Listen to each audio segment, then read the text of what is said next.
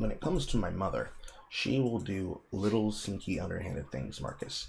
Like she will complain to our case manager that is a part of the home, a part of the Keyline Home Care Services, that is the liaison between me and the government with my paycheck, and she will complain about the fact that she is having to deal with my authority over the figure.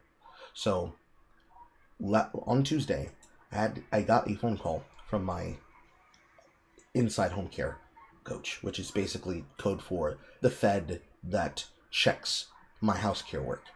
And we had a conversation about the fact that she's been doing this. And because she's a black woman, she fully understands the mentality that comes from this level of black pride where my youth is caring for me. And we had a conversation about how I'm going to protect myself from it, because long short of it was that I know that I'm doing my job. She can see that I'm doing my job.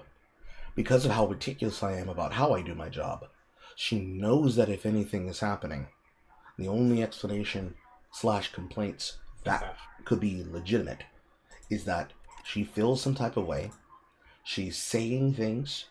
She is saying things in a way that can be a risk factor, but the evidence proves that nothing that she's accusing me of is happening, but it doesn't undo the emotional stress that it's causing me. Because when she says these things, she says them with the intention of scaring me and hurting me.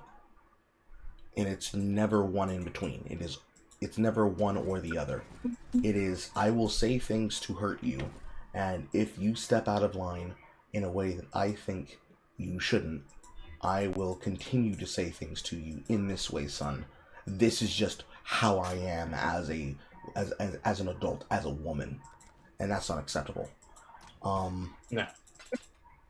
It has gotten to a point where when I was explaining it to her, I was re-traumatizing myself having to explain what she was doing. Because there was no easy way to explain it. I just had to exactly explain it. She talked to the case manager about to complain about you, the Fed whose job it is to ask me questions about her health care. And in the process of asking me those questions, the other caseworker realized, oh, actually, she's complaining about something that isn't a problem. And from there, she was like, okay, I'm going to remove myself from the situation. In any other situation, the shit that she does is close enough that they can remove you from the job. So why my mother would do that, intentionally to sabotage me, the only answer is because she feels emotional about it. That's not a justification for her doing it, but that doesn't stop her from doing it. Which brings us to the point of why I mention it. Knowing that they're on my side, both the inside and the outside coaches, is a godsend. Because the alternative is that I let myself get stir crazy, thinking, yes, she's going to lie, and they're going to believe it, because she's going to say, my doctor, my doctor, my doctor, without ever showing me a simple case example of what the doctor claims he approved her to do. And come to find out, she has no documentation for it, on record. None. It's just her word being used as a justification and as an explainer for why I shouldn't be fighting her verbally. But her fighting me verbally, that's not okay. It's not acceptable. I'm not saying it to get my sick revenge on her. I want her to take her fucking medicine on time and eat her food on time. She understands that that comes with a lot of pressure. I don't think many people in our audience really understand how much pressure I'm usually under. Especially when I'm trying to keep multiple things going at the same time. It's my burden and my cross to bear because no one necessarily said that broadcasting and live streaming is going to be simple and easy and a layup. But it's the frequent little cuts, you know? It's the day-to-day.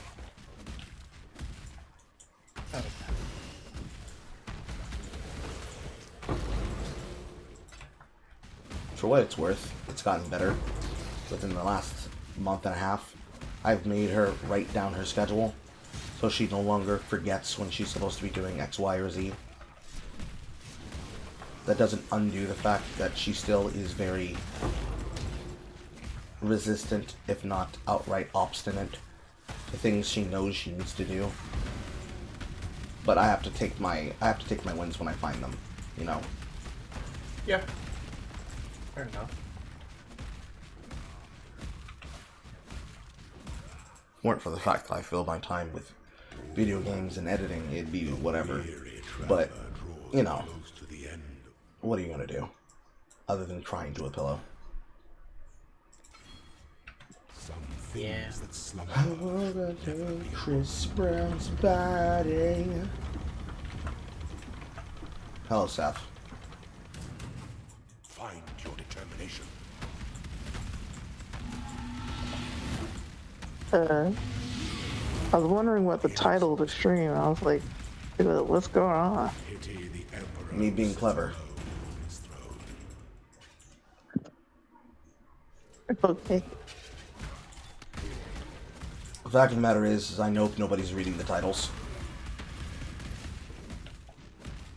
So whenever I put a title down and someone questions like, what's supposed to be the topic of today's stream? That's not how it works. You come in because you want to hang out with me, not because I'm watching retarded shit, because you should be coming because it's me, not because of what it is that I'm doing.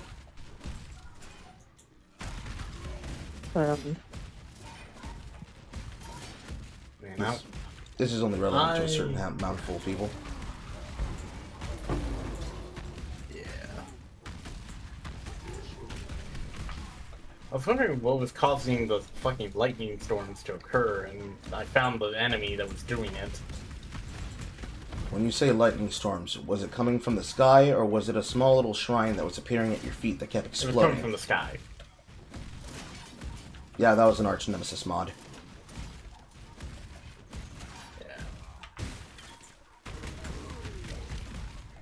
Okay, this guy's gonna be a nuisance for me.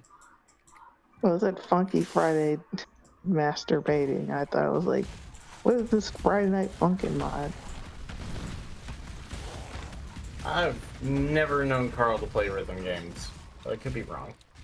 I know, but I'm kind of making a joke. I play them, but unfortunately, the ones that get made in what have been the recent 3 months that I've purchased or had them purchased for me, Unbeatable is a fucking slog. And no straight roads. I have not begun the road of Perfect Parry. And I don't think there's any other rhythm games that I own that I would want to play. Unless you consider Haste to be a rhythm game. You have to find a rhythm in your running progress, but it's a roguelike. Oh, I see. Plus, there's too many homosexuals. Oh. If you are feeling very intrigued by any games, I know that there is always Osu to push the fucking envelope. When are they releasing that one dancing game? The one where you punch people. Oh, good question. I don't know which one is that. It's the one where music plays and you synchronize punching people to the music.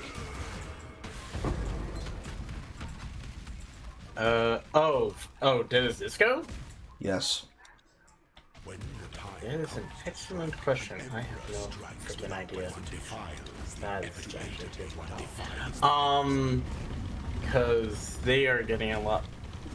Let's find out. I'm in their Discord, so I'm gonna take a look. What was the last announcement? You are relentless. They're still playtesting right now because they're still working on it. Like, I wasn't here the other day, and sorry if I dipped early, but I got like a call in the middle of. You're a grown woman. You don't have to apologize for your grown woman behavior. Yeah, I know. Just I think. it's like a lot of times, I know you guys are like in it. We were talking about games, and I try not to,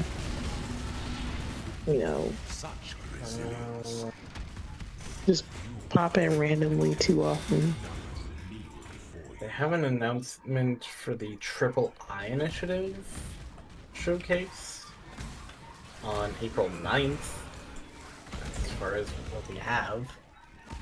Is the announcement about when they will be releasing it? I don't believe it is for that.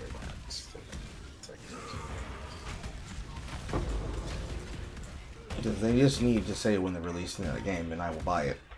I do not want to get mouse PI'd again. I lost all of my fucking initiative to play that game when they're like, yes, this is a voiced boomer shooter. We hired secondary boomer Nolan North.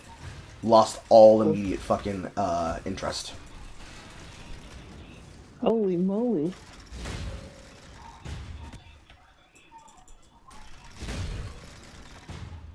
Premieres a AAA initiative. Okay, so AAA initiative, they're... Yeah, okay, so on the 9th they are doing the premiere of it, showing off more gameplay of it, and finally giving it a launch date. Oh, right. What day is that? Yeah, April 9th. Yay. It's not too far away. I will make a thumbnail.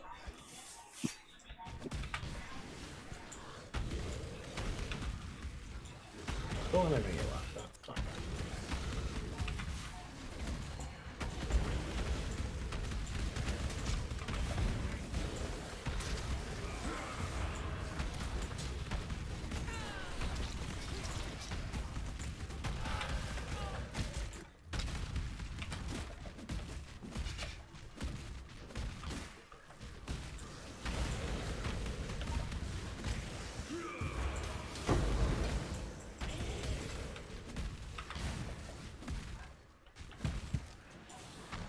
Aside from that, there's the other...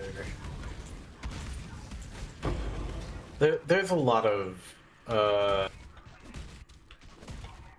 games that definitely are hyped up a little bit too much, I guess. An aspirant can afford to be promising. An emperor must keep those promises. A throne is the most devious trap of the world. A lot of them either get overhyped or they don't live up to the hype. Yeah. I still don't know what makes people want to play Crimson Desert. Don't think I ever will. It's a game that was sort of medieval inspired, and that they wanted to say this game is going to be absolutely perfect either way because it's doing what Final Fantasy 16 did. Even though Final Fantasy 16 is not at all what I was equated for, but then again, we'll not say what is and what is not. The ending that we all deserve. Your guess is as good as mine. I don't see the appeal.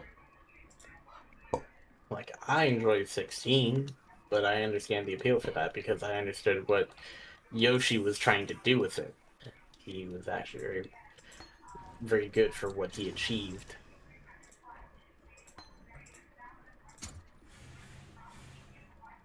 Yes! Whoo! First augment inside the arena. I pulled a skill that this character needed.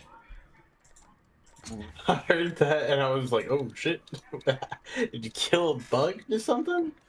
No, when you're dealing with transfigured gems that you want to use as your build focus, you have to run as many divine fonts as it takes to pull it. First gem was Bone Shatter of Complex Trauma. Okay, sorry to interrupt, but I gotta go. Okay, I'm going to like breakfast. Okay, let me duck, goodbye. Adios. I will say one game I am excited What for. divides the conqueror Somewhat from the Dachi like living the dream. perseverance. What game are you excited for? The new Tamagotchi Life game that's coming out. Oh yeah, they are making a new one, aren't they? Yeah, people really, really like the demo, and they're trying to get like the most out of it, and even like trying to see what they could do with their relationship because apparently they can. The Mies can get back together after they've broken up. That's interesting.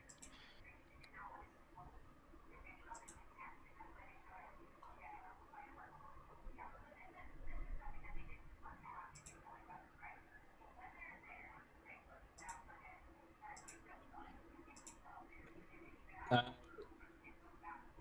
think I'm very content on video games for a while. I think the last video game I bought wasn't even for myself. I bought Sage Mass Effect Legendary Edition because I knew that he was in fact going to. I knew that he would enjoy the characters and what they had to offer. I.e., Garrus Vicarian. Mm-hmm. I know what my husband is all about.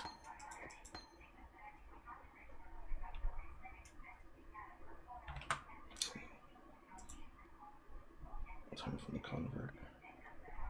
Territorium. Sweet. What's this? Brutality. Melee physical.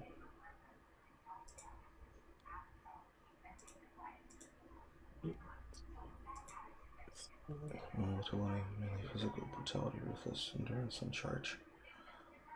Volatility, melee physical. Volatility, melee physical. And then brutality. Get all that from Uncle Izzy. Oh, this is a lot of enemies.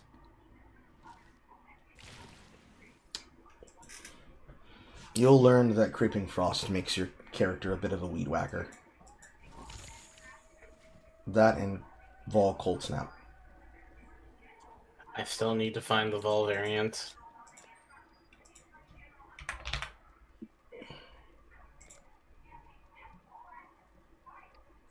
Oh, we got one. Hopefully.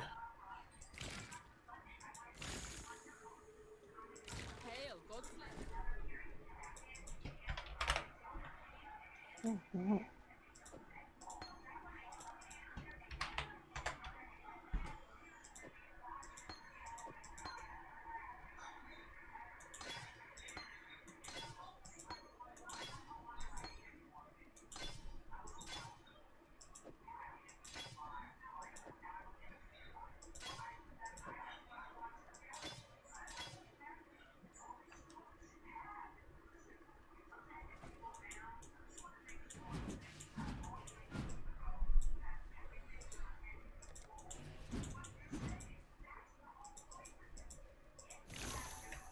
I found Frost Bomb. Interesting.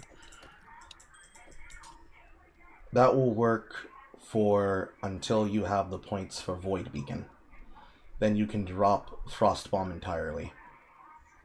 But you'll pick up... Well, no, actually, you do keep that because that's a form of exposure. Cold Dot does not need penetration because it doesn't benefit from penetration values.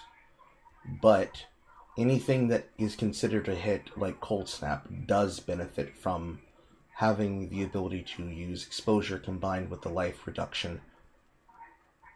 It'll combo together to drain the enemy's ability to regen so that anything that would normally regen will not. It's pretty much a break-even stat. Battle Mage's Cry, Vulnerability, Ancestral Cry. Hail, Godslayer.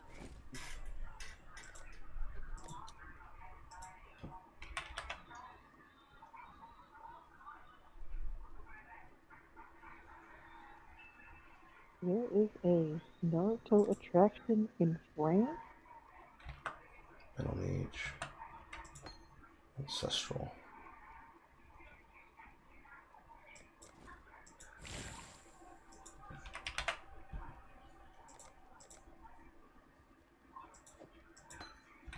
This whole fucking diary. Auto Exertion.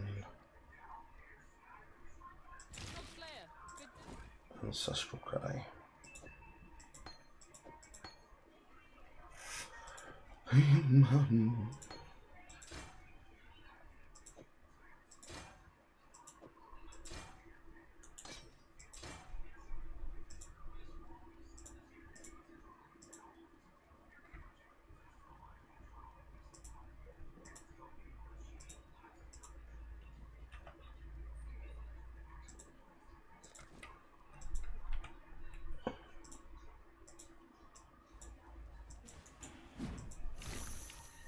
21 mana, 12 mana, 6 mana, 16 mana. So we fit the arrow's auto exertion setup. Allegedly, I'm fitting Pride. Leap Slam, Fast Attacks, Momentum, Blood Rage.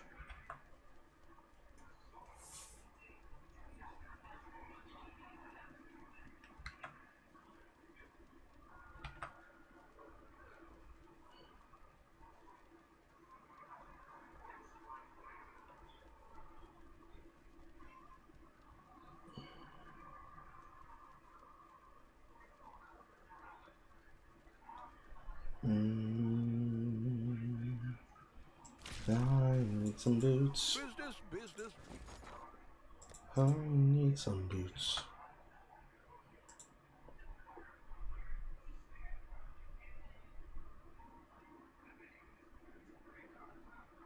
If everything's tight and green, where the fuck am I fitting these greens? And an onyx amulet. That's apparently Gloves, Frostbite. Carnage Heart.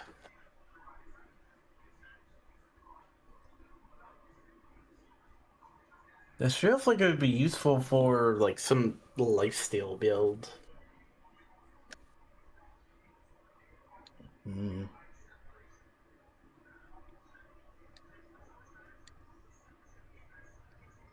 Turn Rise. Molten. Last one, you're going to take Wall Molten Life Tech more duration.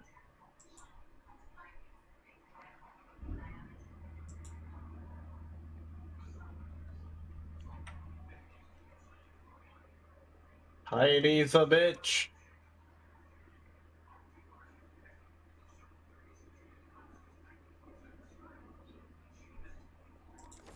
Happy hunting. Blood Rage. Faster attacks. Momentum.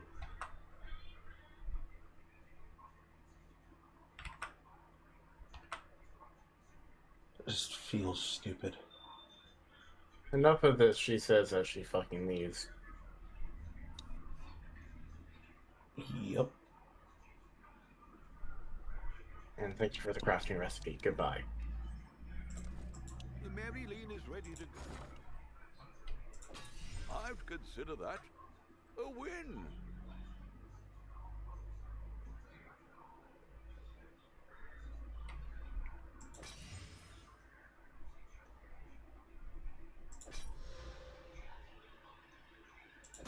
Could do worse. Let's see how Rake lasts. Shut the fuck up.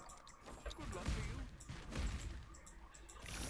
you. Yes, you're learning to hate. Yes. I've always learned to hate. I just had to be the one to suppress that hatred. Because if I don't suppress it, nobody else is. And nobody can hate me being a hating ass nigga. I mean, these characters are hateable. They are. It's like you can't have that these days. But my point being is that me being like 100% a hater 24/7 is not an advisable move. Oh, of course.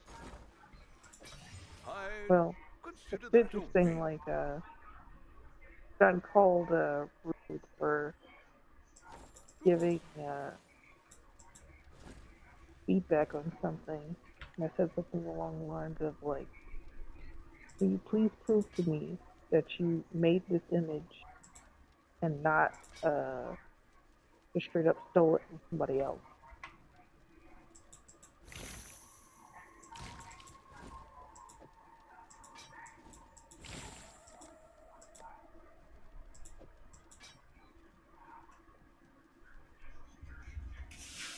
That's a pretty good dagger axe. That'll have to do for now. Meanwhile, all these axes are not what I would use because they are elemental. Fuck you and your ball lightning, bitch.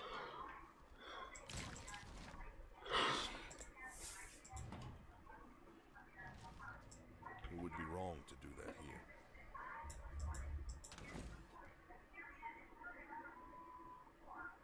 I guess the only thing I actually really need is Blood Rage. And a setup for Vol Molten Shell.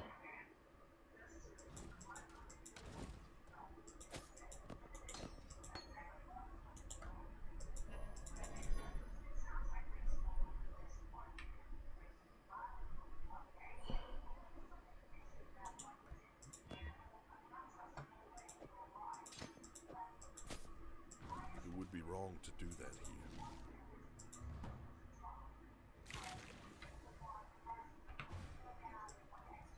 Hail God Slayer.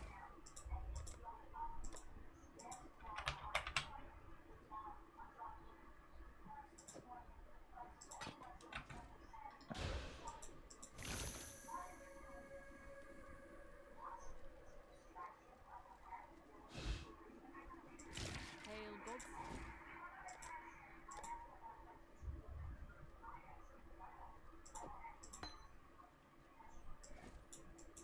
Paul Milton.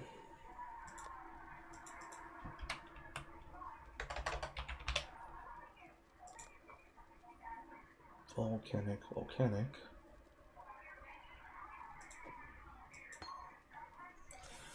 Molten Shell.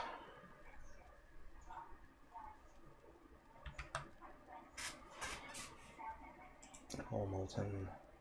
Life Tap Moderation. All Molten 7.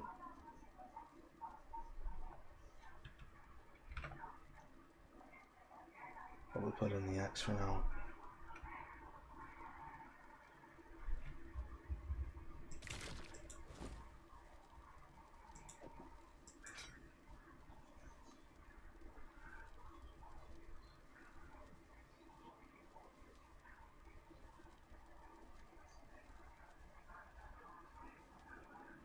Okay. Crematorium done. Yeah, this whack ass crystal prison.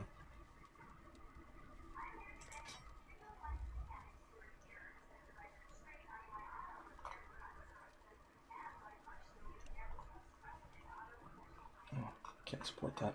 Fuck. It's not yet.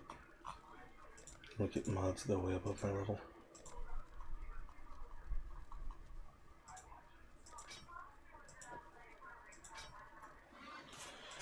Silly Billy Carl.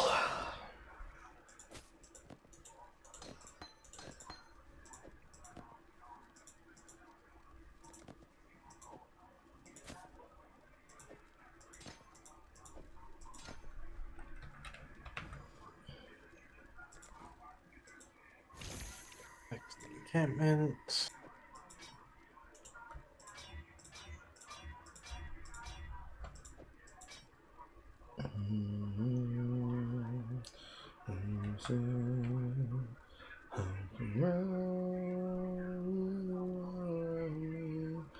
What do I need to get? I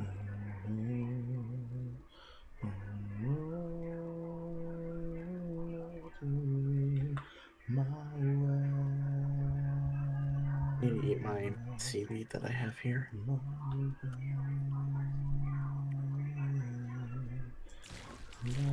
God Slayer.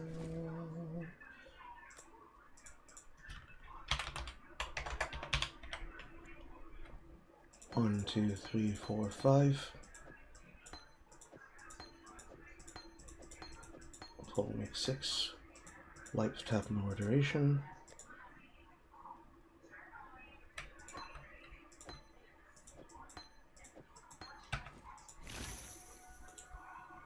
One hit, 2 hit, 3 hit, 4 hit, 5 hit, 6 hit. Wow, what a greedy little slut. Oh my god. What? When you don't have a gem, you have to corrupt it yourself personally. And it's supposed to be 1 in 6. And this little fucking whore slammed 0 hits. Okay.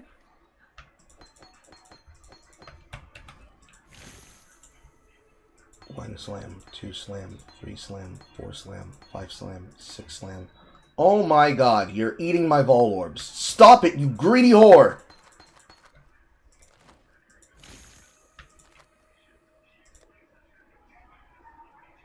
God Slayer.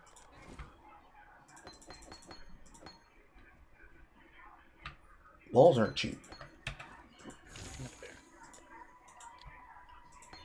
1, 2, 3, 4. You've already taken so much from me. Just give me the gem. 5, 6, 7. Wow. Nearly 20 hits and nothing. RNGs are gonna RNG. And on the left! He ate all 20. RNGs just ate all 20 of my Vol Orbs and only gave it to me on the last hit. Okay, fuck you. How dare you do that to me? How dare you? I've never been insulted like that in my entire life.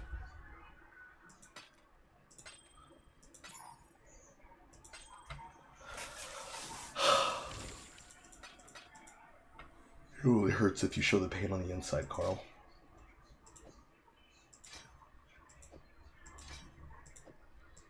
This gym gets leveled to 7.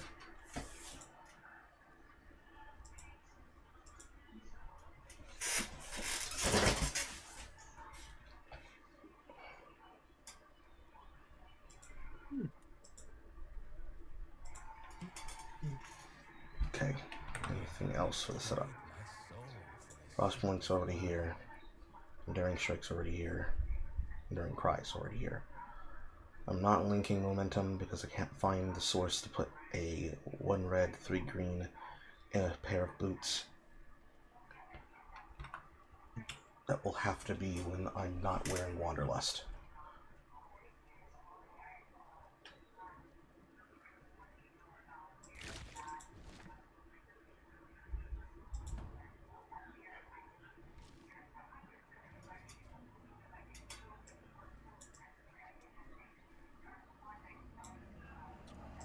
Oh.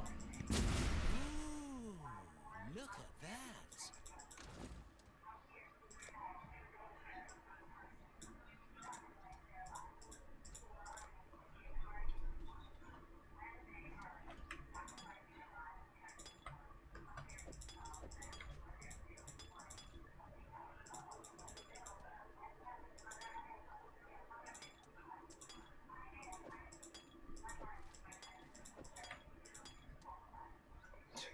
Blood bleed. I'm not capped. Blood sap tincture of dissolution. Certainly I must have a blood sap tincture. Yes I do. It's level 45. 30% chance with overtime multiplier with weapon melee attacks reduced to mana burn. 63 net 90.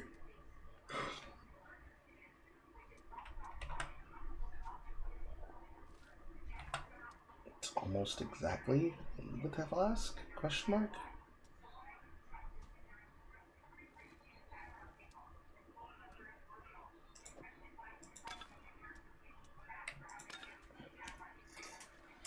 Okay, so we've got that one.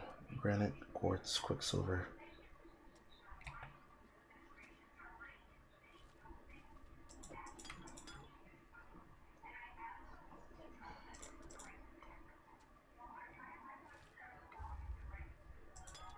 Granite.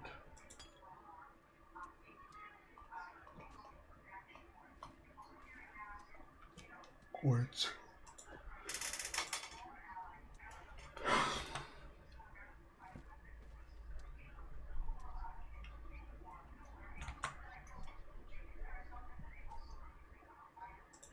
What do we want on this?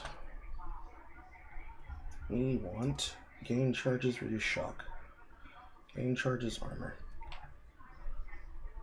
Well, if you not gain charges, avoid being stunned, but of course I'm going to have to roll that multiple times. That'll be fun. Because I like myself, let's start with the quartz flask.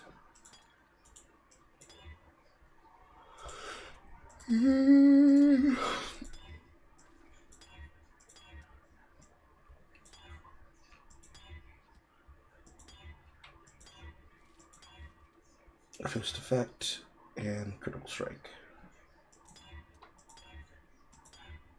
Gain 1 charge, burning. Nope. Increased armor, no.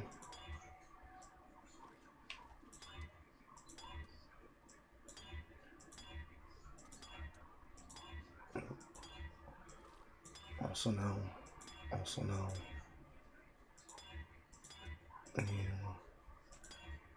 New.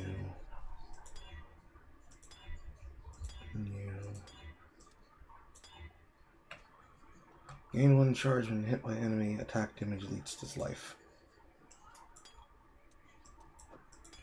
Do I have a secondary flask? Because the main one is on the other one. I can just roll another one, right? I can just roll this. Level 67, right?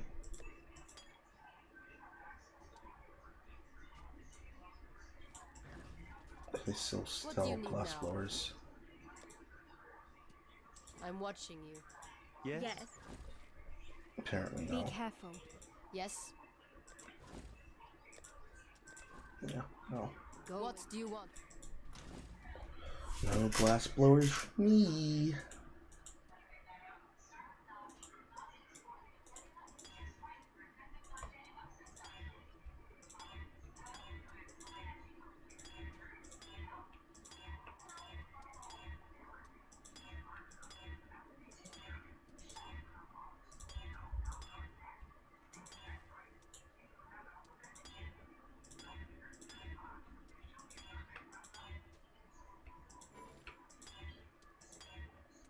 Okay, gain 2 charges when hit by enemy.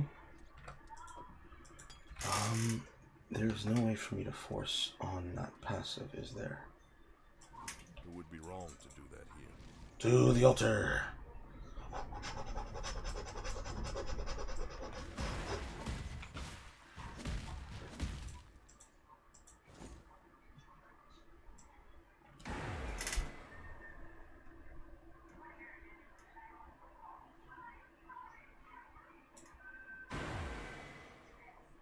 The answer is no.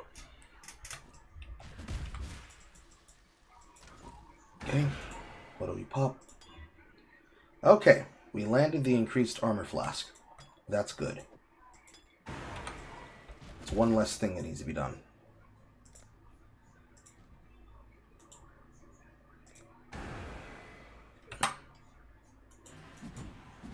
I wanna fuck people up with my big cock. I want to fuck the people up with my big, with my big people. Well, I've been going through something. Being on mama on the bed. I've been going through something. Your mama gives me head. Are you sitting idle passive, Marcus?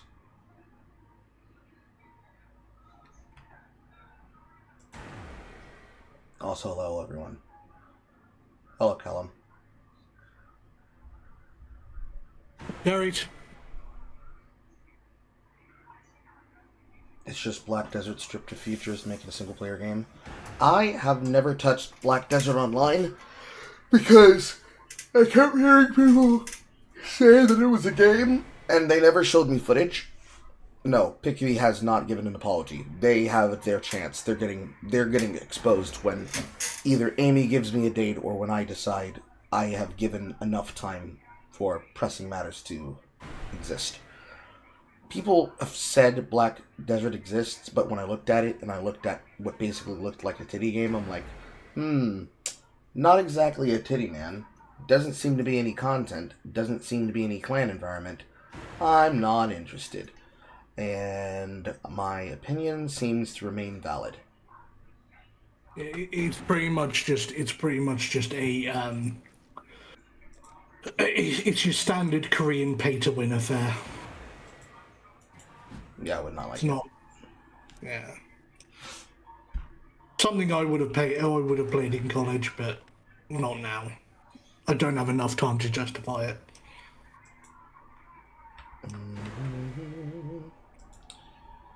See, there are too many games that require time and patience that I'm not going to put my time and patience into multiple copies of MMO grinders. If the MMO grinder does not reward me for the first 300 hours of play, it means that there is no more energy to put into the 3 hours 300 more hours of play or any other money. Because if I'm playing in a clanner environment where I'm playing with Korean players and I'm already dealing with the extravagant game loop, someone's gonna have to make something work on the high end or low end. And I'm not in the mood for having that be content that effectively robs me of my entertainment value. That's the opposite of fun. And it would make me very fucking upset. Very upset, very angry. This is not worth my time. Aside from that, there's not really much else one could say or do. Because they can go ahead. Then it's literally the Crimson Desert is literally just they've taken the Black Desert engine, stripped off most of its features because it's not an MMO, and then just presented it as a single player game. That's it. Like, it's presented as like this massive project. It's not a massive project. If anything, it's probably. I would not be surprised if in a year from now we know that most of the stuff in Crimson Desert was an asset flip from Black Desert Online. I just would not be surprised at all. I'd likely say you probably shouldn't be. For what it's worth, doesn't mean that it's the worst thing since sliced bread, but the way that it's been repackaged into a everything game that nobody can describe to me what is actually important about it means that it's probably a type of sandbox. It's probably a type of sandbox. This is the thing. You can tell it's being made by Korean MMO devs because people have said they've been playing it for 20 hours and they barely feel like they've started. Well, that's more or less to the style and culture that those games specialize in. You could start playing something made by clay and you'd come away with the same feeling, but it's because there are two different levels of standards being met. For this Black Desert / Crimson Desert shit, it's very obvious to me that Perlavis is going the same route that Jagex is with their SMP, because a lot of the energy is in the finalization of content rather than the actual lead up of here's the story and then here's the world you're a part of and here's the unfinished skills that we're currently fleshing out and here's the opportunity for all of you guys to get to know it. It would be very obvious if they could just put some level of interest into the content. Also, I've been trying to use the Jagex launcher to play friggin'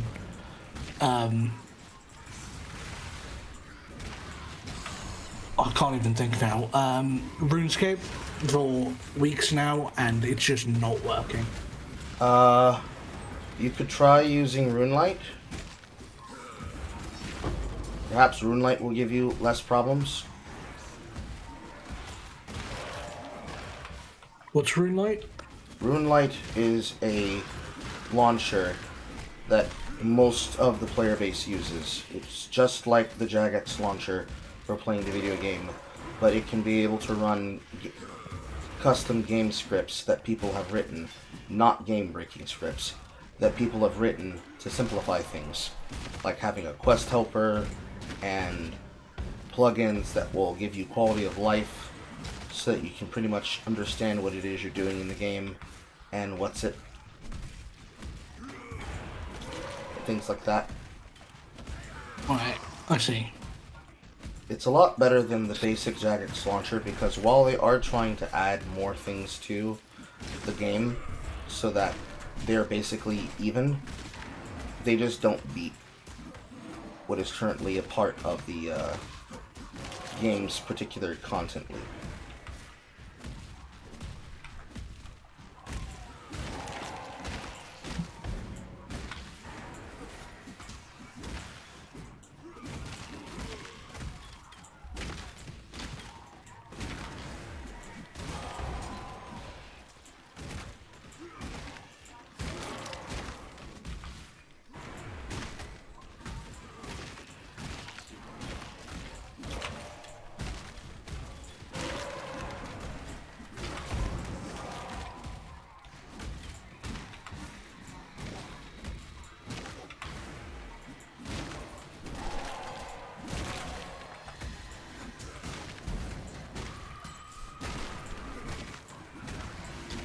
Are you alive, Marcus? He's not alive.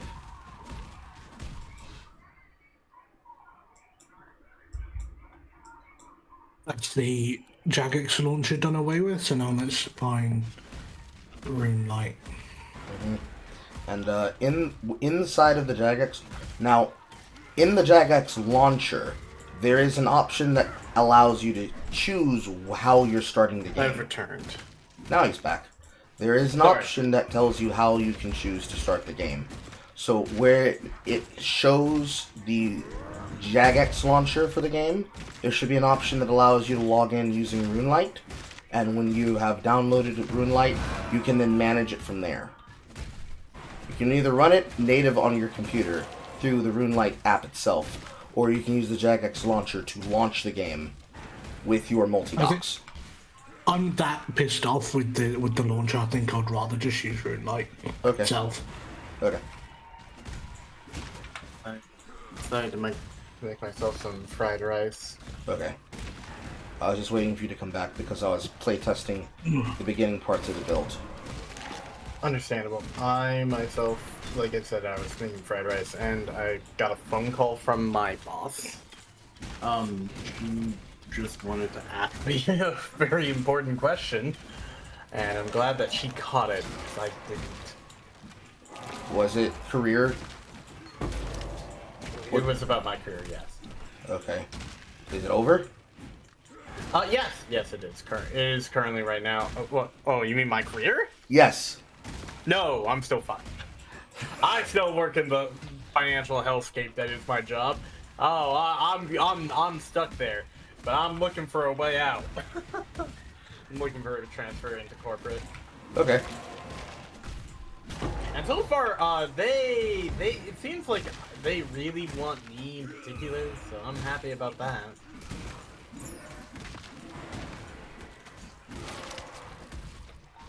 The HR Karens are calling you to the desk, Marcus. They need you. They need you at the call-in desk with the HR Karens, Marcus. Yeah, luckily I can handle the HR Karen. Oh, that's not an issue for me. I just can't handle talking to people all day face to face anymore. There's genuinely made me just that much more angry at humanity of just how they behave. At least somebody's getting somewhere. That sounds like a struggle bus. Yes, that would be him. See, the thing is that I, surprisingly enough, am able to transfer to a senior position now. Because I've been in the industry for 4 years now.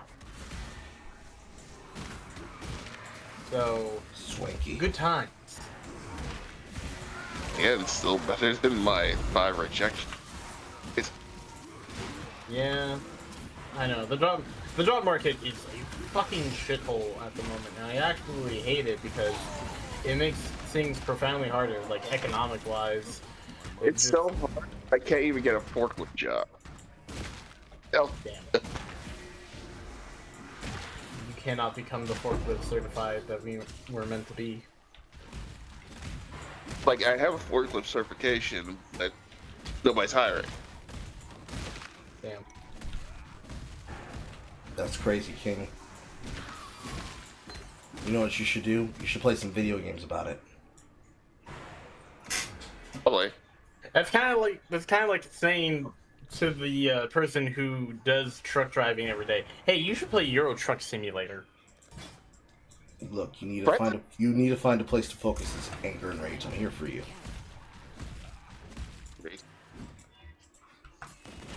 Which, honest to God, Euro Truck Simulator is actually kind of fun if you play it multiplayer, because you get to deal with so many people who just don't know how to fucking drive. I like playing a single player personally, just because it is a game where you can legitimately switch your brain off. Yeah. That reminds me of this one game. This right in that game that's like really in depth about like shipping. I remember, like back on PS2. There are certain games where monotony is like a stellar part of it, and I enjoy like certain. There are certain things in monotony that I really like. Uh, I'll take a trade. What you got? Gemma told you Is that what it? it? Yeah. Yeah! Finally, it's time. I mean, people love job set for some reason. I'm not even gonna fucking lie. Holy shit! You scared the fuck out of me. I see this man just jumping at me at fucking Mach 5. What the fuck? Behold, a marauder with blood rage. Actually, no, I didn't even have blood rage active. That was just my basic movement speed. That absolutely fucking made me go insane. I was like, what the fuck? Yeah, when you see a player character model start jumping towards you with Leet Slam, it's either a ally member or it is a rogue exile that might have the damage to pop you. Yeah, and that made me panic because I immediately started running.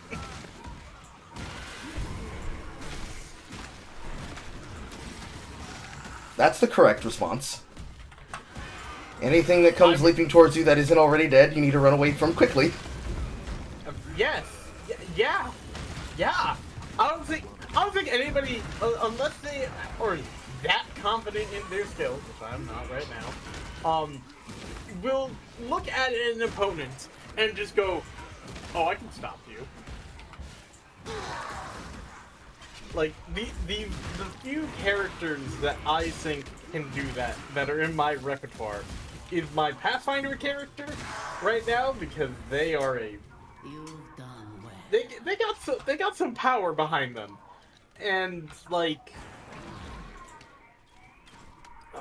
fucking I guess my character in Marathon. I don't fucking know. Which I know that makes Struggler just whinge in agony. No, it makes me happy. It's slowly dying. That's what it is. Fair enough, I guess. It will slowly dwindle and dwindle down. Even though I don't know why they decided. Yeah, hey, you know the hyper long range map? You know what we're gonna do next season? We're gonna give you guys a new map, but it's gonna be at nighttime, and it's gonna be even more dangerous. It's like, so a night map where people, where you're trying to also nerf thermals. Sounds awful. It is a hilarious time. And all I have to say to it is, I'm ready to suffer. I'm ready to witness everybody run around with snipers, even though they're going to nerf snipers, apparently. What? Nerf snipers by increasing the amount of time it takes to make the bullets. They're not nerfing it enough. What do you mean? You mean like as in like a read chamber effect? Yes. It feels like I'm just going in circles. What do you mean? Talking about D1 again. It feels like you're talking about D2 again. Yeah, it does sound like I am talking about D2, but I'm not. I'm not even talking about the same fucking thing. Because here's the thing. I'm surprised that there's not a complaint yet for the shotgun meta there is. But then again, yeah. the shotguns are fine. Are they? Are they really? Yes. Unironically, well, okay. Here's the thing. The places that my main complaint about shotguns primarily is this: they are prevalent in every single high tier map. Mm-hmm. but I don't think that's necessarily a bad thing, considering what they are meant to be used, like, considering the maps. In areas like Perimeter and Dire Marsh, there's not a whole lot of prevalence. You can use them, I wouldn't recommend it. But on places like Outpost and Cryo Archive, that's a different story. You know, when you get a chance to use them when you're not having to Phoenix Grenade into bubble shields. To the point that they finally put it on a cooldown. Again, I feel like we're talking about the state over and over. It's like I said on the Sunday broadcast. I try to give updates based on things that are not the same story. Yeah. They finally addressed the whole slide deal, which I'm kind of glad that they did.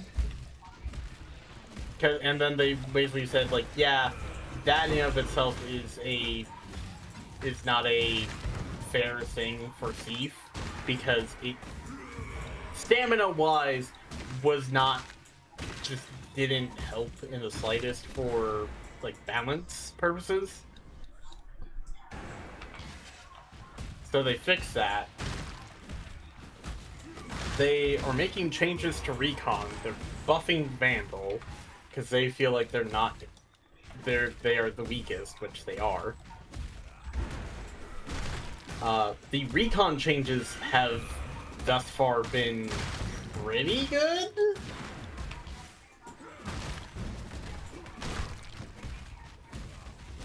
I'll go read the beginning patch notes that they decided to give out.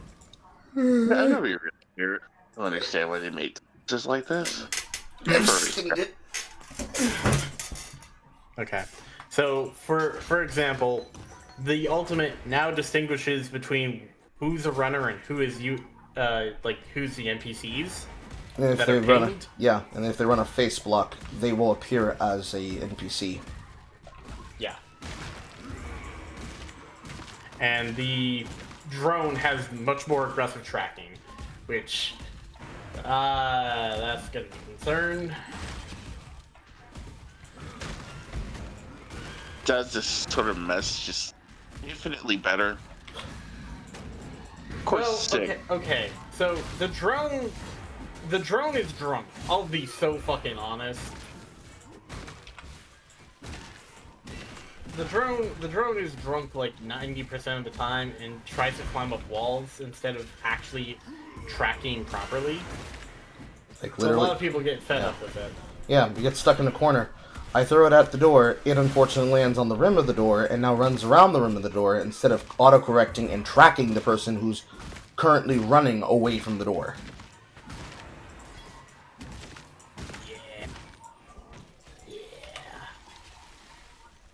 It really sounds like classic Bungie to me. Anybody could fuck up with this, but it's that extra special Bungie focusing on the shit that doesn't matter that really brings it all together. Mm-hmm. Again, been through this with T1, 2, just... Let's see how that turns out for you.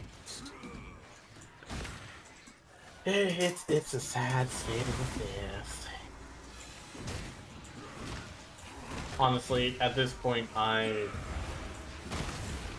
still enjoy the game, even though there's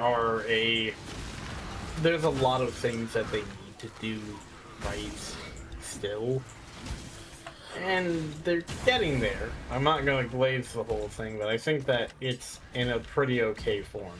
Comparative to the other extraction shooters, I would venture to say that this is definitely getting to a good point.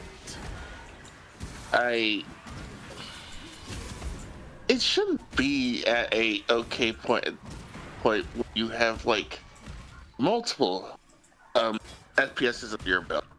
Two that are similar to them. Well, yeah, you should probably have something that will, not be well, we don't know. Well, we don't know how to make this work. And go from there. It's kind of a weird deal going on with them. Well, I have to play devil's advocate here. The problem isn't that Bungie doesn't know what to do. It's that Bungie doesn't know what to do and keep these people fucking happy at the same time. That's the problem. They know what they need to do to balance the game. But if they balance the game the way that they should, the people that are currently sitting there acting as though it's the best thing since sliced bread will turn on them and say, not my Bungie, not my game, and they'll quit playing. Because a lot of it is solipsism around navel gazing. Because they like this state of brokenness. Because this is their guns to the duel. This is their guns to the duel. They don't want to admit that's what it is. But it's their guns to the duel. They want to live in the world where they get to harass Smash JT and whoever the fuck else because allegedly they can't play their game, while they accept the fact that they will make constant passes at Alligator and other creators like her, especially the females, because harassment is the peak. We discussed this on the podcast, but I can go even further. If they nerf things like Thief and movement tech in general, players are going to try and find more and more ways to guarantee technology. Because the problem is that it's not so much that the game is an extraction shooter, as it is a form of hardcore, full loot PvP. This is probably the closest you can get in FPS form to EVE Online, while making it accessible enough for nerds that will make excuses about why they don't play an ARPG. But similar to how people could make the same argument about, well, I like playing Minecraft because I like creating things, versus I can play other video games that are similar, I just prefer this one. They can't tell you the reason why they prefer doing this, and it's because the appeal factor is that they can have all this money because they're using these guaranteed 3v3 strategies, because nobody cares about the idea of what solo play should be. And even though they say that they want to bring in the solo play concept, they want them to ignore them as a part of the appeal for the game.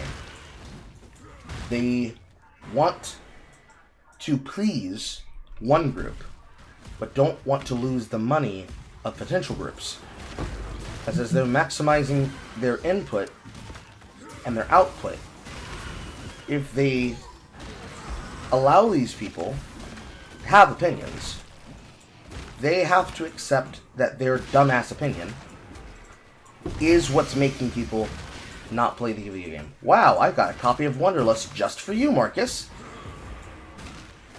Isn't that lucky? But they don't want them to specialize in not appealing to them, because the entire appeal factor is that streamers are getting lobbies where they're just, as solo rooks, wiping formed teams back to back. They are pulling the loot that these dogshit players have because they're such loot goblins that they need to be in the container when they're last to the battle, first to the loot box, that they end up dying and dropping all their loot. And the appeal is less about, wow, look at all this fun we can have in the game. And it's more like, wow, look at all this free money that I'm building off these losers.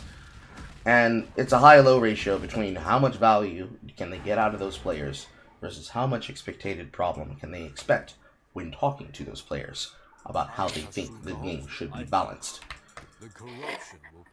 The quality and quantity of this number doesn't matter as much as, bless you, doesn't matter as much as them making it about, well, the right way to play versus a way to play.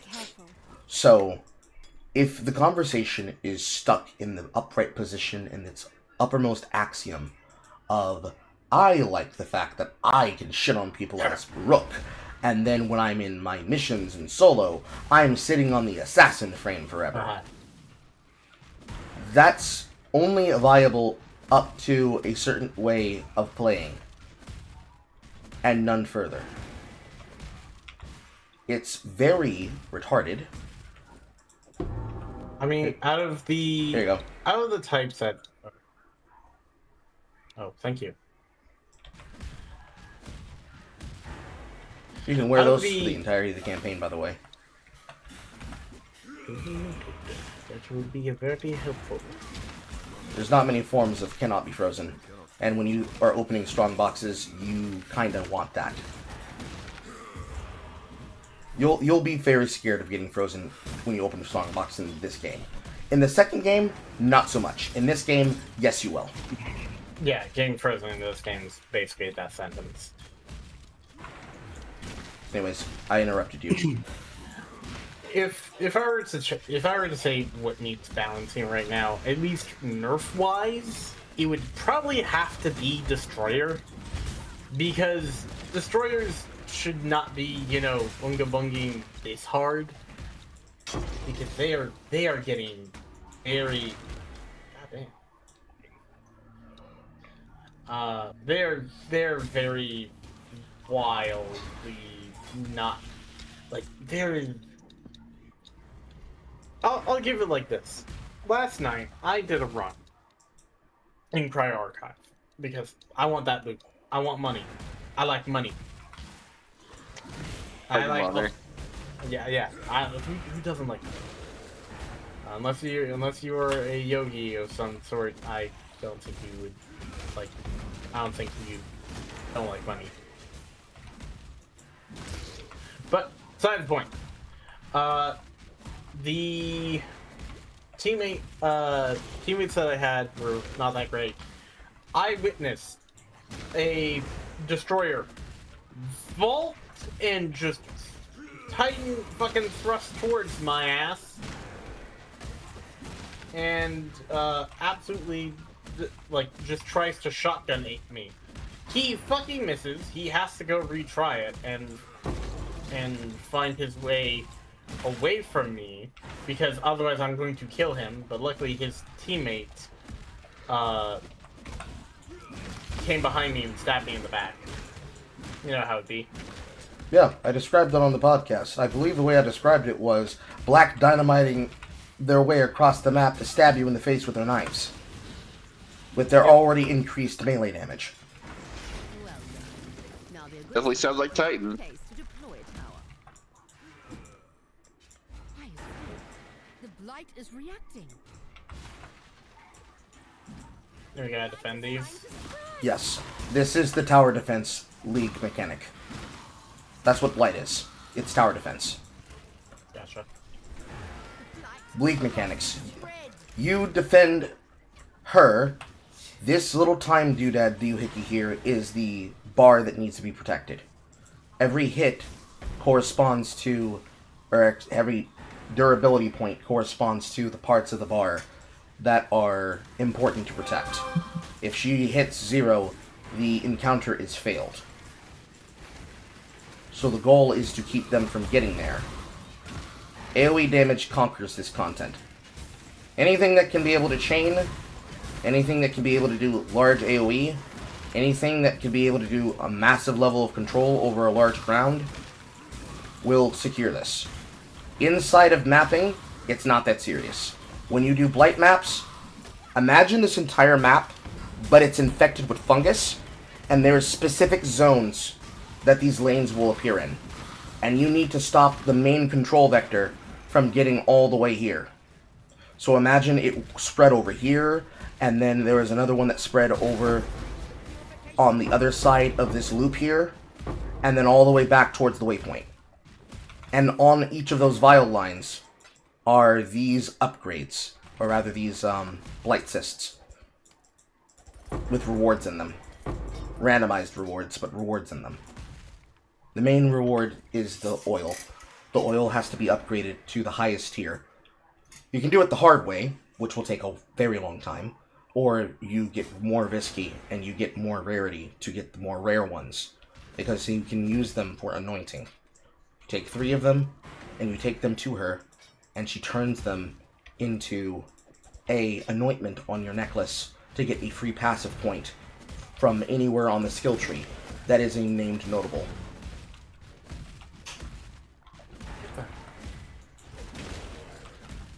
The basic way to look at it is that if you can run a multitude of those maps back to back, you can stockpile those oils for the purposes of doing that, or you can just basically run them for free guaranteed content.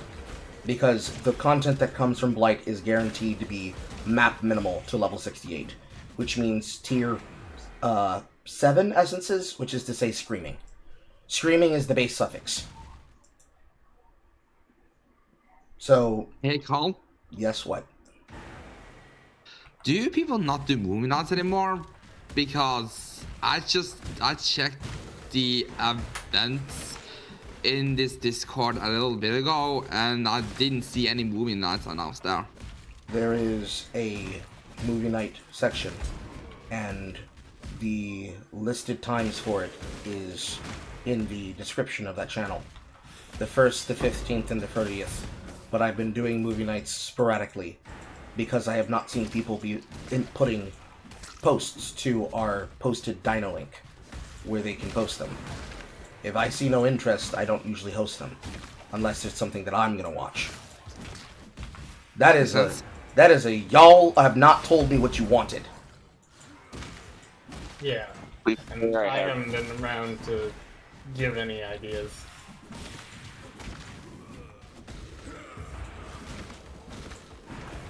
Assholes. You can find the form inside of movie nights. Also, okay, hey, lightning is a fucking bitch-ass element. Have you destroyed the Undying blockage yet? No. Okay. I know what we have to do.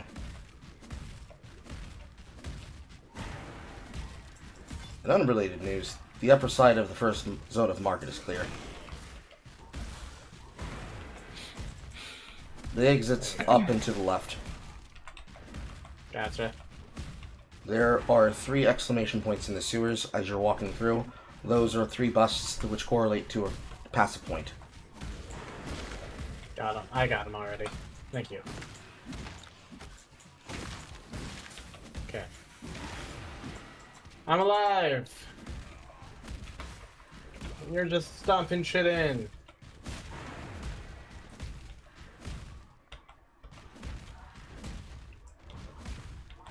I'm playing way too much Final Fantasy 14.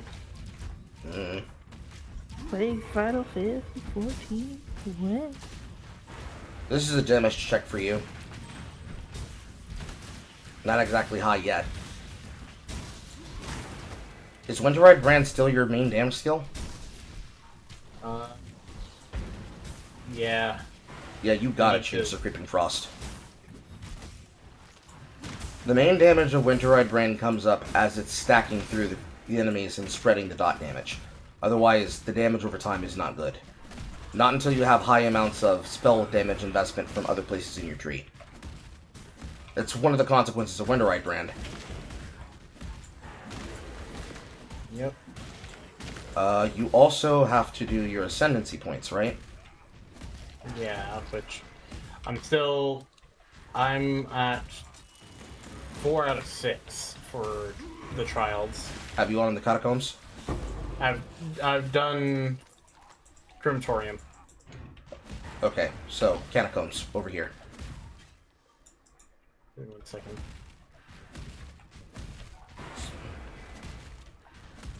I'm assuming you're picking up your... Yeah, I'm assuming we're picking up Spiritus Decanter. Yep, I was doing it.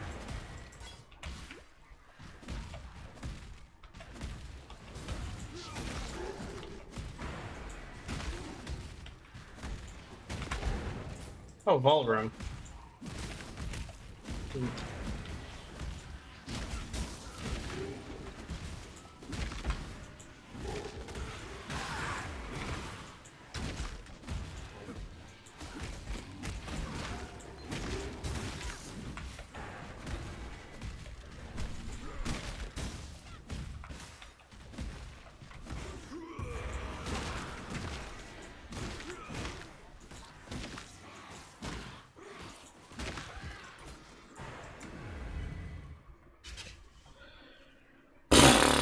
Monsters reflect 10% of damage. Get the fuck out of here.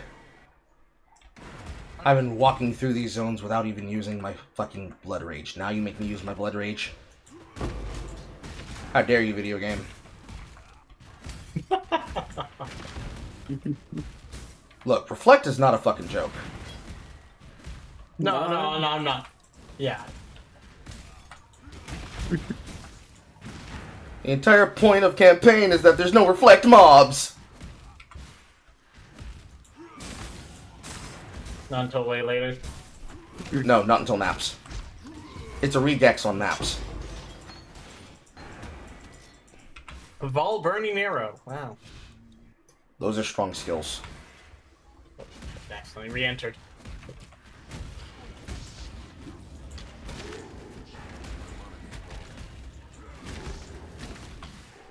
Like, that was only 10%, and my damage was high enough with this base level ask that I hit myself to 50 HP. You know how scary that is? It's very spooky. Very spook. Aqua? Yeah. He joined. Okay. Yeah, right here. I've been here for the last few minutes.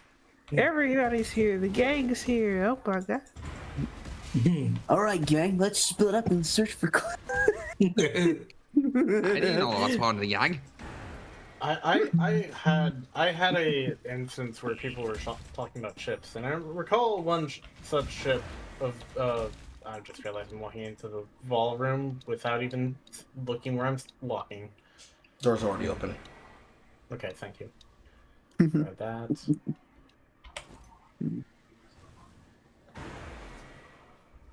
You're talking about ships? Yes, ships as in, and I got reminded of one such ship of Daphne and Shaggy. Oh yeah, that was canon in that one TV show. Yeah. Yeah, I ship them. They're Fred. childhood friends. Fred passed out like a bitch!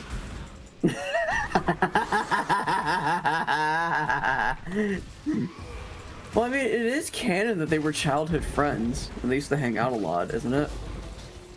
No, this was like they were hugging each other, and they in fact kissed, and Shaggy was not shy about it. Damn. Well, granted, Shaggy's always had the best luck with women, for some fucking reason. But he's cute. There are some ships where, and then I heard the most. There was a ship that one such person brought up, and everybody fucking ripped his head off for saying it, and that was Zuko and Katara. Yeah. Yeah. Okay. Whatever. I prefer Katang, and that's only because Aang and Katara are fucking adorable together. Yes. The same reason that I like Zuko and not Zuko, fucking Sokka and Suki. They're goddamn adorable together. Their interactions are so charming and endearing. I'm sorry, fucking Korra. You're sitting here telling me that man has been just slaying women throughout the entire continent. Mm-hmm. It never. But the potentially even Toph at one point, because remember when that was hinted that she liked Sokka? Yep. And you're telling me we see none of his kids? None of his what? Seriously? I mean, granted, on some level, I'm thanking God they haven't touched our God King Sokka, because every one of the other original Aang gang that isn't Zuko kind of got fucked over, or were shown to be bad parents. Wasn't Zuko's exception because he just wasn't really talked about? Well, yeah, but that's what I mean. Aside from Zuko, everyone else was either character assassinated, made lame, or made horrible parents. Because the original writers are bad. They had to be told. They had to be told by the other animation studios that their ideas are bad, their concepts are bad, and to let the fucking show writers that actually know how to write curb their worst behavior. That's why you saw no more of that stuff. Even then, entertaining the concept. The reason why people liked the idea of the hot-headed fire prince and the emotionally passionate water princess is because they wanted enemies to lovers. That is it. Yeah. Yeah. Stupid. The door's over here. Even before that was, even before that was as much of a meme as it is now. Yeah, that's basically what they wanted. And the thing is that I don't even hate the idea of them actually having like as characters, they have a dynamic, but that doesn't mean it has to be entirely romantic. Like, No, it does not. no, See, teenagers don't understand the concept of mutual respect between people, right? no, they do not. I once tried to explain to a female friend of mine that I appreciate the fact that she's in my life because it gives me a reason to get up every day. She interpreted this as emotional carnal lust instead of platonic friendship that is keeping me from committing suicide.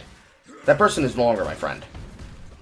Yeah, I don't fucking blame you. What the hell? Some people cannot handle what they perceive as intense emotions, and what they would joke about as funny, like, yeah, they're gonna fuck, they're gonna have sex. It doesn't work out very well on the high end, because you can't look at teenage children who basically have to worry about defeating an overlord who's going to bring ruin to the world in the same breath as, like, characters in a rom-com or will they won't they dating drama. It doesn't work very well. It doesn't. It's honestly kind of what I see in Starfleet Academy. And it's frankly disgusting. Yeah, it's because in the idea of Starfleet Academy, they thought that they needed to sex up the generation because you got to get those teenagers that love those kinds of shows to watch highbrow, ideological, ascended, and elevated content. You want to go down to here first? Go down. Yes. So where do you think that's what's going on in there? Because like, I'm like, okay, I can already see that there was supposed to be a lovers triangle with Genesis and Caleb and Genesis, the Coyotean, because he's like, I'm Coyotean, and it's like oh wait, come here first. Yeah. You need the waypoint, and you need to open this ribbon spool chest. Okay, now we can go to the docks. Okay, perfect. Let's do this. Perfect. But regardless, Perfect victory. That. Oh my god, my fucking rice and lentil smells heavenly.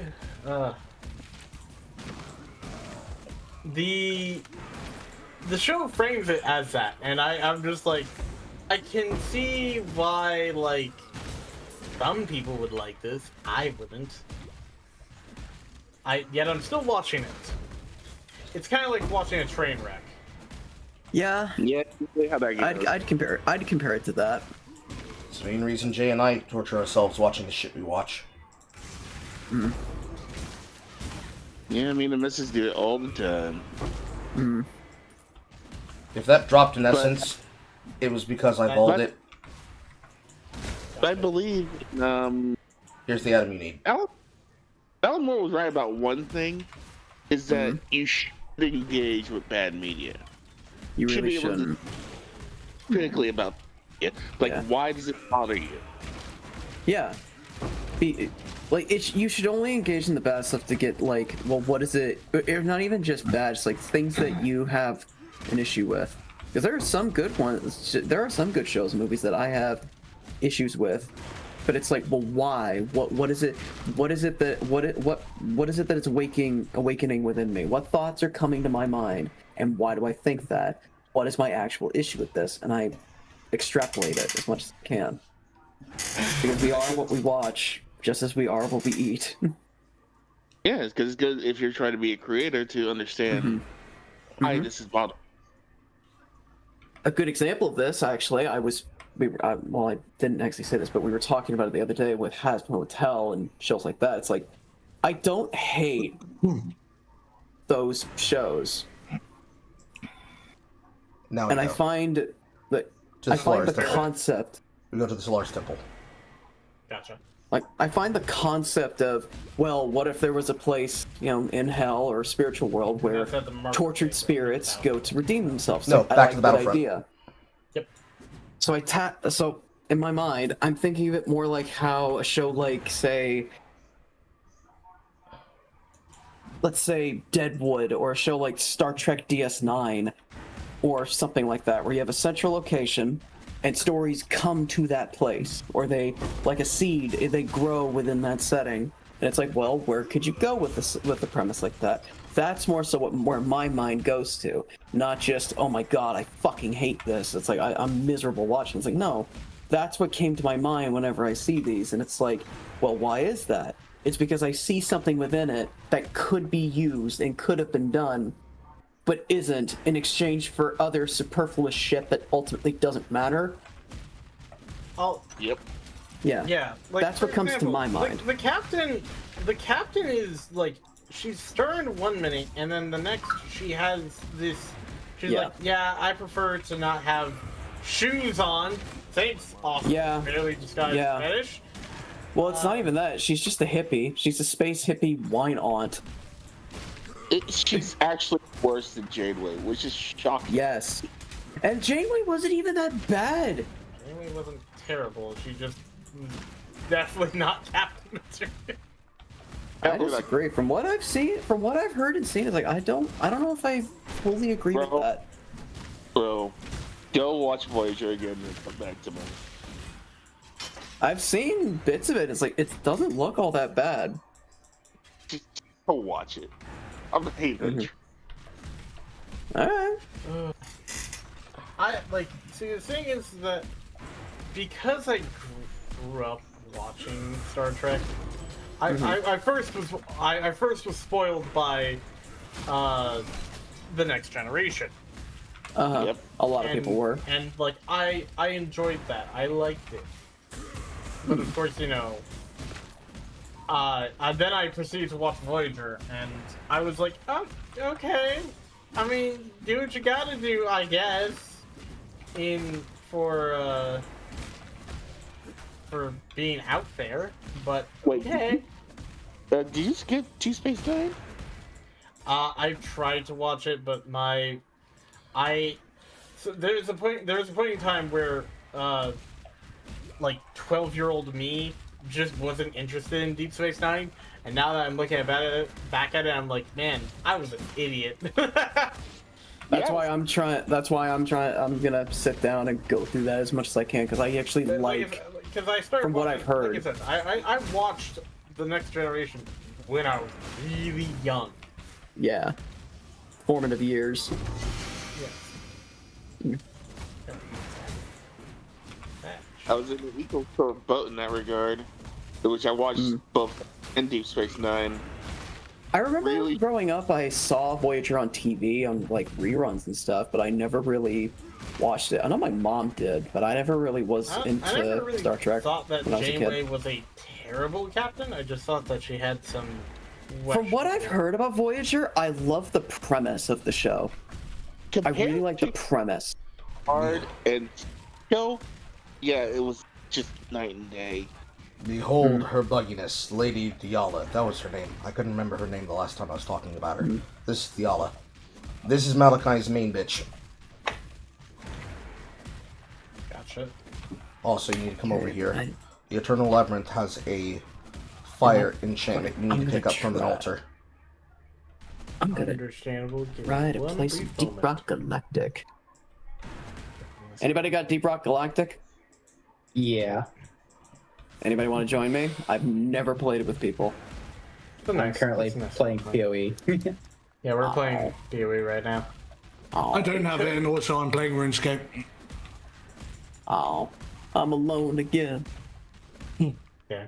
I just I'm wanna pretty play sure. something. I mean, I'm pretty sure that we could probably do a little bit of Deep Rock Galactic later. Yeah, that would be fun. I like this game, but I've never played it with folks, and I've always wanted to. Because Deep Space Minecraft with guns and dwarves. Oh yeah, it's really fun. It's fun. Let's wait for Rogue Card to come out. They'll have even more fun. So now you need to go to the. Now you teleport to the sewers and you go to the short path that will unlock the Ebony Barracks. Gotcha. And you click on the thing and you'll be able to walk past it. There we go. Oh, I missed that. There we go. Ebony Barracks. How lovely. And now it's a straight shot to the Lunar's Temple.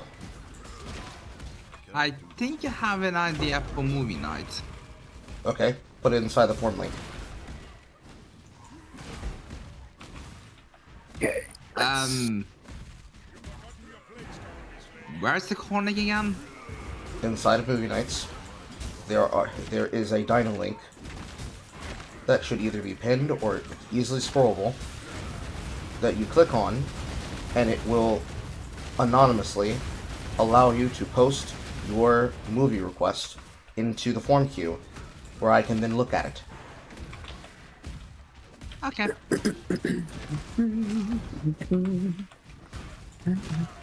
What? Oh. They disappeared. And now to the Black Temple. So, summarizing where we originally left from the segue, people wanted the characters in an Avatar to date only because teenagers also have awkward feelings about how they feel about people. But it's a show about people and their emotions, not necessarily people fucking. Yeah, no. It's just in front of me. And Yeah. in all the ways in which you could say the idea of Zuko and Katara as a couple works is in the same way that Aang and Katara work. They are the exact same character archetype. The only difference is what one is the chosen designated hero who literally has better writing when you write him with worldly attachments. And the other one, there are no stakes with him having worldly attachments. But it would not make sense for him because his problem isn't worldly attachments. His problem is meaningful relationships, which is already served in its purpose by joining the gang. Yeah. He needed real friends and a real family. That's what he wanted, and that's what he needed. Having him give Katara back shots all throughout the adventure so that they can pull a Shaman King at the end would not have improved the story. Shaman King? Shaman King? I don't even get the context. I'm curious now. Those that have finished Shaman King know what I'm talking about. Yeah. I need to read Shaman King just to understand that reference. I'm curious now. It's a really shit ending. Oh. Yeah. I wouldn't say it's... Well, no. Well, don't spoil it. It's like, I'm not going to say anything, but there's so much that could have been done. See, I think it's probably smart to not promote that with such a virile young fan base that clearly had mental issues, because if they get one-shotted by Steven Universe, then what the fuck else do you want them to be in baking with what the characters are doing?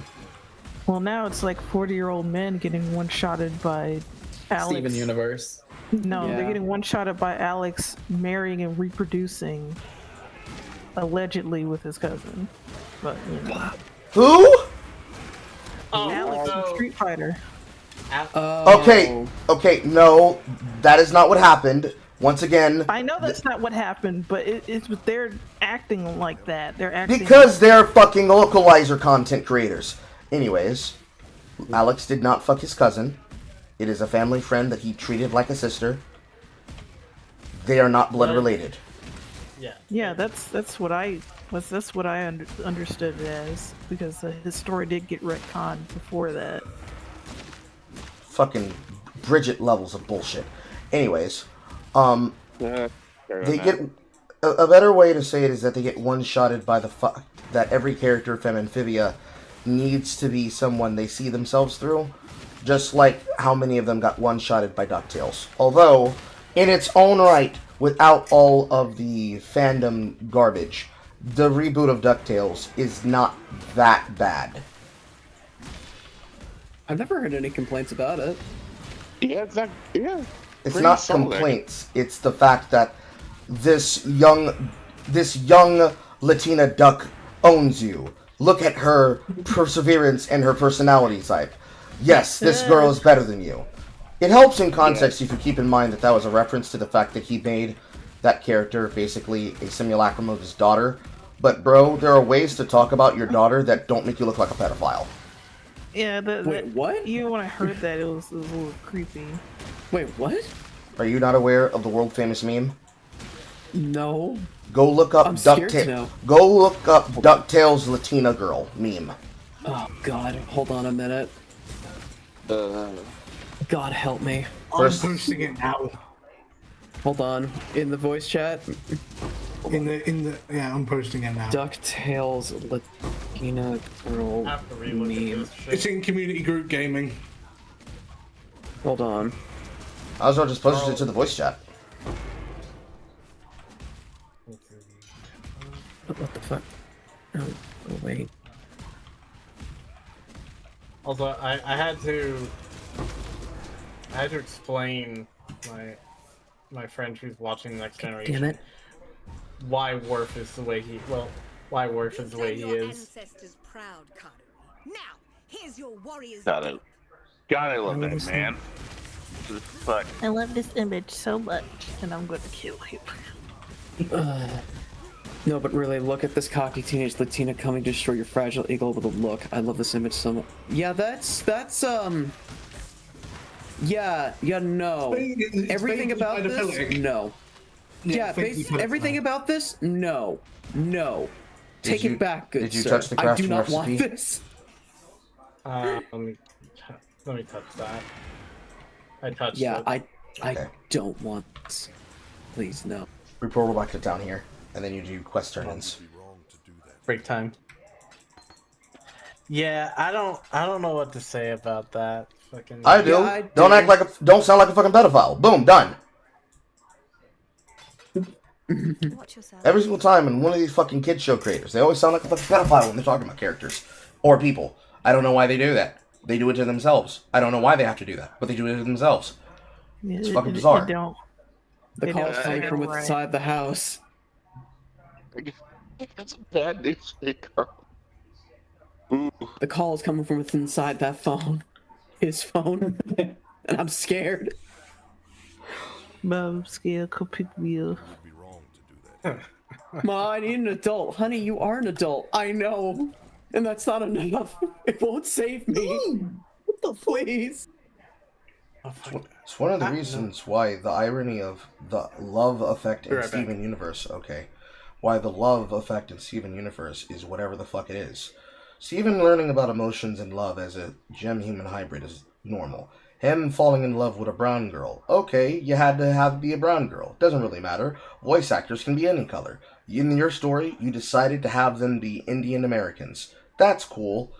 Give Crispin Freeman work. The more he gets work, the more he signs off on his courses going down by dollars. Yes, I love paying $90 for my voice acting courses. I love being saved $20 fucking dollars. Yes, give him more roles. But when you specialize in hiring characters, and you want to basically have a 90% female cast, and maybe 2 characters are voiced by people that are Adult Swim alumni, somewhere, Rebecca Sugar, you have to understand that in your story about space tyrant supremacy, you wrote space tyrants that effectively rape people on purpose. Yeah, that's gross. Whoops. Gem fusion is a type of sex, which is a type of sexual relationship. Every fusion is a relationship, and how well the stable fusion works is how well they work as a couple. Ergo, fusion is sex, and coercive fusion is rape. You didn't have to characterize it that way, Rebecca. You didn't have to. You didn't have to do that. You write an episode. You really didn't have to. You write an episode where consent is necessary for conformed inclusion, where Pearl intentionally lied to Garnet so they could form a fusion, and you made it as though they violated an already fused fusion whose entire background is, I love being a fusion, it's like marriage.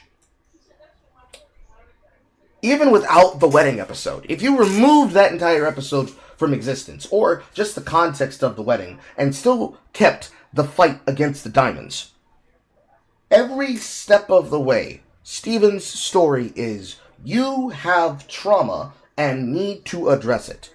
You spend so much time focusing on will they, won't they vignette story relationships for side characters that you forget to write a character for your characters. So you end up having to kill off one of them and bringing him back as a space pirate because he had no other existence but to be attached to the female that he was codependent on.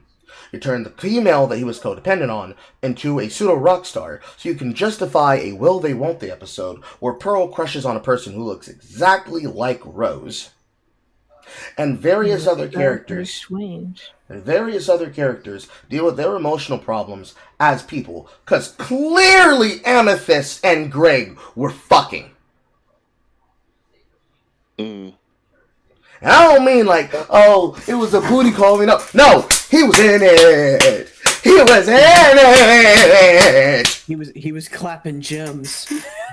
You telling me she was doing it? You telling me she was doing a photo perfect copy of Rose, and he was emotionally responding to it? Oh, I know what that is. That's turn into Rose real quick. Jesus Christ! The glory days. Oh God! Why? That's so fucked. Oh, they were just good friends. They were hanging out. I don't know what good friends you hang out with, where they decide to go to your most vulnerable emotions about past relationships you were part of. I know what that sounds like. That sounds like an ex bringing up old relationships using in the middle of an argument. Oh, let me turn it to the bitch you used to love. Now will you listen to me, nigga? Jesus Christ. Only one kind of woman does that, and toxic pussy does that. Must have been good! Right. It must have been good! That's just one show. That's just one show. I can keep going. Look, Rebecca, I appreciate the Space Captain Harlock reference, but you need to tighten your title. Yeah, we're okay with the reference to End of Evangelion, but do you need to have the sex politics in here? Was that really necessary? At least with Star vs. the Forces of Evil, the sex is implied. How else do the generations continue to go across the entirety of Muni? However, in this story, that looks like more about relationship coupling of will they won't they, because yes, the fuck it is, that is the plot of the show. And then there's a background story about how shit is going around a lot of it. You want me to care about your world of magic, when really, you can't even keep the same voice actor for Glossaric. Welcome back. You can't even keep the same voice actor for Glossaric, and the majority of your show is will Star fuck Marco? Is Marco actually a little pretty little princess trans girl, or is it actually the case that Marco is going to slam pussy? Because every single time, in every single episode, including the one with the Blood Moon Bowl, where they are now cursed to be together forever, you keep wanting me to care about teenagers having sex. I don't want to care about teenagers having sex, but you feel that it's very important to me, to you, to tell me that these kids are gonna fuck in the future. And I don't need it. And that's every single show. Oh, I remember what show I was talking about the other day. That didn't come to my mind. I was thinking of Owl House. Every single one of these teenage shows, written by these people, focuses too much on sexual intercourse between characters and relationships between characters instead of developing the relationships between the characters and the ontological plot and inertia they're supposed to be having. Technically, if by that same degree, I would have to mock Scooby-Doo Mystery Incorporated, but these are grown adults. Grown adults.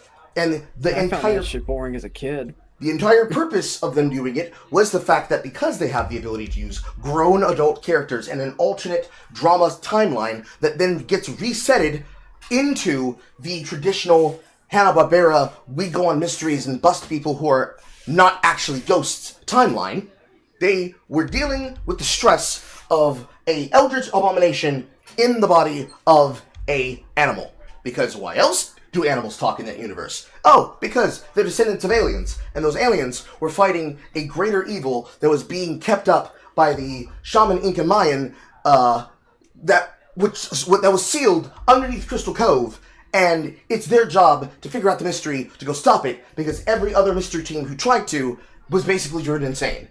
Okay, cool, based, done.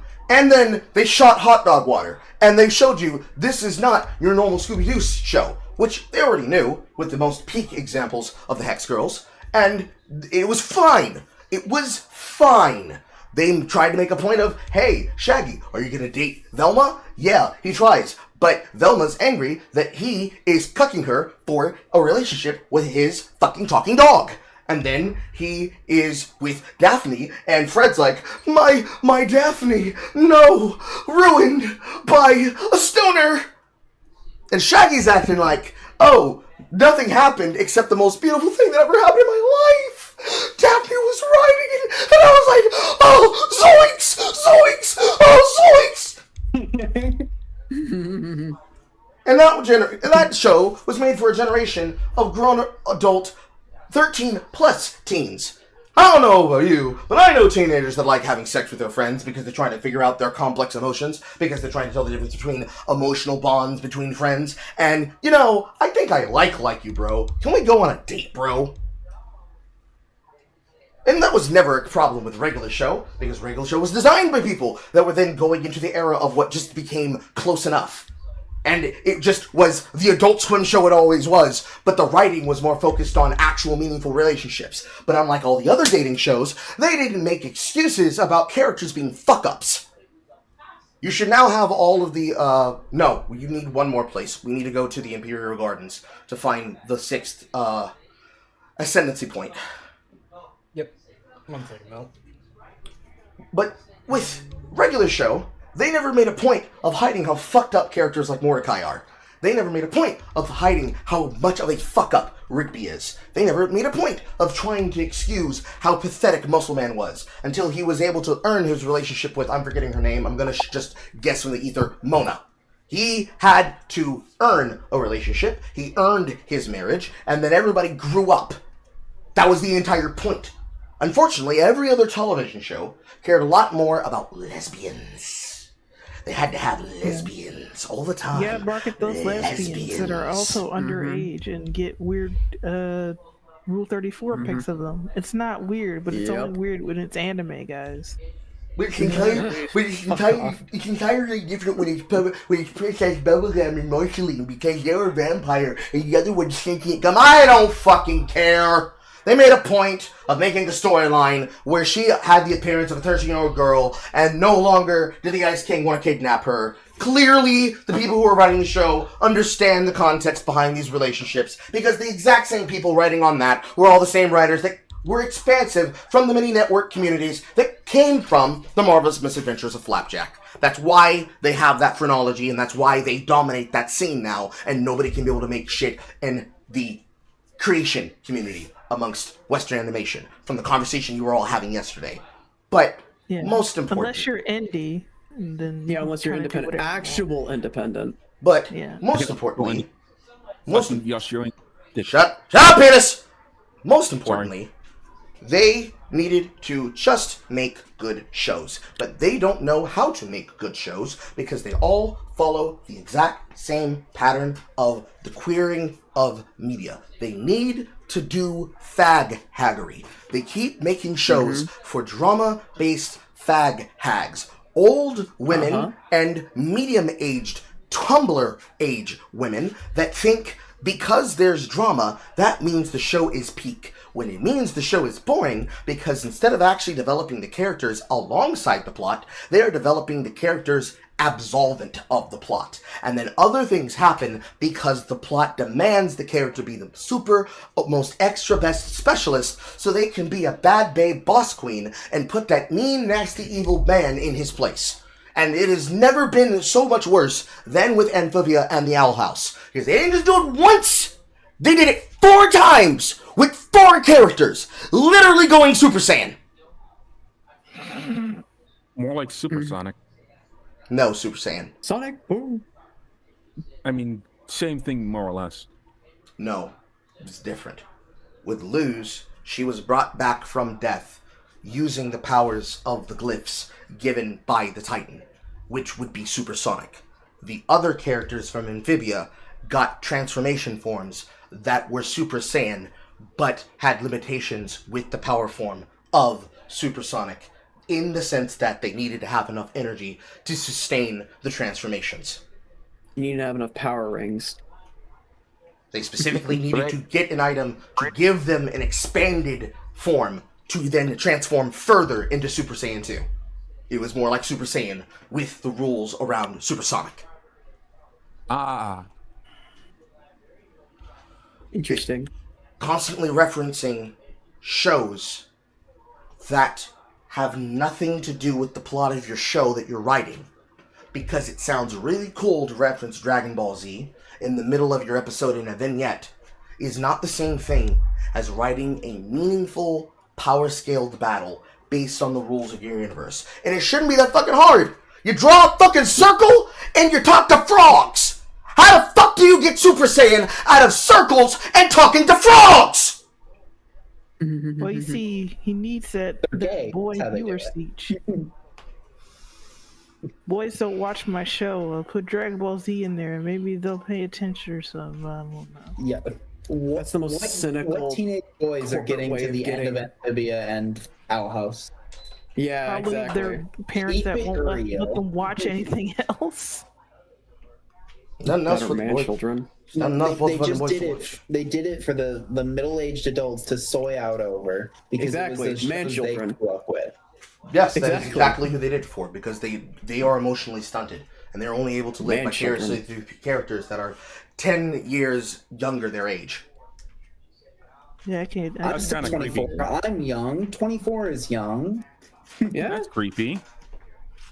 Yes, because those people are inherently creepy. Why do you think the creator of 17 Forever ended up getting called out as a 12 child? forever. 12 not Forever. 17. You're right. 12 Forever. And that makes it much worse. Why the creator of 12 Forever got outed as a pedophile. If honestly, I was making those types of shows, I would mentally scar those kids. Yeah, it's really I would do funny. everything in my power to fucking make them have PTSD.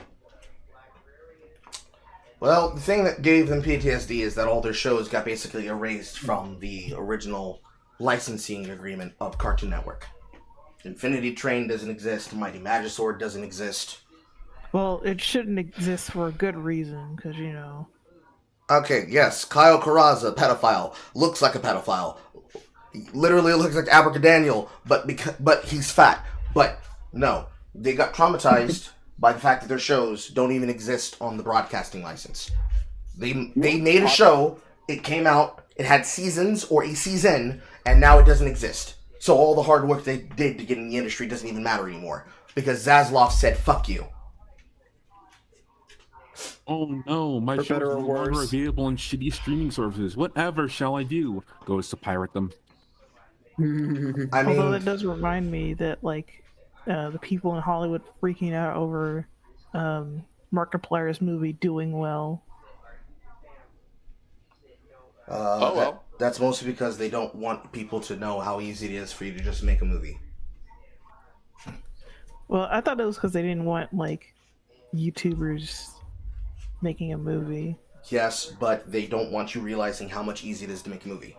There was a appearance on a podcast where Markiplier explained, where Fishbach explained, that the cost that it took for him to generate some things that he wanted for the scenes for his movie was cheaper for him to build the farm in his room and get the farm parts to do it, rather than paying for regexes of the scene that he wanted to have animated.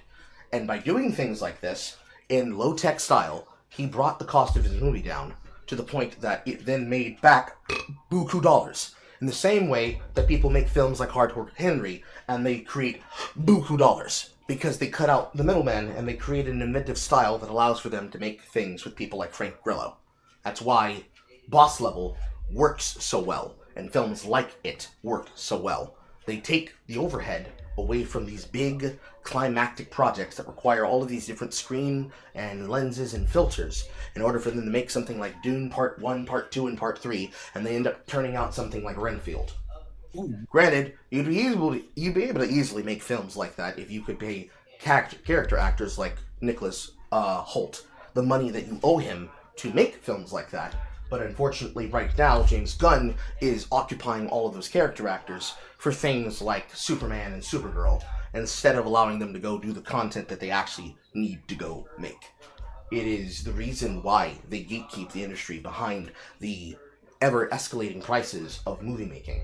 They don't want them to be involved, not because they don't want YouTubers just making films. They don't want YouTubers making films without being registered to WGA actors.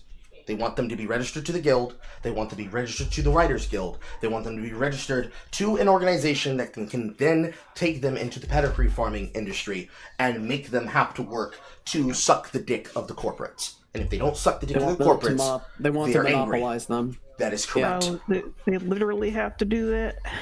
They don't have to do that, but they want them to do that because then they're able to make more people like Alana Pierce. They can monopolize it and control it like actual guild politics. No, literal guild politics. That's what I meant. The only people who are standing between this kind of action is Fran Drescher. Because she still should be SAG-AFTRA president. And most of the actors, just like with the Academy, they don't see eye to eye with the consumer. They are all about the industry for the industry. Someone has to be stifled so that someone else can get elevated. When a person gets embarrassed, then they decide whether or not a person deserves a moment. So, when Michael B. Jordan endures the slander of a man saying slurs because he cannot help himself, they endure that as, look at how this black man has suffered. Don't you think this nigga needs an Oscar and an Emmy? Don't you want to give him a big, bald gold man for his troubles and emotions? It's for his emotional reparation and damages. So that he can then win for a shitty vampire movie that's basically 1910s antebellum South Fright Night. And you know what? I would be a little more. Dawn. I would just like help him win the Emmy if they just crucify him. Well, he'd have to make a music video first because the Emmy is for music. You don't need a music video to do that. You just need a fucking lemon duck. Plywood. Lemon duck. Listen to me. EGOT. I'm even fucking wrong. Emmy is daytime television.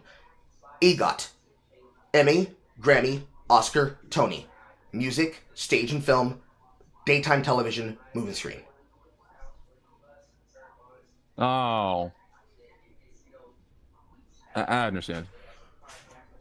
The pedigree system requires them to create a protectorate around the business. Because if anybody, like Elisha Koshy, for example, in the recent Naked Gun film, and, Cody Raheem Rhodes, can be able to make a good comedy film without any of the necessitated shit that has been holding back comedy films forever, then the things that come up in Scary Movie 6 become more prevalent and evident. You don't have to worry about the Wayans family having to carry comedy forever. You just let people make things, and then the things that are good will float above the chaff that is the wheat that is the bad. I said that backwards. The chaff that is the bad and the wheat floating up from the crop with the cream that is the good. And then you just harvest the good, and then you're happy. They can't do that because they need to control everything, because they believe that pedigree farming is more important than putting out premier products. And yesterday you said something very intelligent, which is that you don't need to think like a consumer, you need to think like a customer. Fishbach, in choosing to do what he was doing for Iron Lung, was thinking like a consumer and a business directive rather than thinking like a desperate Hollywood actor. That's why his career didn't go the way of Superwoman and her stupid daytime or nighttime talk show. Is it relevant for like a bump in her career where she was doing a thing before she was then sentenced to go back to what they thought was the lesser point of elevation, which is I have to go from YouTuber to television star? I can't just be a YouTuber who does shit? No. They feel that you have to escalate and elevate yourself out of the muck, whereas Mark never gave up being a creator. Hell, Joji might just now be doing the greatest gamble that he's been expecting to do for his whole entire career, which is that he's possibly bringing back Pink Guy, because he finally acknowledged that he made Filthy Frank and Pink Guy. So if he doesn't make Pink Guy-esque songs, and he's not on stage reinventing the character because they finally dealt with the polyps in his throat that made him have to give up playing the character in the first place so that he could go make music, is the greatest shit ever. Because they are embarrassed by the youth generation not sterilizing themselves so that they can become the image of what they think a movie creator or a movie auteur ought be. All of which is gay, because it's the exact same thing they do in the guild industry when it comes to animation. Are you ready, Marcus? Mm-hmm. Yeah. Oh, fuck, wait a minute.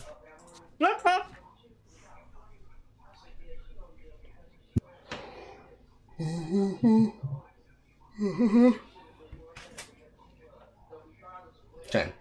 When you're ready, we teleport to the barracks.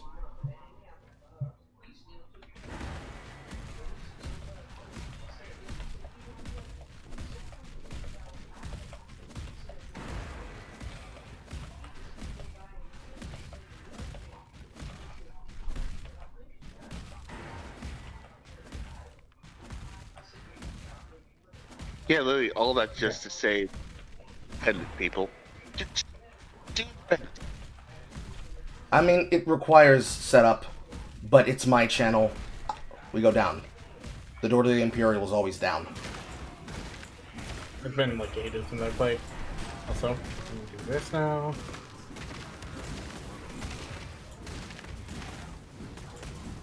Never sell your soul, kids. Never. Nope. Don't do deals with the devils. Don't do a deal with the devil. Listen to the. Remember the motto of Cuphead. Don't do deals with the devil. Don't go full Rooster Teeth. Don't go Corpo. How they doing? Don't be glitch. Don't. Be I glitch. think they're not dead. I'm not sure. I think they're back. Yeah, but it's more believe- of a running. I feel like it's more of a running corpse. It did to me. It died and then it undied, but it's undied in a very limbo position right now. Yeah.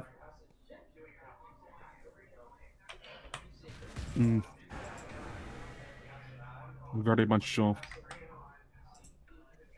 It's differential. There are so fucking many of you here. Yes. How many? A lot of people here. How many? Yeah, I'm like about to do some art testing right quick. Aren't you happy that you get a DM at around like 8 in the morning saying I've come, and this happens? Nigga, you need to add more context. I was gonna say, what do you mean I have come? All I said, quite literally, at start, I've come. He replied back, okay. Okay. And then I said again, I've come, and then ... to play Slave Spire with you. And then we started playing. Oh, is that why it said Masterbaiting in the stream title? No. I was doing that because I was being funny. Okay. I mean, hey, pure coincidences are kind of funny. Okay, so now I have elemental weakness. Okay, that should help. Well, yes, you need to find a way to support 2 curses. You need elemental weakness and frostbite. Do you have Vogue Cold Snap yet? I gave him one. Okay. Because if you hadn't, I found one. You know what? Let me pour one. I do have frostbite. I can get frostbite. God damn it. You won't be able to support both of them. Do you already have a way to get +1 curse? Shoot, where do I find that? It's +1 curse limit. The simplest place for you to find it on your wheel would be Whispers of Doom. It's right next to Chaos Inoculation. Chaos Enoch. Okay. Top right of the wheel. Yeah, I don't have it yet. I can gun for that though. So until I'm assuming that elemental weakness is going to be a lot better. Elemental weakness covers all of the elements. Frostbite covers the cold element. Since you're a cold dot sorcerer, cold dot witch, becoming an occultist, you transforming, or rather you replacing the gem with frostbite means that you'll get more damage to your cold, because it will give the hit damage of your cold snap and your freezing, your creeping frost more damage to cold. Malevolence turned on right now. Okay, that's good. That is your damage aura. It will give your cold damage more resistances to hit against. Because penetration on hit does not exist for you, but cold resistance stripping does.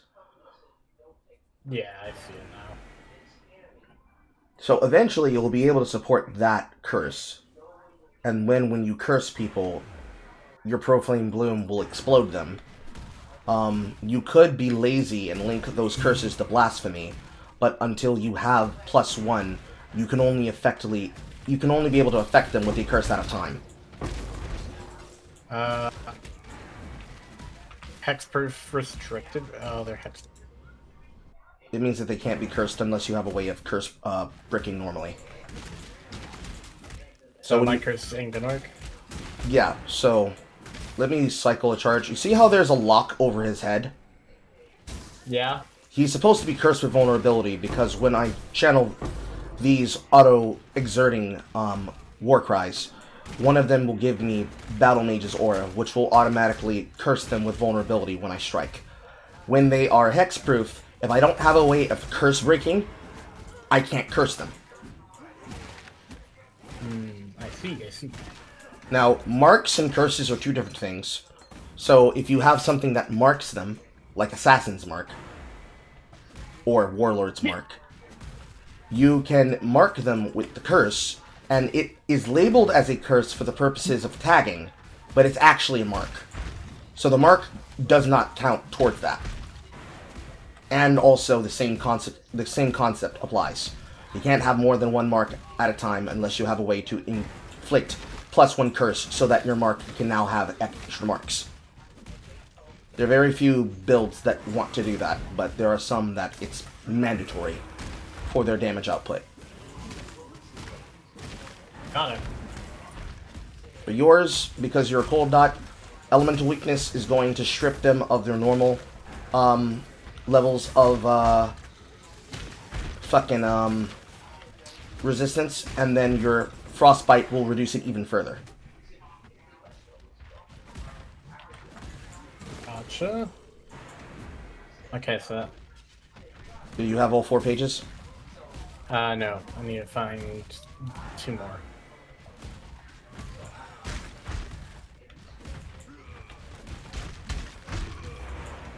I don't know why, but like when I said that I wanted to do a like big slam build, right?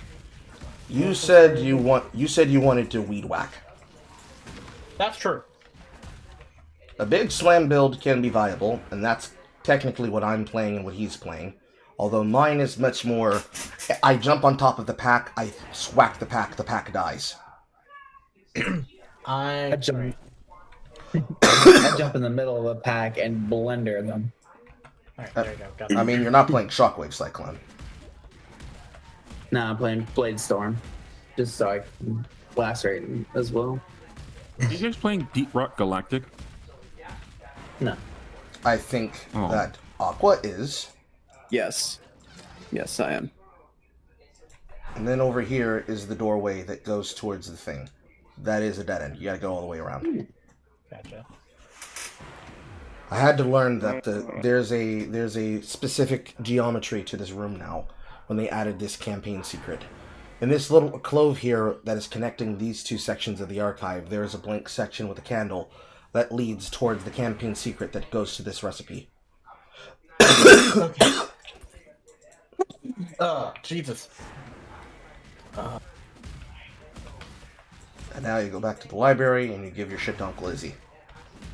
Or excuse me, not Uncle Izzy, Uncle Ciosa. Gotcha. Alright, got some chores to get done. I'm gonna dive out. You guys have a good day. Okay, bye. Yeah. Bye. You went up, and you went where exactly? I went outside. You could portal back and just use the waypoint and go back into the library. It'll lead you directly to Ciosa. Gotcha. Now, because I have completed the campaign, I have access to Lily Roth, who gives me access to all the gems inside my hideout. For you, Ciosa has a rotation of certain gems that you may or may not want, but you have to bring your currency to him to trade it with him. For your upgrades, there are a particular rotation of gems that you'll want.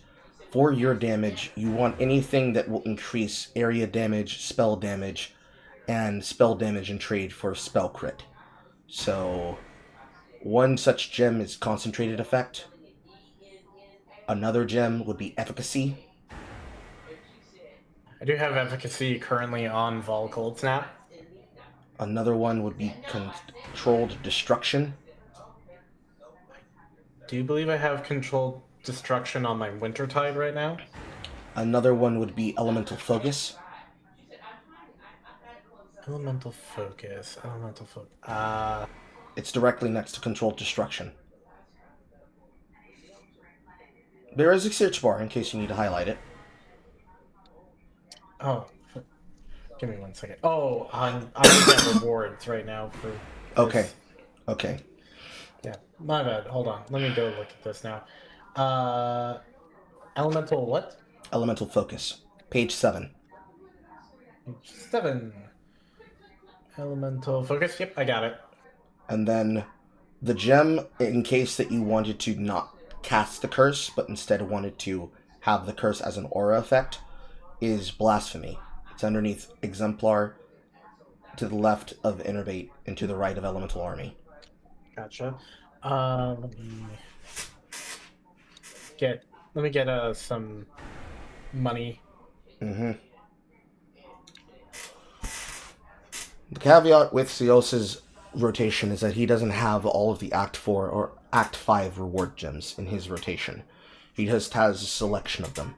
There are some gems that you'll want to pick up in Act 4 as a reward or from the vendor of Pataris and Vanja, but this is where you can basically get any of the things that you feel like you're still missing. So if you don't already have Creeping Frost, here's where you are going to drop Wintertide for Creeping Frost.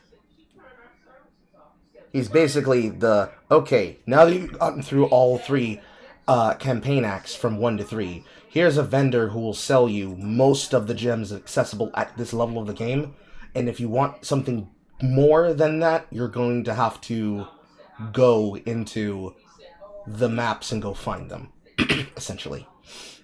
Okay, so let's start with Elemental Focus. Grab that.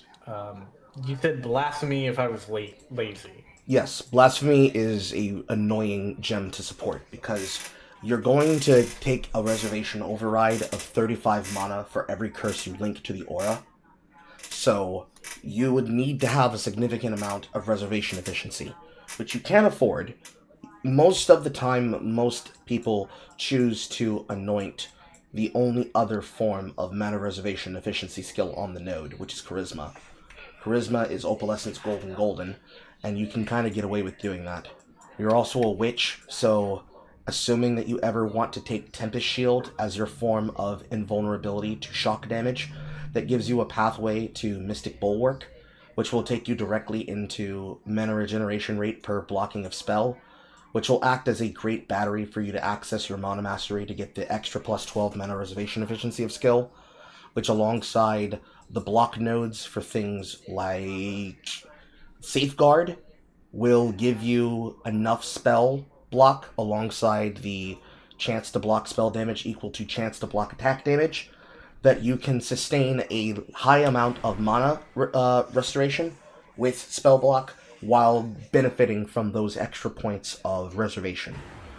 Assuming that you're not running them as an aura, you can have them as an applicable cast curse, but some people prefer having them as a proxy.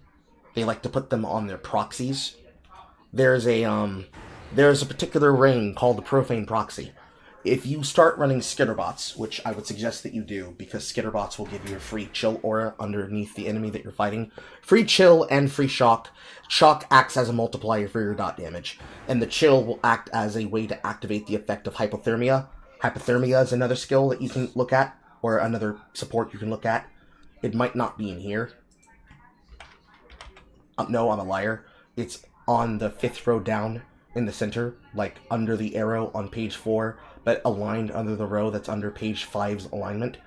When you have things that have a chance to freeze enemies that are chilled, and you deal 20% more cold damage over time, and you have 20% more damage with hits and ailments against chilled enemies, the use of summon Skitterbots, which will be a skill on page 5, is that you will summon Skitterbot auras that will slow and shock the enemy for you, which will activate the support power of hyperthermia.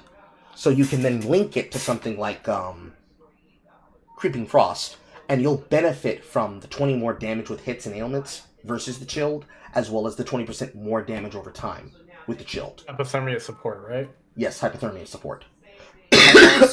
I have a unique ring, Call of the Brotherhood, 14 to cold and lightning resistances. Fucking stay put, Jesus Christ. Your spells have a 100% chance to shock against frozen enemies, among other things. I don't know if he'll need it, but if he wants to take it, he probably could. Yeah, its level requirement's 20, so it really just depends if he wants it. But I'll bring it. Here's what Show I'll it to do. you. So for starters, Wintertide Brand, goodbye. Oh, there's also Swift Affliction. That's also inside of page 5, or excuse me, page 4. 25% more damage over time, but 25 less duration with supported skills and damaging ailments that they inflict. Sometimes this can be a necessary way to increase your damage to the point where you can do some bossing, but it will cut into the duration that your spell takes on, unless you have things like Efficacy. If you have Efficacy will increase the amount of time in which your spell is going to last for skill duration, and you'll also have things on your node that will increase skill duration as well. So as you make your way towards Acrimony for damage over time multiplier, you're going to find damage multiplier inside of here, and you'll also see skill effect duration inside the damage over time mastery window. It'll be the same thing for the other damage over time, where my brain is short-circuiting and can't find it. Where is it? Where is it? Where is it? Where is it? Is it on the other side? Yes, it's on the other side. So on the other side, under Growth and Decay, where it has more damage over time multi, right next to Lith Shade, which is like underneath Influence, underneath the Whispers of Doom Wheel, but not that far. Pretty much like south of Instinct, which is your suppression damage wheel for recovering energy shield when you suppress damage. Inside of here, with Growth and Decay, giving you damage over time multiplier along with life regeneration per second. The skill effect duration and increased duration of elements on enemies is a significant damage increase, because by taking as many node points of skill duration as you can, kind of like the skill duration node at Window of Opportunity, exceptional performance, and the entire lineup to that wheel, as well as duration mastery, 10% more skill duration. By taking extra duration on your passive tree, you can take the nodes that would usually punish you for taking that lesser duration and trade for more damage, and it will create exponentially more damage for you. Because your duration will actually be cycling long enough that you have enough cold damage from the damage over time in your wands, when you start crafting cold wands, that you'll be able to get more damage out of doing this to the enemy.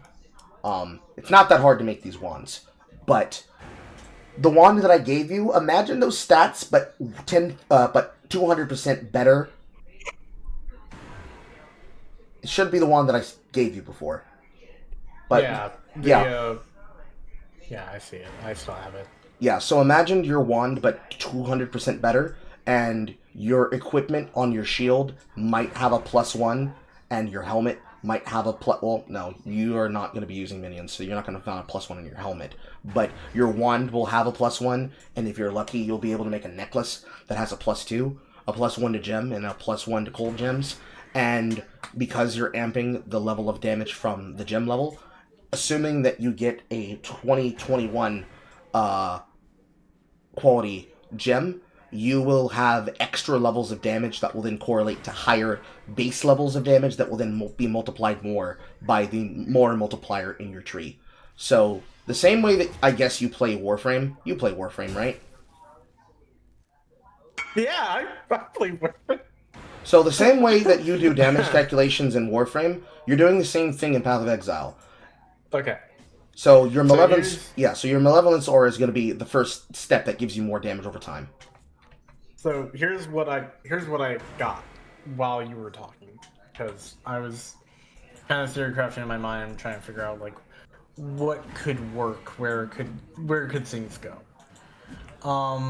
And I've kind of decided the point for Cold Snap will be with Efficacy. That makes sense. That's on my wand for now. On Creeping Frost, it has Controlled Destruction and Elemental Focus. That's what's going on for that. Elemental Weakness is on its own for right now. Pretty sure it should be fine on its own. Well, Is that a weapon effect, or did you actually find Void Forge? It's a weapon effect. I'm currently running Terminus S. Because for a second I'm like, nigga, when the fuck did you go to the Shaper?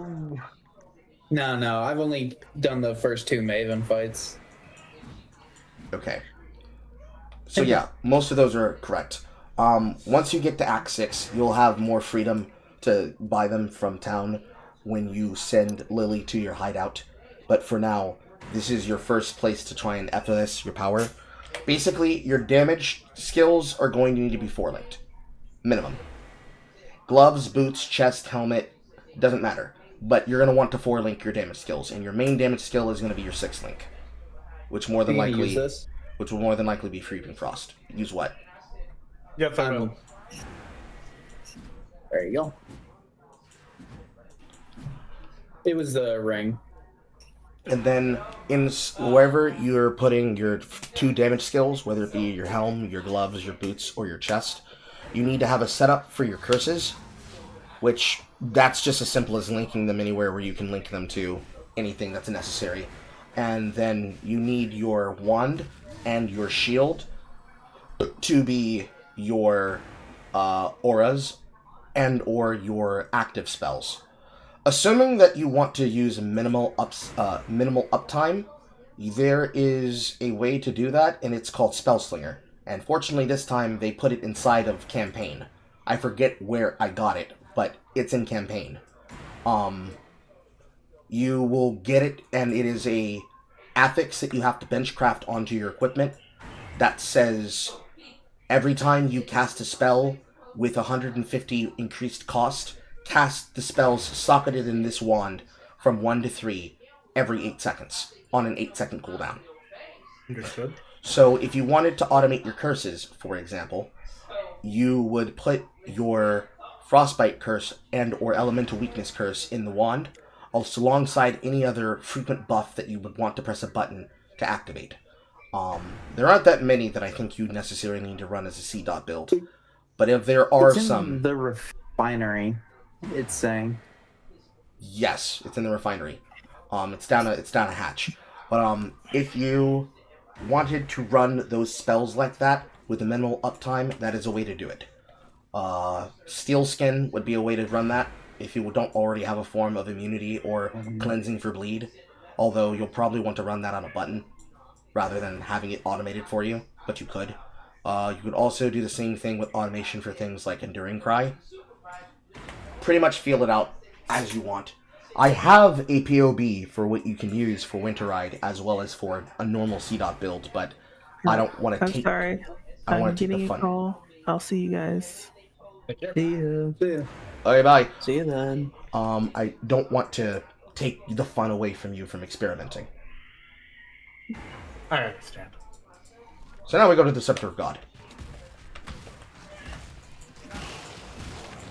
Also, I forgot to set a timer, but I know how long we've been playing.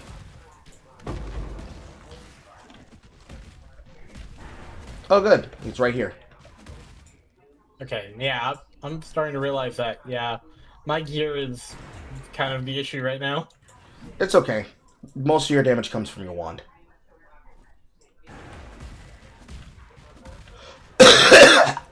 God time. Damn, this is making me actually want to try a witch build now. I've never actually... I think I remember trying once, but that was a while ago. I like to be a wizard. Wizard. A magic man. Or magic woman in that case. But you get what I mean.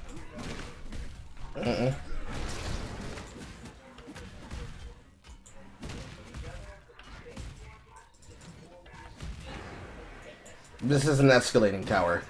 There's a door, and then it goes to a staircase, and then you go up the staircase, and then you find the next staircase, and then you find the next staircase. Gotcha. Lizard, lizard, lizard, lizard, lizard, lizard, lizard, lizard. Lizard brain.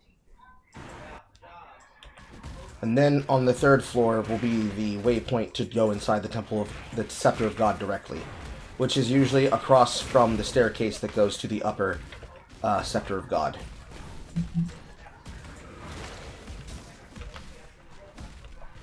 So that's the staircase to the upper sector, which means the portal is down here.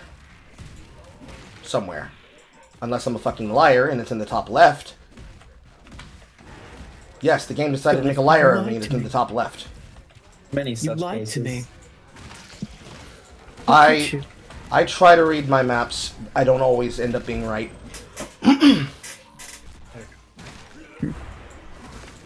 If we were playing Diablo, it would be much worse. Most of the game would be much worse if we were playing Diablo. Yes! Which is why I find it so funny they tried to copy themselves to make themselves more like Path of Exile. And they're shameless about it. They're not even hiding it. Adapt or die. Adapt or die.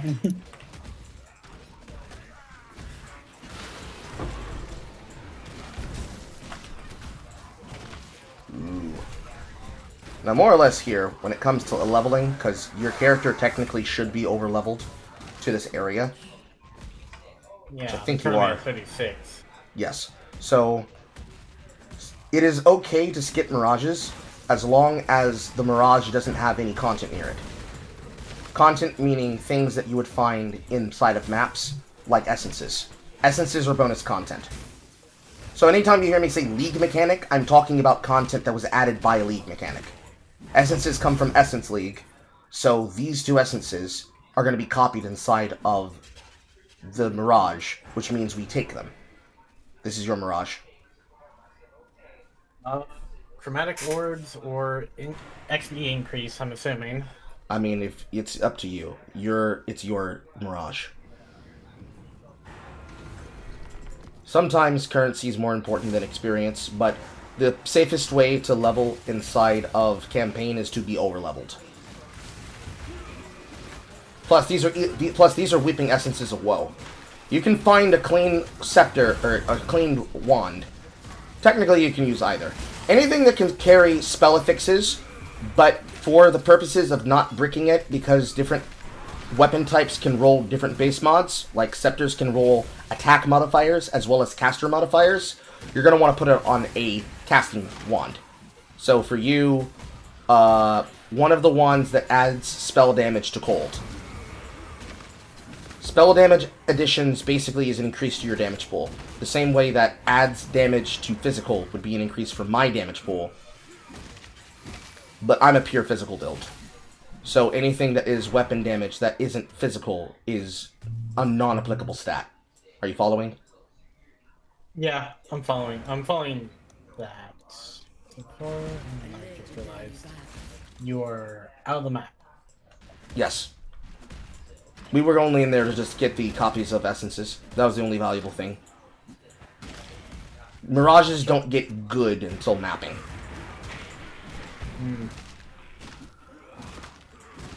I say get good as in they have a 1% chance of dropping the knowledge coins.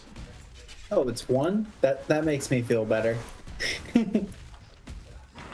Well, you see, when you have a giant player base, when you have 1% and you have 100 players, that means somewhere eventually the number is going to equal out to 100%.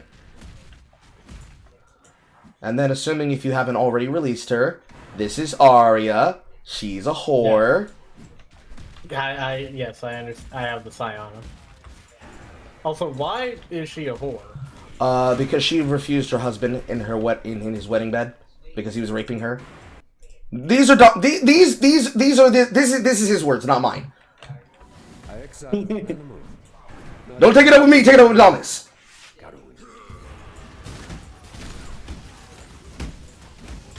So you know how I said Kasog is our pocket bigot? Yeah. Dominus is Malachi's pocket bigot. Gotcha. In the religious hypocrite way.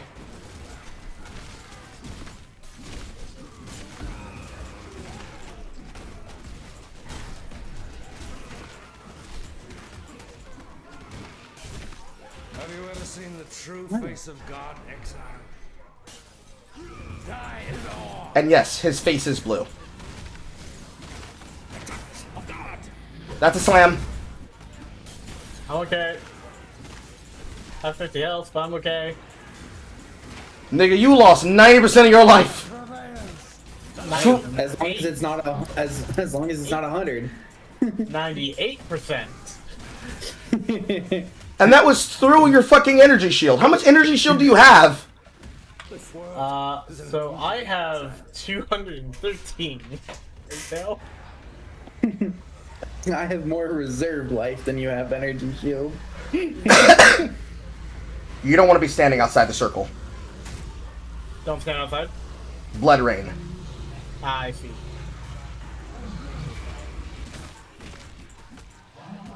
And now he's a giant cockroach. Accurate to life. What act are you guys on? Act 3. Ah, I see.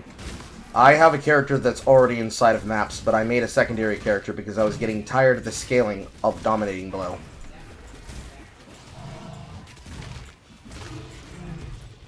Goodbye, not a bug. And now comes Diala to teleport in to tell you what a good job you did. Meanwhile, I turned him into a fucking tree! What's making your health bar purple? Is that just a... That is an MTX effect.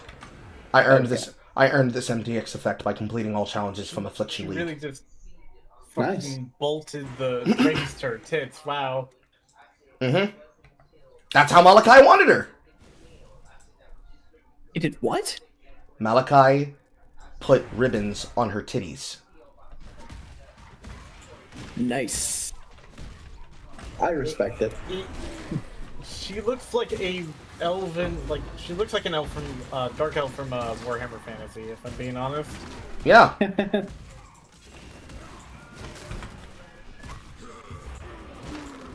Armor Church is for crazy people, man. Out here doing freaky geeky experiments. Chaos moment. Chaos moment. Right. Yeah. Roll a good modifier. Roll a good modifier. What the fuck? This was a Arcanist strongbox, so it dropped currency.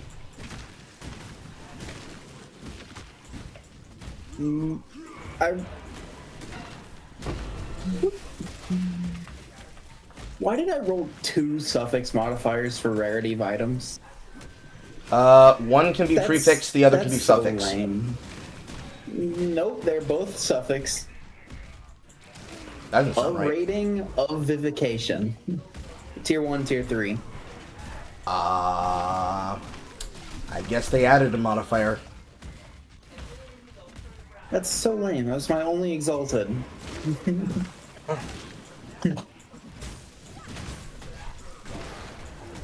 Pretty sure you probably could have benchcrafted something better for an exalt.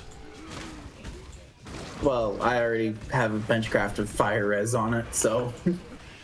Nah, I'm talking higher tier map modifiers for benchcrafts.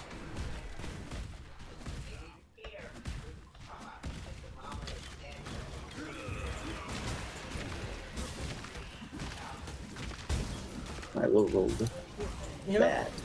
Here's an interesting thing that I had on my mind. Which do you guys value more? Stats in general, or more so what an effect, like a passive effect, can do? If we have enough base stats to supply the effect, we value both. If we can only be able to afford base stats, we acquire the base stats to then equip other special effects. Usually, if it's something that needs to be imperative to the build, it is labeled on an item as an implicit. And then you apply affixes to the item to make the item better. You know what I mean by this, right? No, explain. So what I mean by this, let's say there is a the best argument that can come to me is Destiny, so bear with me on this one. There was 4 classes, or for like what a subclass can have, there's some certain parts about it where it says that it can do a certain effect for it, and that specific effect, what it will do will enhance one of your set abilities. Some of them had a negative or a positive to your statistics, depending on what you selected. And that is what I mean by, do you value the stats that can be given to you through like your gear means, your level means, etc. like that, or do you value what the ability says specifically on it when it does that? Like for games, it's situational. Is this relevant to Path of Exile or just metagaming in general? Metagaming in general. Since I play a lot of video games, I know the power of base stat lines attributed with additional suffix and affixes. If I have a block card and the block card says block 5, and then I have another card that says block 5, fuck your mother, I'm gonna take 5 copies of block 5, fuck your mother. If the card says block 5, get fucked in the ass, have a date with Aubrey Plaza and Cream Pie versus go on a date with Ryan Seacrest and potentially have a 50% chance of getting fingered by Tyler Perry, I'm going to take the guaranteed effect versus the percentage effect. Unless I have a way to upscale the percentage effect in my favor, or outright remove the downside. It can depend. Some games, like this one, Petrified Blood, you retain a majority of your life to... Okay. You retain a majority of your life to low life. Anything that would heal you above that line in low life is immediately drained away as a part of your build. So it exists as floating HP. Imagine the Earthbound rotating level thing. Then, when you utilize your low life, Petrified Blood will make you take less damage and will also create the effect of Death's Dance. Any damage that you would get would be afflicted to you as a floating decimal, and as it drains, you have the ability to potentially make it hurt less by draining more. So if you're using an attack build with Petrified Blood, you're in melee range of a target, you take a 2,000 damage slam, you have only 1,000 damage left in your raw hit points, but it's draining away in such a way where the next 2 swings of your weapon will lifesteal back what you were losing and what you still stand to lose while floating your health pool. This costs you a health reservation as well as a mana reservation because it's gray health restriction. It's not a choice. You have to take the gray health restriction on top of the mana restriction. But in trade for losing potential life, you gain high levels of slam resistance. It's not slam prevention, it's just slam resistance. In order for you to prevent it, you'd have to just dodge the damage entirely, but sometimes you can't dodge a slam. Sometimes it's inescapable.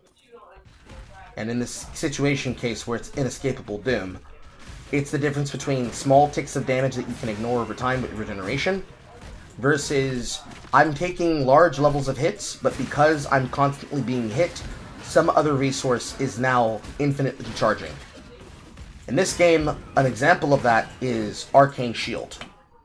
Arcane Shield is a node level above Resolute Technique. Cannot recover Energy Shield to above armor. 3% of physical damage prevented from hits recently is regenerated as Energy Shield per second. If I find a Crystal Belt, which is 80 points of additional resistance, or 80 points of additional maximum Energy Shield, I could take any amount of Energy Shield recovery, and I will regenerate 3% of my Energy Shield a second from the physical damage that I take. Since I'm already preventing physical damage as a Juggernaut build, that basically creates an infinite sustaining flow. There is a regeneration effect in the benchcrafts that says regenerate 100 to 200%, or no, 100 to 200 points. 100 to 200 points of Energy Shield when a rare or unique enemy is nearby. That is effectively what that scale reads as. I'm trading the fact that I cannot regenerate my Energy Shield above my armor value, my raw point armor value. So, if I want 5 lines of Energy Shield protecting my life as blue life, I have to remember that if I have Divine Shield, I cannot restore that number above my armor. So my armor also would have to be 5 points of resistance. To get around this, I would have to run an item like Aegis Aurora, or some similar effect that is going to regenerate my energy shield based on my damage pool. You following? Yes.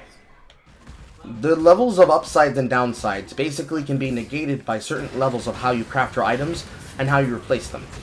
So for example, Glorious Vanity, that I'm very certain I'm going to need in this build to help me deal with Chaos Resistance, something that I told you about from the Timeless Jewels, is going to force me to go to Legion content.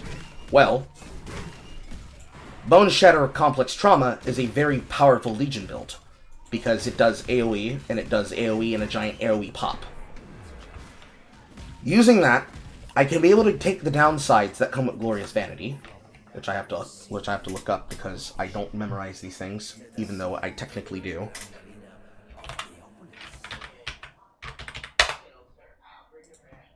Glorious Vanity. Glorious Vanity, when exalted for Sithaqua, is Divine Flesh, which is what will give you all damage taken bypasses energy shield, 50% of elemental damage is taken as chaos damage, 5% to maximum chaos res. With all damage bypassing energy shield, this basically makes energy shield irrelevant. So if I had energy shield, there's no reason for me to be wearing it, because all the damage is going straight past my energy shield to begin with.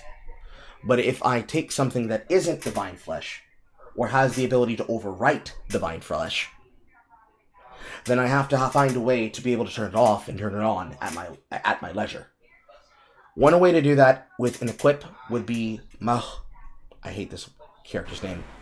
Mahukoltal's Machination, which has 1, 2, 3, 4, 5, 6 forms of effects to run at the same time on a shield, all which are named stats and effects, and the game doesn't always tell you what those effects are, so you have to know them by heart.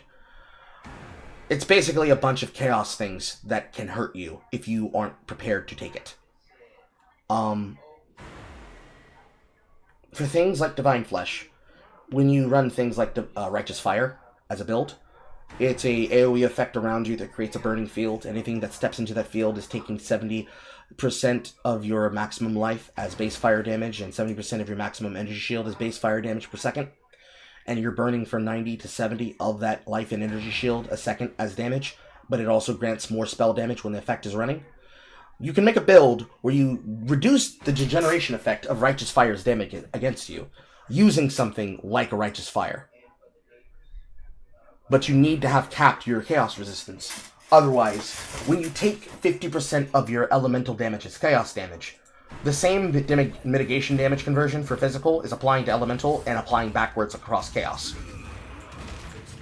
It can be a great way to reduce your chaos damage, because you're going to redirect some of your elemental around the part, convert some of the physical to elemental, convert some of the physical to chaos, convert some of the elemental to chaos, convert some elemental to physical and back again.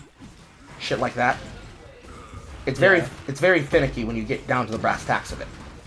But the short answer is, with all of these downsides that you're taking and all these upsides that you're taking, notables are usually completely upside.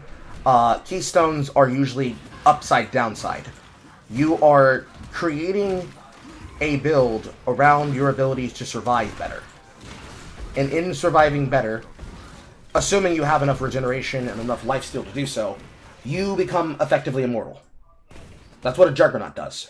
They're hitting themselves constantly, and so they're constantly on a high amount of effect to do it.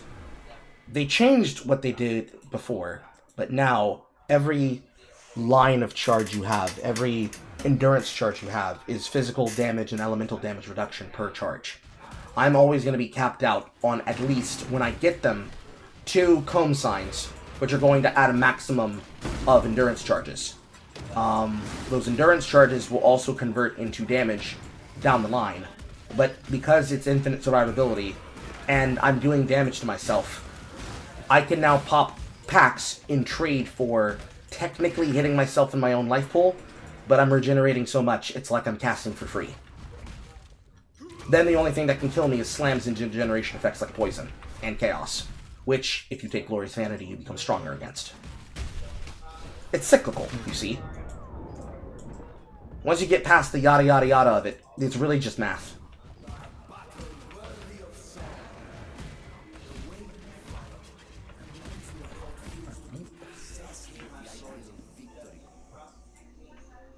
I hope that answers your question.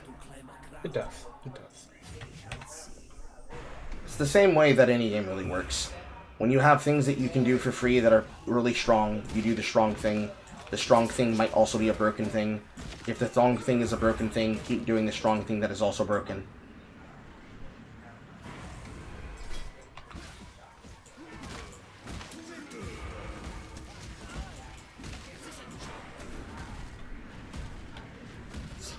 It's probably what made him want to play Lacerate.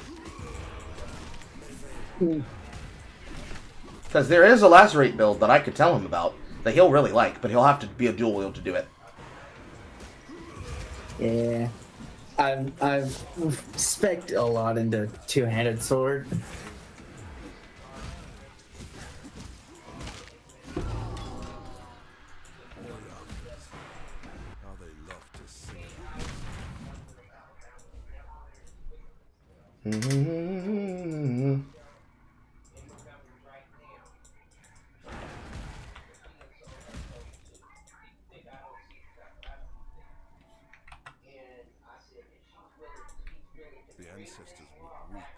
Yeah, that looks about right.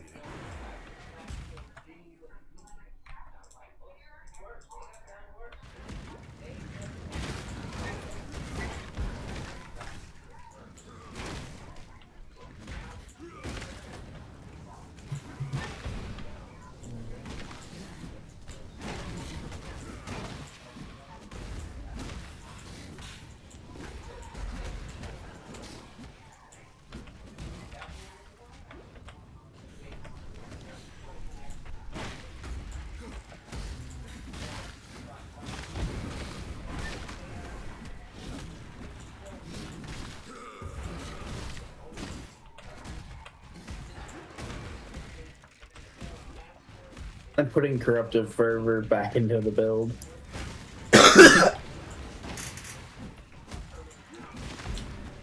Corrupting Fever, you mean? Yes. Fever.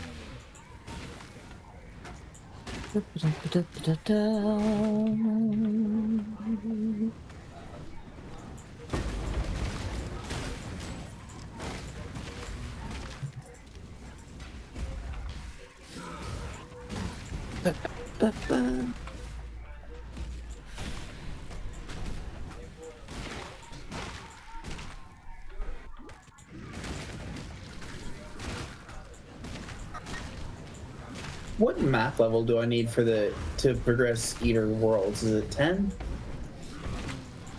Approaching 15. The quest version of Eater Exarch should be somewhere around the range of 12 to 13.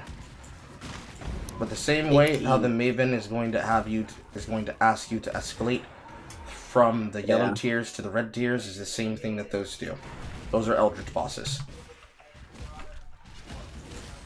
Both of them are pittable in-game.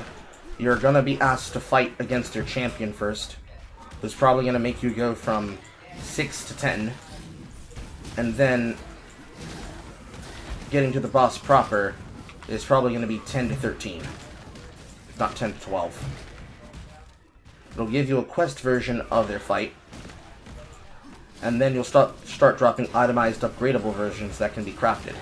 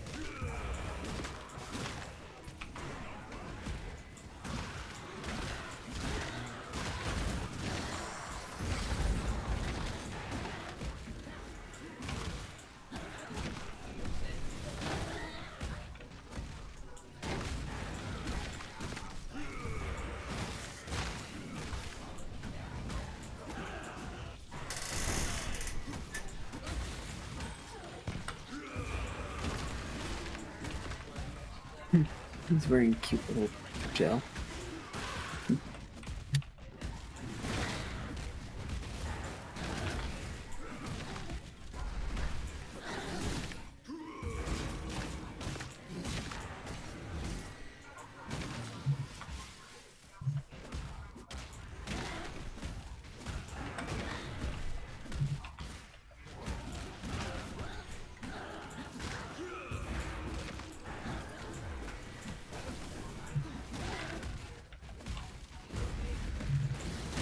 That's such a new feeling.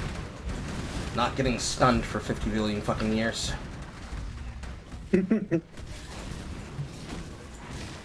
You'll learn that there are some enemy effects that are the death of you.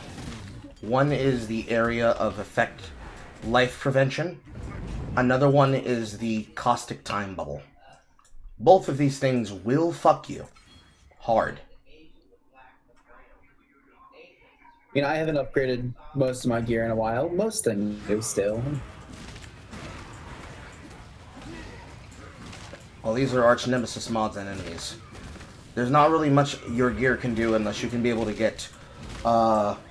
base speed cannot be reduced from enemy effects.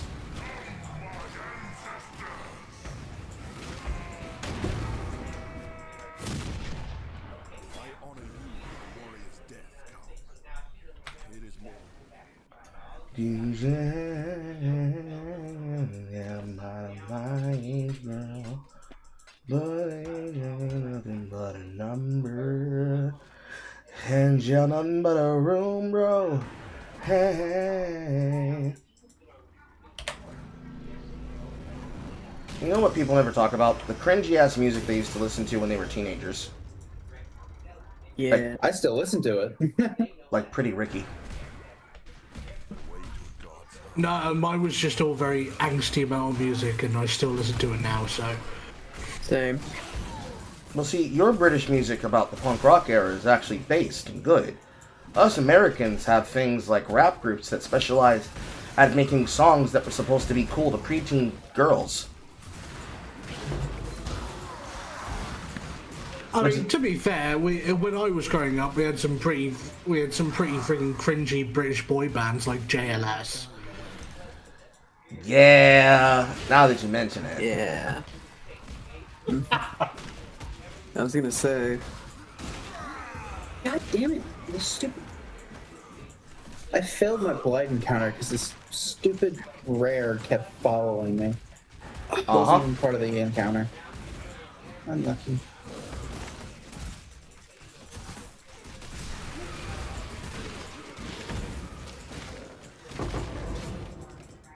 At least it's dead.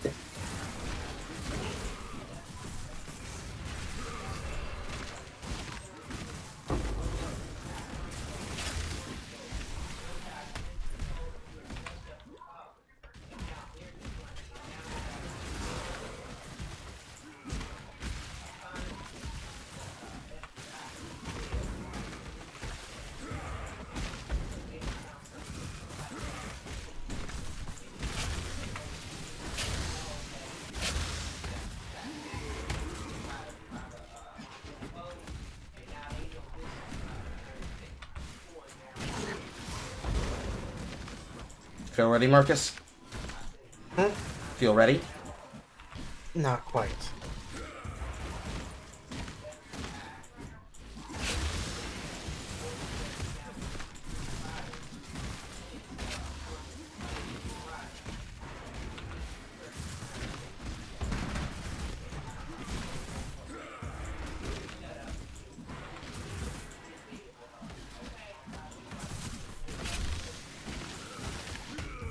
What was the last movie night? What did you guys watch? Power Rangers Dino Fury. The first chorus arc. I told Jay Funky that I would show it to him. And this motherfucker has been at school, and then he's been doing show events for Geistwin, and then doing events with other people, and then going out IRL to hockey like a loser, instead of staying indoors with us and playing video games. But yeah, that was the last thing. That was about a week and a half ago. And the last one I was a part of was months ago. That was it was King Kong versus Godzilla. Yes. Ah, I see. I never actually watched those movies, by the way. I've seen King of the Monsters, but I've never seen Godzilla vs. Kong or Godzilla vs. Kong, what was it, the Lost Empire or some shit? Yeah. Yeah, all of them are. I've never seen those. Yeah, all the Mark era films. We watched that months ago. We've been doing and have been doing other things smallly on Wednesdays, but it's usually by variety, because it is when I was doing movie matinees, because I had missed so many movie nights trying to get shit done with my legalization for my paperwork, that the months were slipping by me. Yeah, that's fair. That's why we needed to have community mods. And now that's problem's like technically half solved. Yeah. Speaking of community mods, I haven't seen Hellfire around recently. That's because she left. She left? She left. Really? Her own volition. Oh. I have not discussed it past the one moment where I spoke about it and have not talked about it since. Alright. I was wondering where she went. What do you want to know? No, it's just I didn't know where she went. I never heard from her. Yes, she gave me the Irish goodbye. Irish goodbye? Oh. Alright.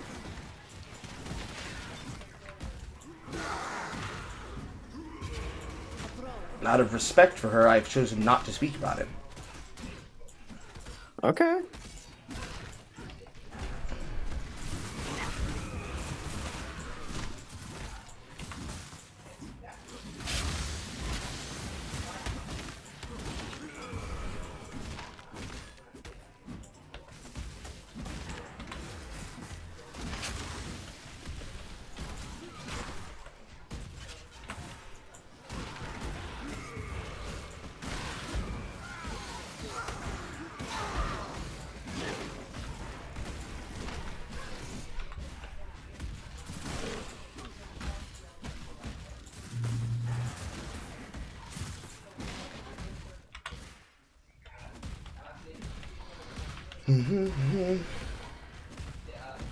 La la la la la la la la Elmo's World. La la la la la la la la.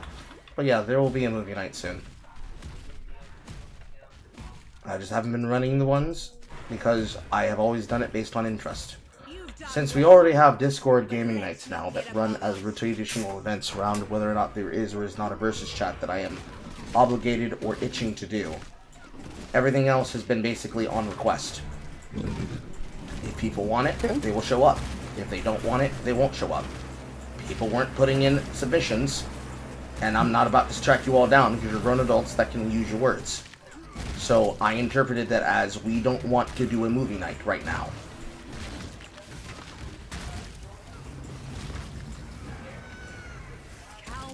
Which from my viewpoint is like wild, but it is what it is.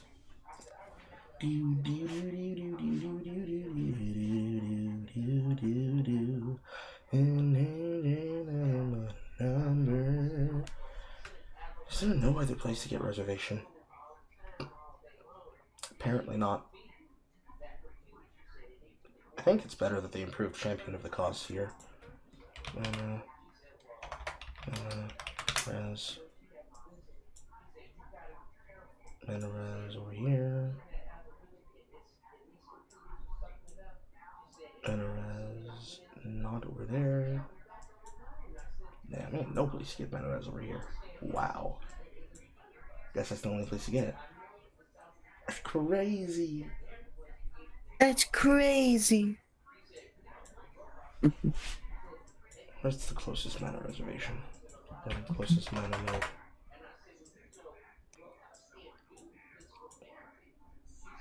Unfortunate. Closest I'll mana. be right back. Okay. Map moves down. Closest mana node is Cannibalistic Rite. Attack skills cost life instead of 10% of mana costs. Reduced 15% mana cost. That's a choice. I guess that's the only choice I can make.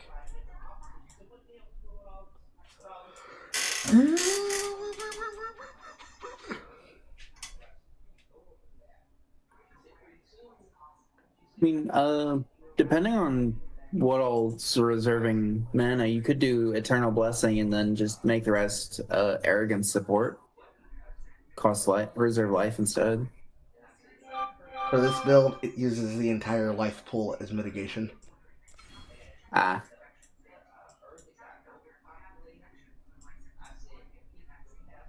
Oh, here it is. Leader of the pack. 12%, 8%, 20%. I don't think my build lets me go up there. Shucks.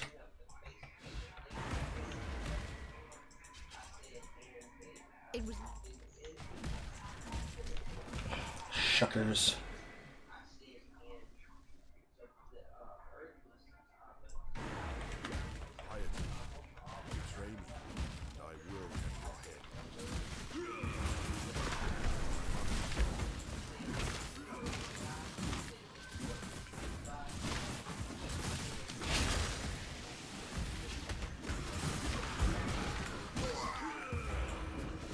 I'm beginning to hurt myself every time I swing this skill, which means it's time to upgrade my armor.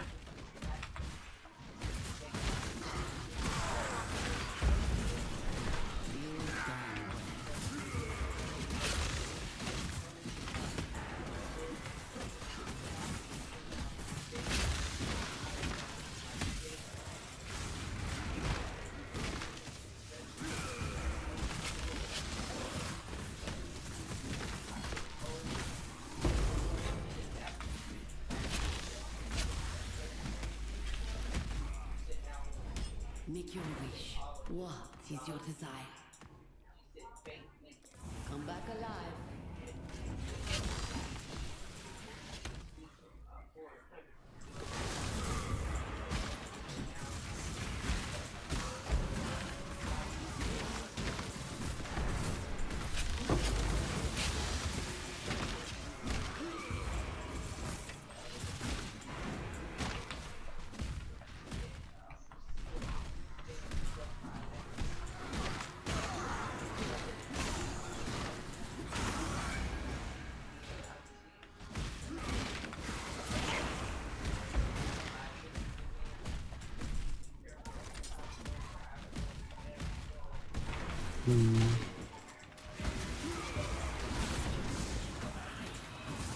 Okay, I'm back.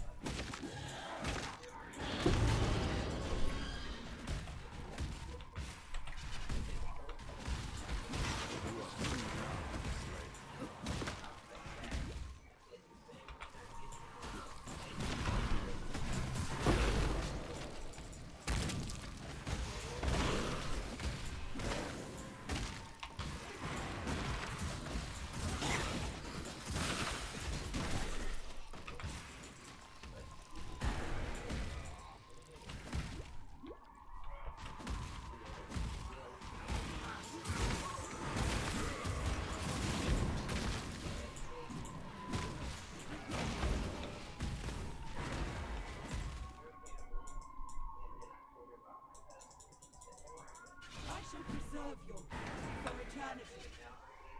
Such lovely material.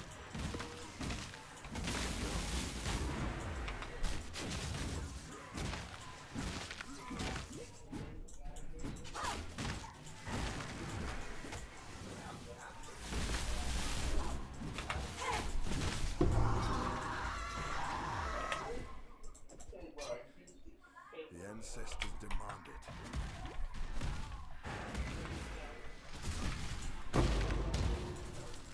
Oh, enough chaos resistance. Glances at defenses. No, I don't.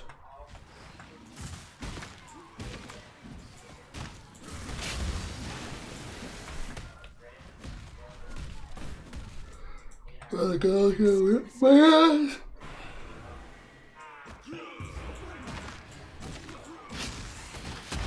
Ow, it hurts. Ow, it hurts. Ow, it hurts. Ow, it hurts. Ow, it hurts. Ow, it hurts. Ow, it hurts. Ow, it hurts. Ow, it hurts.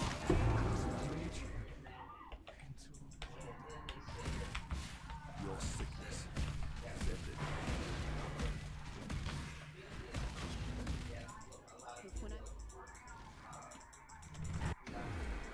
In this moment, you and I will create the most beautiful of nightmares together.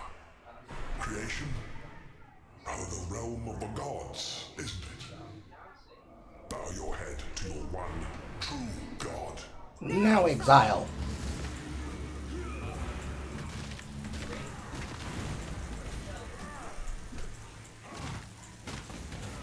Elme. No fucking shit Titanfall fans would be fucking pissed off right now. Now exile. Embrace the future. You quite literally show off an ability in Apex Legends that belongs to a very specific Titan from Titanfall. And the Titanfall fans would be pissed off? Yeah, they would.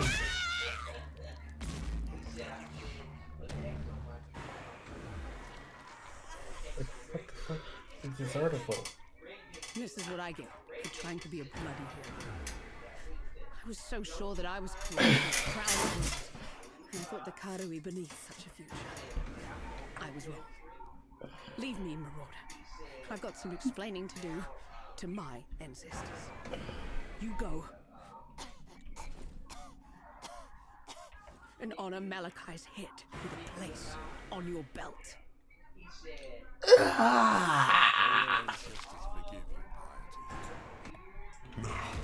Let us See if you understands what it means to be nightmare.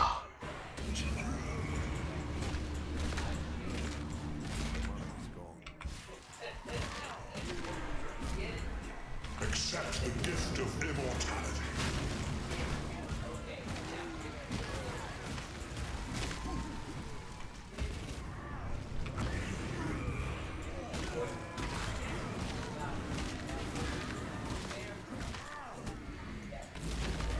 Accept the gift of immortality.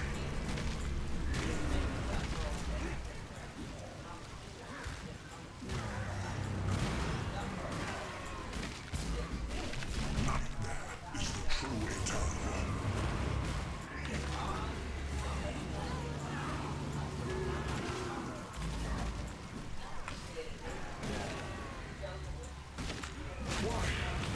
You're so in love with death.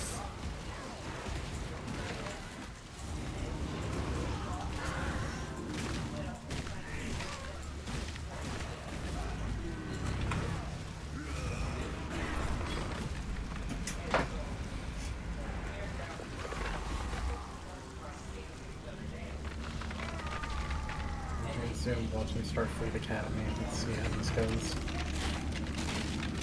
You're doing what?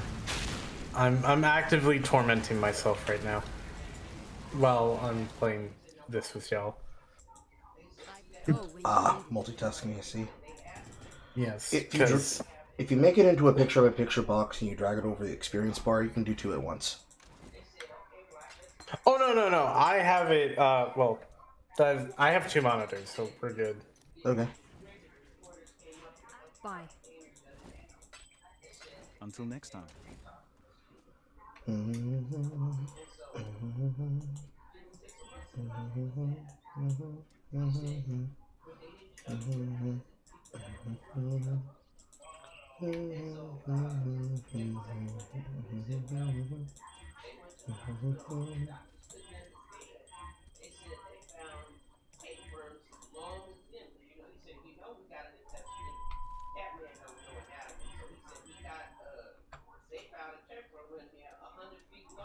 Do you need help?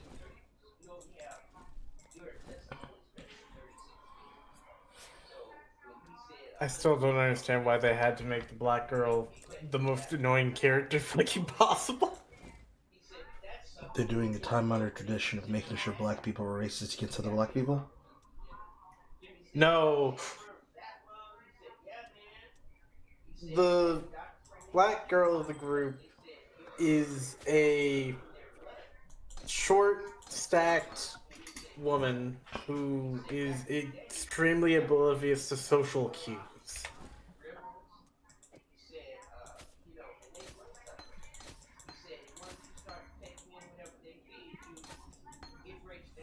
And it's honestly kind of whatever.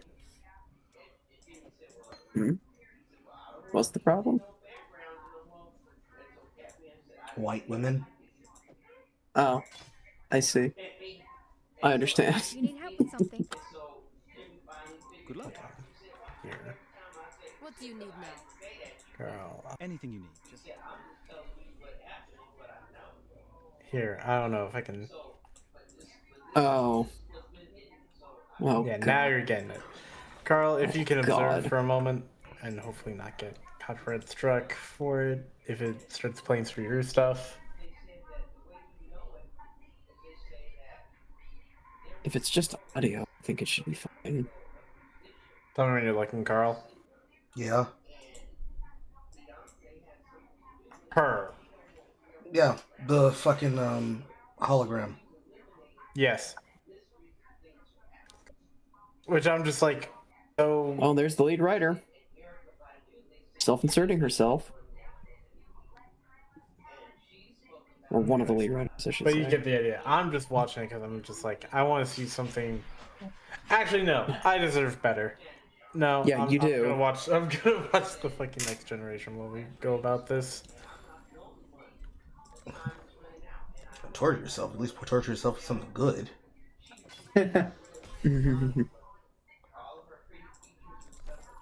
Tortured yet unbroken. But wait a moment.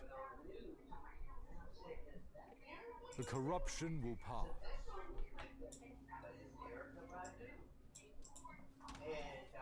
I'm so proud. I've got 6% chaos res. You're going to learn to love that 6%. Well, it means I've dragged it up from minus 60 to 6. Thank God for an amethyst ring.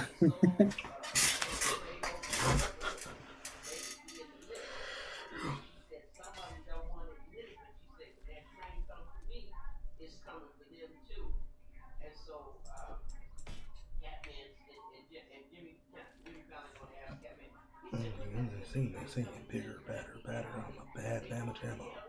Even in pajamas.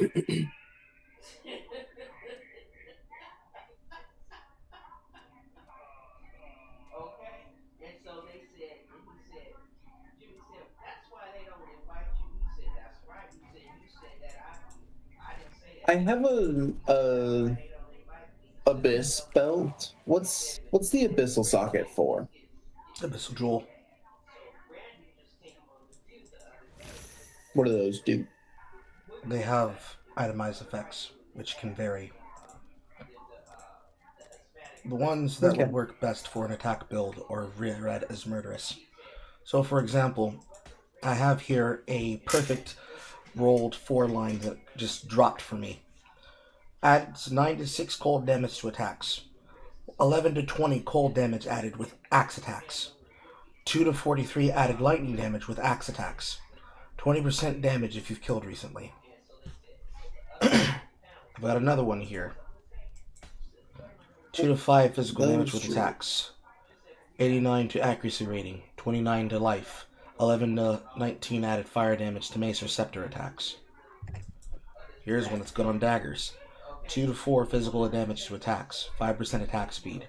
6 to 13 added cold damage with dagger attacks. 2 to 28 added lightning damage with dagger attacks. Effectively, most of them happen to be stat stick blocks that give you more damage to juice the baseline of your ability power.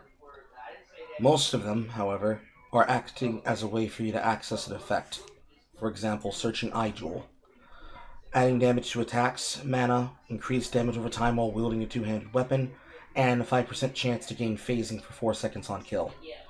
Phasing is an effect that normal characters normally don't have access to. 5% in a pack full of enemies is a actually high number to get, because while you have phasing, your movement is not blocked by enemies. It's the effect of Ghost. The other way to get phasing would be to use a quartz flask that has a charge loop. Charge loop meaning prefix modifier of transgressors identifiers, some effect that says gain X charge when you are hit by an enemy. You put it on an automation queue that says use flask when flask charges are full, and every single time that you get hit by multiple enemies in a pack, you're going to be cycling the effect multiple times over because you're being hit, so you're gaining charges in the flask as you continue to use the flask. That's gaining charges because you're being hit by people that are using flask charges. It's one of the main ways to perpetuate energy for free. It comes with the downside of being very difficult to use because most of the effects are hard to use. Most of the effects that these items want to use are difficult to get in large quotients. Usually by design, because the game is balanced around you not having them easily. Some are easier to abuse than others, but most of them are very difficult to abuse. In those situations, you pretty much pray that you can find a slot that you can make use of. And then for everything else, there's MasterCard.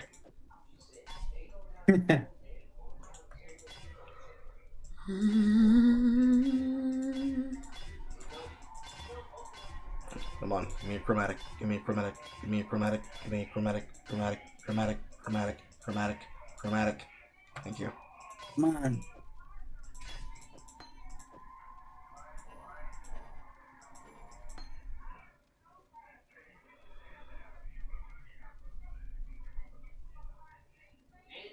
One of these rings are gonna have to become something.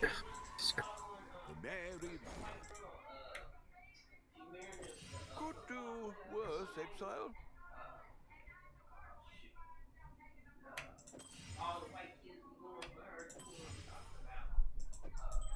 That'll do.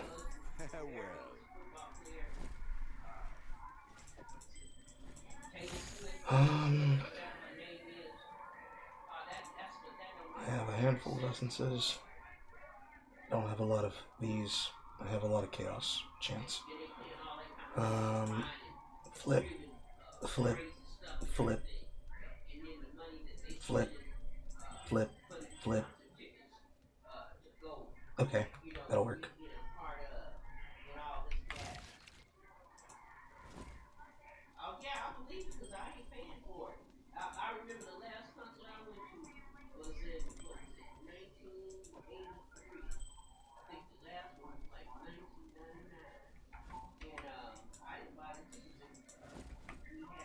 So Regal unlocked.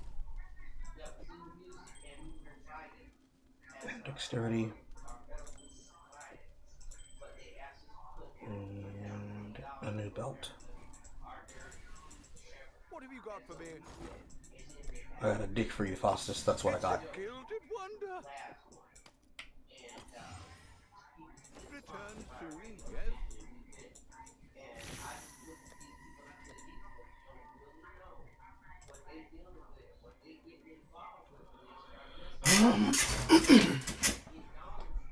He has belts you can wear.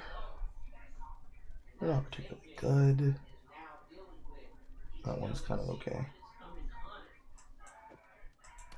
I guess I rolled the Abyssal Socket here. Give me this, give me this, give me this. Here, go here.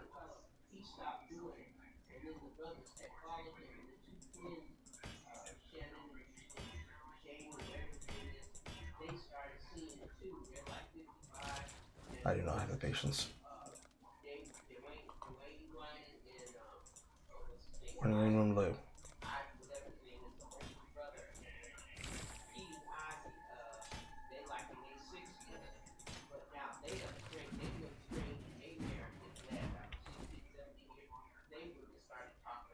Disgusting.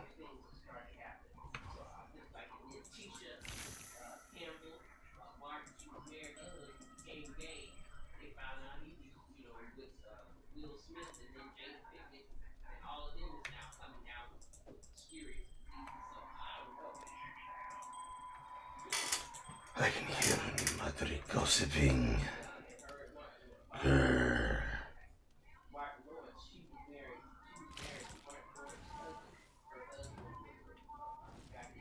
Yeah, rustic.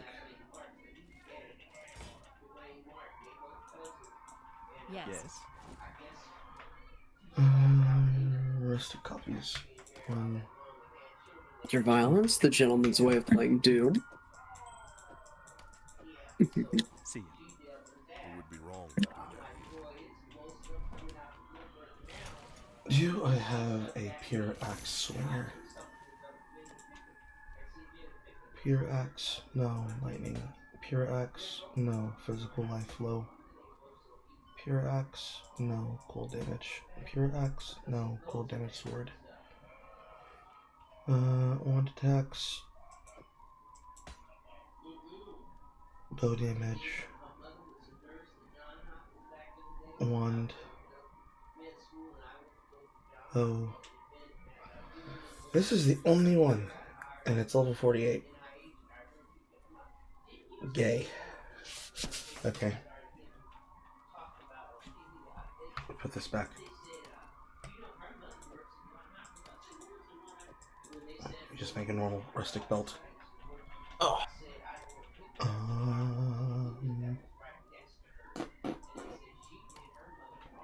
What is the resistance I'm gonna need most? Cold resistance.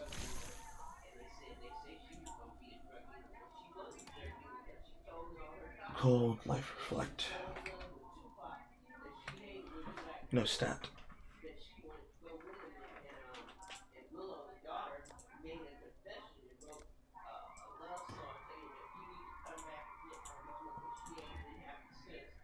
$15, 45 life.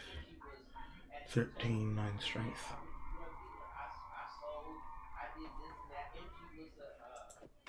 Oh. 45. Don't want to put it on a cloth belt. I'm not blocking. Roll 1. Roll 2. Roll 3. Roll 1. Cold lightning. Armor. Block suffix. Roll 2. Strength. Roll 3. Lightning low roll. Suffix lock again, but fire lightning. High life. I'll take it.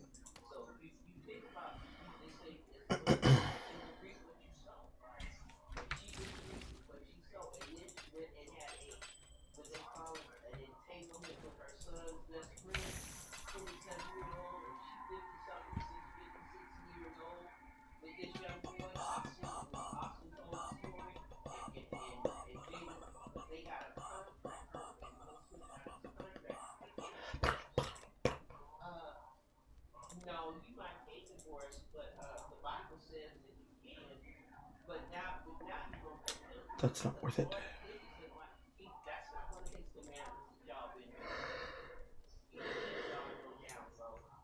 Not worth it either.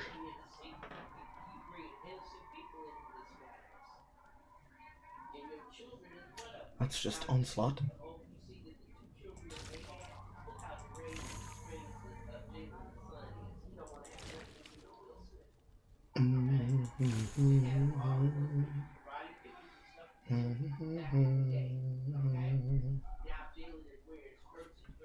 I still can't believe this came out this came out 10 years ago. Wait, came out 10 years ago. Doom 2016. Time flies. Yeah. It would be wrong to do that.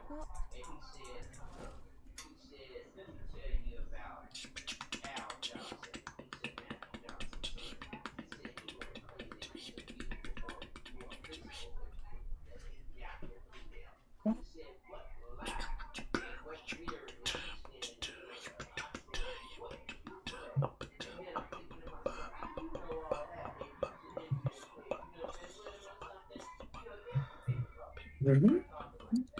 I learned a lot. What did you learn? I was our hopes, yes.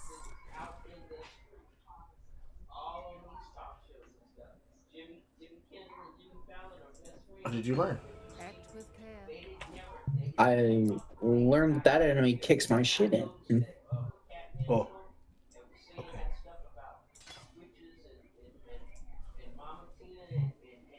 Not much else.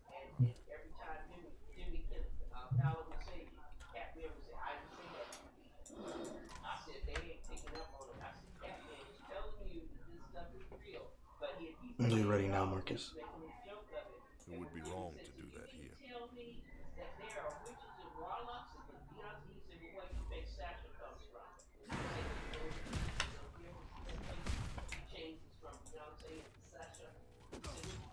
Mm-hmm.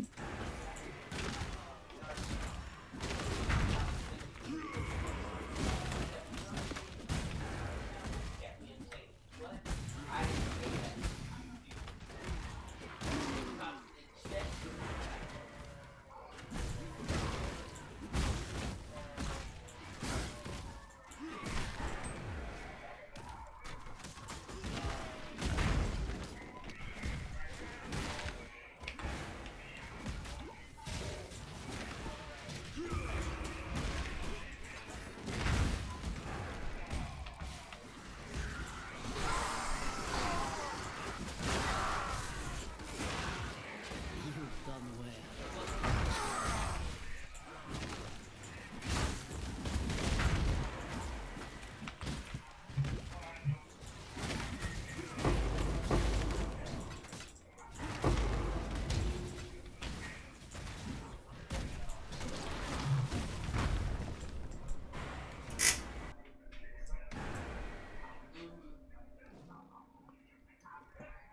Why am I losing extra mana when I cast this?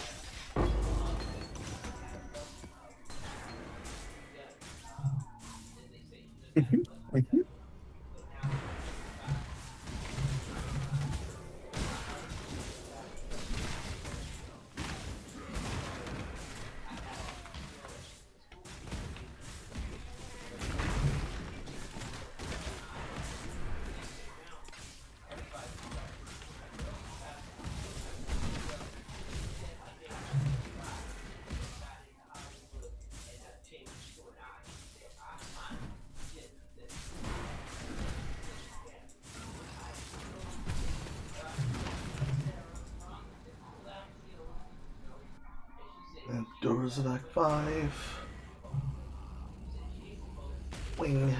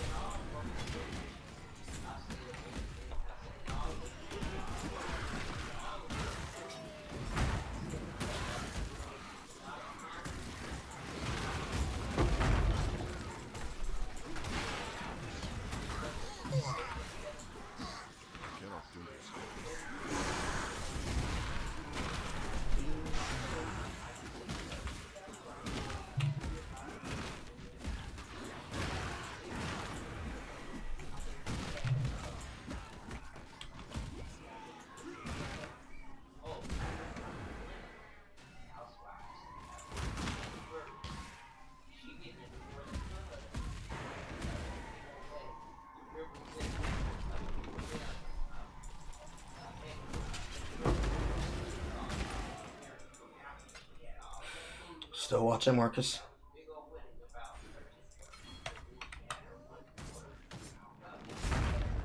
Oh, he's not even here. He said he would be right back.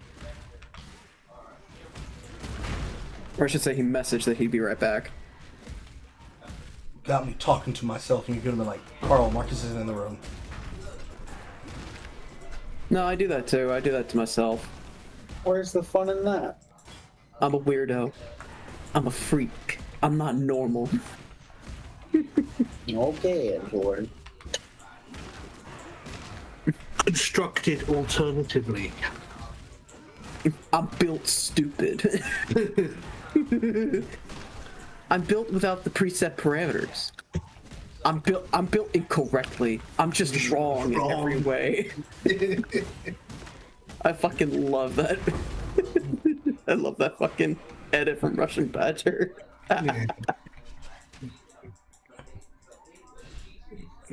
Boom. Oh, I glitched. That was weird.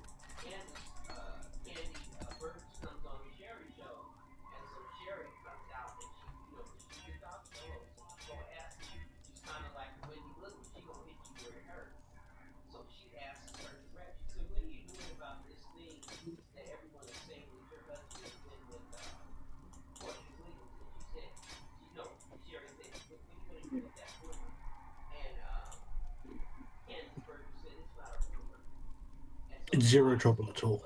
Zero. It's zero trouble. It's zero. This will be doing it right. This won't be doing it right. It's zero trouble. This won't be doing it right. This won't be doing it right. How am I going to solve the mana problem? Mana cost is 40. Other second is 84.15. Total mana pool elevation 99%.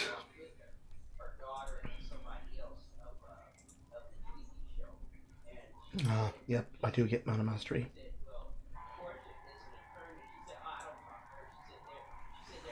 And I go all the way to the other X node to get onslaught. Oh, we're also all the way to Hatchet Man? Okay. I path through Titan's blood, so it's not that bad.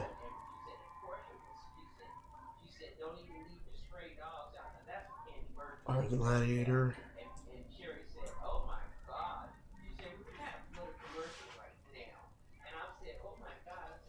Any default effects.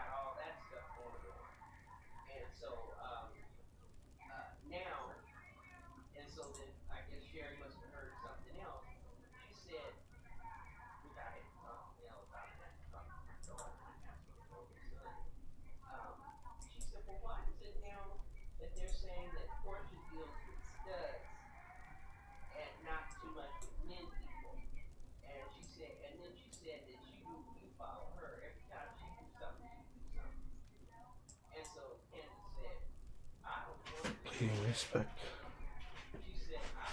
Get me through. Drop this a catch it.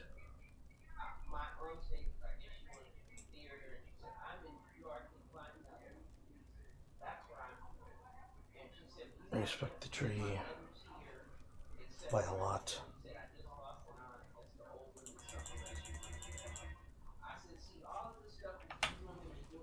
Alright, I'm gonna head out. I should get some sleep. Hey, team. Peace. Peace. Bye-bye.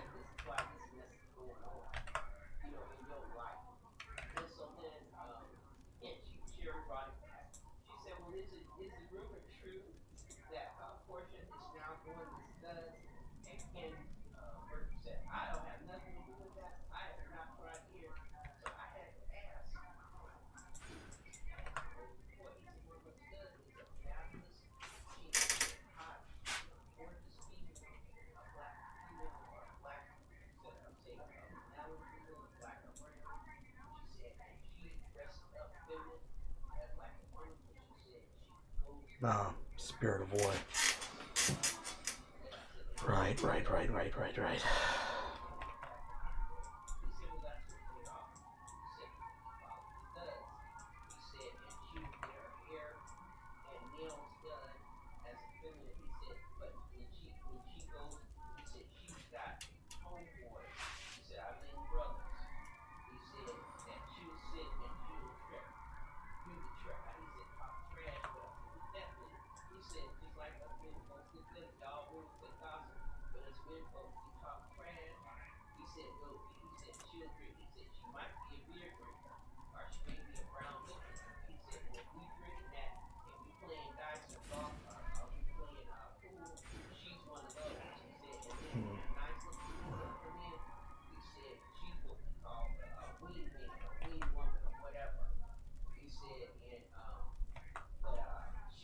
That's 15. 8% reduced cost. And then I need to connect the tree with centrifuge. And then do a bunch of bullshit to remap it to bleed. Okay, let's see if that helps with the mana.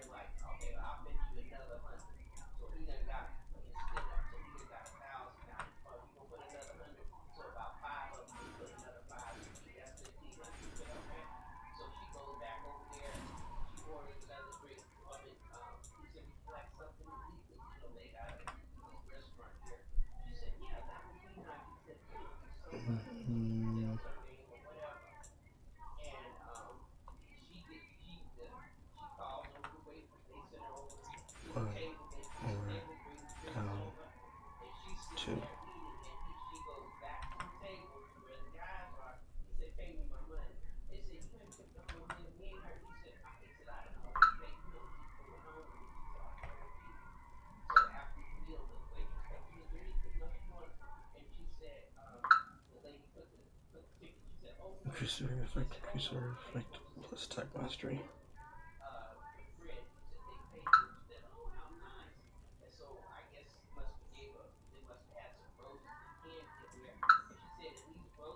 Who is tweeting me on Snapchat? I think I ain't that popular. What's that? Someone is frequently DMing me on Snapchat. Oh. I ain't that popular. And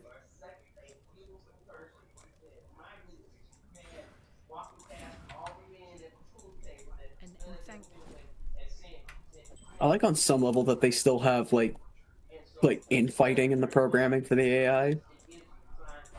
I wish I see that more often in the game, but I do love that they have that in here.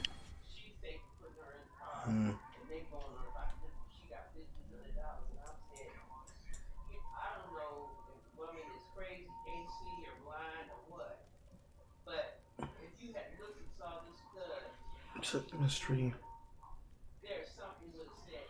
Go here. I have to take a point away from something. Is that actually easy to program, like AI infighting, or is that actually relatively easy to do? Simulating it That's is hard. interesting. Hmm? Simulating it is hard. Okay.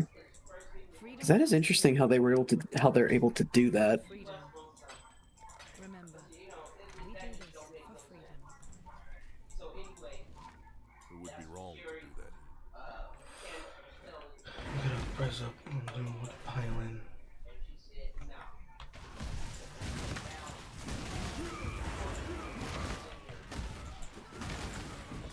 Okay, I have mono sustain.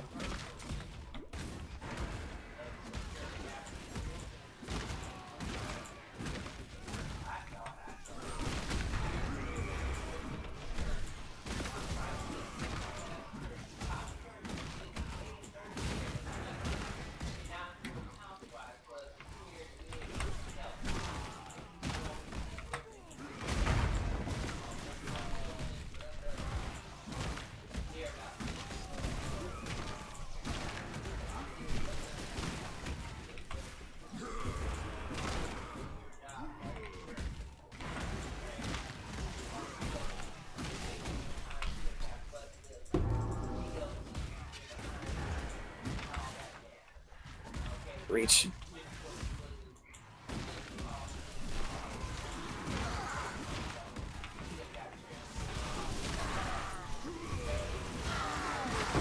Oh, I think I got him. Son of a bitch. Missing that double jump. That's for another couple levels.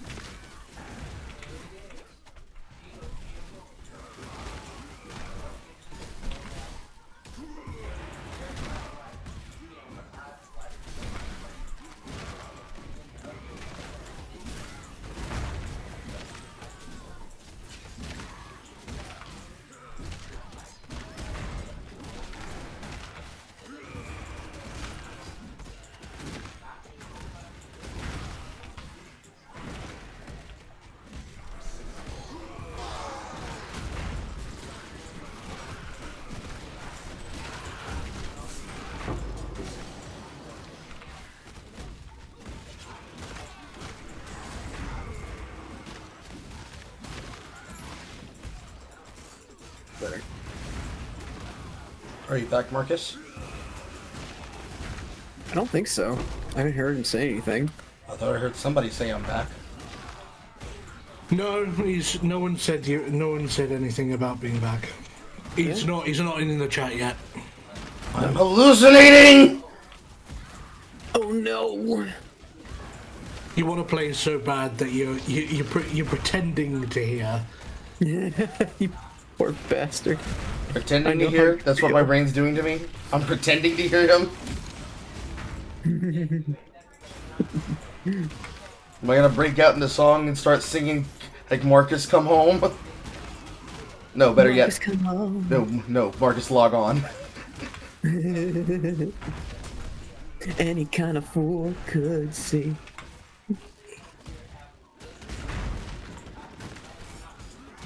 Marcus Log On. Ooh.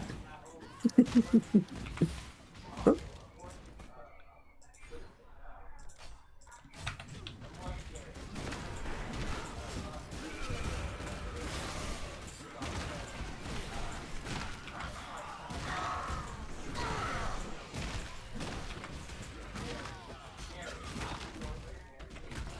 Huh.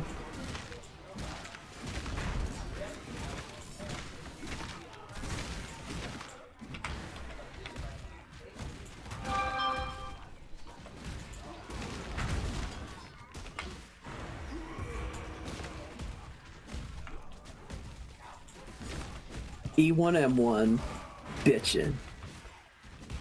That's a cute little achievement. That's cute.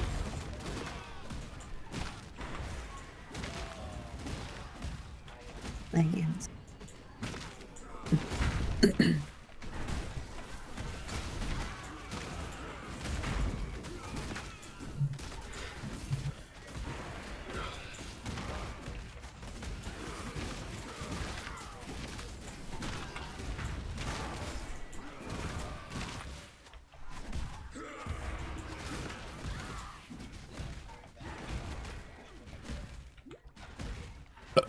Excuse me, please. God alive. You're fucking gross, man. I'm fucking nasty. Fucking rancid. Everything.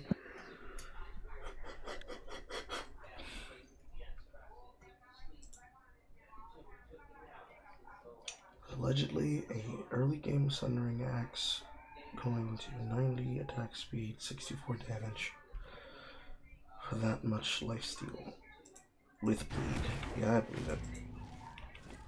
I believe it.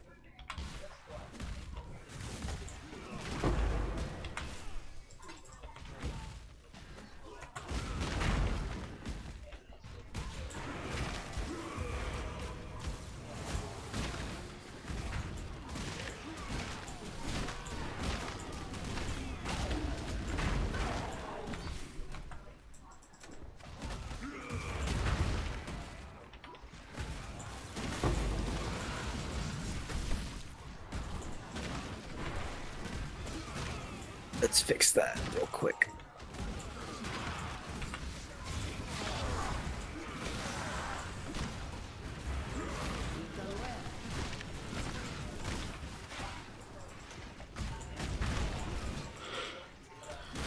Blur.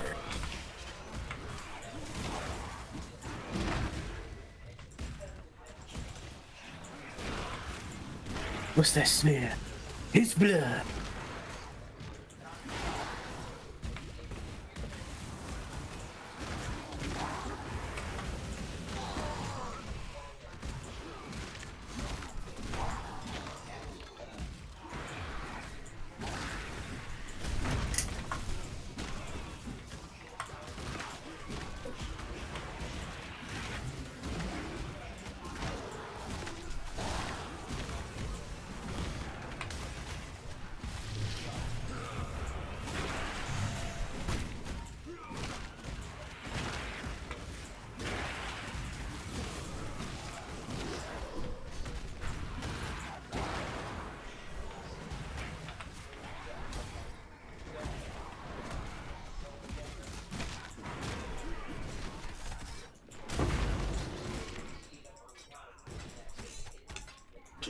This is not a Timber Axe.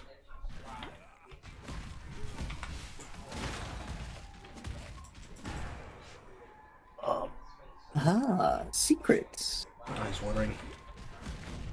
I found secret. Nay.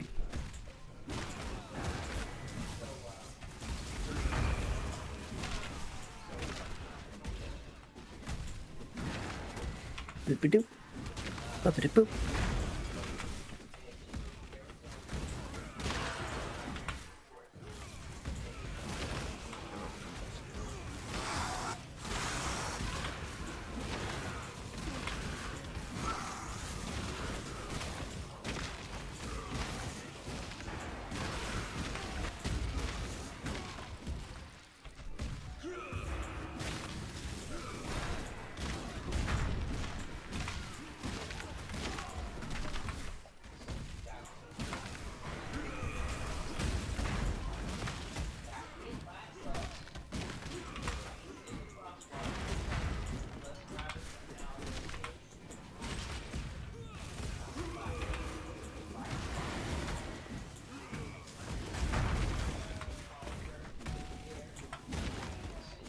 Oh.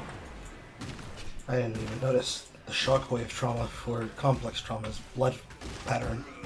I was looking for a normal shockwave.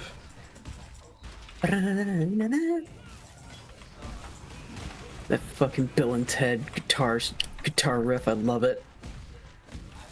Ow. Ow. That hurt, Mr. Demon.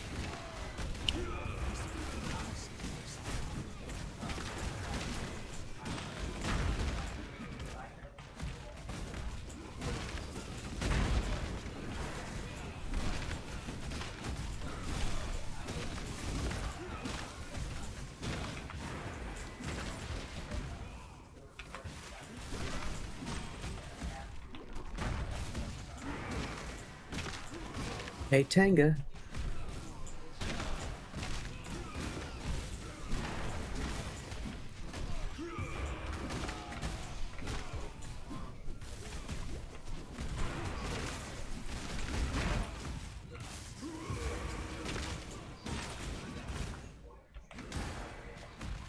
Good God.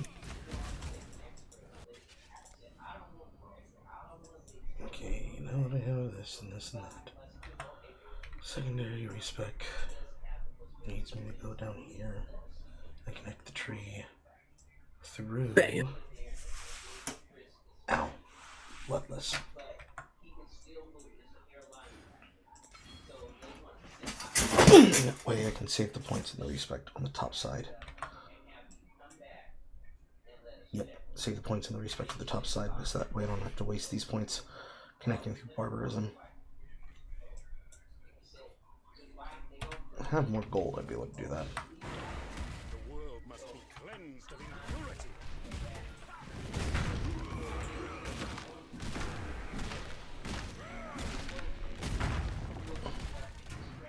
Various do be bleeding.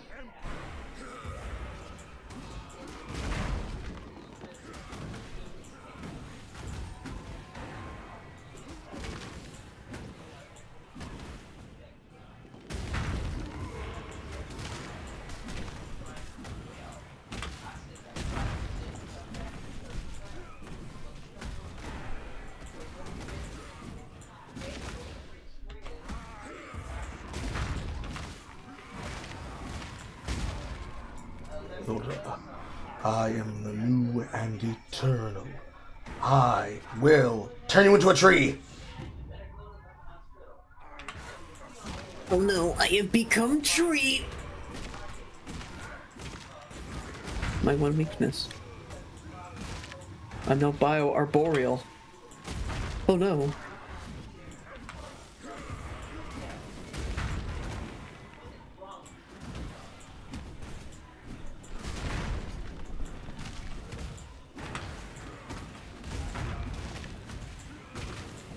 Instead of running through the wild oaks, I've become the wild oak.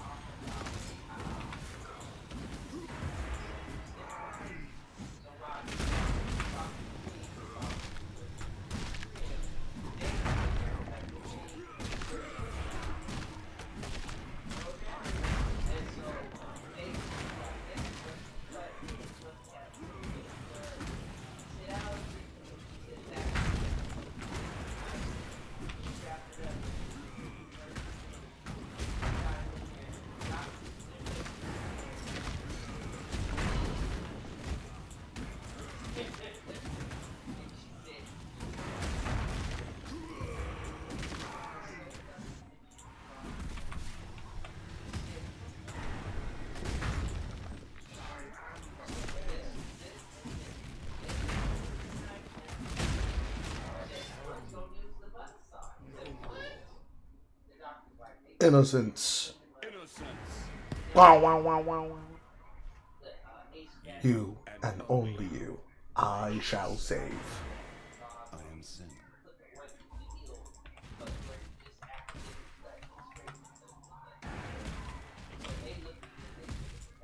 And now I can equip my flask.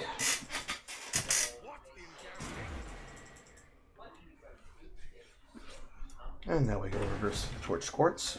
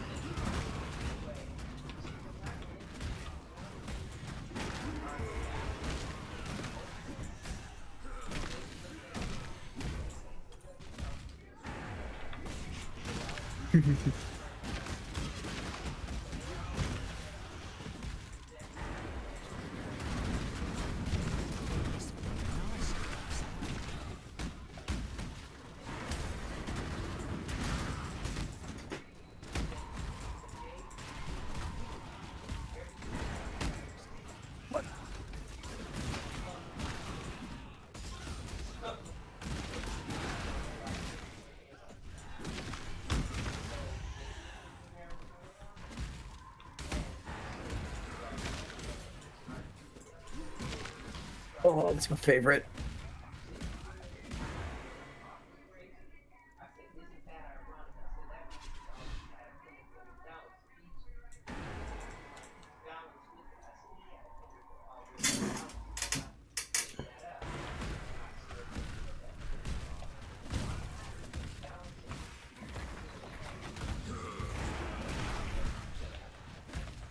Why does it not play the hot sweet wine line anymore when you cross the ruined square? It's supposed to play the hot sweet wine. That's like half the fun of the ruined square. From a I play this game too much perspective, I guess.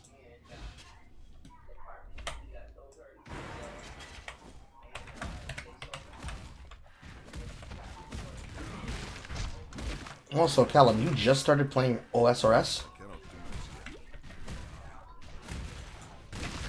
Yes. So what did you start doing as soon as you entered the members world?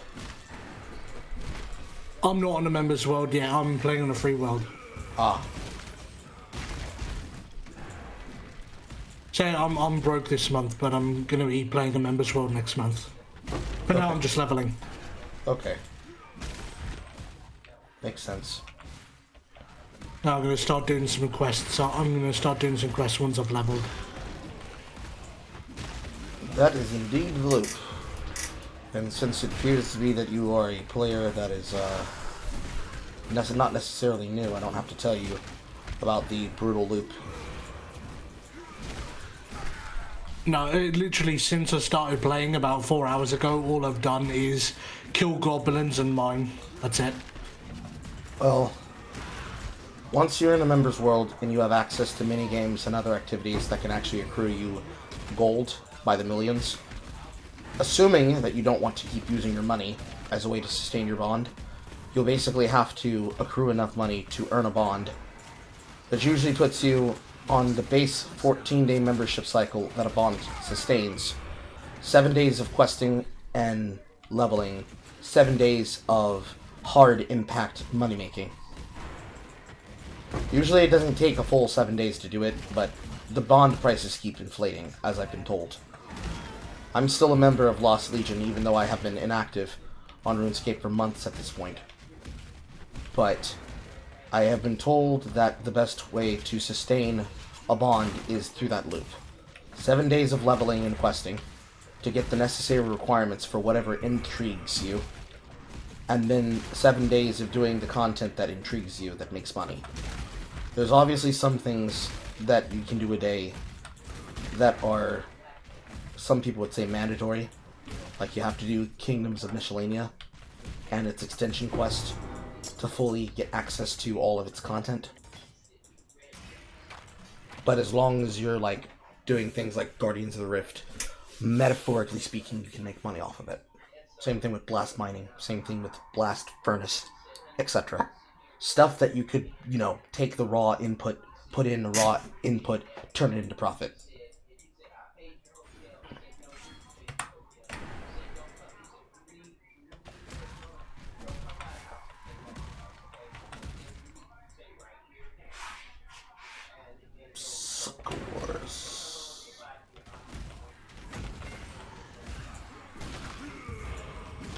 Shopper. Complete all challenges for a single mission.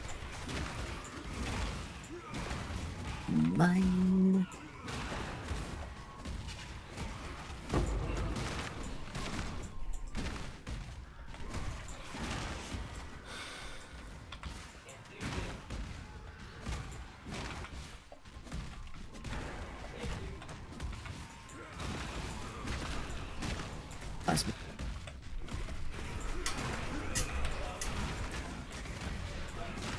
Still can't beat the Doom 3 plasma gun for me.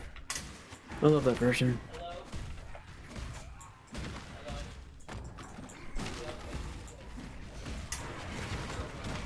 Right, go here.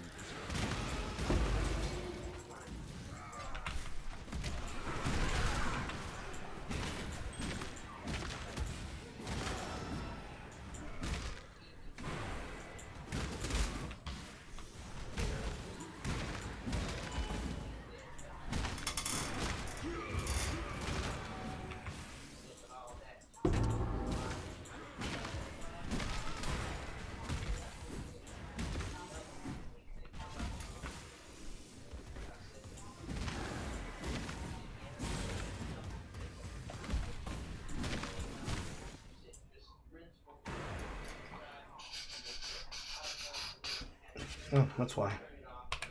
My golem went away.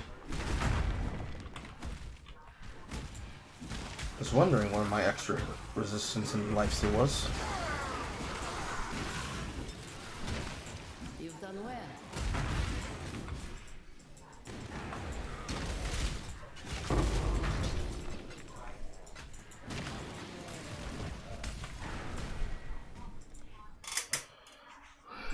Action here. And now we reset this line. How should keep fighting? This makes signs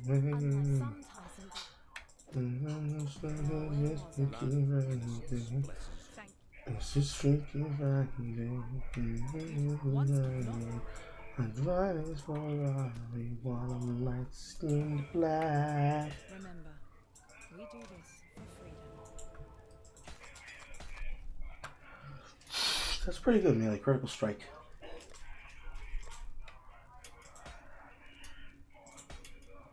Definitely didn't read the other one.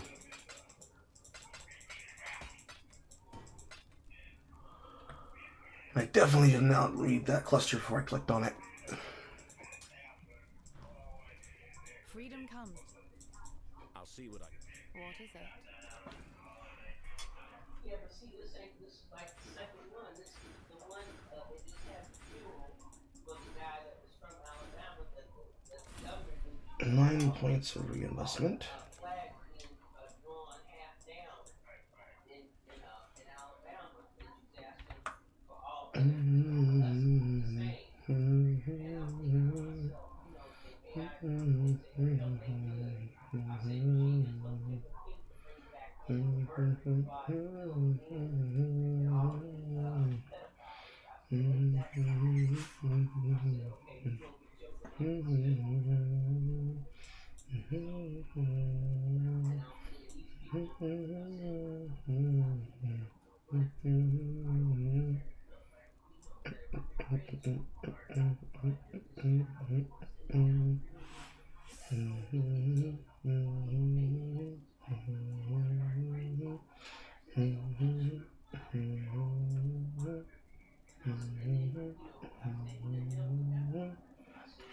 I see. We go into the dexterity node, so we undo the dexterity line and we start taking hard knocks. I see. I agree.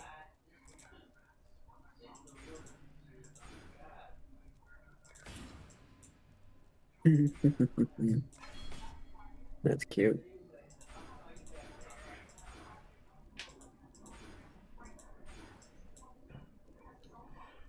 Still minimum endurance charge kill.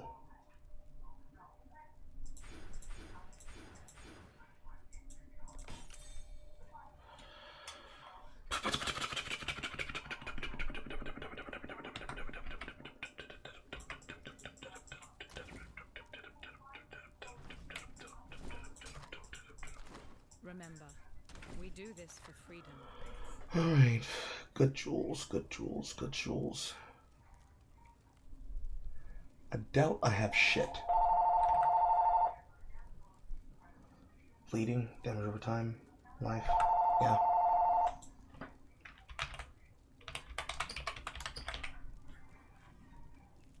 Damage over time, cold dot. Fire damage over time. Physical damage over time. Chaos damage over time. Fire damage over time. Chaos damage over time. Physical damage over time. As a cluster.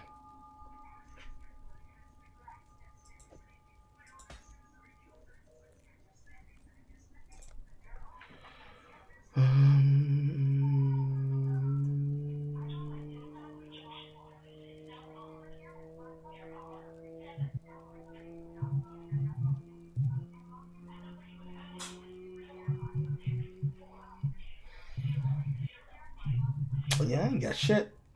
I've got bleed. That's it. And I haven't started the bleed respec yet. Fuck. I'm gonna have to make a jewel, and I only have 8 blue. That's bad. That's really bad. That's bad. It also tells the time. That's good. Until you die. No, that's bad. You know, I've never actually watched that Simpsons episode, but I know that joke by heart. Almost by heart, I should say.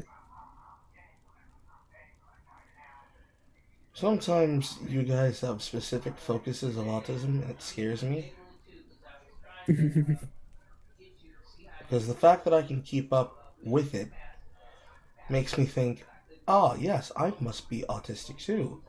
And I keep telling myself, no, I've never been tested for autism. And then when I was tested for autism, I was not autistic. But sometimes you always make me wonder. Sometimes. Am I giving you a crisis? Crisis God, of I hope confidence? A little bit. Just a little bit. I don't know whether I should be proud or ashamed. Both. Be both. Fair enough. If I have to question whether or not I have autism, it makes me think there's a chance that I might be. Hang around y'all motherfuckers enough. Realistically, I'm saying that backwards. This is my server, so in here, y'all hang around me enough. But then when I'm in other people's server, they hang around me, and I sit there thinking, I wonder. Because I have... Would I actually be autistic? No, it's the children who are autistic. No, literally, you children are autistic. You cannot say, you can't tell me that you're not. Another Simpsons joke. You just made my fucking case for me. I've never seen before. Yeah, you just made my fucking case for me. I know that I'm not autistic.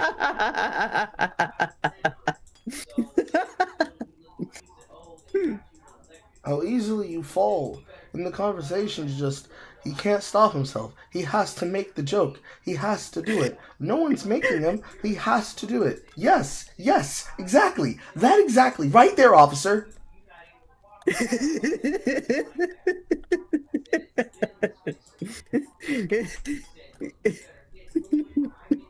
I'm not crazy.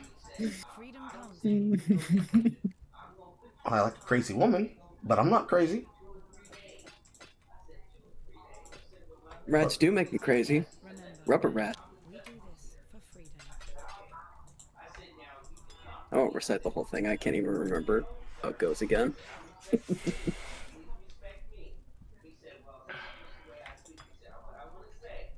Did I find everything in this map? God damn it, I passed the PDA again. Son of a bitch.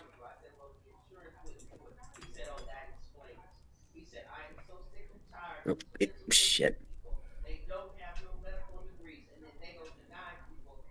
And I hate how slow those grenades recharge. No, rear. For freedom. We live in interesting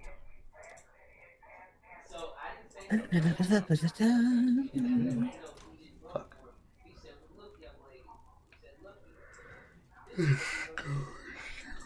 Menagerie. This goes to the menagerie. I'm gonna turn this into a bleed flask.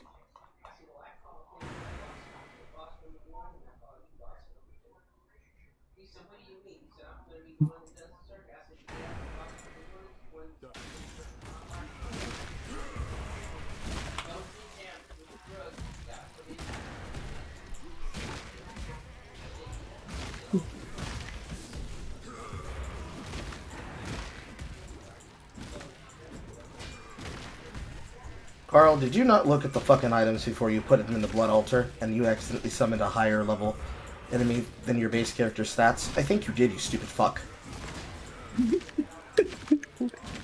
Carl, why are you arguing with yourself? Because I'm pretty sure that's what Carl just did. Oh, really? I hate that guy. How can you live with him? Usually significant amounts of alcohol. Damn. Does he even pay rent? Yes, I do. What the hell?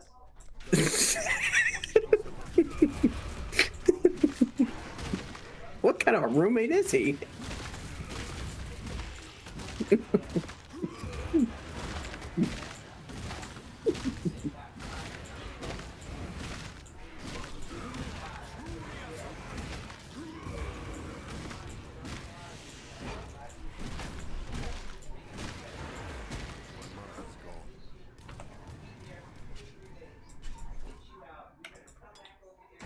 Good flask.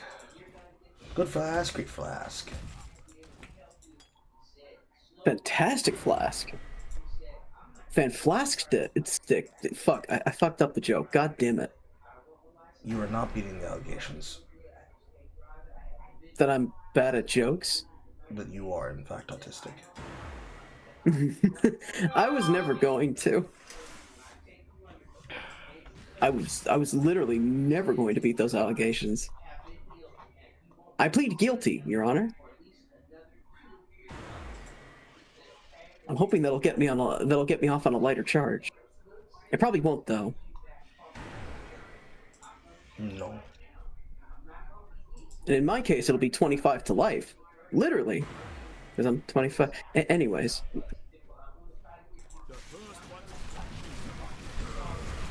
I abandoned the joke before I could even finish it.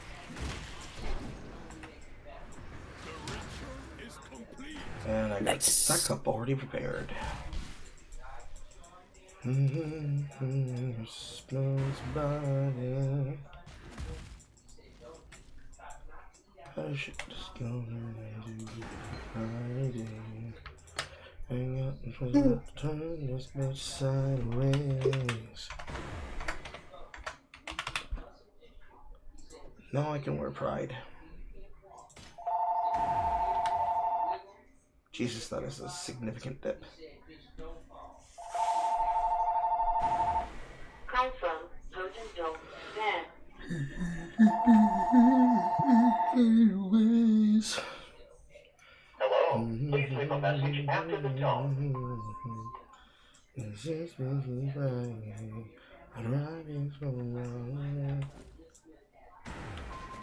I'm looking myself dig with the light. It's my dream dig.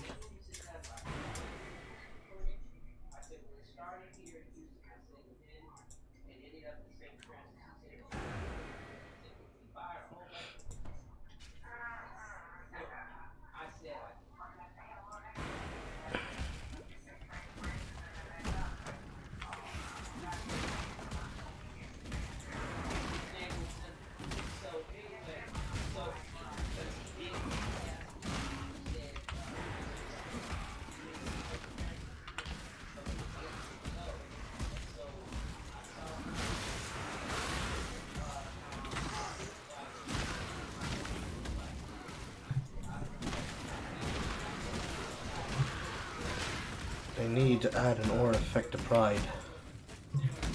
I need to add an aura effect to pride.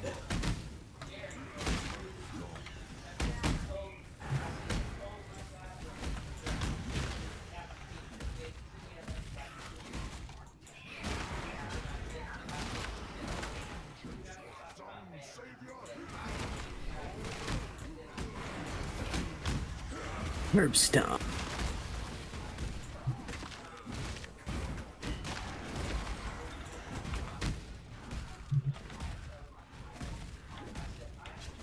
Fuck, I just did.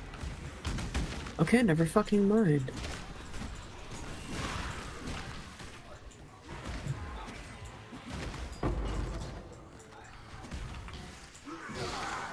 No, I should wait. Save that for later.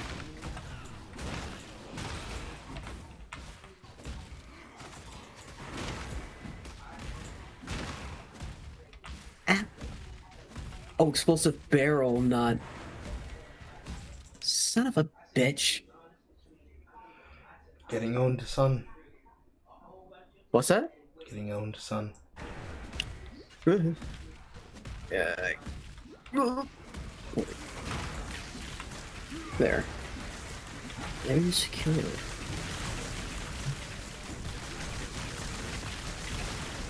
Damn.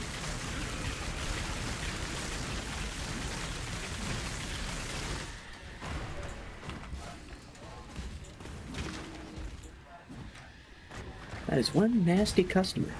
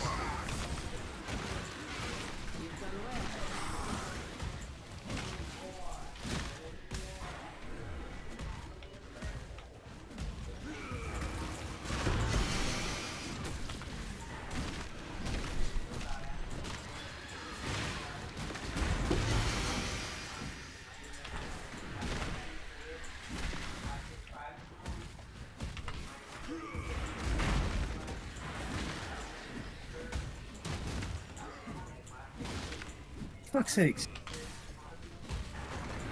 Jesus Christ.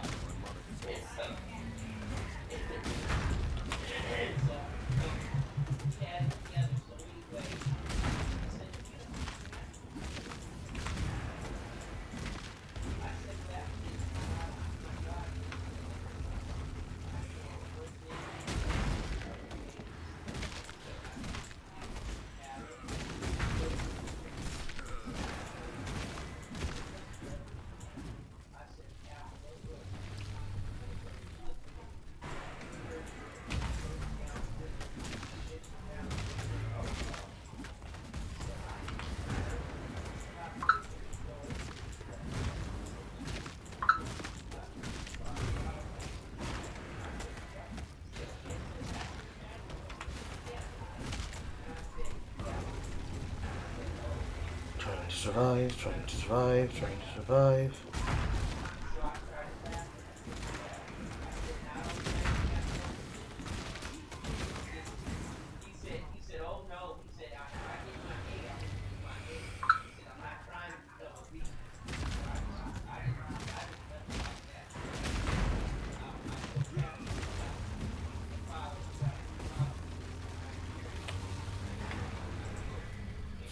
I have cold resistance weakness.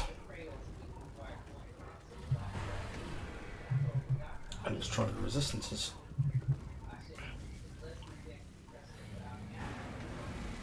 The flame of hope may flicker, but it cannot be extinguished. Probably need a better chest too. But that's what all the girlies say.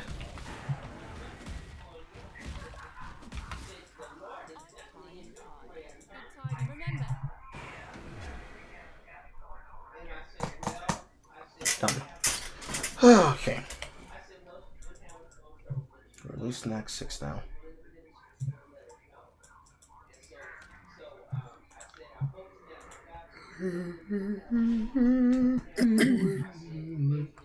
Where's my ship ending? Making myself stay with me like Nick.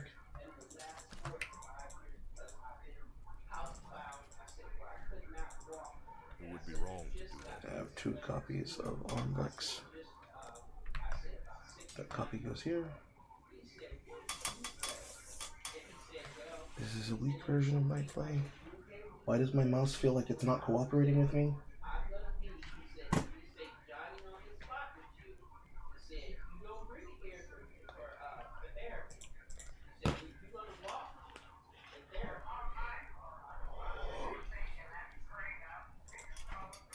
This is a shorter version.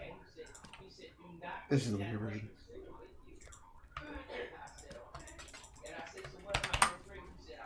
That's enough progression. Let it go. They can feel some toes when they touch the toes. People wanna know what they wanna know. When they wanna see what they see, the feeling. Now you wanna see it. And they know I do it. You know you wanna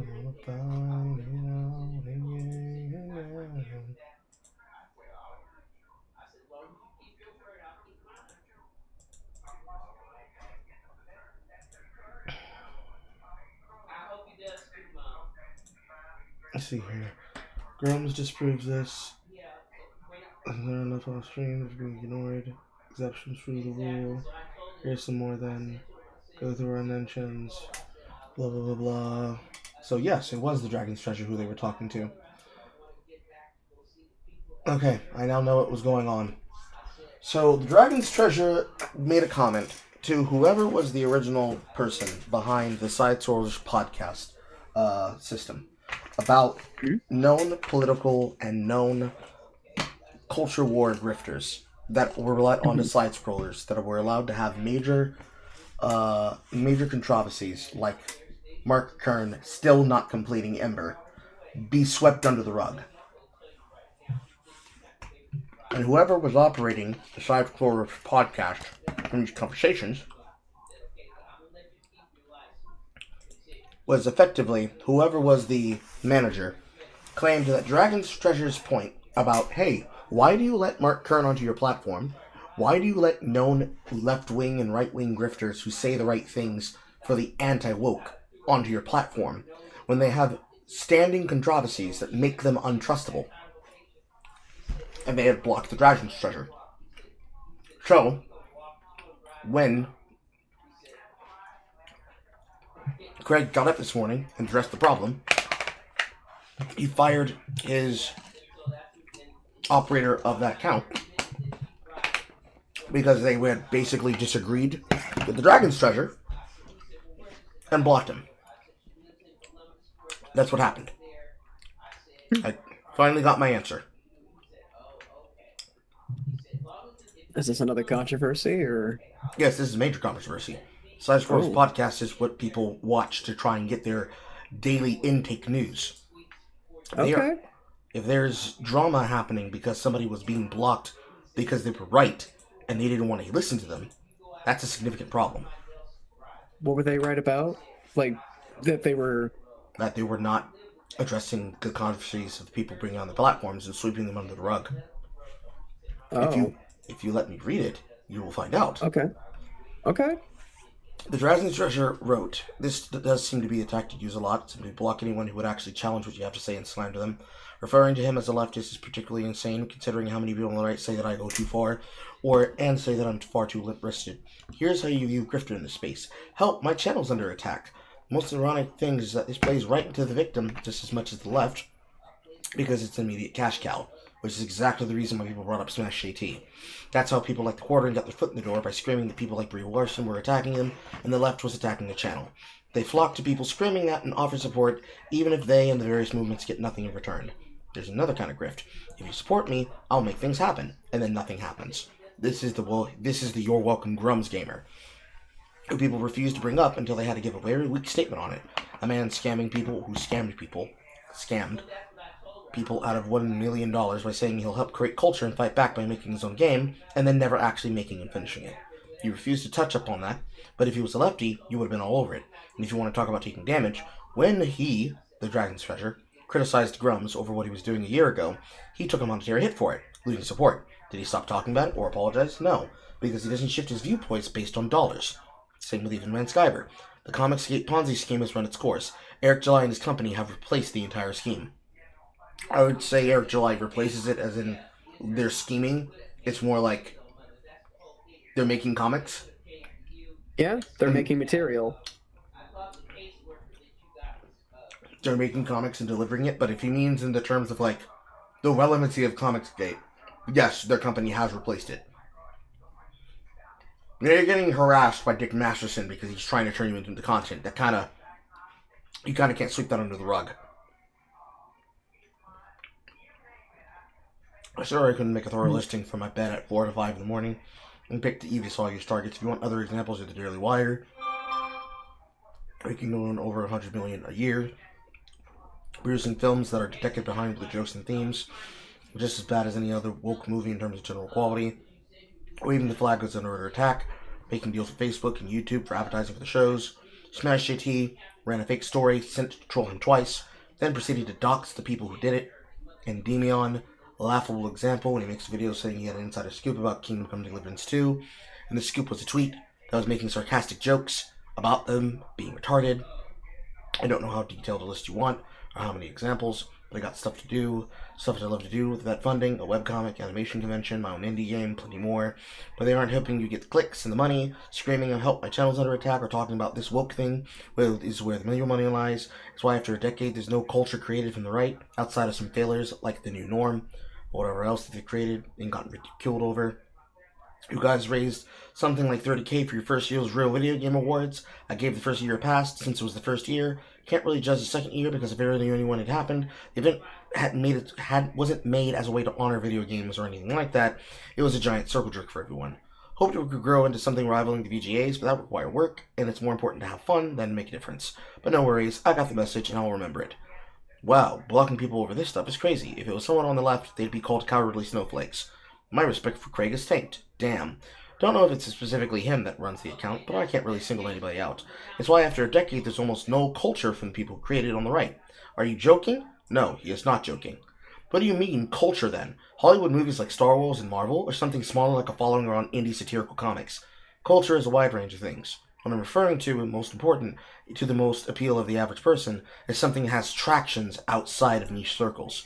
Something like Critical Drinker making a movie. Even if it wasn't the best thing, it was the first attempt, and it was a movie that anyone could enjoy, not just a series of winks and nods to his own circle. Then what I think needs to be specified is you consider the right wing, the creator being an overt or outspoken right-winger, or is it enough that the media itself portrays right-wing values or aesthetics? I personally prefer the latter, and can name hundreds of examples. Here's the problem with those examples. None of those examples leave the containment cycles that they're a part of. None of the examples people can bring up about right-wing culture actually has anything to do with culture. It has little to nothing to do with conversations on the highest end of the content and conversations. The majority of the people who are trying to talk about culture don't know what culture is because they take things in based on mainstream values and views. They are only ever viewing things that have already been popularized. They do not consume things that are not mass media appeal. There are plenty of things that are hyper-specific that appeals to the right wing and appeal to the people who are normies in the center. But they want things that break containment and reach out across the aisle. And unfortunately, most of the things that do that, they get called, they're just good games, instead of games that actually particularly have the critique of power politics with a right-wing agenda on display. The same way that a obviously dumb, proselytizing, woke agenda would be on display. Proselytizing towards politics, proselytizing towards religion, proselytizing towards cultural values, proselytizing towards cultural values viewed through a racial lens. Am I hitting all the markers here, Callum? Sounds like it to me. I want the British opinion. Fair enough. British man.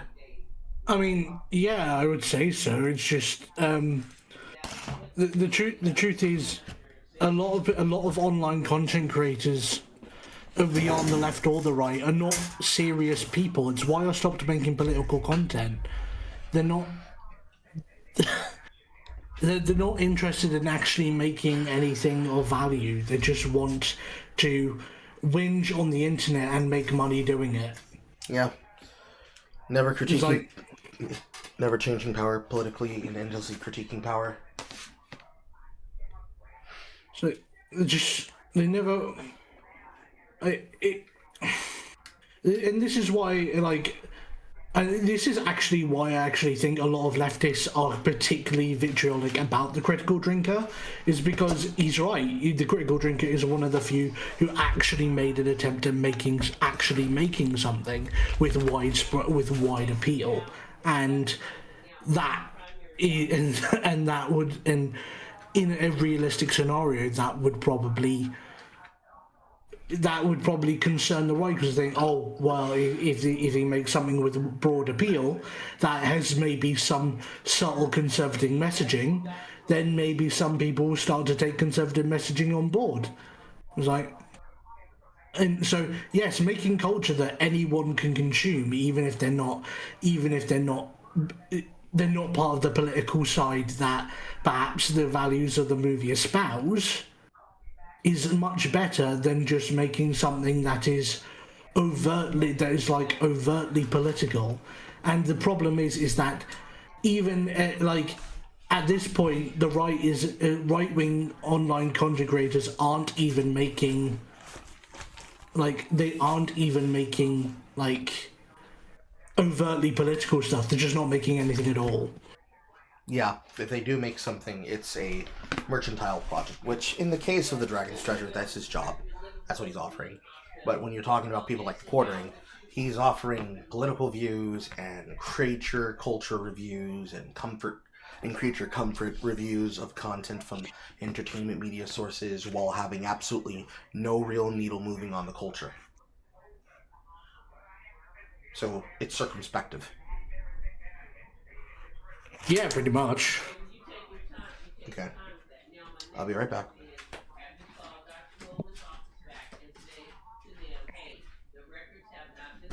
Yes. Door locked behind me.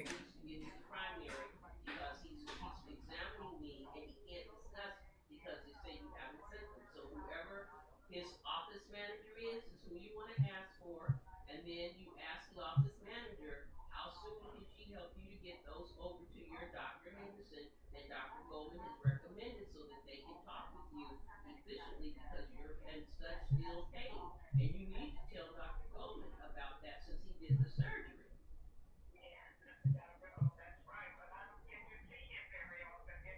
Well, that's why I'm telling you to call. When you talk to them, you ask for the office manager and say, listen, I understand he has a physician assistant that is assisting him in there. Say, but I really need to see Dr. Goldman. I am having pain. And you know my condition. And I'm Mrs. So-and-so, whatever name they got you under, mother. You need to document and write it down in your book that you talked to whoever. And you got the name of the office manager. You have the name of who is going to see you with Dr. Goldman present and who said they're going to send it over to the primary Dr. Henderson. Write it in your book. I do mine. Even though I have good sense, I still have my medical people and I still take my book with me and write it down. Because folks forget, things get busy and they got a whole bunch of lazy ass people that don't do their job.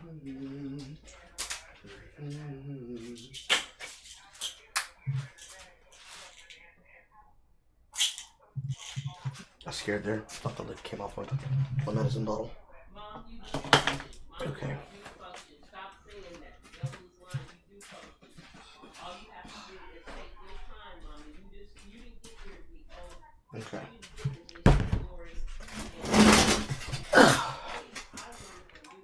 I imagine if he is willing to do something like that over an internet spat on Twitter, that means whoever operates that account now is somebody who's jacked in to Twitter culture. Considering Side Score Podcast only has on people who are size queens, and it seems that Craig is a bit of a size queen. One of my side goals this year is probably gonna have to be it's gonna have to be accelerated first.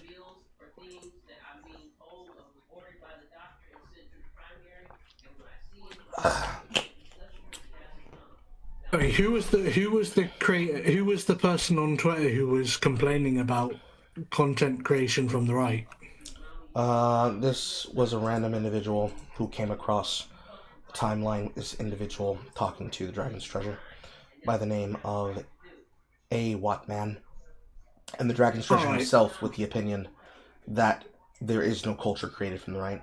I'll link you the thread that they started talking in. Alright, the Dragon's Treasure, that's the tea company, isn't it? Yes. He was the person that addressed the Side Scrollers podcast that was talking to them at that time about the fact that it was not addressed on camera.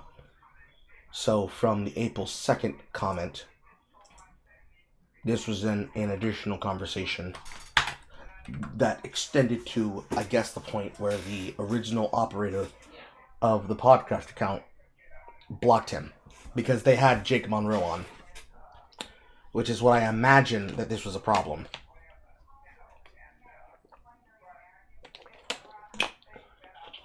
On this particular episode, they had on the Darling Strawberry, Res Says Desu, and the the goth white nationalist, but he presents himself as just the alt-goth broadcaster, Jake Monroe. And almost literally all of these are Slice Queens. With one VTuber. Who I'm assuming is the partner of Repsis Desu. Oh. Darling Straub, yeah, she's his wife. Yeah.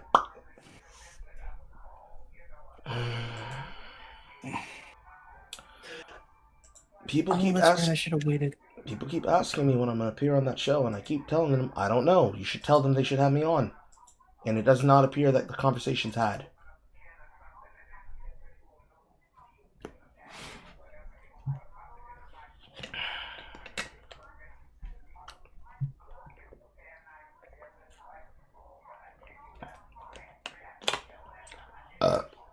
Have you recorded anything with like Mauler and that since you got invited on by Jay? Every now and again, but nothing necessarily concrete. Usually whenever Jay has something for us to read is when we end up doing something. The Long Boys have not had the crossover with Every Frame of Pause properly. Just myself. And her.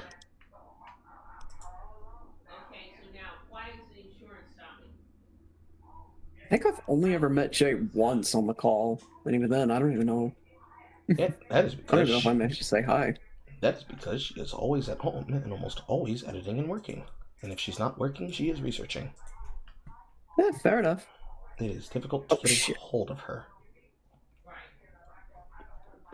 Yeah, she's a busy lady. I'm pretty But sure. she seems nice. Yes, Lauren is nice.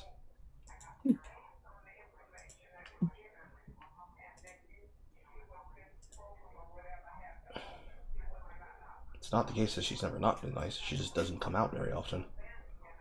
Yeah, fair enough.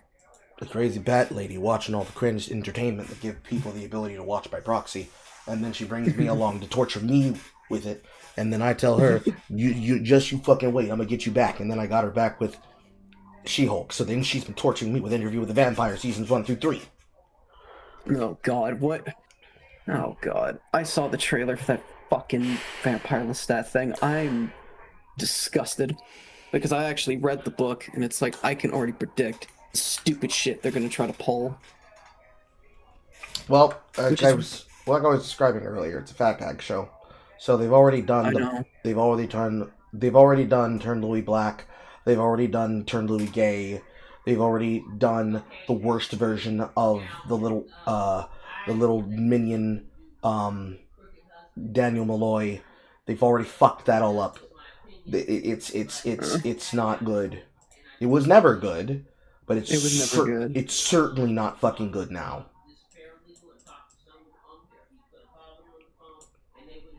Less said. And I find it weird that they, like, even in the trailer, they're retconning shit that makes the first season basically almost irrelevant. And it's like, well, why the fuck did you idiots do it in the first place? I don't... For fun? Teehee. Yeah, just for funsies.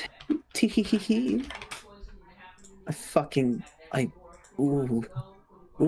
And as somebody who has read through some of these books, I'm confused, befuddled, and upset. I'm not even a huge fan. I just like them. And I love the original movie.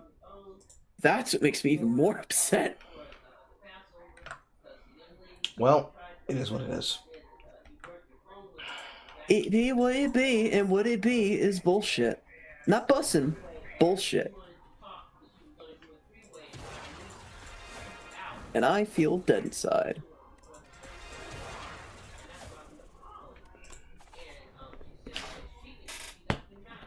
Don't worry, that'll fade with time.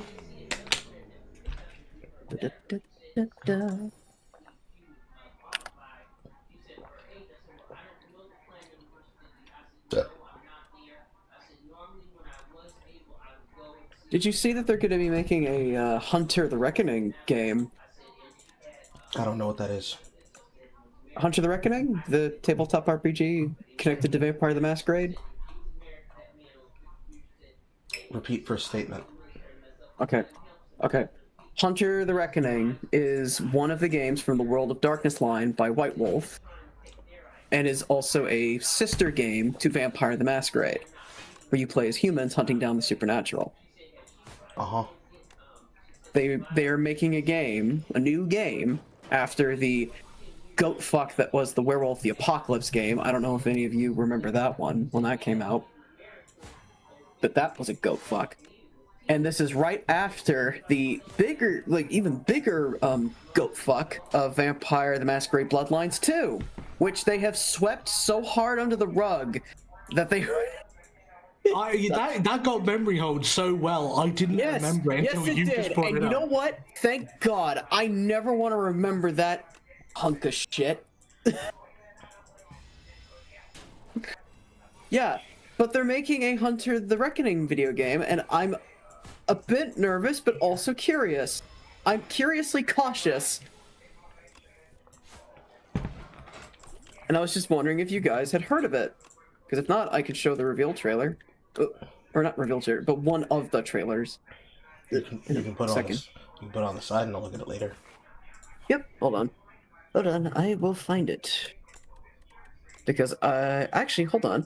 This was shown on my server from a friend. Hold on. Why don't I just... Do you want me to forward it to the chat, or do you want me to forward it to the... Yeah, I'll just forward it. Hold on, I'll forward it to the VC chat. Hold on. Because I have it right over here. Because I was genuinely curious. Forward this. Please chat. There. Please God, let that work. Oh, fuck. I put it in the wrong one. Hold on. Hold on. I put it in the wrong one. Put it in CCM, not CGG. God damn it. I can't do nothing right today. I'm horrible. There we go. CGG. There. Apparently it's going to be a first-person shooter. I don't know if it's going to be an RPG. It very well might be. I'm not sure. But I'll tell you what I told my friend. It's like, I would rather just see a competent but boring first-person shooter than a bad one at this time. I'm okay with just a simple, quote, boring first-person shooter. I'm completely okay with that. But I don't know what to expect. And all I'm asking is just for the bare minimum is that it's gonna be fucking competent and not a ravenous goat fuck again. That's all I'm asking. It cannot be hard. Hell, I'm just trying to learn coding and programming, and I can't believe that it would be that hard to do something competent. But then again, I'm not a professional. I'm just some artist. You'd be surprised. I would be.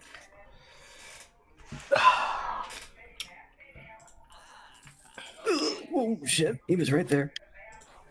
Ow. Lasers. Ow. Lasers again. Will you stop it? Go away.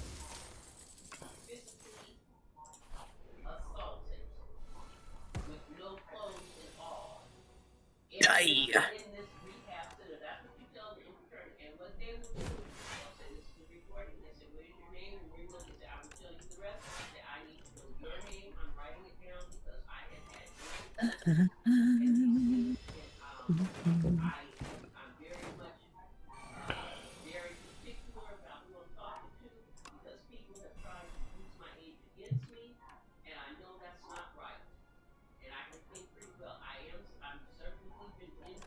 Usually plays.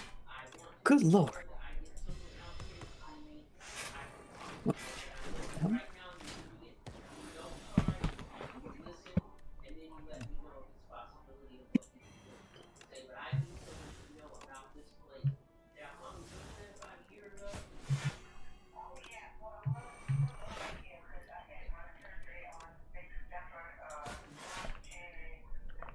Secret. Found.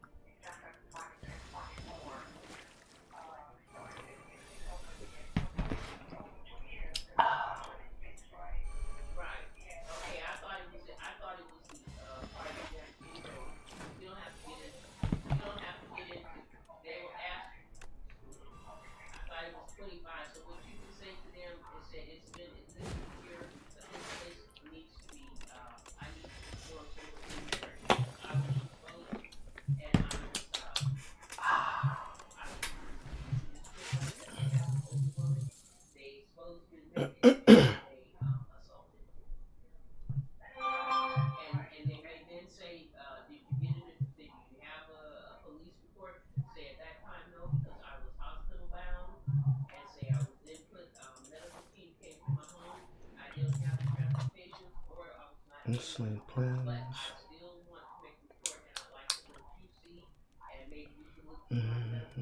Bubble. Heal.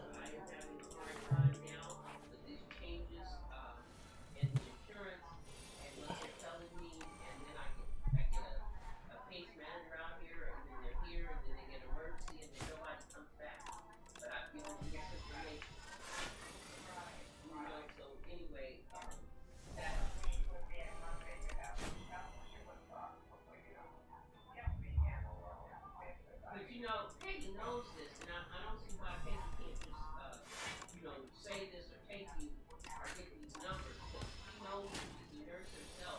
Or practitioner, is she a nurse practitioner now? Oh, she does private duty.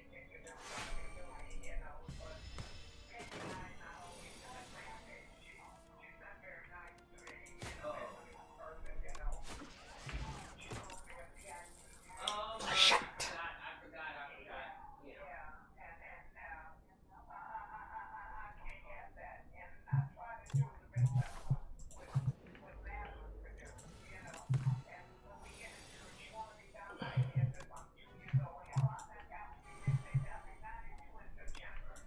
Yeah.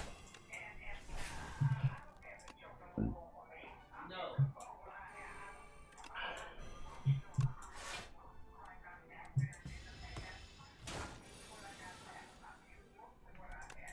Right, I'm going to stay in the call, but I will be muted because I will be doing the dishes. I can hear you, though.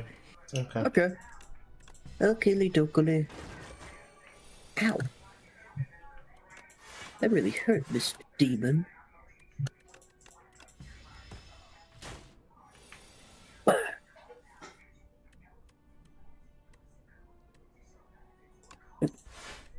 I see.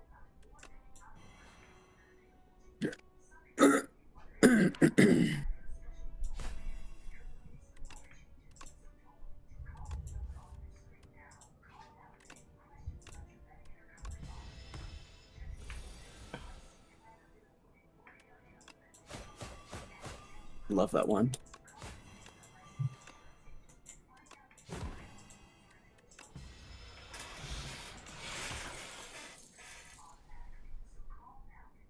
Hello, Blur.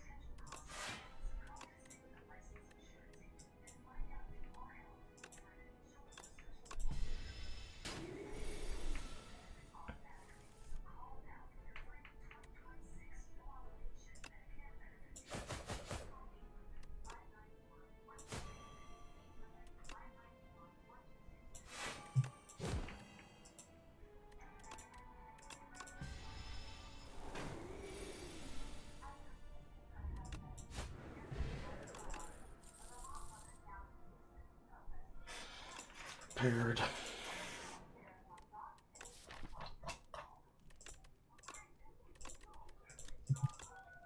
8. Discard 2. I would rather not get killed.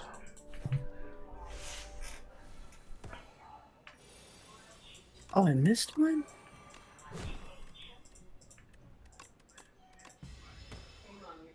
Where did I miss one?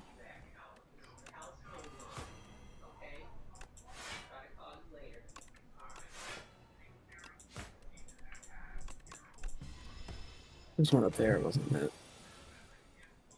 Oh, back later. Oh, no, it's right here.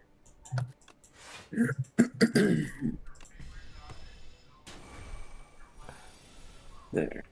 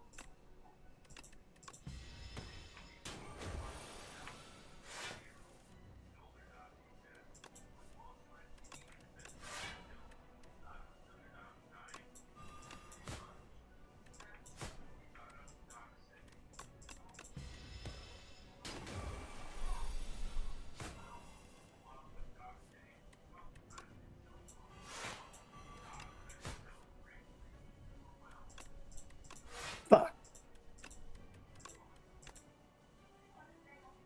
Damn it. You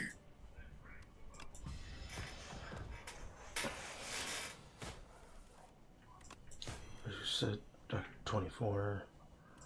1, 2, 3. Boom! Weak enemies take double damage from attacks. Base. Poison tradition. Triggered additional time. Accelerant. Power. Power.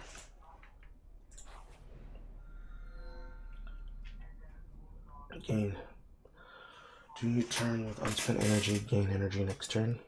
Yes.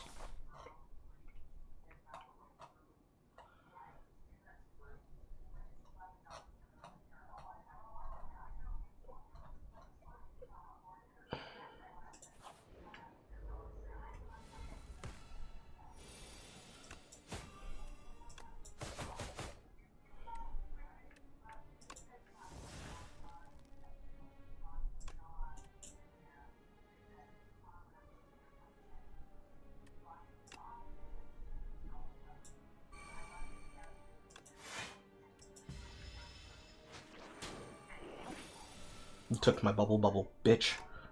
How dare you?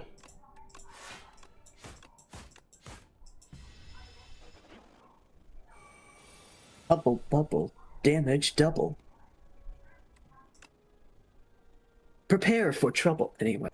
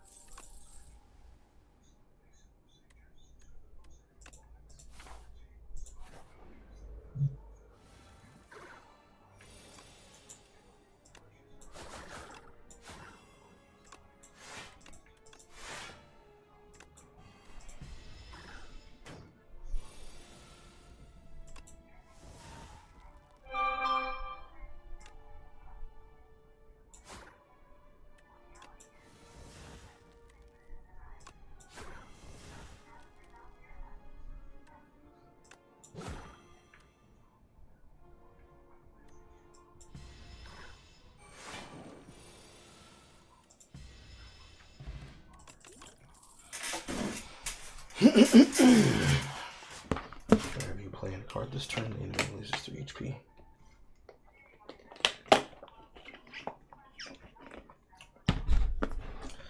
Effect flak to hit all enemies.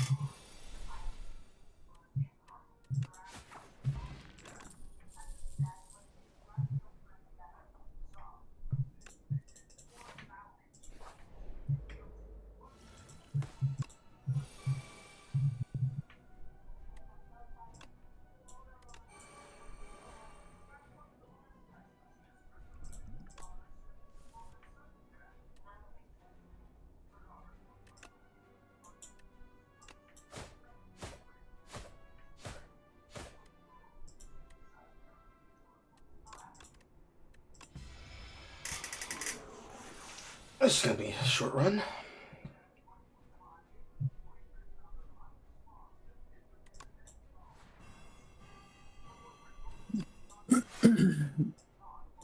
I'll follow up on the next turn. And then I get hurted. So it does not inflict the way that I think it does. It doesn't mean I inflict twice as much poison on application. It's poison triggers twice. 2 instances of damage.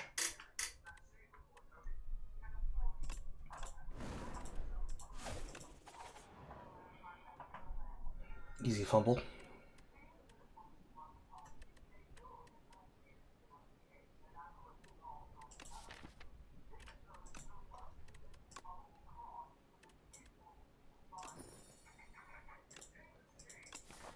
Sure, let's do some cycling.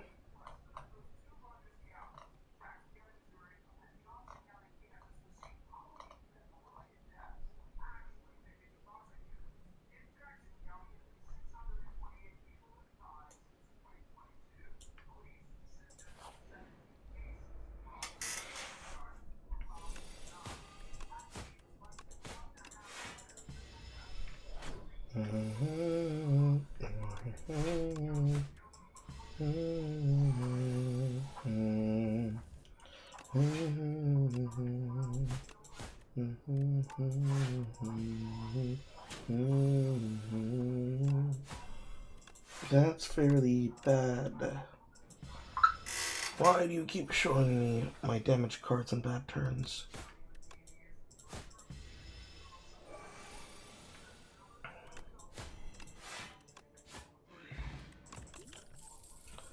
Damage. This is damage.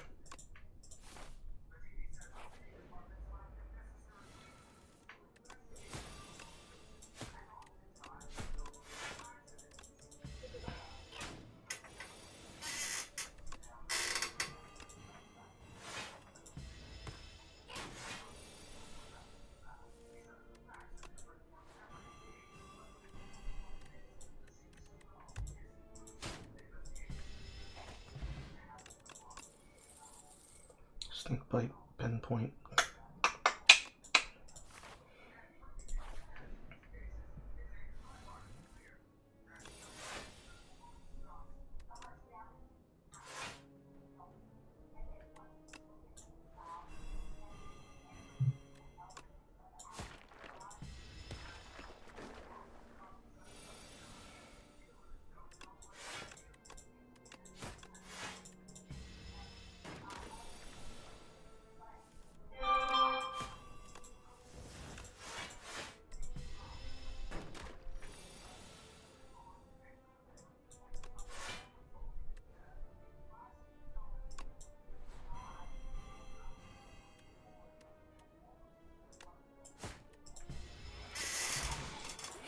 Good system so far. Let's add some dagger spray to that.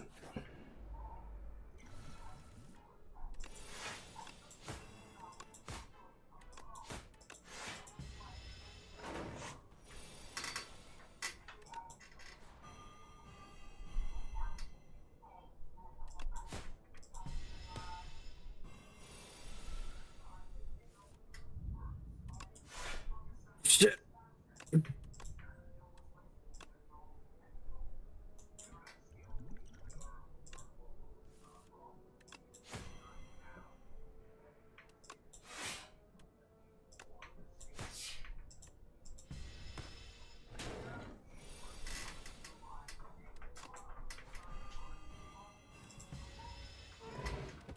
Decent.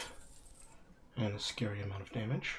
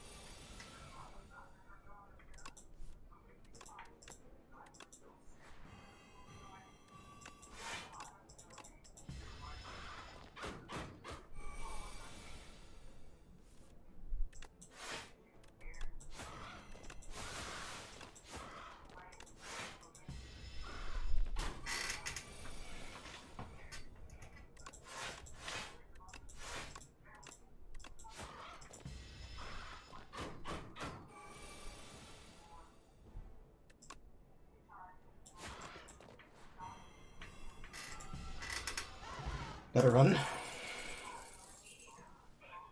We are dashing. Dashing through the snow. One horse open sleigh.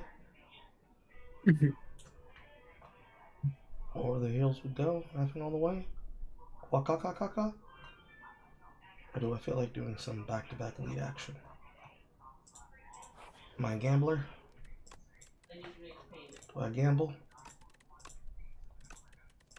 I'll allege myself a gambler who likes to gamble.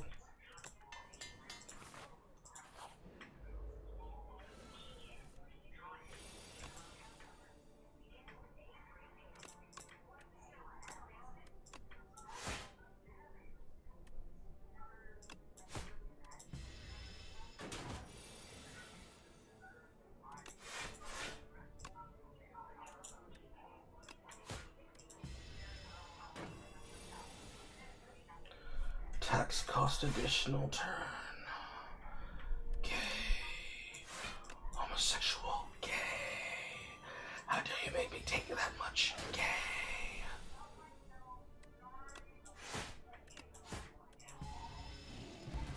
Me up. Dodge the wall. Kill myself.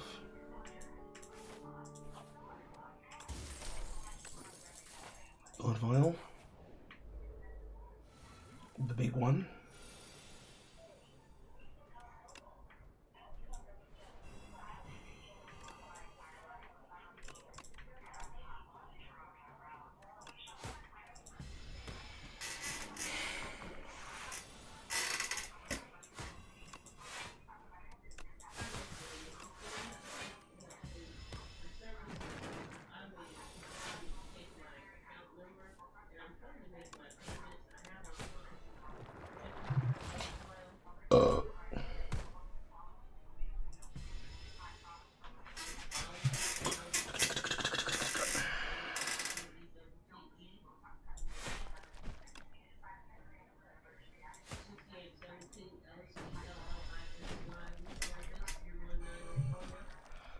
Infection.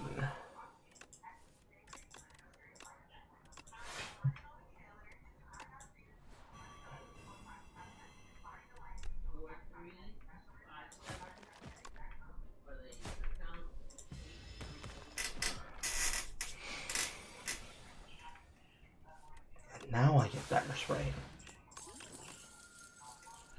Flechette Warlick Sweep. I think I'm a legger. I think I'm a legger guy in this situation.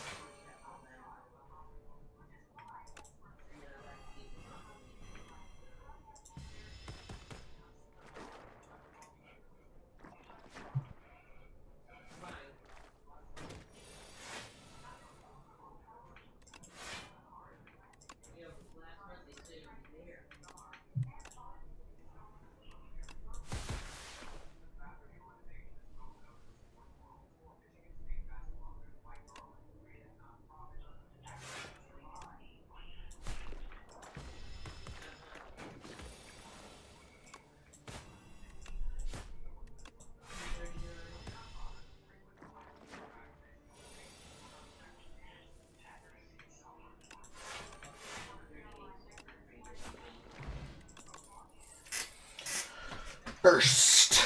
Burst, burst, burst, burst, burst, burst, burst. Burst, burst, skill, burst, skill, skill, burst, burst, skill, skill, burst. Burst, bouncing flask, burst, finesse, burst, prepared, burst, dodge and roll.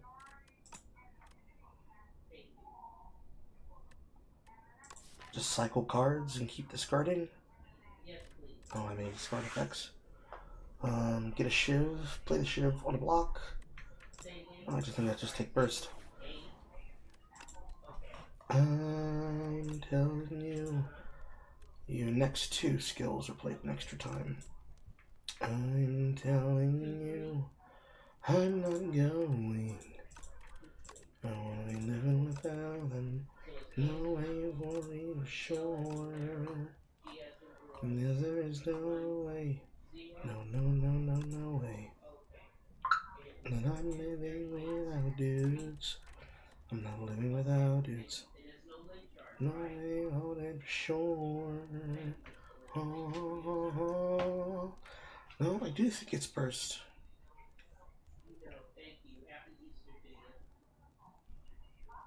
The only one, the card that would be able to benefit this on the same play is a finesse, but I think you just take it.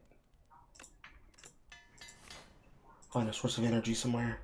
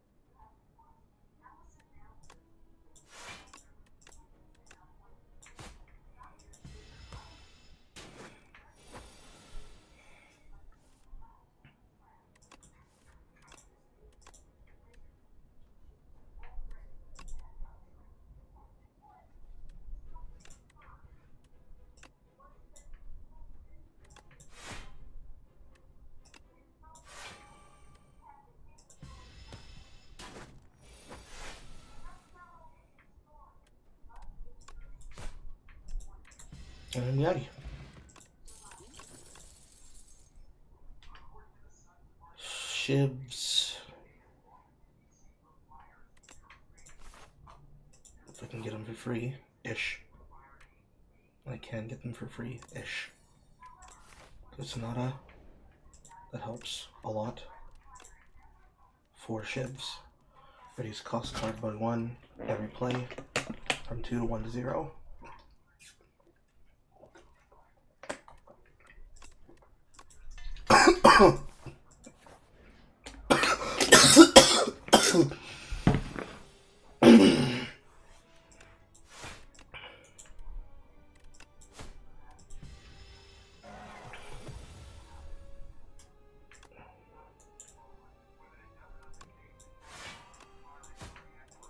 There we go.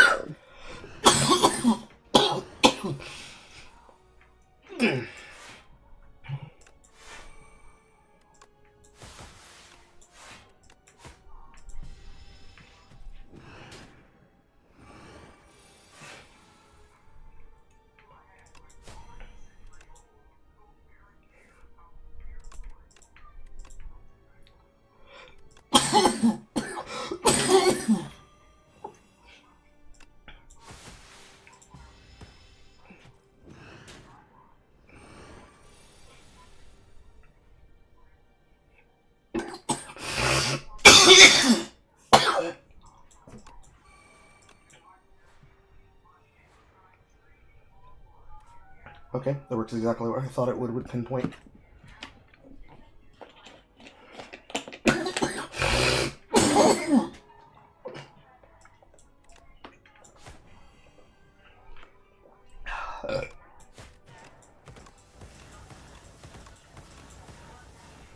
Right, I'm back at my desk.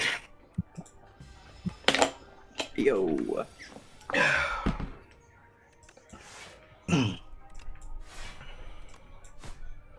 These wireless headphones do wonders for me.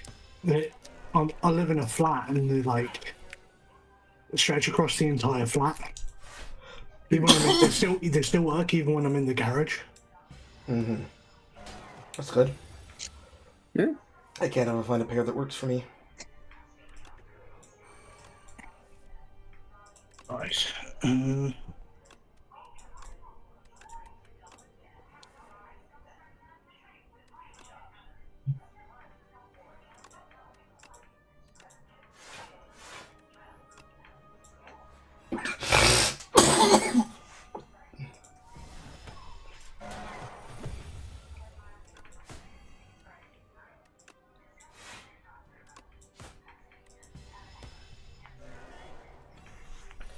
And he's dead, Jim. Retained all potions. Accidentally pulled my own mouse out of my hand.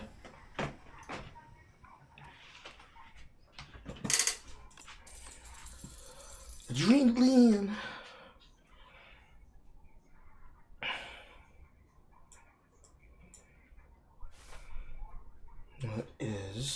It's 3? No, 4. It's dark as fuck for 4. Hello, Avalon. Imagine you're just a peasant living in a random coastal village and you're awakened to a goddamn tower spawning underneath your house.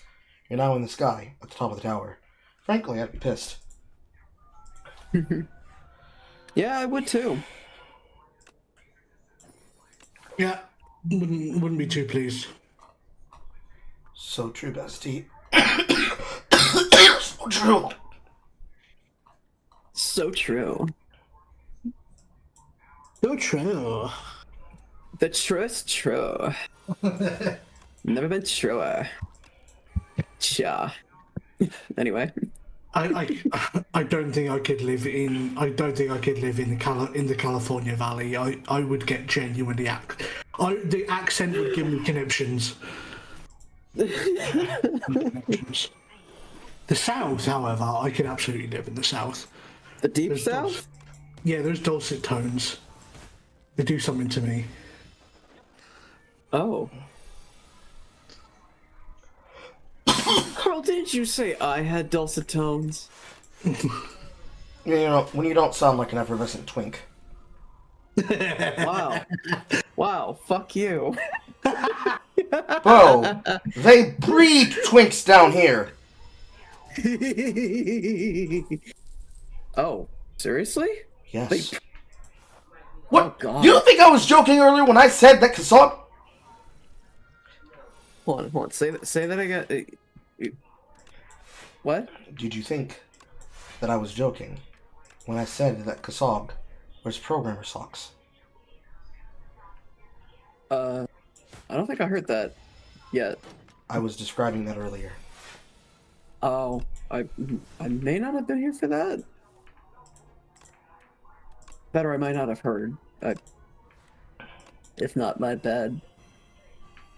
It's okay. Shall we? It's not your fault. You're innocent.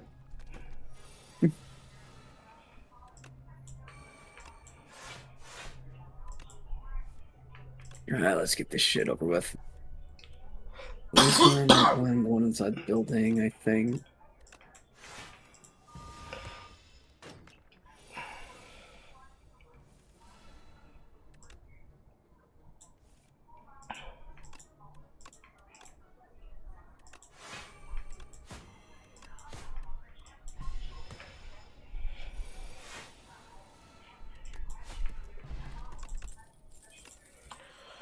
Another block potion. Sack it for a heal. Remove all artifact and block for the enemy. Apply to vulnerable. Exhaust. Yes. I do not need hand retainment.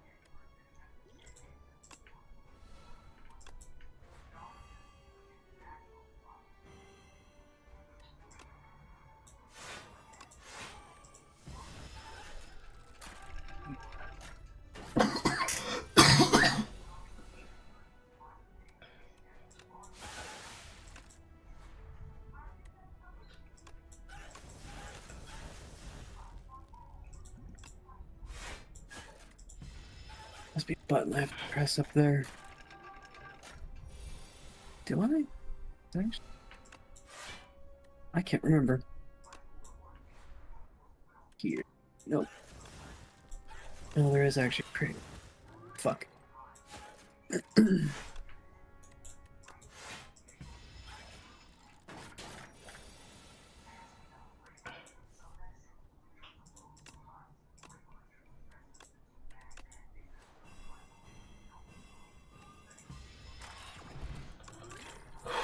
Okay, outbreak. Every time you apply 3 times you're probably poisoned, deal 11 to all enemies. Yes. King goes. Oh, that's what it is. Wongo's mystery box. Pay 300. Obtain 3 random relics after 5 combats. Mystery boxes? I hate that writing convention.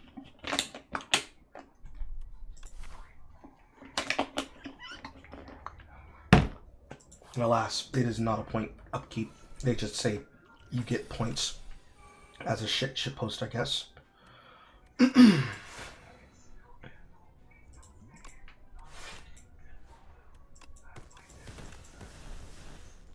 Whoa. I just phased right through that fucking robot.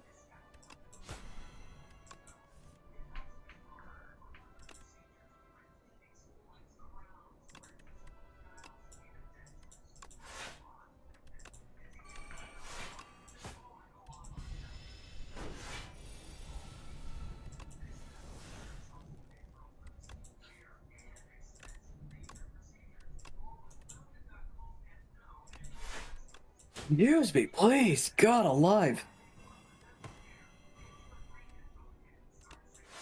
That reminds me, I need to have dinner soon. Dinner. Alright. Honestly, the time difference between us throws me because I had my dinner like 2 hours ago and that was late. Damn. What? Wait. What time is it for you? It's like 9:20. It's like 9:25. In the morning or at night? At night. He's 4 hours ahead. Okay. Yeah. And I'm 1 hour technically, but I hate the terminology. I'm technically 1 hour quote behind Carl when really that just means I'm like 5:25 where I'm at, and him it's probably like 4:25. Yes.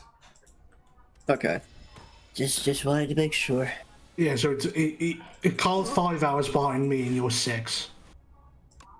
Well, actually, no, I'm only 4 because he would be. Yeah, because he would be 4, I would be 5, he would be 9. Alright, okay, yeah. Okay, so yeah, that's why I said I hate the terminology because technically I would be 1 hour ahead, quote unquote, like by an hour, but I would technically be. I would technically have lost an hour compared to him because of the different time zones. Yeah. I hate the terminology. It always throws me off.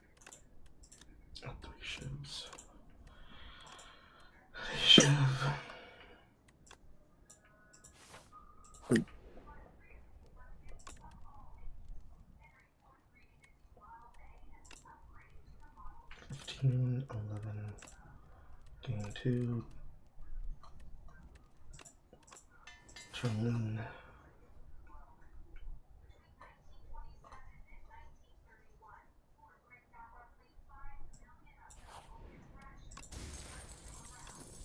There you go, pillow to save my dreams. More smithing on my cards.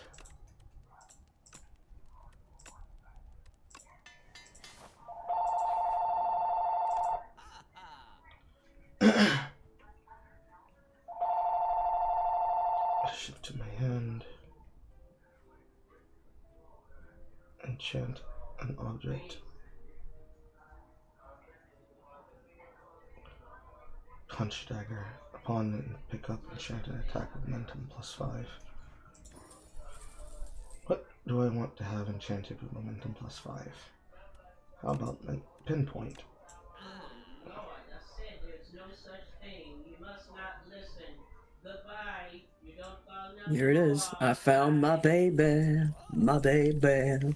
Oh.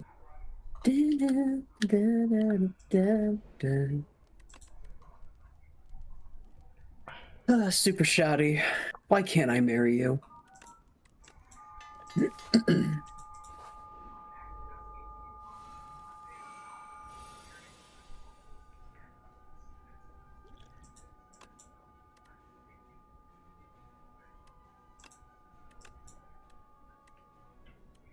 it. One short.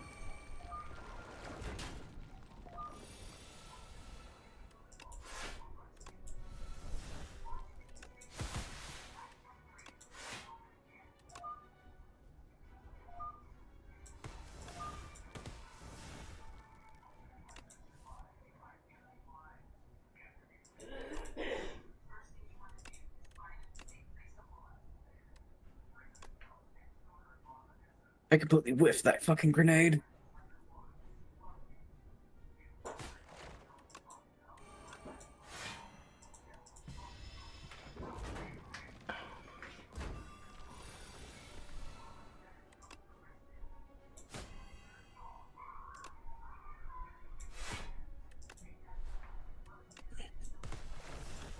Oh shit! What the fuck? God damn it.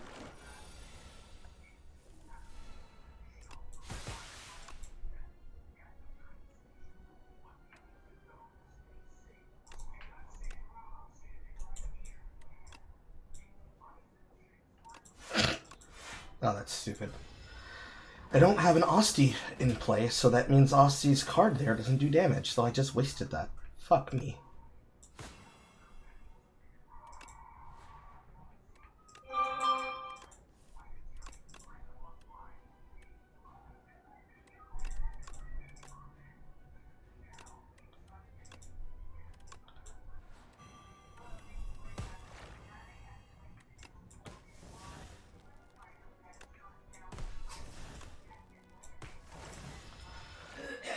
What a perfect scenario.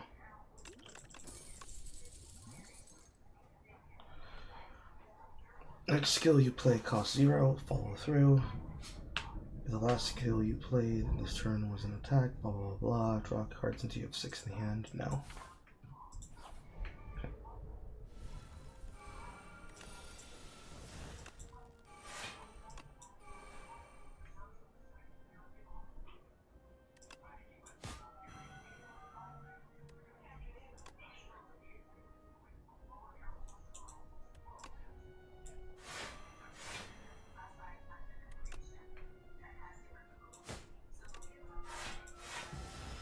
I should have used up my sleeve there.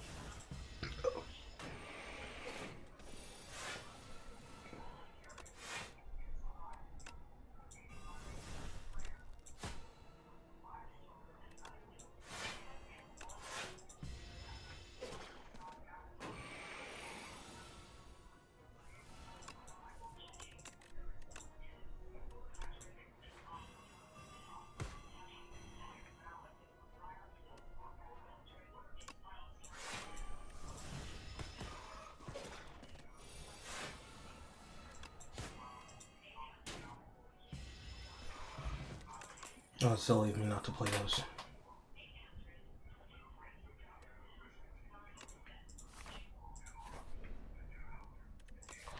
Anything at all worth upgrading.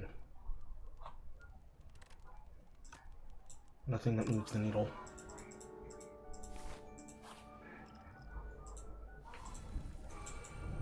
First way to play Outbreak.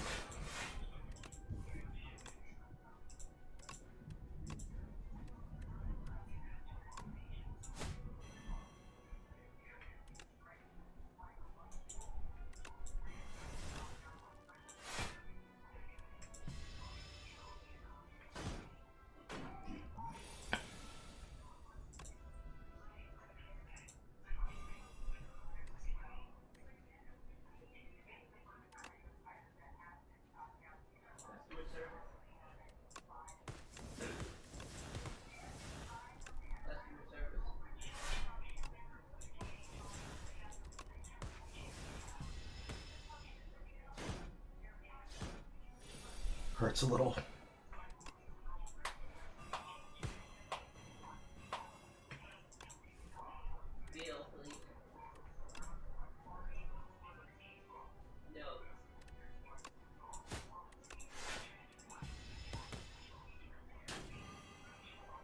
And here comes Rocket.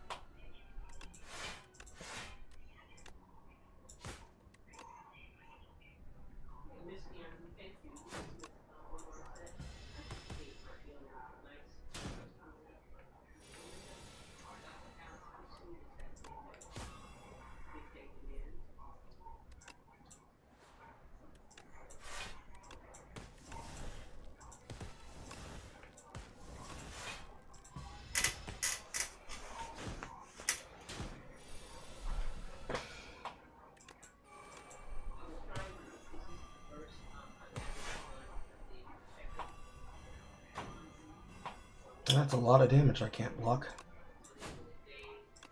And I'm pretty sure I'm dead for it. 1 HP.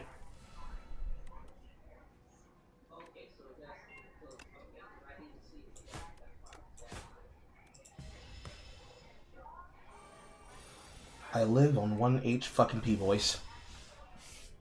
Let's go. Blaze. No. Burst. Maybe. Accelerate. Yes.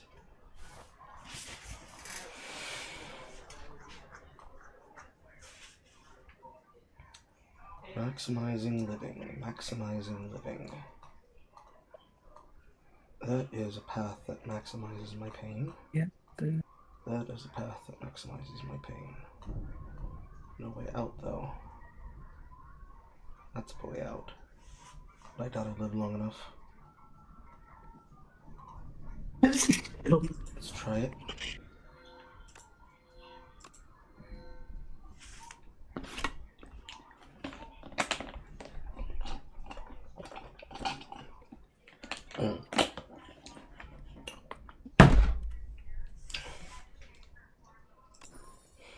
Guilty, shame, wishes.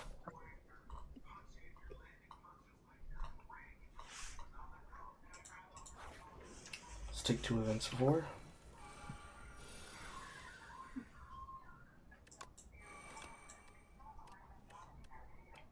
I would like excellent, and I would like that. Then finish again.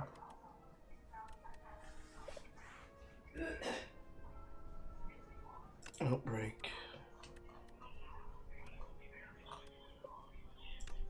Bouncing Flask. Adrenaline. Accelerant. Pinpoint. Bouncing Flask. Should have played Outbreak first, but whatever.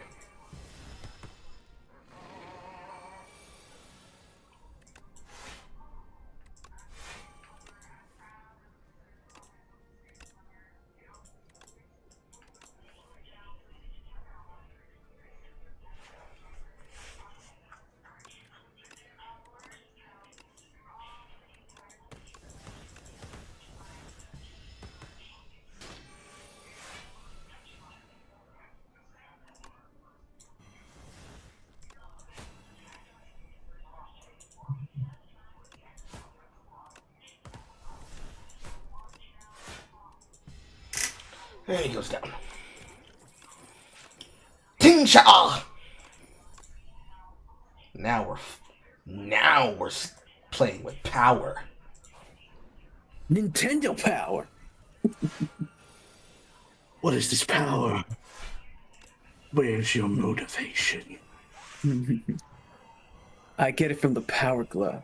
It's so bad.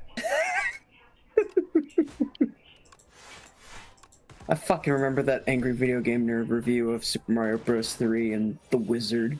I fucking remember that. I remember that.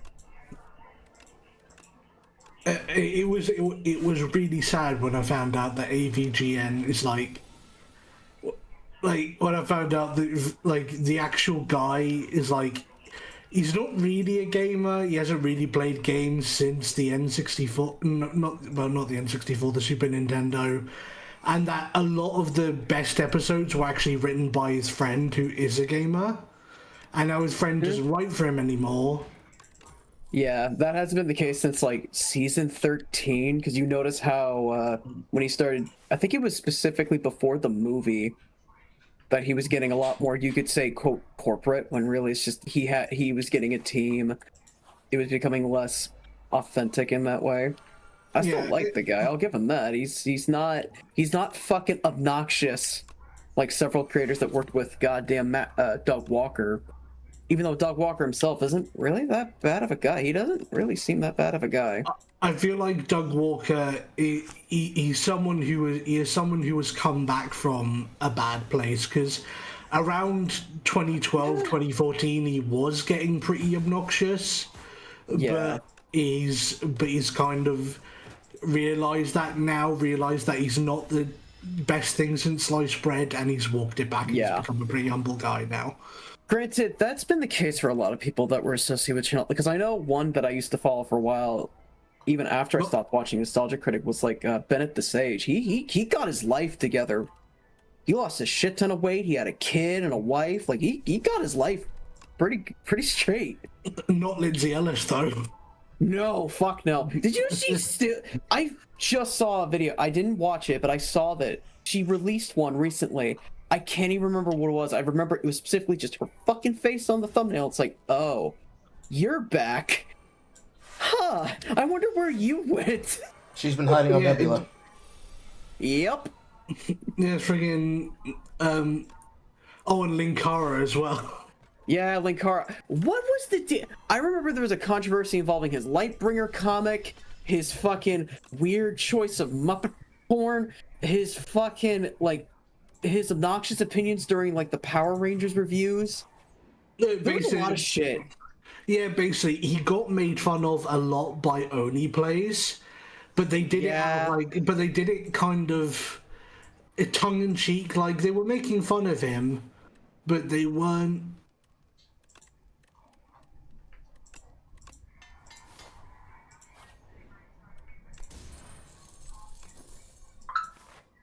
Hold on a second. Yep, I gotta finish this level.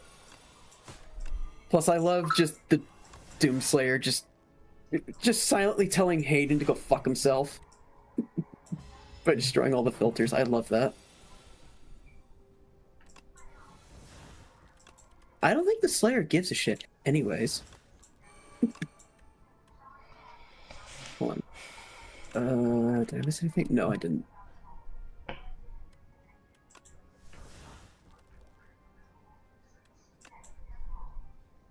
Okay. You were saying... Oh, God damn it. Why won't this finish? Shut up, Samuel. I'm trying to listen. Okay. You were saying. Yeah. Basically, he got made fun of a lot by Oni Plays, but then Oni Plays... but they were doing it very tongue-in-cheek, kind of doing it in a very... like a kind of nostalgic way, just kind of good-natured. But then he took it really badly. Yeah, well, he's insecure. Yeah. He's really fucking insecure. Because they called him the Lightbringer. That's actually where, like... Yep. And then he... I know, that got really popular. Mm-hmm. And he just really... He hated it. Yeah, he's insecure.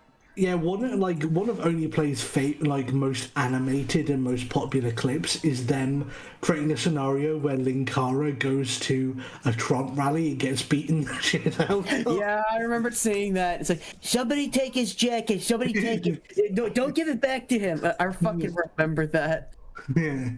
Don't give him his jacket. Don't give him his jacket. Yeah. Because I know they would always make fucking Trump impersonations. They were really fun. Or they would always do the Trump impersonation to make fun of either him or Doug Walker specifically. And then at the end of that clip, they're like, and then Doug Walker's in the background shouting, "Build that wall!"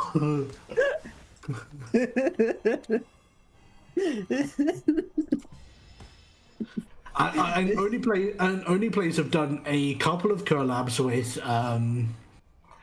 with Doug Walker now, and Doug Walker was also on season 2 of Smiling Friends. Really? I didn't know that. Yeah, he played like a parody of himself there, because the Smiling Friends needed to find out how to slay a demon, and he played like it was like Derek the Demon Slayer, like instead of the Nostalgia Critic. Okay, that's funny. That's funny. Good on him. That's funny. There was also after that episode released, Doug made a mini skit where he wakes up drunk and he has a camera in his hand. He goes, "Oh no, did I drink in Cameo again?" Then he watches the clip and goes, "Fuck!" Okay, good on him. That's funny. That's funny.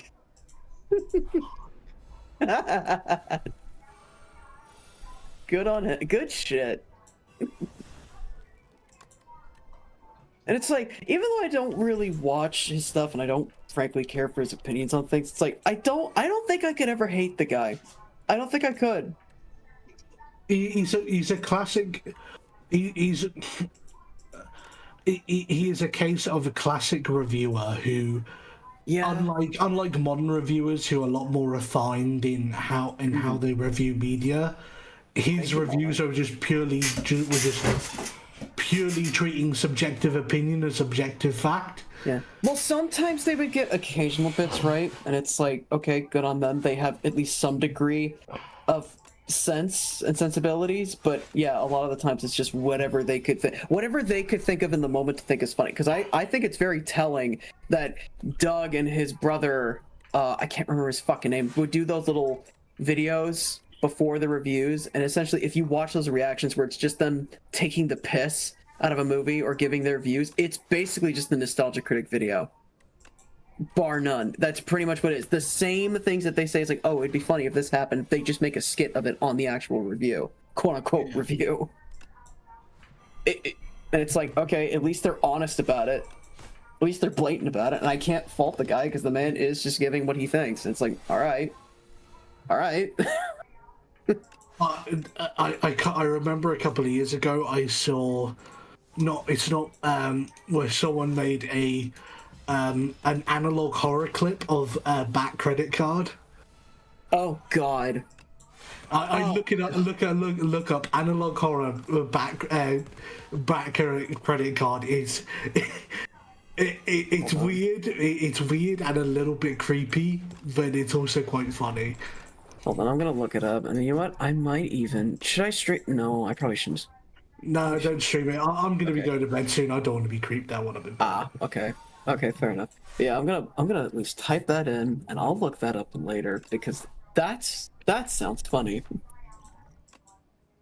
Come on, YouTube. Come on, load. I know I'm doing 3 things at once. Please, laptop. Please, baby. Just one more thing. Just one more thing for me. That's all I'm asking for. I'm not asking for a miracle.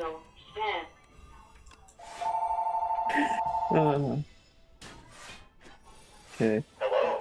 Please leave a message after the tone. Forward that 50 card. Bada bing.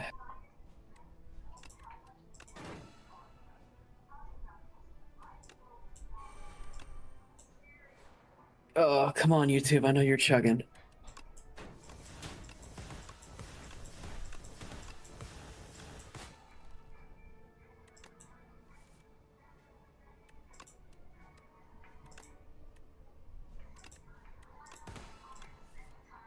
Oh, Jesus.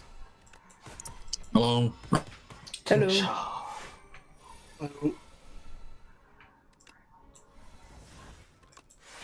You found it? Yeah. I actually do like that they at least took the attempt to take like a screenshot of his face and the card itself and make it like that analog style. I like that. 2016. I like that. Hey, Aquatic, you're playing Doom 2016. Goated. Jesus. You activated his trap card. Now he's very interested in what you're doing. The disc cannot be read. It may be dirty. Okay, that's good on them. That was funny. That was funny. Like a Good on them. I was like a dog when I saw this. I will admit that like his face stretched out like that is actually very, very creepy. Yeah, it is. Yeah, it is, because it's not even that. You don't even have to stretch it that much. Just manipulate his actual screaming face. Yeah. And it's the man was built for this kind of genre. I'm surprised he hasn't tapped into that just yet. But I will admit, one thing Linkara's made that is actually very, very good. He made his own analog horror series. Really? Yeah, I'll look it up. Hold on, just to save you your laptop chugging. I'll look it up myself. No, it's fine. It's fine. It's fine now. It was loading up my what the fuck? Winter of '83. That's the one. I watched through it all. It's actually very, very good. Okay, I'll put a pin on that. I'll come back to that later. Yeah, it's only about an hour long, and he's got a full movie version of it on his channel. I saw that. Interesting. I will have to see what that's about. Ooh. See, here's the thing: when he's not being an insecure turd who's reviewing comic books long after comic books are even remotely popular, he actually could make some good stuff. Yeah, and giving the most lukewarm and sometimes cringe takes on certain comics. Yeah. But aside from that, also Star Wars. Yeah, and also Star Wars. Come on. I did not like his idea for General Grievous in the slightest. What was his idea? He wanted Count Dooku to be General Grievous. What? Yes. Really? Yeah. Why? What was his reason?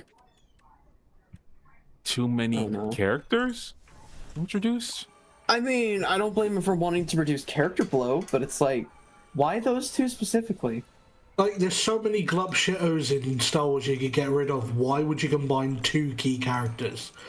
Oh, hold on. Probably because Grievous doesn't only makes his appearance in one movie. Yeah. I mean, they could have just allowed it. I mean, they could have just hinted at his appearance in the third movie, like doing that scene in like that one Legends thing where there's like he's in the catacombs and there's a Jedi there, and then he spots the Jedi and kills him. That would be a creepy moment. Yeah, that would have been creepy. I think so. I Grievous was at his best in the Tarkovsky cartoon.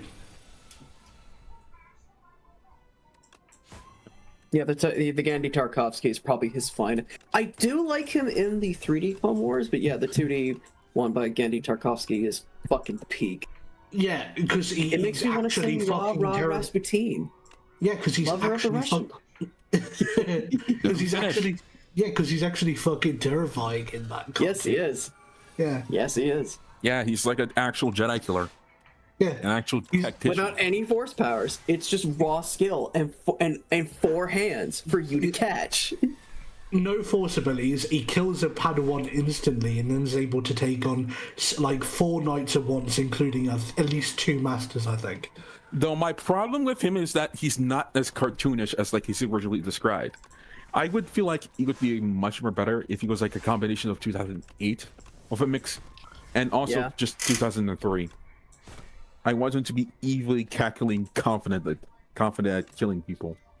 Yeah, you might bear with me for a moment. My fucking PC, I think, it's not loading right. I can't click on anything. I actually think Tales of the Sith actually got that right, because there's a clip of Grievous in Tales of the Sith where he goes to kill the Night Sisters. and it's actually there's actually a hint of that because he's actually presented as very competent and powerful, while also being like a mustache twirling villain. Oh, there we go. Okay. Yes. All right, I'm back. Mustache I don't know twirling what villains that are actually confident at their job. I don't know what the fuck just happened. And now I won't let me click again. God damn it. What do you think of this, Carl? Skill again, slide. Why can't I? Base. God damn it. What do I think of what? The conversation we're having with General Grievous. I don't have an opinion. I don't have an opinion. Let me launch the checkpoint and quit because I may have to stop playing Doom for a while. My PC's warm. Is your laptop pretty much on fire? No. Oh no, it's been hotter. It gets hotter than this. I've played Baldur's Gate 3 for a while, and it would usually be this hot, but nothing like fucky would happen. Granted, I'm not streaming it, mind you. So it might just be that I was trying to run my browser and stream and play the game at the same time, so I think I'm okay now. Nothing weird's happening, but that gave me pause for a moment. I could probably still keep going. But yeah, I need to actually sit down and watch the Genndy Tarkovsky Clone Wars. Really do. It literally takes about 2 hours. Really? That's okay. Yeah, you have to remember it was a mini-series. Each episode was only about 5 minutes long. Oh, really? I thought that was actually like a full-on cartoon. I didn't know it was. No, it was a mini-series that was on between shows. Oh, interesting. No, Tarkovsky's actual project at the time was Samurai Jack. Okay, that's fair.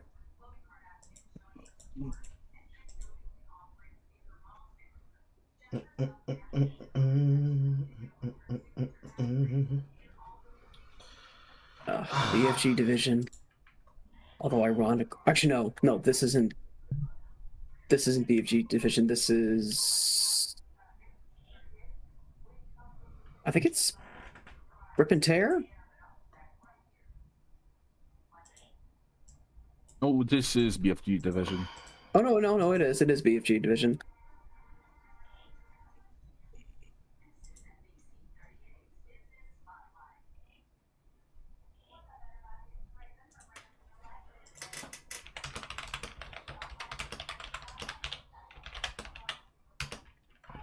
You have inspired me. You have inspired me to like try and I don't know if I should reinstall Doom 2016 or just play classic Doom. I have both. And Eternal. I got Eternal a while back. I've not touched it yet. I'm scared because the difficulty tweak. Apparently the Dark Age was like not quite as good. I've heard good things about it, but it's like people compare it to Eternal, and Dark Age apparently has a different feel to it, and that's what I think people respond to. Because Doom 2016 and Doom Eternal do not play 100% the same way. No, what I've seen. No shit. They're like no shit, because like each Doom game nowadays just plays differently. It's like take it as a different sample of drugs. Yeah. You got cocaine, heroin, and Benadryl. Yeah.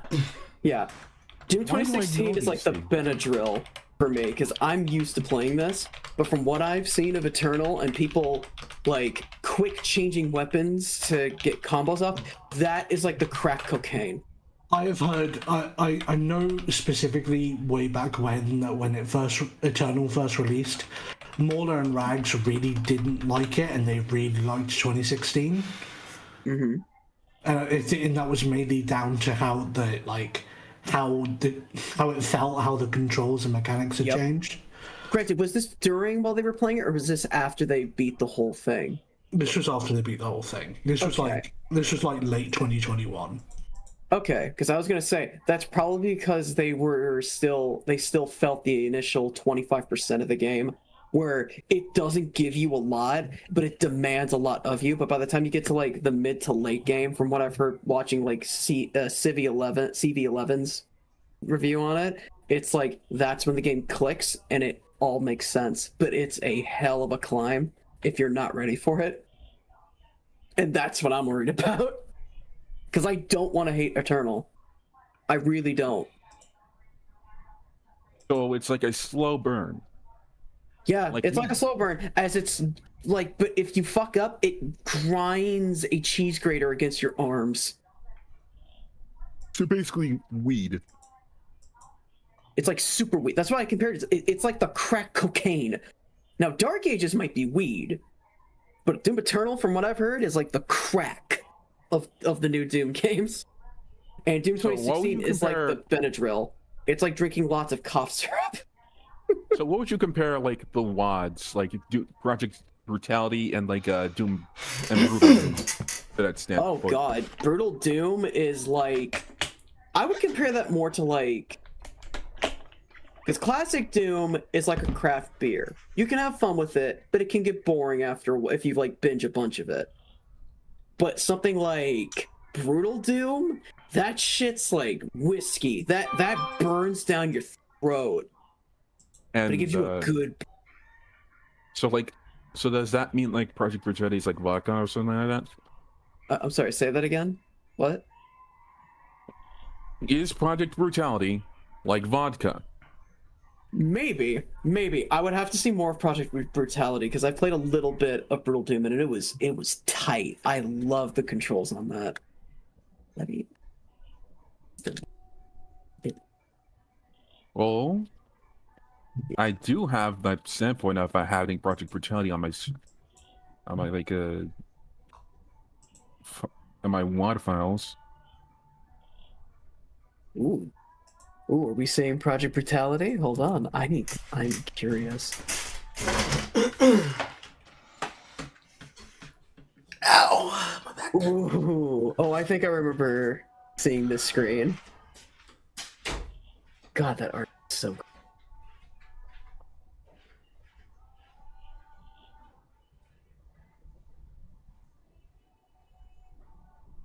Don't forget the secret. Yeah, I've seen this. Oh, it's so good. God, I wish I could make a first-person shooter like this. I don't know any of the witchcraft and sorcery you got to do in the programming to make this, but I want to.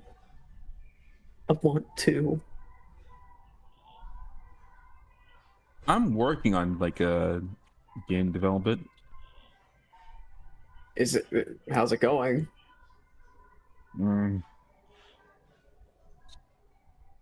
Because I've heard things like bug fixing being compared to like it's unclogging your toilet, but that causes your toaster to catch on fire. Is that true? I haven't gone that far. Okay, fair enough. I've only wanted to start off with Doom wadding. Fair enough. Nice.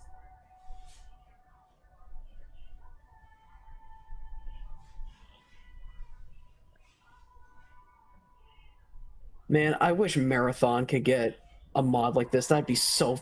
I know it has a major 3D remake mod, and that looks fucking sick.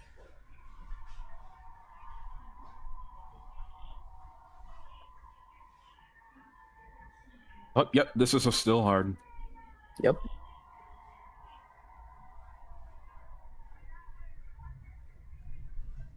Scientists with chainsaws. That's.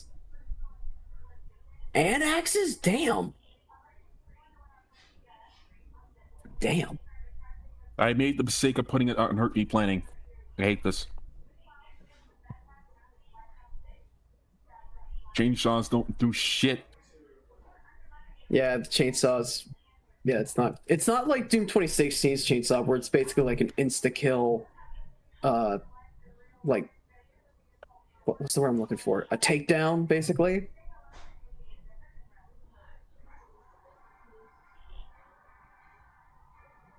I have to say, I love the weapon animation and the style for them. I love that. Well, I should probably configure my op settings. Usually just... I had an idea if I ever want, if I ever learn how to program, I wanted to basically take a similar game style and game engine to something like this, but make it more like something like Halo 3 ODST meets Metro 2033, if that makes any sense.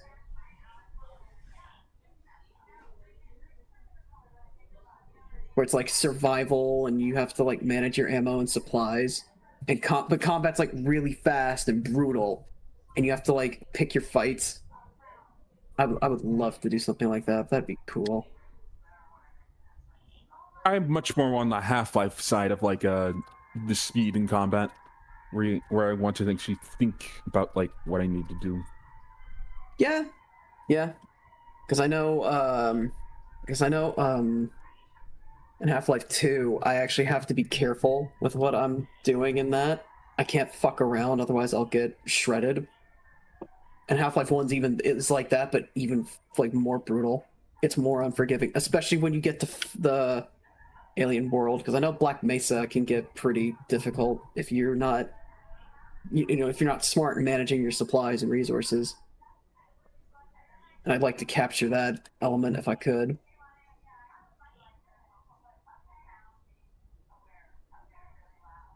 Where the fuck are they? Fuck. Oh, you have to go in. Yeah, you have to go in a line. Fuck.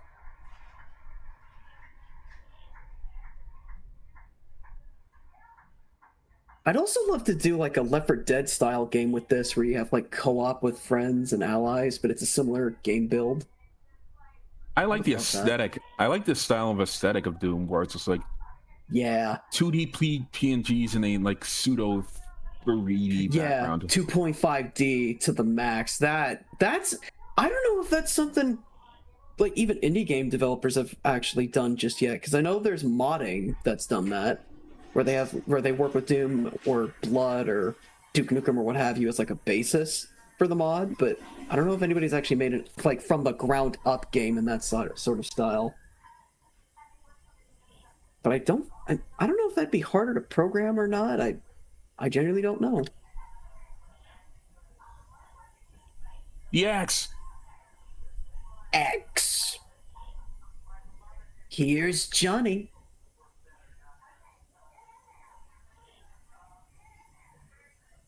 Man, you remember when games and movies and stuff were filled with pop culture references, the good shit? Remember that when we had a monoculture? I remember. Pepperidge. Are you Pepperidge Farm? Remember. Yeah, Pepperidge Farm would remember it.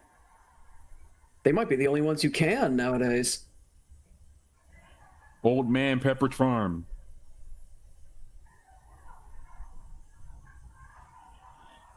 Oh, that imp's on the wall.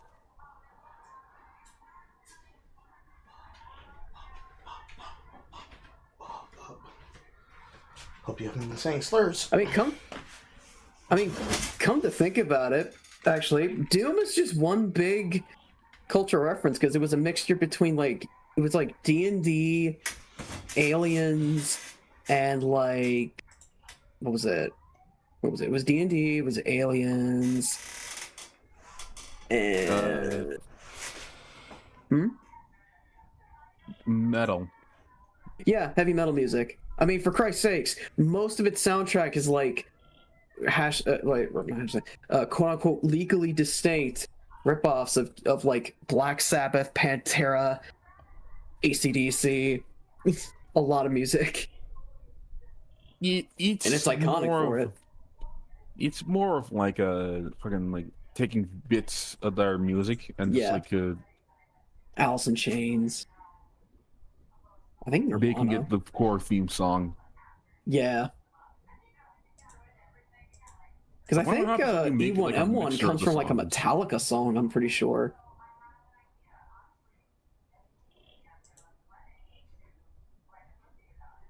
Oh, I remember the grenades.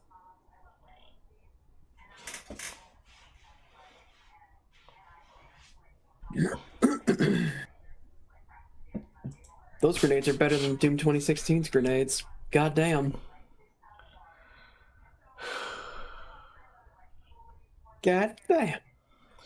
J.J. Abrams was a I major am not too donator to familiar. Karen That's the Bass, magic of doom modding. and now he is abandoned Yeah. in Los Angeles. Hollywood money begins to flow into committee backing Karen Bass into mayor's race. Interesting.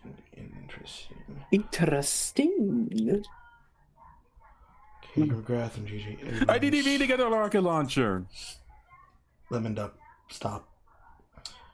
Katie McGrath and J.J. Abrams, shown in 2017, contributed $2,500,000 to an independent expenditure committee supporting Republican Karen Bass's run for mayor.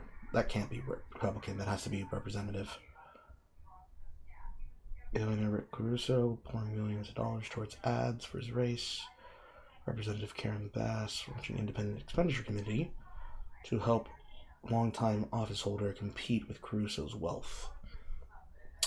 Nearly raising $250,000 in the last 2 weeks. Incorporated last month, known as Communities United for Bass for LA Mayor 2022. 125, blah, blah, blah. So this is an article from 2 years ago. Abrams McGrath, longtime Democratic donators, blah, blah, blah, blah, blah, blah. So Abrams used to back her, and now it is a question of him leaving. Also, major donor for Gavin Newsom, sending a handful of money on his donations. Voting for Kamala, voting for that, supporting for that, blah, blah, blah, blah. It's pretty simple.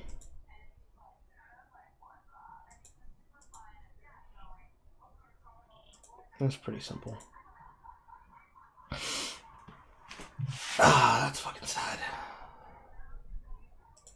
That's fucking sad. Anyways, it's past 4, which means it is time for Discord Community Gaming Night. The event's already live. I'm too lazy to change the handle.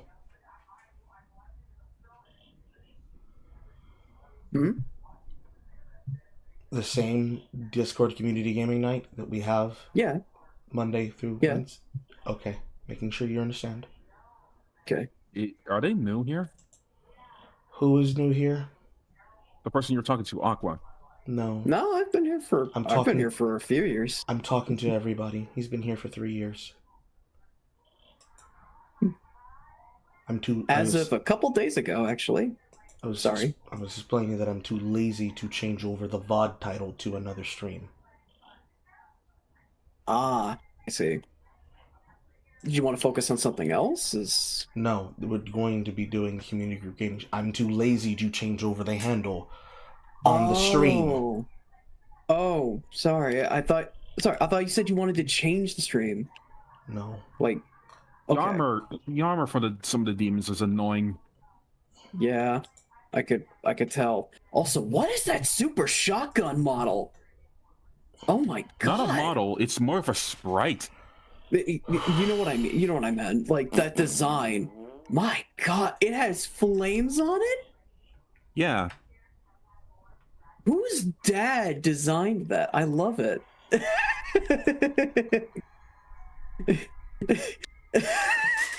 I love it.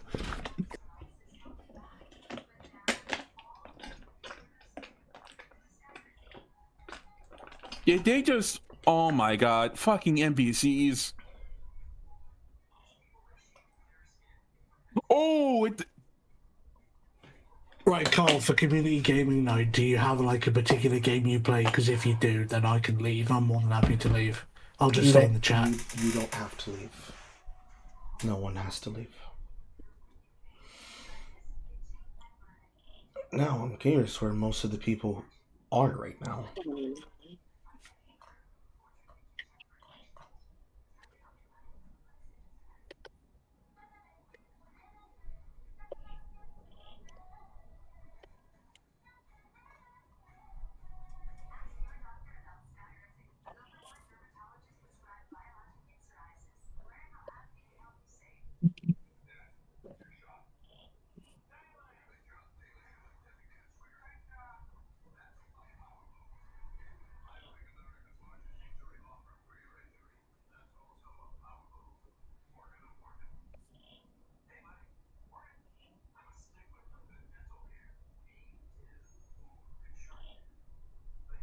Right. Pretty sure. Yeah. Over here.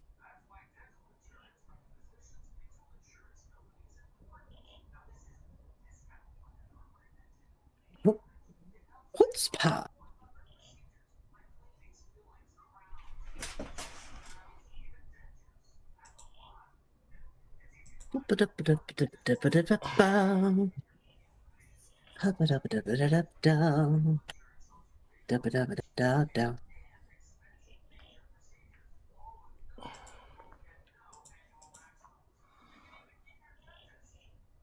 Ben Affleck and Jennifer Lopez reportedly dating again. Ben, what are you finding in those cheeks, nigga? Damn. You can't be that worth it, Ben, for Christ's sakes. I know how miserable you look. Diving deep is not going to help you. Wow. Not with her. Not with her nasty kitty. Jesus Christ, man. You know something I don't about Jennifer Lopez's coochie? I'm just saying, it can't be that fresh. It can't be that good. I'm trying to be flippant and funny. Uh-huh. I'm failing. Uh-huh. I'm failing spectacularly. Uh-huh. But hey, at least I'm honest about it. That's my one saving grace. I'm concerned, nigga. I'm concerned. Holy shit, I'm concerned, nigga. Goddamn. What, that my self-esteem is that low, or that my sense of humor is what it is? No, that for a second I'm like, wait, do you know something I fucking don't? Oh no, he's just being flippant. I'm more concerned that I convinced you that I knew something. It's like, am I just that convincing? No, I'm scared of myself. You said it with some level of confidence, like there was something secret that I didn't find out.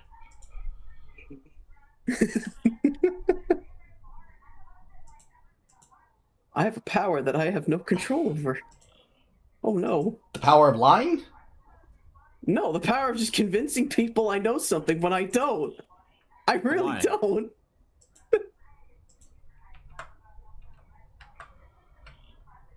Do I secretly just have the power to become a cult leader? What the fuck? No. I'm concerned. No. Carl, help me. I'm scared. I can't help you because there's nothing to help you with because you don't have it. You might either be A, the Antichrist, or B, Jesus Christ's descendant.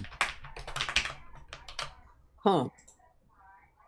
Now I feel like what's this? I feel like that one guy from The Life of Brian. It's like, I'm not the Messiah, and Carl's over here going like, my brother in Christ, you are the Messiah. It was like, I'm not the Messiah. He is the Messiah. Yeah.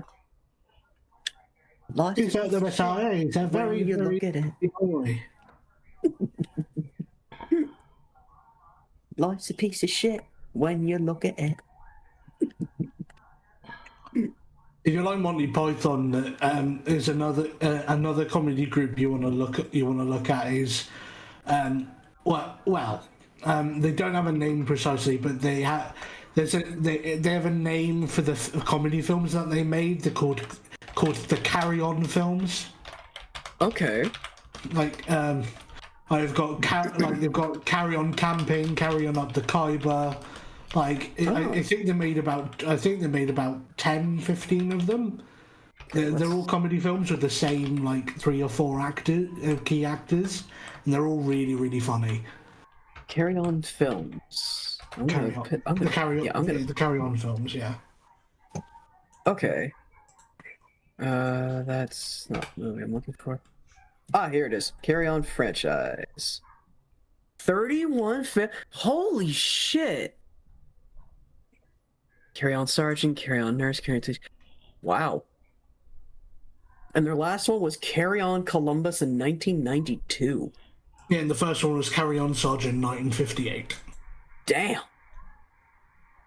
Wow. That is interesting. Carrying Up the Khyber's a good one. It's about they play a bunch of British colonials in India during the Raj. Oh.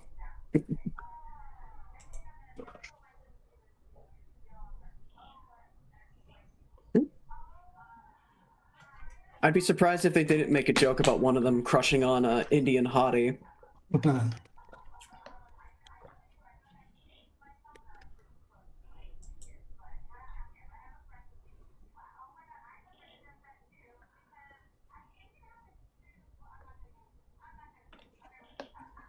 I don't know.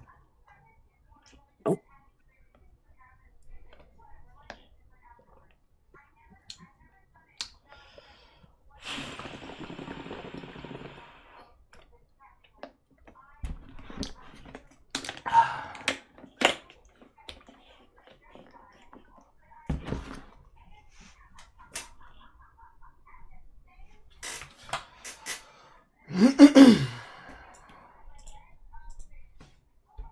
Oh, here we go. Here comes quad damage. I think this is the first instance in the Doom franchise of a Quake power-up showing up in the Doom games. They're connected.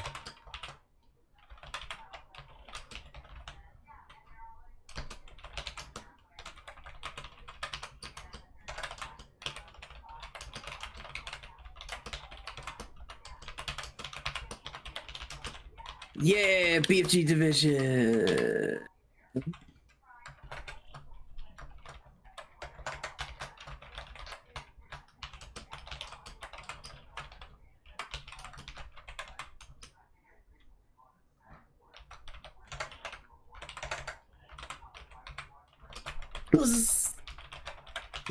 Chainsaw.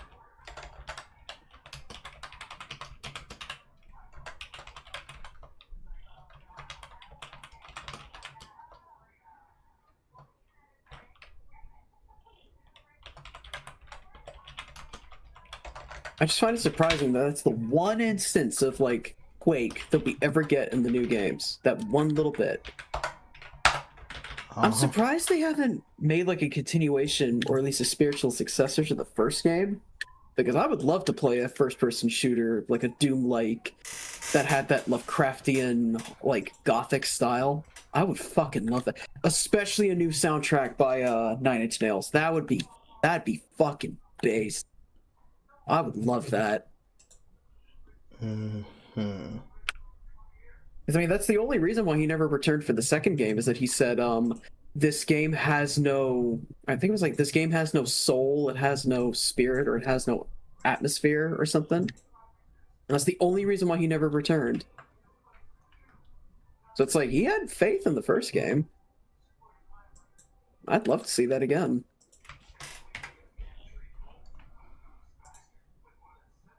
Okay, it's here. Jay Funky is at an IKEA. I don't think I've ever been inside an IKEA. Now that I realize it. If you've been in a department store for furniture at a hardware store, you've been in an IKEA. I know, but it's not the same vibe to it. They don't sell you Swedish food in there. Not at the Home Depot. They just sell you bags of chips and a lot of wood. Like a lot of wood. Don't you mean it fucking candy? Smell. Candy and nuts? Yeah, candy, they'd sell you candy, but not like Finnish food, not Swedish, or I can't remember if it's Finnish or Swedish. I'm sorry, anybody watching who's from Finland or Sweden. Mm-hmm. I can't tell the difference. I'm just a silly little Canuckistanian who doesn't know his Northern European countries.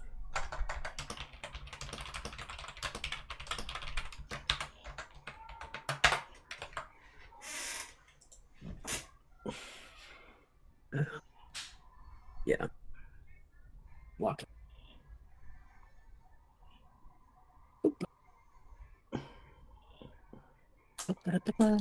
Get up.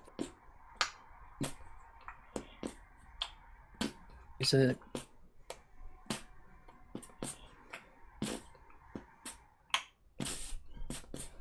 Am I crazy?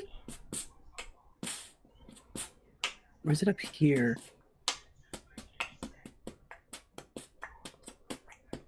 No, maybe that is it.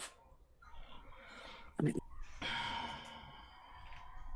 could have swore. Could have swore something. Or am I thinking over there? No, I think I'm thinking of the next level. I think that's where you get the drop. Or no, that's when you return to the Argent facility. Yeah, that's when you return. There's a drop in the elevator. I'm misremembering it.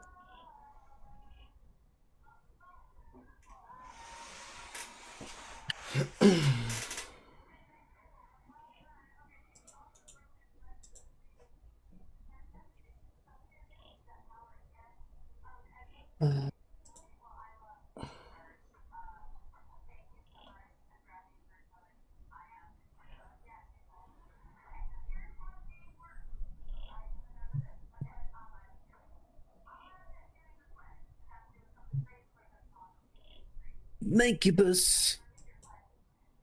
That bastard. Mancubus, more like Mancubus. More like a make you puss, am I right? Make you Anyway. bust.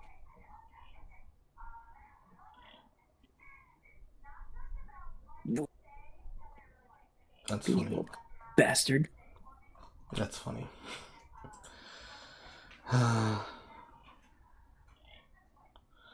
Oh, I'm probably gonna die.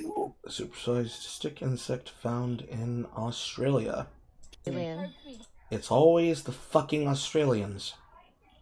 Why can't Not they their leave fault, the sex fucking alone? What's the problem? What's the matter? Stick bugs.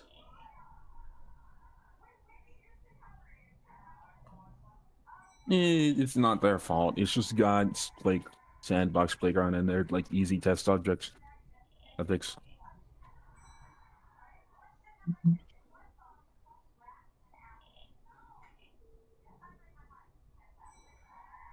Or at least it's Satan's background. I guess. I don't know.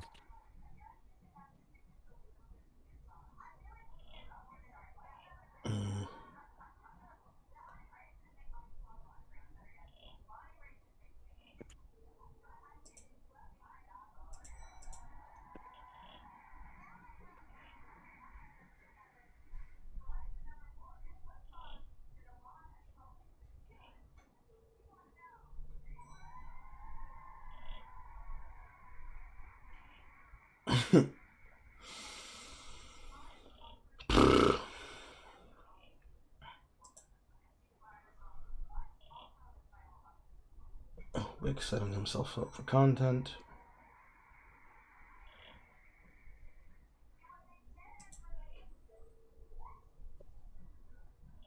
A bunch of bullshit on the timeline that is not worth discussing. Wonderful.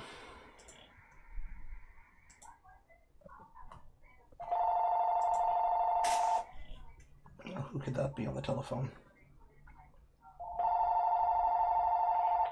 Call from Mountains.gv.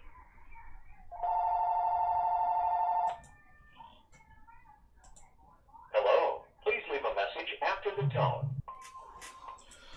Preemptively start building Don't Starve Together. And now I'm gonna go to the kitchen and check on the food. Speaking of which, I gotta remember to prepare some food. Soon. I will do so soon. Soon, but not later.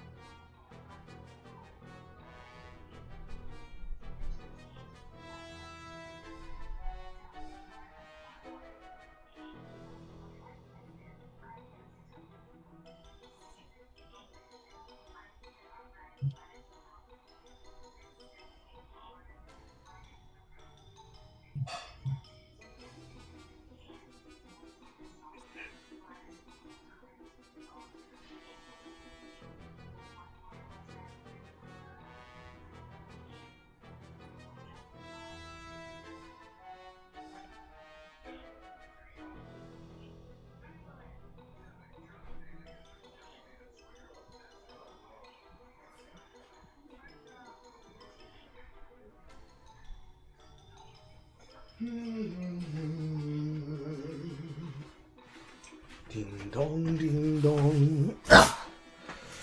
Debbie Grayson. What? With a taste out.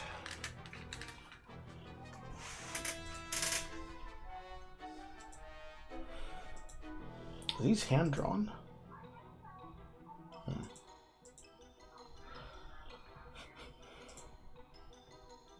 God damn it.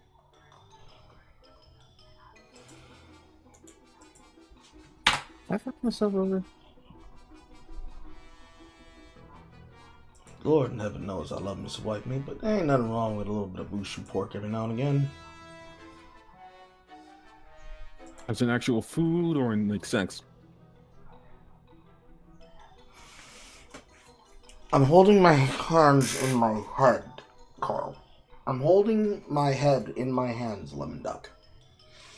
Which one do you think I meant? I know what he meant. And I agree.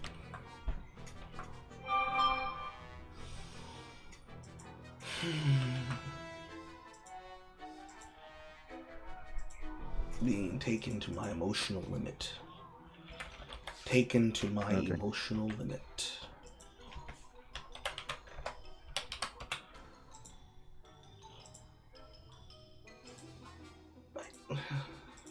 Are you alright, Carl? You sound like you're about to fucking lose it.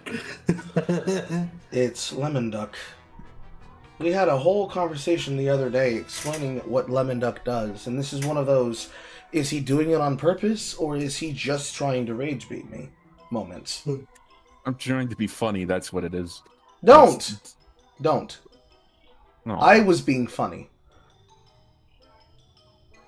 I was trying to add on to the bit. And I understood that reference. I understood that joke. You don't have to add on to the bit.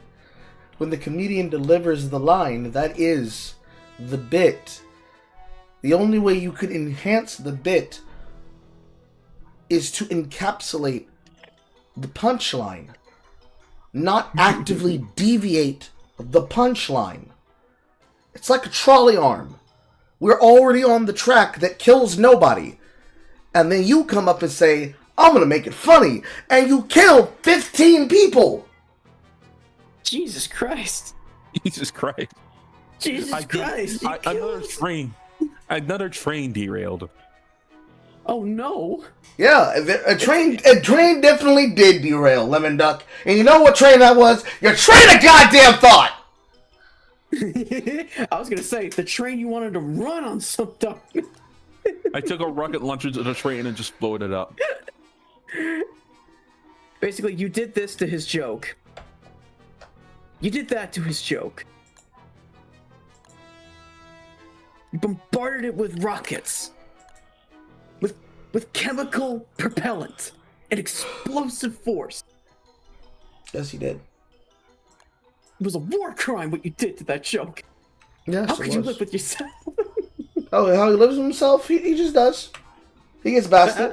Hello, Oblivion. He just gets past it. That's how he lives. He lives past it by remembering that he did it. And it brings him pleasure. I did that. I did that. And then he walks away from the crime scene and he goes somewhere else and he asks people, "Hey guys, what do you think about Sven? What do you think about Half-Life? Like, he didn't just murder a family of 10." Yo, you want to join in on Sven co-op? I play a mean game of deathmatch. My brother in Christ. That young family was completely innocent bystanders. Why did you have to do this? Yo, man, I'm really good at laying these pipe grenades down. Because it was funny. Because it was funny to me. Because it was funny to me. That's his best explanation, because it was funny to me.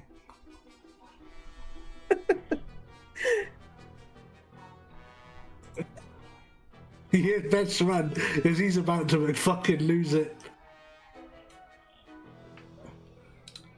See, one day, Lemon Duck, when you do become a content creator, you're gonna be in this moment in your head, and you're gonna wonder, is this a crime, that I visited upon someone else now being visited upon me. And when you do your own lemon duck, you remember these moments. You remember these moments well. He's making a list. He's checking He's checking it twice. He's gonna find out who's naughty or nice.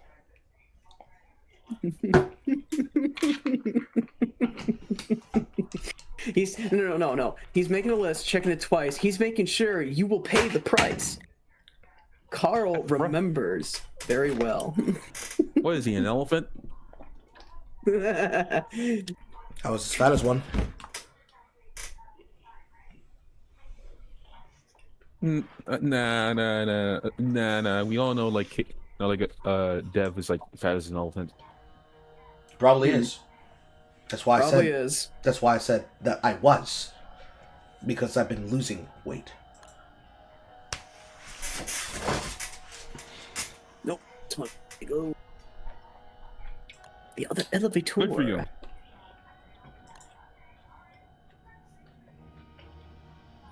All that better to beat your ass with, my dear. It won't take me long. I'm almost there.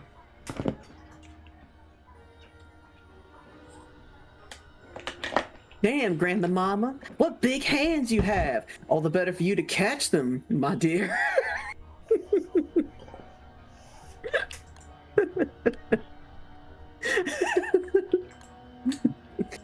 Anyways.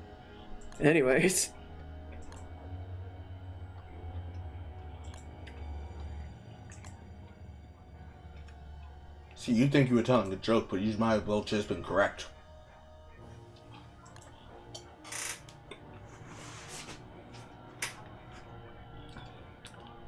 Yeah, guitar riff.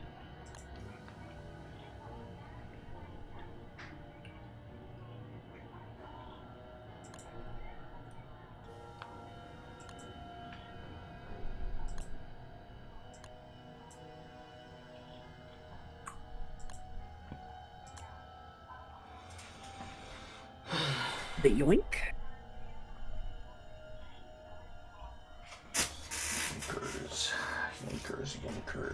Yoinkers. Max M.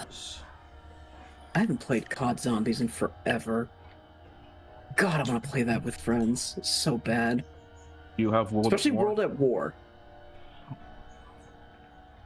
Maybe you Where do should you try. play World at War? Maybe you should try focusing your game playlist down a little. Okay. Why I mean, down? I can certainly do that. You asked why, Lemon Duck? Yes. So that they're not overbooking themselves. Hmm. You What guys. if I decided to power book myself? Well, if you started showing up to events all the time, then there'd be probably no problem. Alright.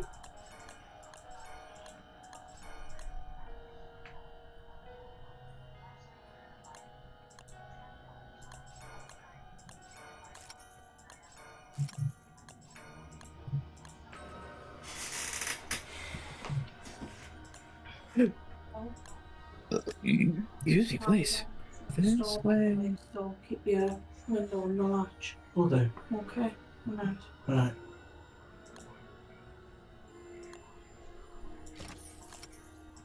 Was that the missus? That was my mother. Ah.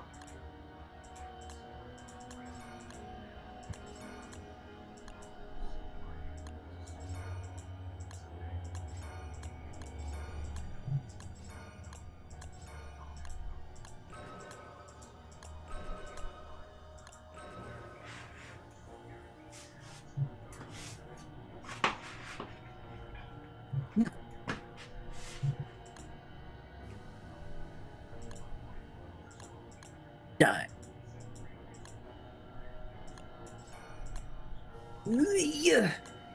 Yeah. Missed me. Haha, idiot. He died.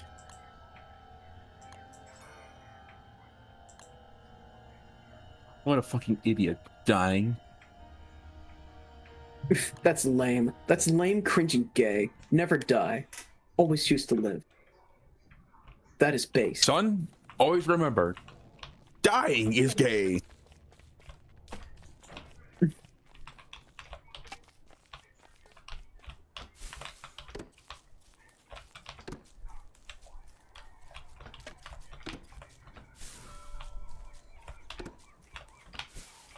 I just put these man bodies right here.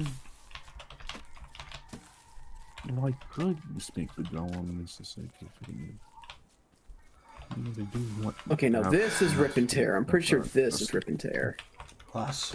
In any case, while the two of you are doing what you're doing, I do have a DST server that is open to the public that is currently going right now. There are only 6 slots. Right. Mm.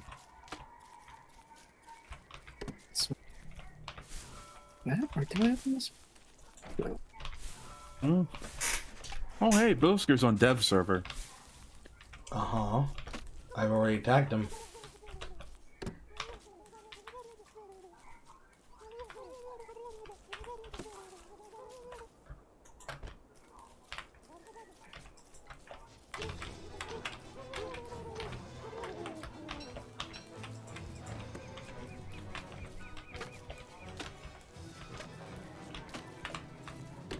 He went completely quiet. Did he just leave?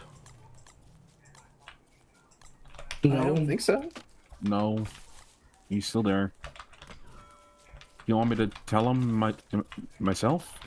Or... If you want to go tell him, if you want to message him. Hey, I'll be right back.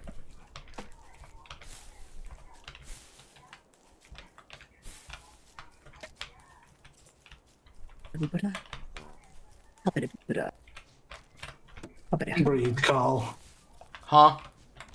I said, and breathe, Carl. I am breathing. If I ever stop breathing, it's going to be because I'm holding my breath because my fingers are wrapped around Lemon Duck's neck. Is it really that bad? Lemon Duck does not realize what he does. And that is the only reason why he gets slight levels of mercy. But it's not an excuse. Never attribute to malice what could be easily attributed to stupidity, but never rule out malice. See, if I start questioning if it's malice, that's a logic train that leads me towards wanting to ban him. And that's not acceptable. Because if he's doing it to be funny, he's being punished for something. And that's not fair. But if he's I don't think he's doing it maliciously. I don't think so. That's just me, but... Depends on how you feel about when a person can be signaled to multiple times. Don't do this. I have bad news. What is the bad news? Bilsker cannot join because he's on the road right now. Okay. He just got on the road, I guess, I think. Wouldn't necessarily call that bad news. I just call that news. Oh. Thank you for your work. Appreciate it. I really hate this chat. Understandable, boys. Okay, anything you need, I'll take care for you. Can you go back in time and stop yourself from being like this?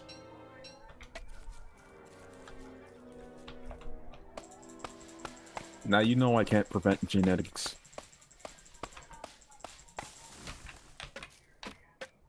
Certainly you can go back in time and tell yourself to be high functioning. Like me! That's not how that works. No, well, I if we would go back in performed a time and strong just like enough stop quantum myself. leap, it might work. No, I It's would. so crazy it might even work. You know, I would just go back in time and just stop myself from going on DeviantArt. That's much more better. That would also be good.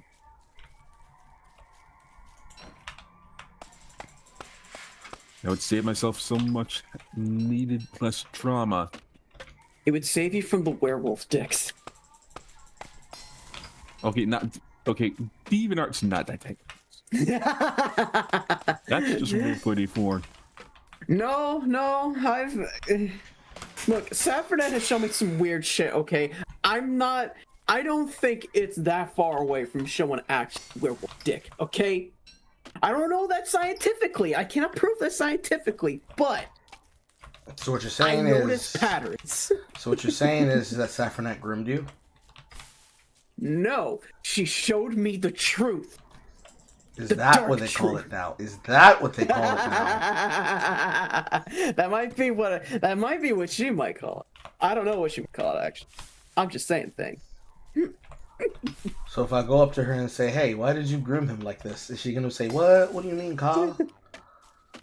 I didn't know groom." Of course she's gonna say, "Well, what do you mean, Carl?" I didn't do no grooming, Carl. I didn't do no groom. Is that what she's gonna say to me? Exactly. Yes, I bet you exactly in that same fashion.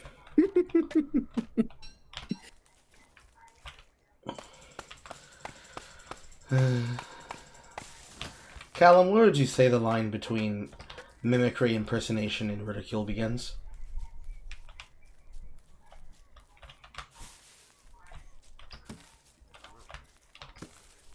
No answers.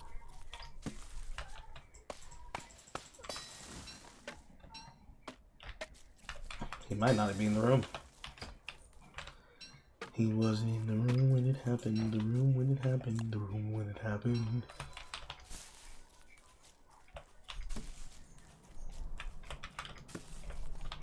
Hey.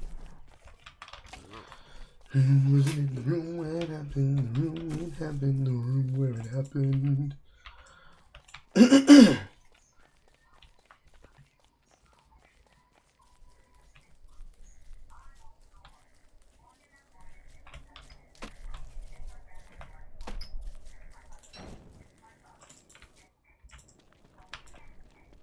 There. Buffalo. Yeah. Mega health. Mega hell? Dear God. Wait.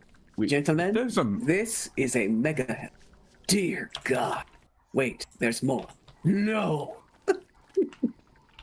It also contains Super Hell, which make both Mega Hell are inserted into Super Mario Brothers and Mega Man specifically. You can obviously tell which is which.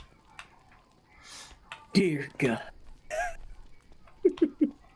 Just imagine the type of hell that's just like from in Mario and Mega Man specifically. I don't have to imagine. Really? Are there actual levels that are hell-like in Mega Man and Mario that aren't Bowser's Castle or like some sort of Forge Robot Master level? I would imagine they would be creepypasta like. Nah. I don't know. Mega Man and Super Mario are more inspired than creepypastas.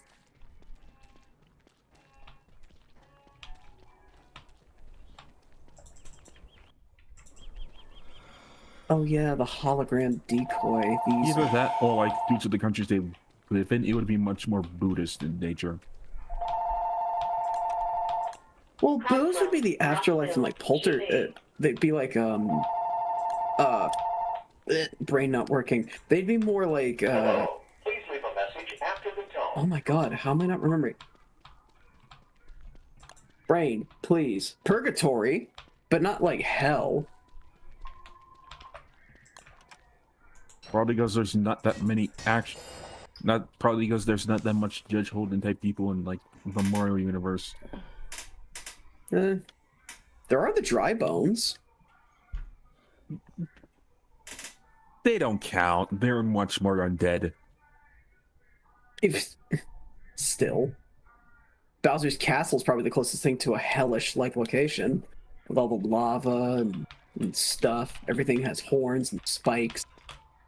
Now that you mention that, like Bowser does give off the devil vibes. Well, he is supposed to be based on a Trask, a dragon turtle.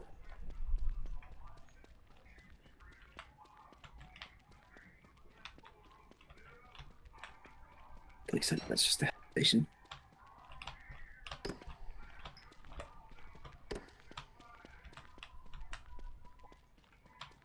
Oh, hey, adherence in the server.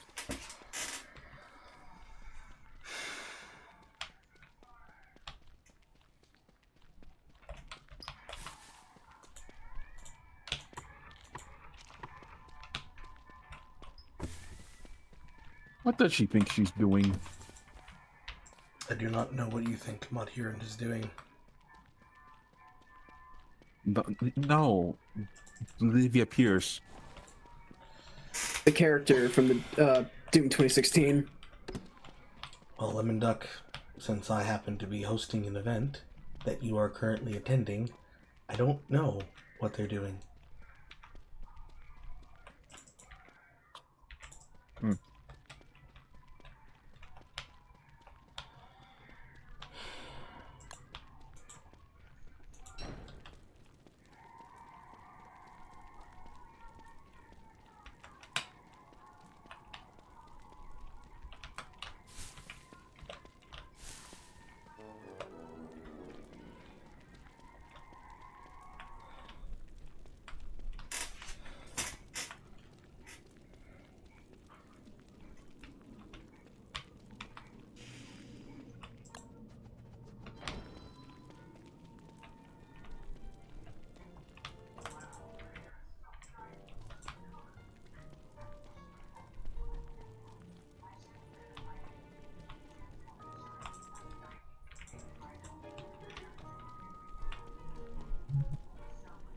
There we go.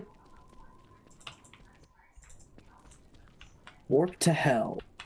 Into the unknown. Right, first hell level. And I might call it there after this one and get some Daenerys Targaryen. Anyways. Yeah. After I do this, I'll... Kadinger Sanctum. I'm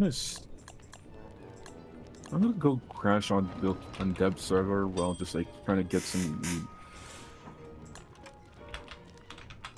I'll just get some lunch and that's it. See you guys later. Yeah, see you then.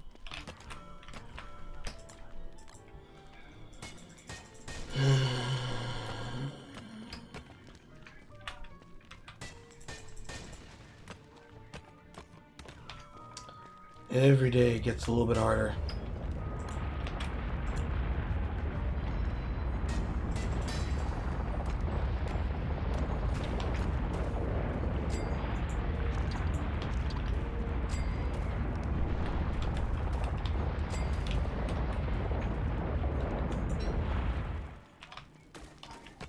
Into the fire.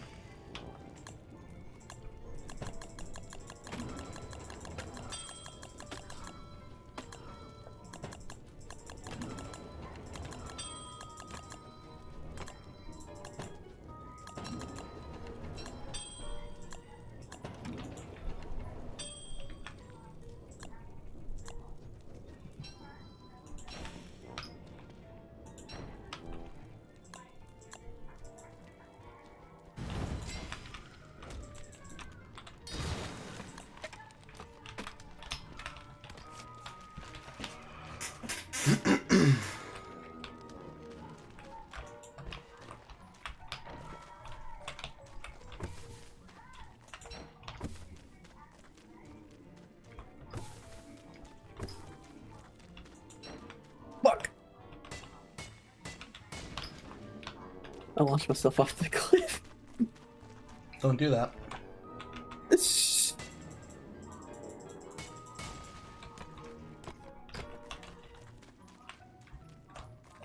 I just imagine he was like a Navi from Ocarina of Time saying, hey, don't do that.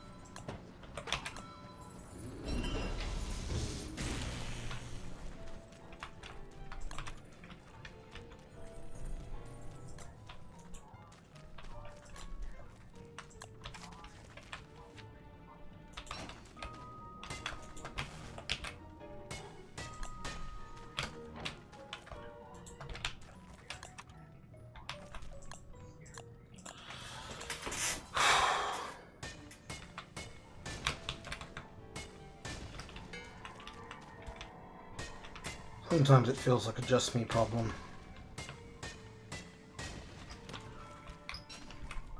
Sometimes it feels like God's testing me. About what? My emotional state of lemon duck. Well, he did leave. Yeah, but he took a lot of my will to live with him. Can I give some of that will to live back? Can you convince me that there are human beings that do not specifically want to burn time because for some reason they have to float from place to place? Yes. I hope so. Yeah.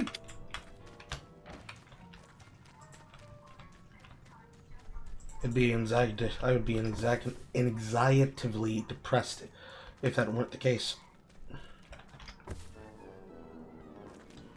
Well, I wouldn't say that I'm, quote, burning time. That'd be a bit, I guess you could say, insensitive to say. I mean, I'm enjoying my time.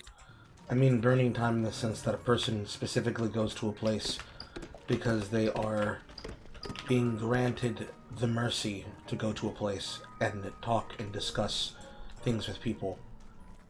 And they are effectively testing your patience to see how far they can push it. Oh, I see. It is, as the kids call, in good faith. In good faith, I tolerate a lot of things that other people would say not that big a deal, but many of those people are not creators. Fair enough. Yeah. If you had a person specialize in coming into your day job and acting like that one kid that we have all known since very young ages, one who specializes in basically winding people up, air quote, winding people up, but really it's just being antagonistically assholes to people. But anytime they get called on the behavior, they say, bro, I'm just having fun. Yeah, I can tell you're having fun, and I can also tell it's at my expense. So either wise the fuck up or go the fuck away. I mean, you've been here long enough that you have witnessed the people who were literally setting me up for failure get removed from my audience in real time. So you know it's not just hogwash of, come on, Carl, you're just being a little bit overzealous. Yeah. There was a whole length of time where you went out of your way to do that. Yeah. Even one of your longest time audience members was gotten rid of. I won't mention who, but the place where he had gone to because he thought that he could get away with it over there, he got removed from her audience too. From Amy's. He had mod status and everything, and he got removed because he wouldn't stop being conspiratorial.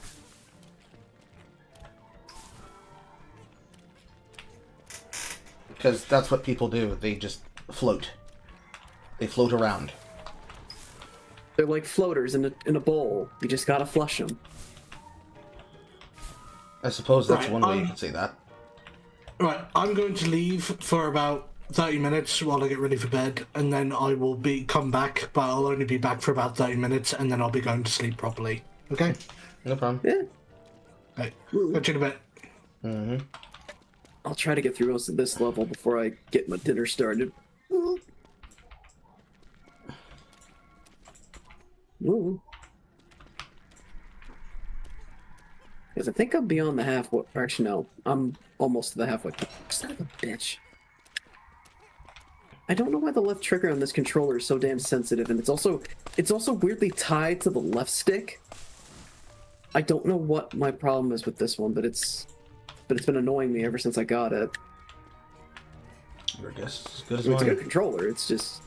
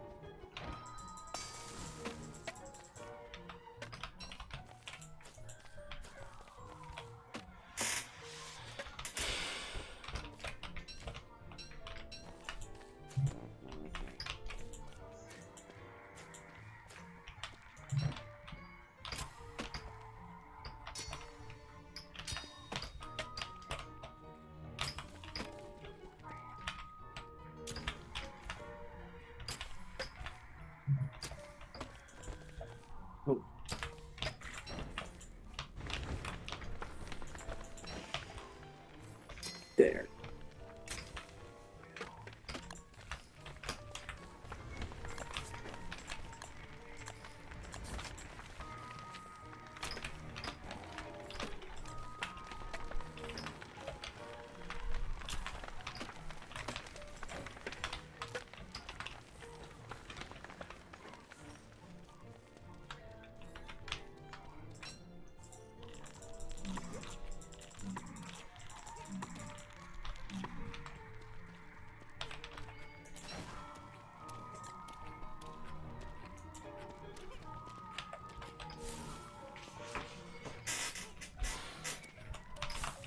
Decent.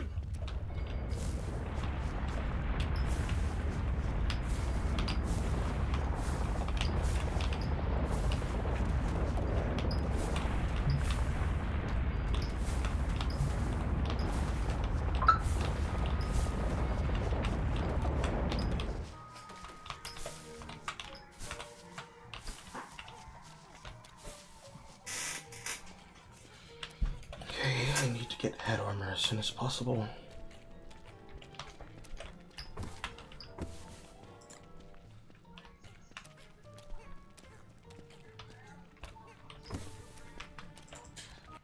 There's no way I can find fixing down here.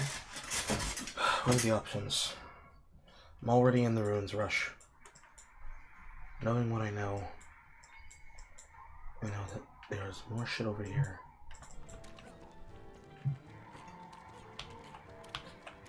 So I should find the blue mushroom biome first, so that I have fresh healing.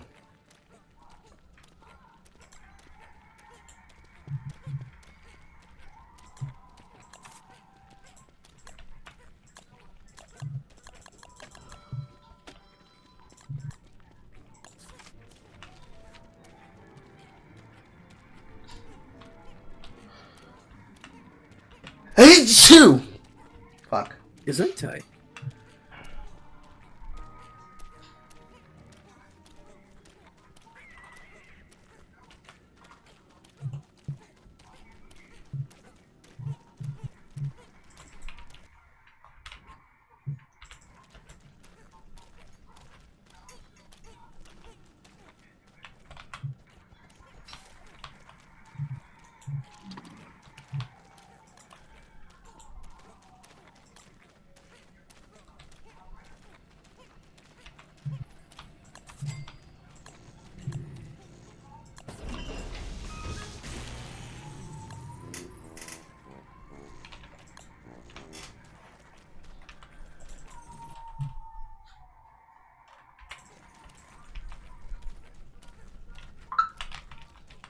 Cool pickaxe.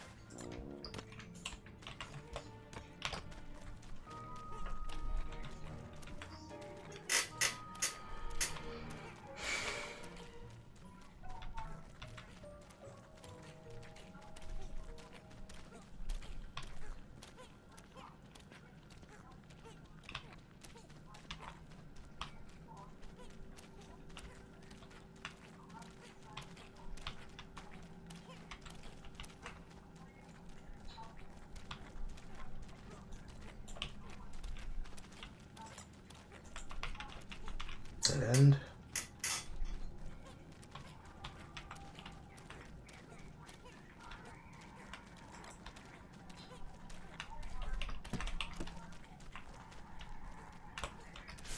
Cave lichen.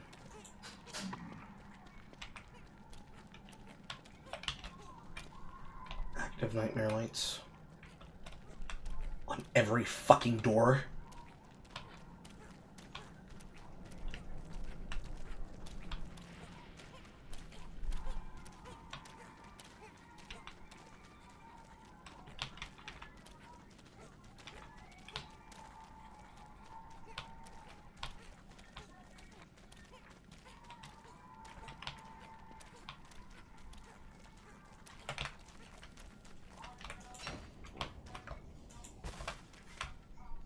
Oh, there they are. The fucking meatball monsters.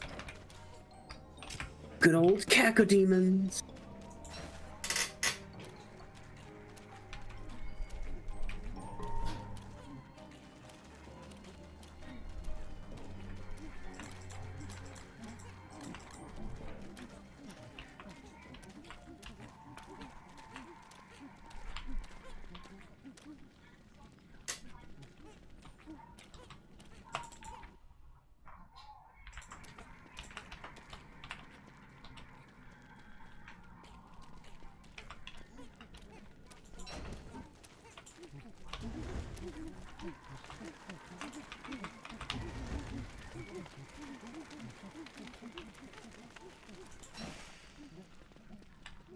First green.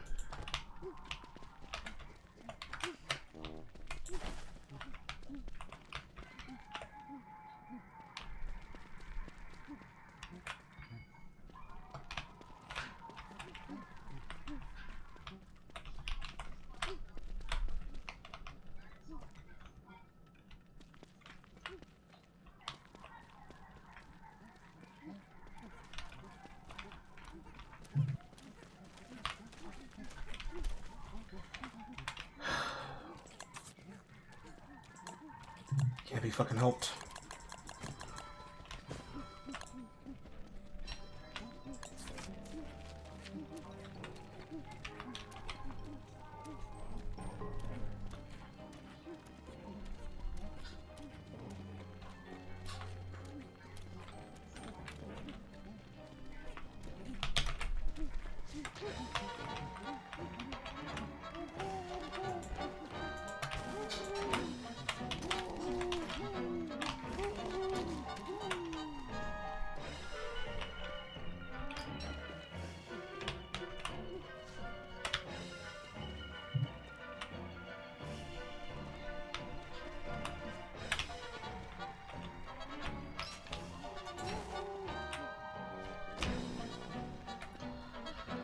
Please don't poop at me.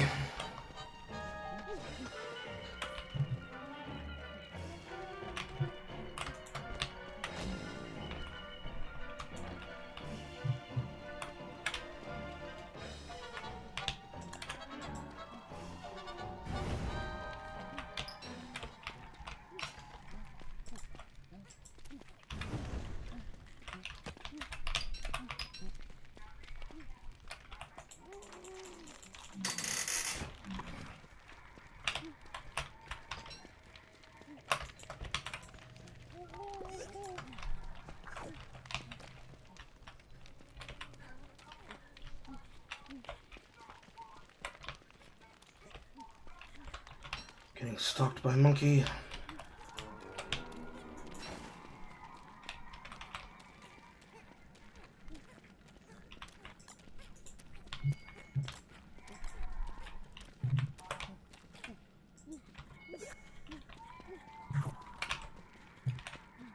Keeps running from me, won't come up to me at a distance.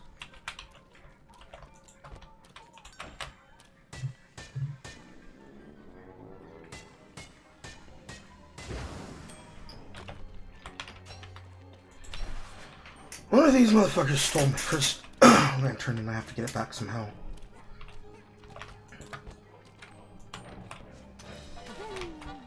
And there's my lantern.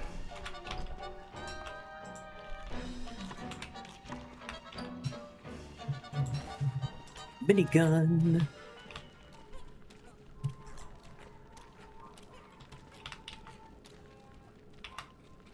Hello, Commander Keen. Poor kid.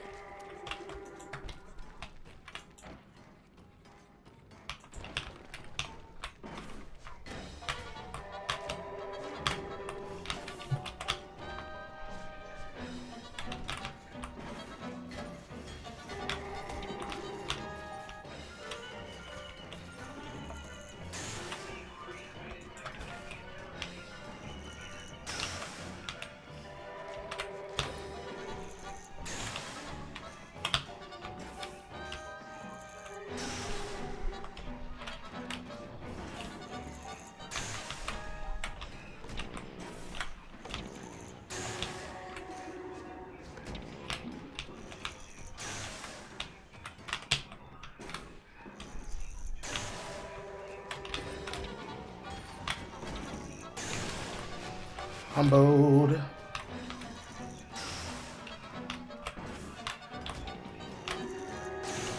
Comboed.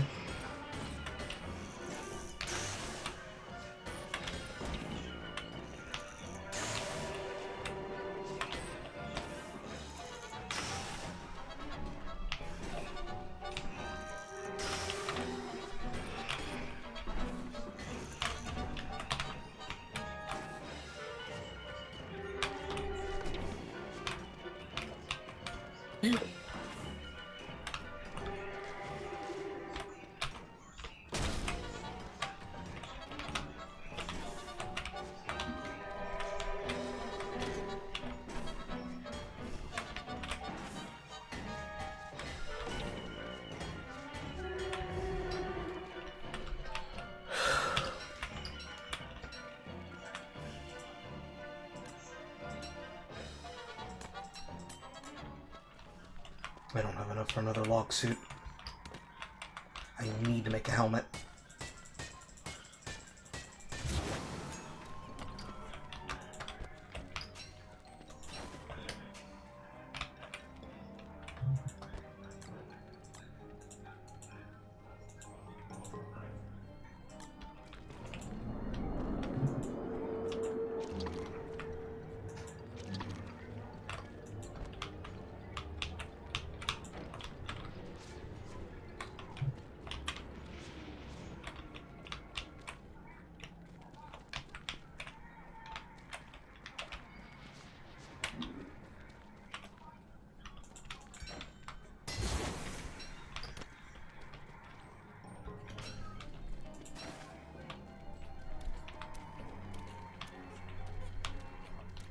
God damn it, that's not the one I wanted.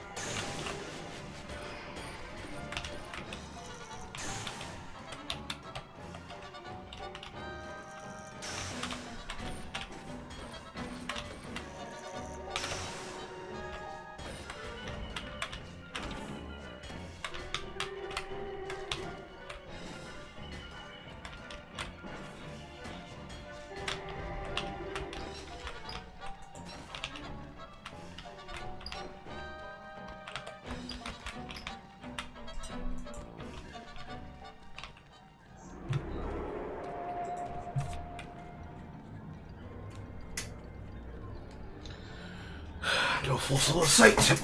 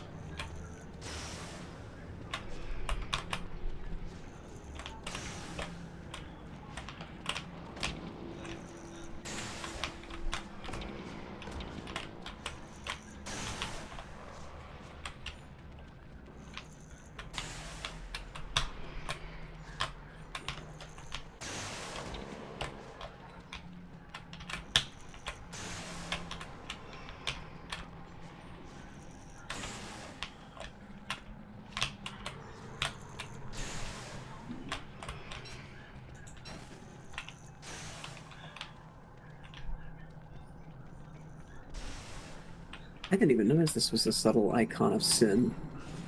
A little homage.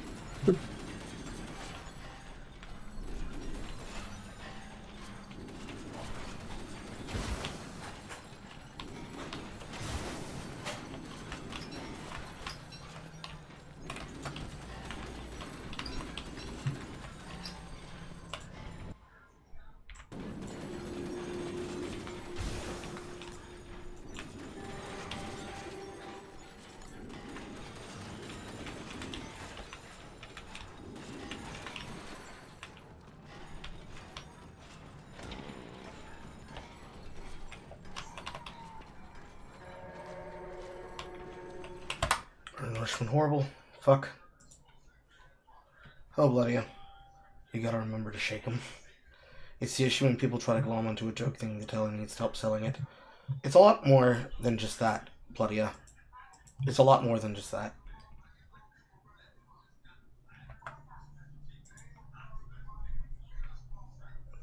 Like, a lot of the problem really is the extension of if a person actually likes being around you, or if they like the benefit that comes with being near you. Lemon Duck is a very interesting person that has a very interesting quandary. Because as anybody can notice, he was in the room as I was talking about him. This is behavior he has done that has now been categorized by other people. Because we all deal with this inside of the interconnected communities. That is the mutual social group of my creator friends and the people that are their audience members. I don't know what possesses a person to want to basically ruin an event and then not apologize, while at the same time show remorse and pity? That reads to me like somebody who knows what they're doing. Frankly, I'm pissed. In usual cases, I usually am, because it usually drains my ability to have the capacity to entertain. It is really hard to get back creative energy once it's been stolen by somebody. I've discussed this calculus before. If it is difficult, near impossible, to run a multi-man event where people's presence is requested and sometimes required, and it appears that the person doesn't actually care about the thing that they're gathering for, they would rather basically use it as an open mic night, I am going to kill the event myself. I will kill the joke, I will actively remove the people, and I'll go back to business as usual. But that's not fun for an audience. In trying to provide fun for the audience, there are people who just trample all over it. Trying to do that calculus is time-consuming and energy-consuming, because sometimes you need to hold your tongue, because it's not that serious. And sometimes it is that serious, and you have to pull them to the side. And I've learned in my past, as well as in my intrigue, there are people that will actively lie to my face, and they will say, yep, I understand what was going on, and then will mauled, saying, how dare you remove my ability to ruin your content? You don't even have an audience to brag about. And then another person will do it as, I don't care about the things that's going on. I like the fact that I can be able to harass this person on camera, and that this person's too much of a pussy to tell me that otherwise. I've removed both of the first two. Lemon Duck is in the third position of, he doesn't realize he's doing it, but he does realize he's doing it. But he's harmless, but he's not harmless, because he's harming me actively. It's a hard position to come to, especially when I talk to him directly, and it seems that he understands, but continues to do it. I don't want to have to be that kind of person to put my foot down, but I'm getting there. I'm almost there. I honestly think that may be what you need to do. Like, just put your foot down. Like, if this is... I'm not saying be authoritarian, I'm just saying, if this is genuinely annoying, I don't think it's unfair for you to put your foot down and say, hey, this is annoying. I want to clarify what you're... Like, why are you doing this? Like, I don't think that's unfair of a standard. Because I get what you mean. I just think, yeah. Like, it's not... I wouldn't say that he... I would say that at that point it might just be he may be a social autist that doesn't know how to communicate properly, but recognizes it can be a problem and wants to find clemency for it. But at the same time, it's like... he's got to know, or at least be told that he's doing this, and lay down the law that way. Like the what's the word? What's the words I'm looking for? Fucking the fucking oh my god, brain, please work today. Basically, you come to like an agreement of how things work, like on that front. But terms of engagement, that's what I meant, like a hypothetical, proverbial terms of engagement, if that makes any sense.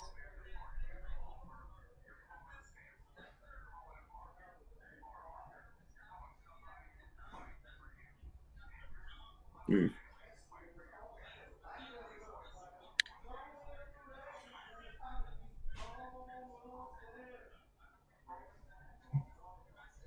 Although if it does become a major pattern, then that would be something to have to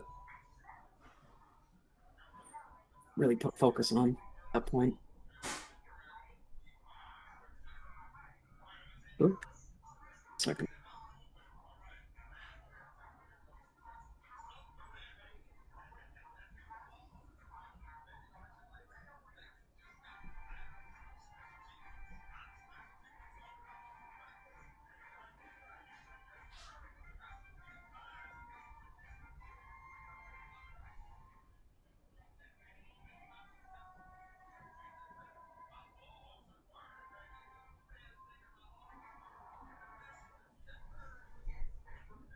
Hold on. Before I forget. There we go.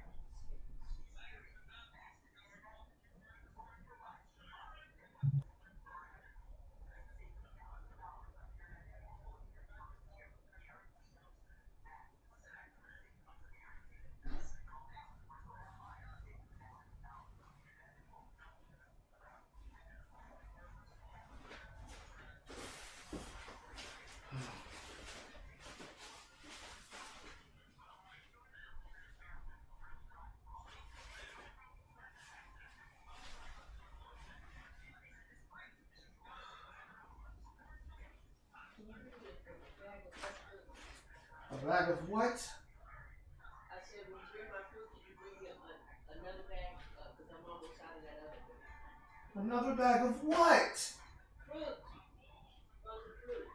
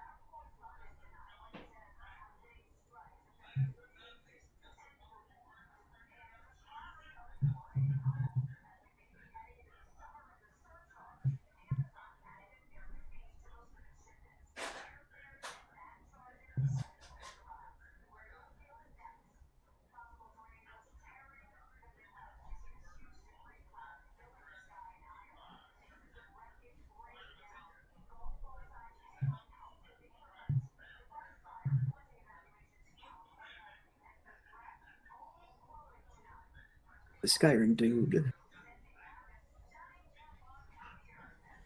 Here. Okay.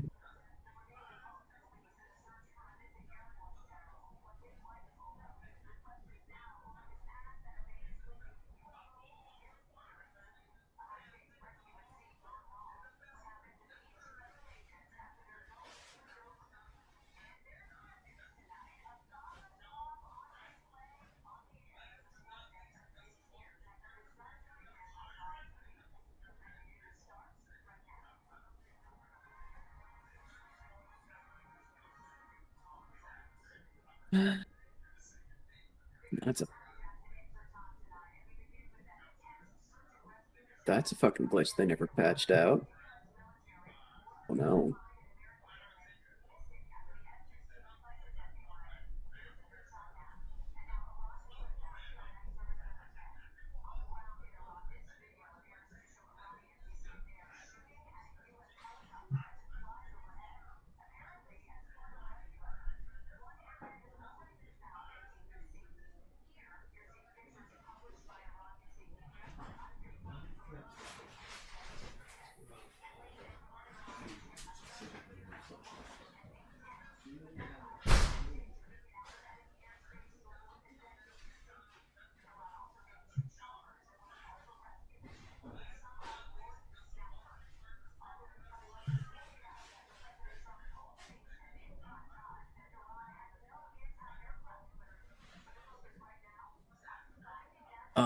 Beautiful, beautiful infighting.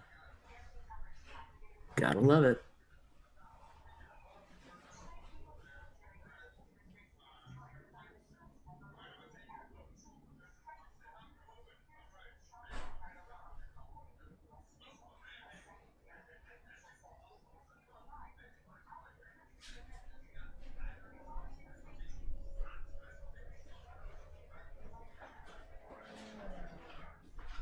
You don't have another one.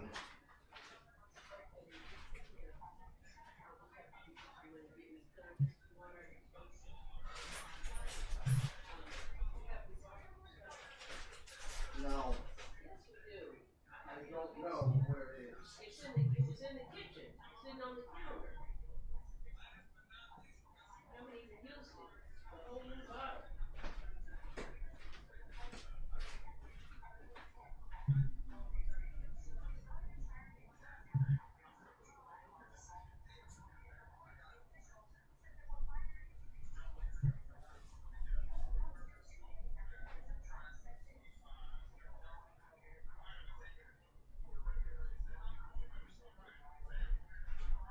I didn't even use my other bag of fruit. This is something something strange. Either didn't come or spoiled. Your frozen fruit doesn't spoil in Excuse a me. frozen environment. Can you put this in my bathroom for me, please? Things I need to get from outside. Okay, that's fine. I don't know what you're doing. I need your help. That's wonderful. I need help doing it. But anyway, I need frozen fruit. So. That's wonderful. We don't have it. Okay, well, I'll just have to get some. Okay? You have to, if you're fish with it, you just say I don't have it, I have to get some. Like the salad. I don't know where it came from.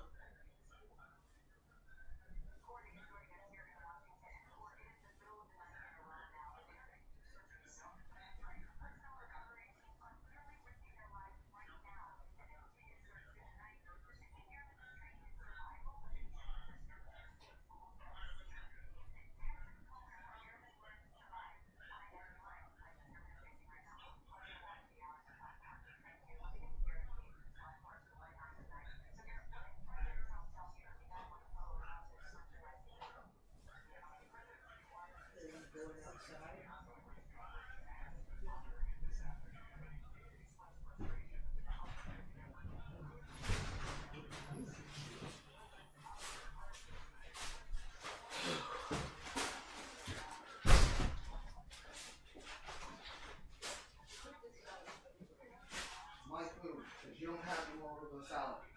Okay, thank you. I need a Ziploc bag. That's wonderful. Can it wait? Yeah, we can come back. I need it because it's going to spoil it, the bag you got.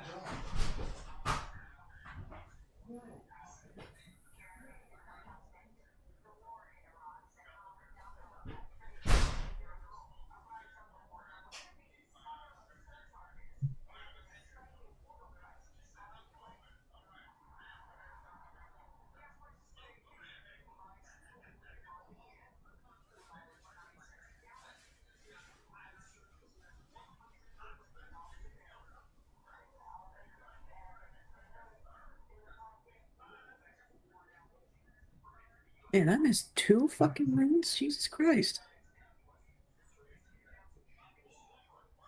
Yeah, I gotta go way the fuck back. God damn.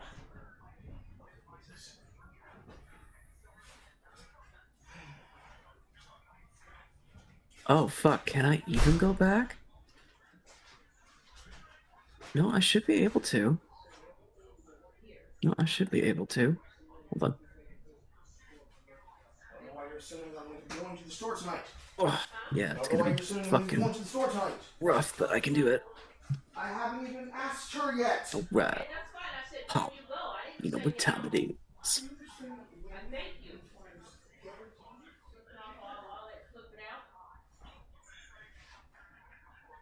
Okay, here's one. How the fuck did I miss this? Just run right past it? Okay. Alrighty.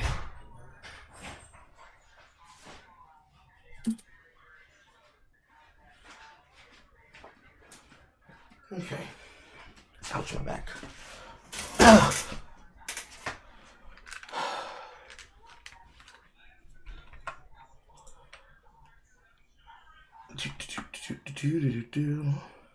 Hello, Master Wolf. I don't even remember what my train of thought was, but I remember I was complaining.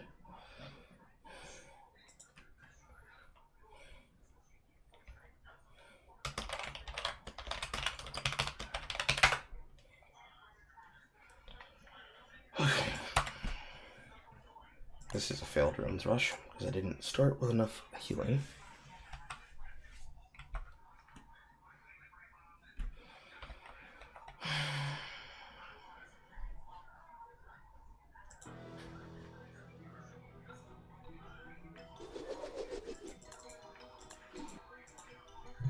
Daily gift of shorts.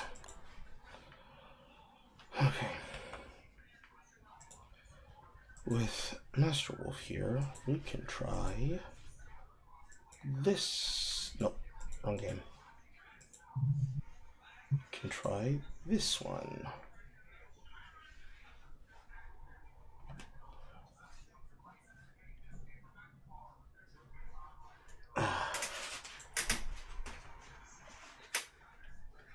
Can you boot up a wizard with a gun, Master Wolf?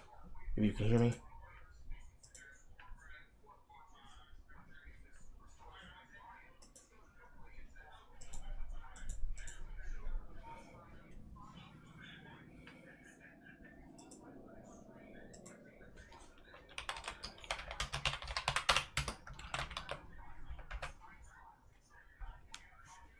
Am I lagging?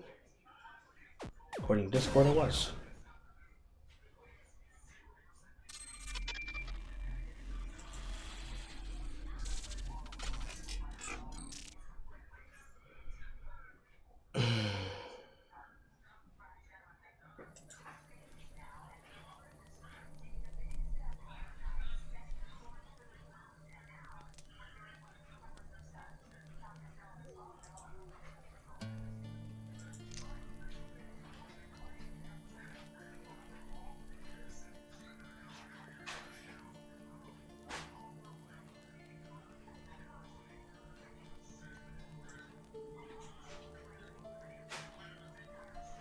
I think it's this file.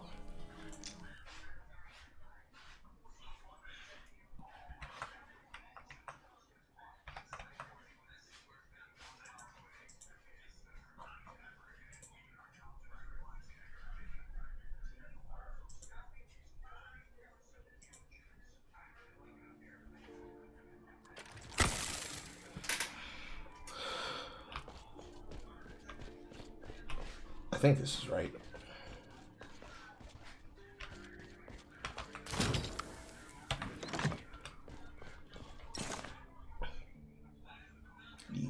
Yes. Wait. No. This one's not right, I don't think.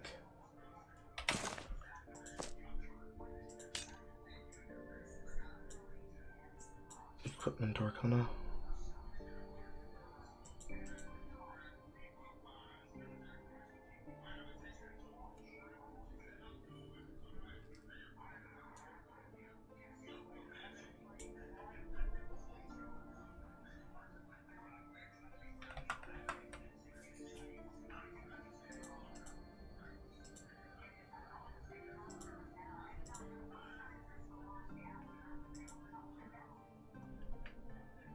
This door open. Well, it did.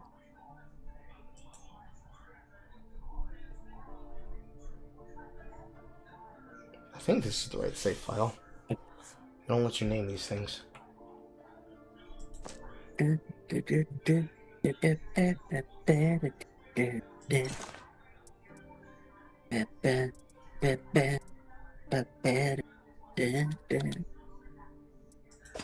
think this is the right one.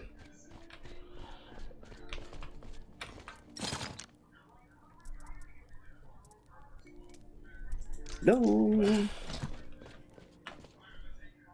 Hey. Hello.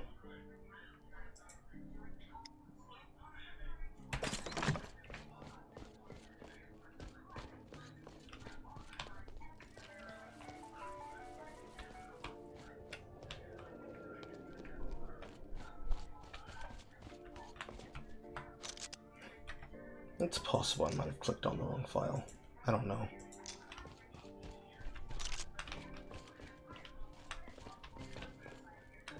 Bing. In any case, we have to help your progression. I don't know if the Arcanas are upgraded per the bullet for each player. And I don't think your player character is on my screen. There you are.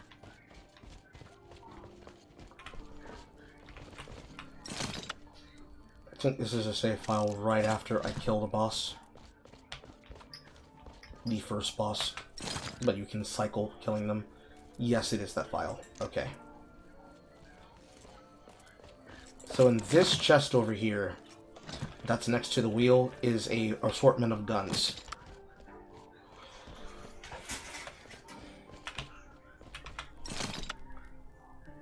And then ammunition and upgrade materials are inside of the chest that is in the center of all of those altars. I think this is all of the basic altars. Almost all the basic altars. Everything but but order. Oh my god. Which I should just unlock right now, I guess.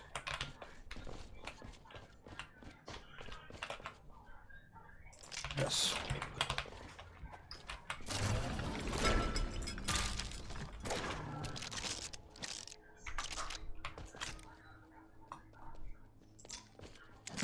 Still not get.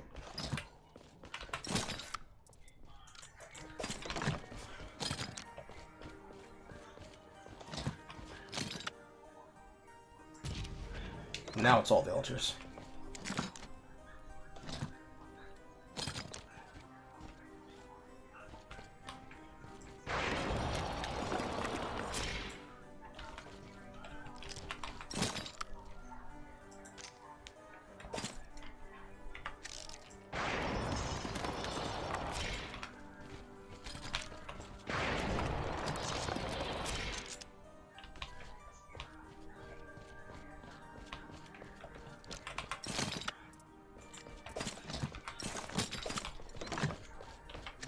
Try expanding the floor here.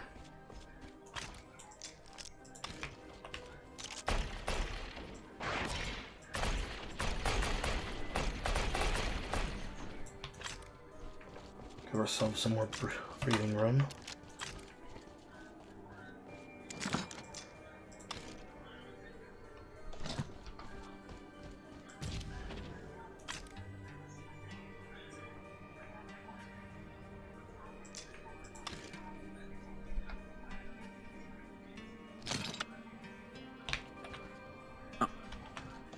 Stupid, I literally could have just went that way. God, I'm dumb.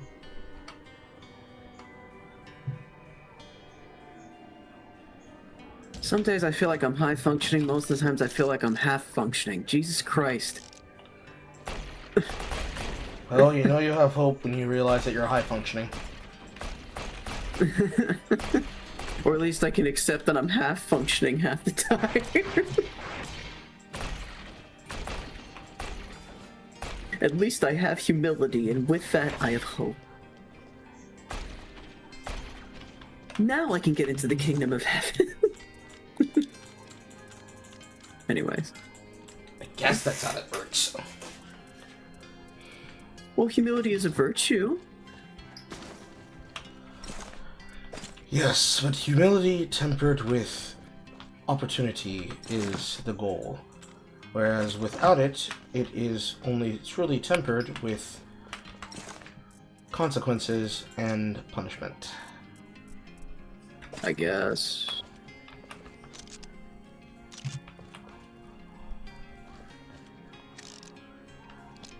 Ooh, I love this red. Love when the hue changes in this one section. Just this one section.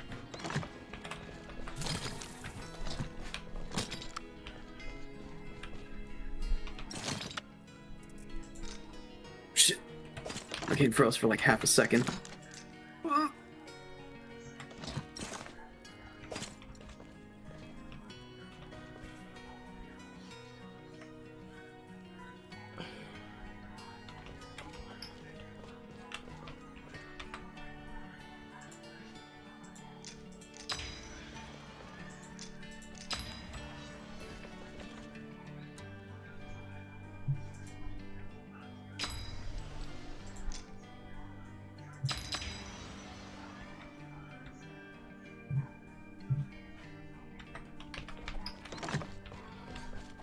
Ready when you are.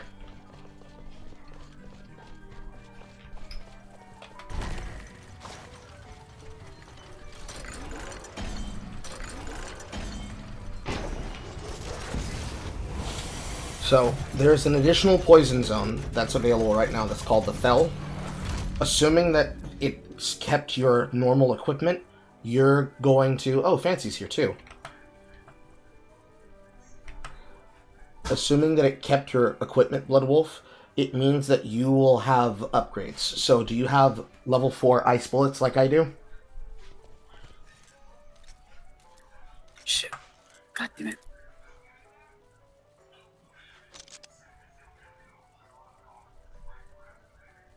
If you equipped yourself with ice bullets. I know I left materials for it in there.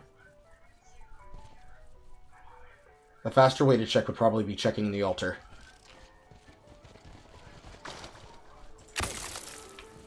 If your ice bullet level on the altar happens to be 4, you'll know.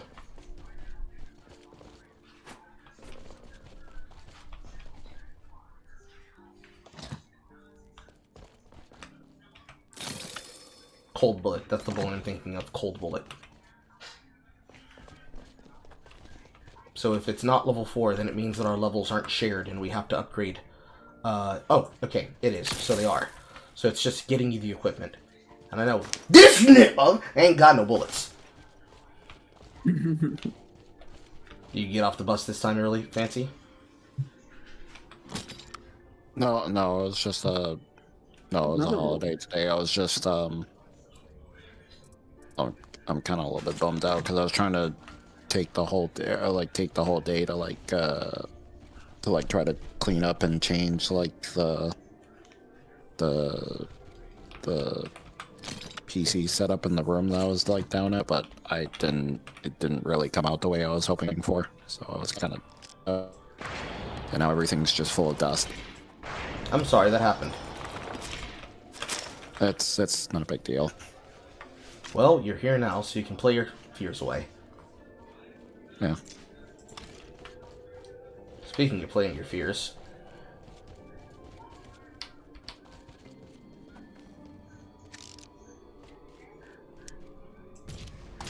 this is a sewing station. And this chest is what I'm going to fill with a bunch of weapons. I'm assuming your player character file doesn't have any weapons on it except for the starter pistol, the wooden gun. I'm not even sure if I even have the starter pistol right now. Just open your inventory and see if the first weapon in your first slot is the wood pistol. Or I don't have anything. Okay, so you'll want to go into this small chest here and pull out some guns.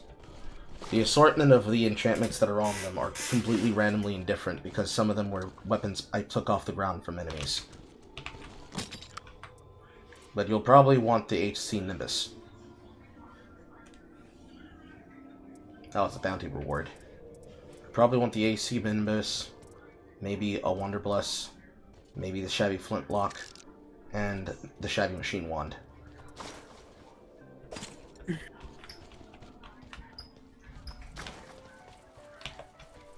And then probably the only bullets that are... You'll probably want to take some time looking at the bullets that are available to be loaded in them. Over here, next to the research mechana for the loading bench. You just click on the weapon and then you load the bullets. Each of those guns should have 2 slots for the left click and right click.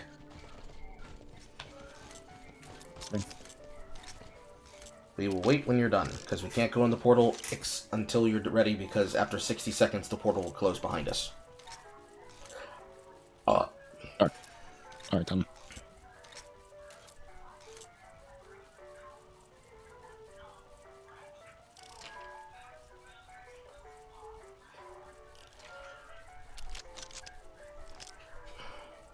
Now, I apologize for ending early the other day. All of my will to live had been drained out of me, almost like it was today.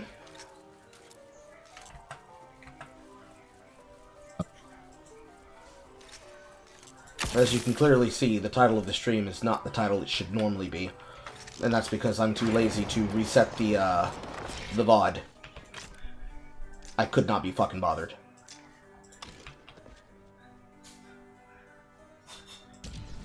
Okay, that left me a little bit confused. What got you confused? Or no, I didn't realize, like, the I guess I just kind of forgot the time and such, so I didn't realize it was already happening and such. Yeah. I tagged you, everybody saying where they at.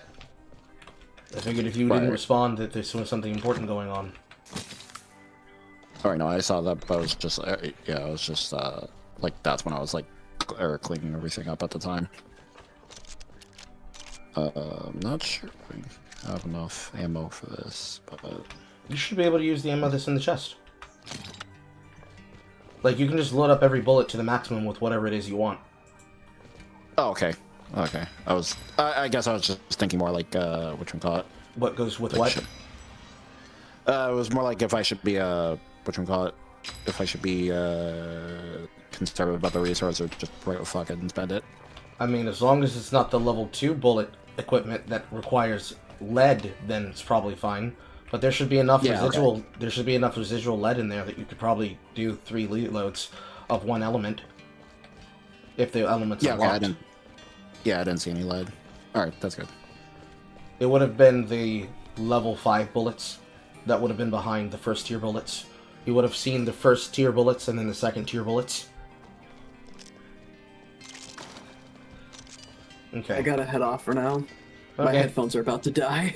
Okay, bye. But it was fun. Okay. I'll see you guys later. So you two go through that. You two go through that door. I'm gonna go over through this door. All right.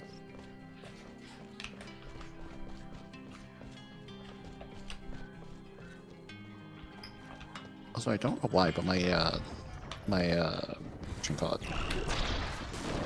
the headset thing, or not the headset, the stereo that I use, like, it's acting up on me for some reason. I don't know why. I really couldn't hear much right now, or at least hear much in game.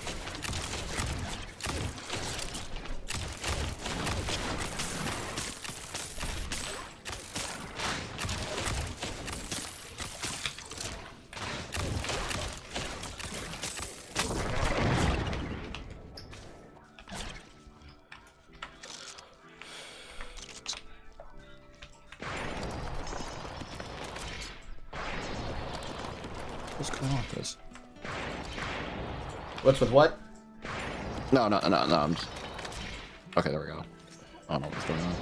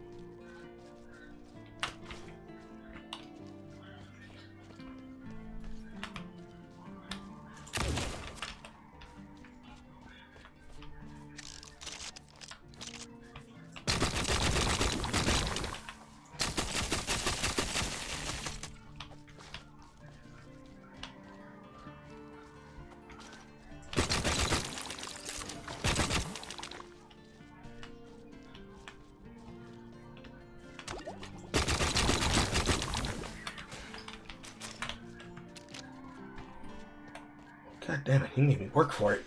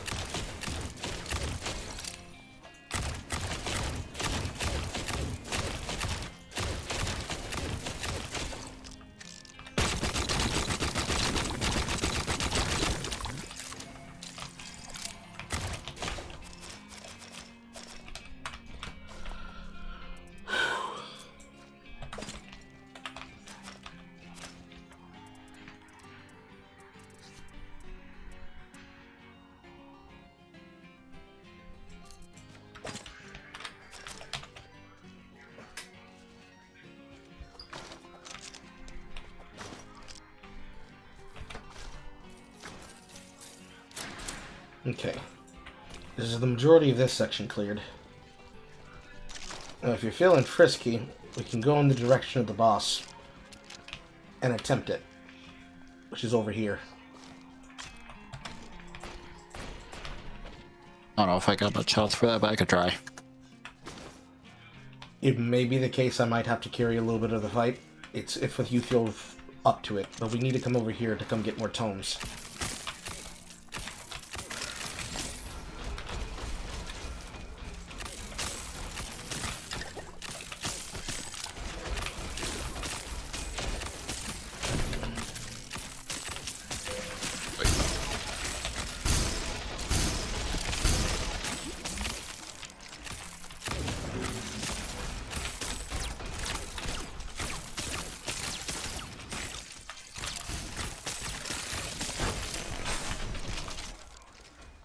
Got him on the collision.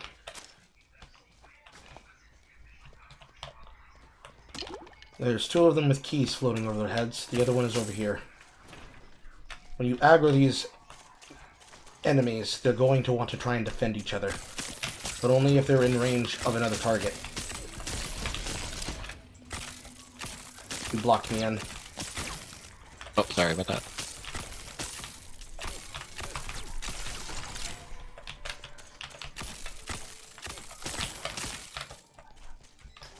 Help him.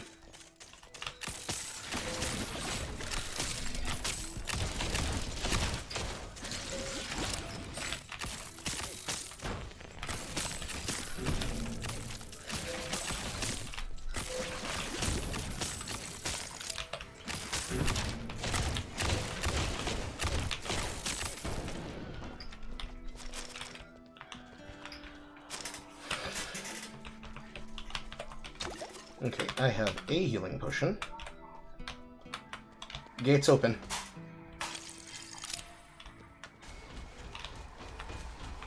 Oh lord. Oh, that was unfortunate. So it wasn't the bigger one that ended up killing me. It was just the fact that I pulled out the blunderbuss and I accidentally aggroed the one who was like 2 feet in front of me, or like 2 feet behind me. Looks like you aggroed the turrets. Well, we definitely can't do it. Oh shit. Well, shit. Try and salvage what's in his pack.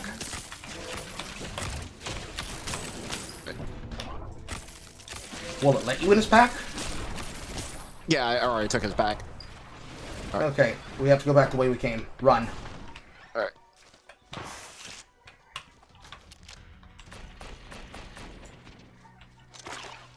Run across it, run across it, run across it.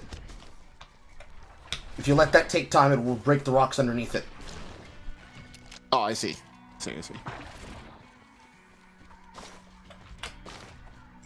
The nearest exit is towards the gate that I took to the Magus house.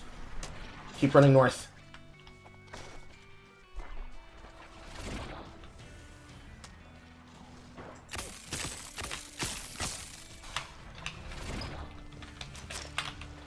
There's a shabby carbine there on the ground if you want it. I'm oh fuck. Oh. Well, shit. I hesitated for 1 second, and I deeply regret it. Well, the upside is you keep your guns. The downside is anything that was in your backpack that wasn't secured in a potion slot is gone. Well, damn. I was questioning why you were trying to aggress a melee robot with the shotgun, and I had to really think about it. It's like, he doesn't know. Yeah. Yeah, those enemies are not enemies you want to use a shotgun on. You can, if you can outmaneuver them. Yeah, kind of started realizing that this seems very specific for who I need to deal with on them. There was a reason I was shooting them at a distance and knocking them into each other. It's okay. I learned the hard way too. That was meant to be a resource run, but we were in a position where we all gathered together and nobody had died, so I figured, I think we're strong enough to do this.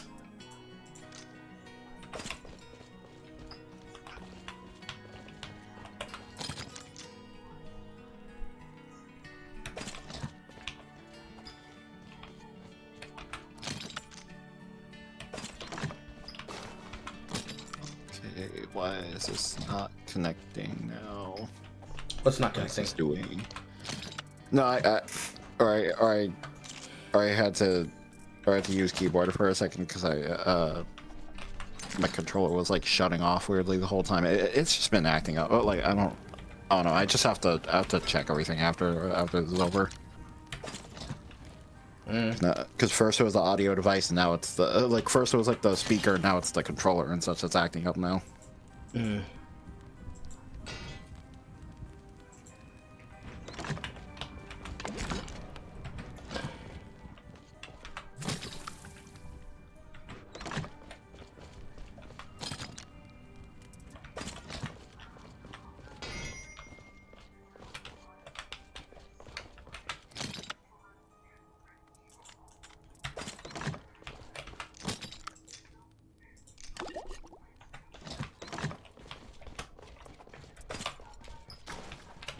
Yeah, we definitely need to go on resource runs.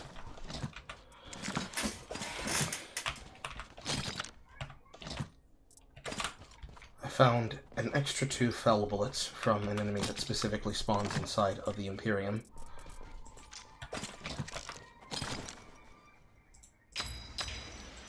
I upgraded the ice bullets to level 5.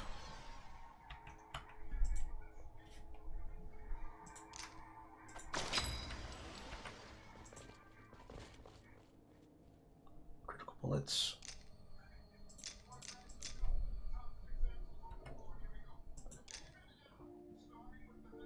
Force bullets. I think I need a sniper rifle. Maybe I should have grabbed that carbine. Is what it is. Okay.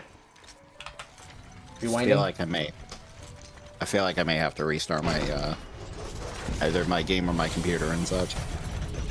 If you feel like you can do that, you can do that, and then come back and then reconnect, okay? Alright.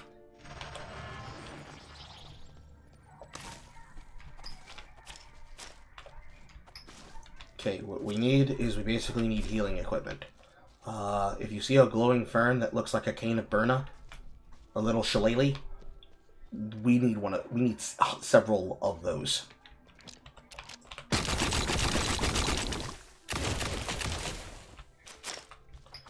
You also want to kill trees that have the apples in them. If you afflict them with fire and then with poison, or vice versa, you can use that as a way to get equipment off of them. It'll give both the charcoal and the poison wood.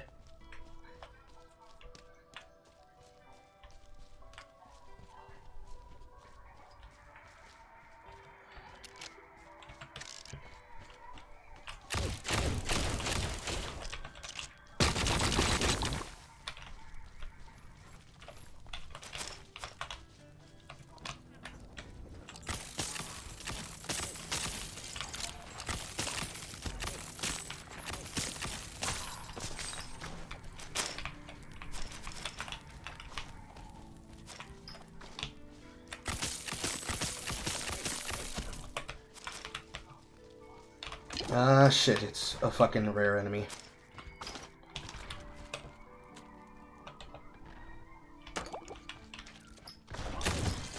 Ow. He is level 6, we can't take him.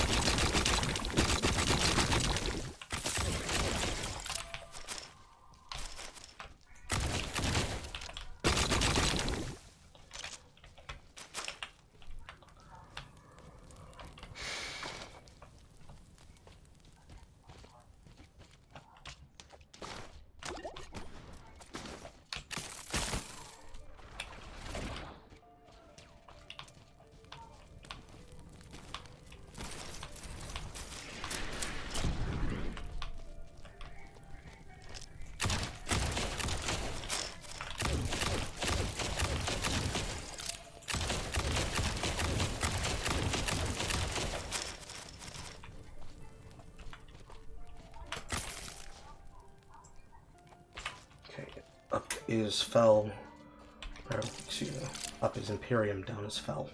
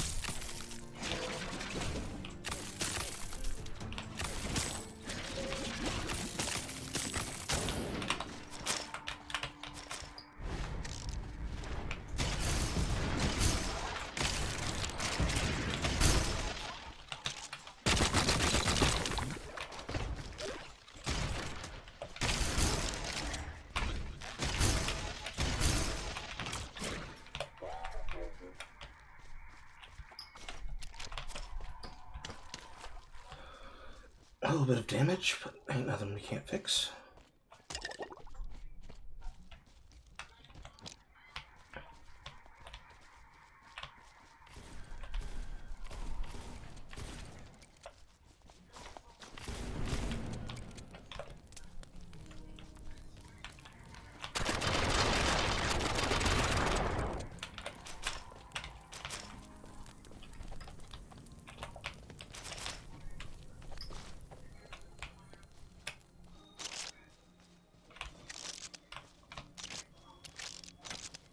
You need poison eyes.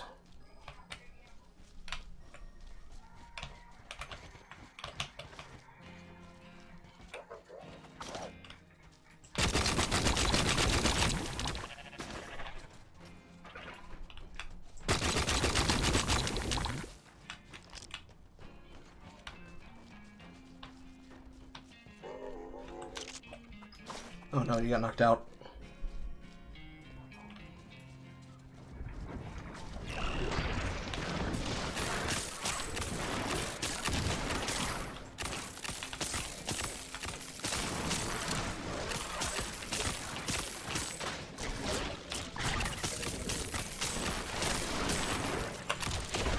Ouch.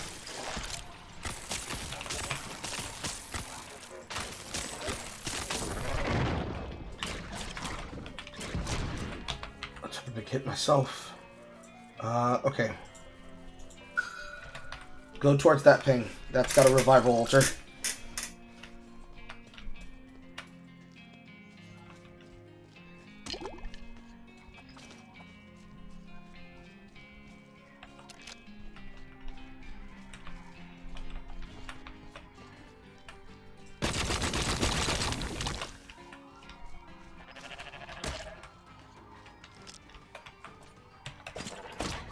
Ow.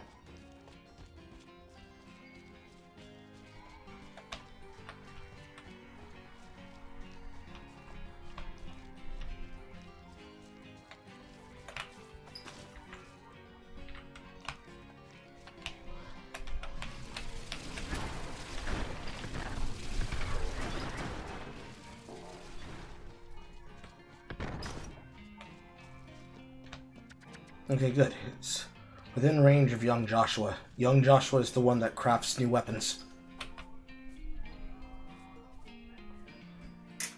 We can work back towards where you lost your stuff, but it's gonna take a second. We have to go slowly. Unless you get your stuff back immediately on in your pack.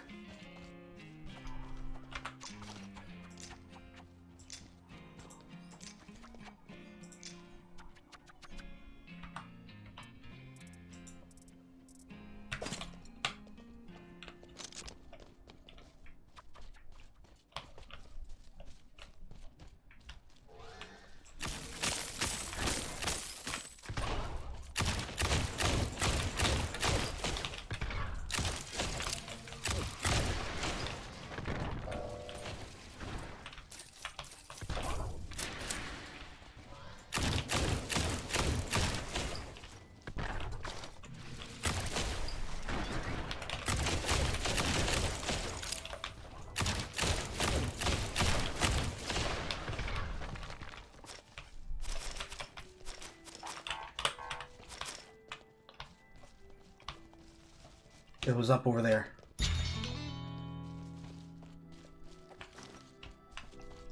Around this curb and in front of the billy goats.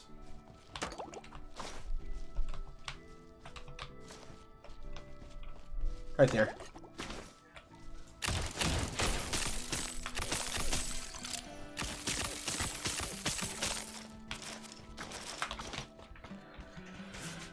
I don't know if we are strong enough to deal with this deep orange, but we can try. We have enough time that we can kite it. We need to clean the arena. Looks clean. Okay, this is gonna be an eye.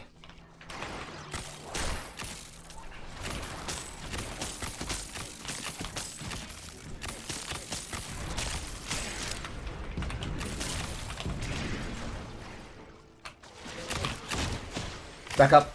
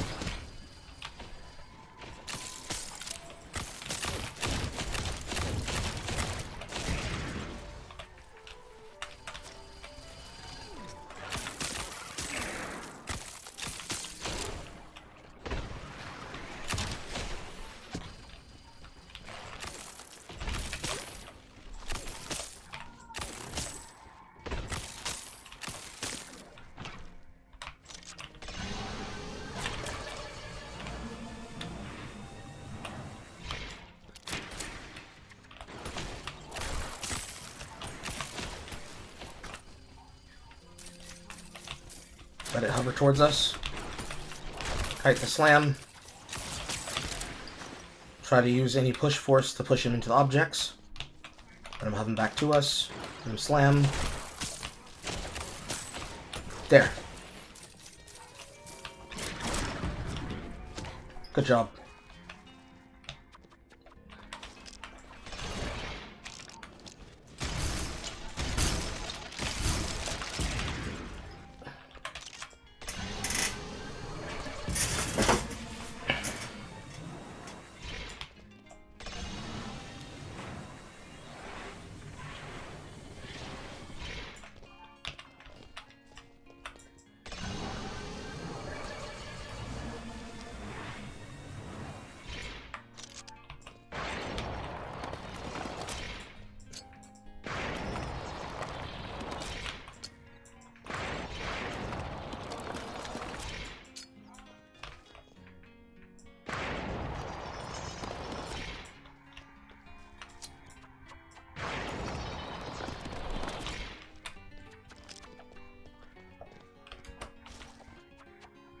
Okay. Can't kill the quest enemy.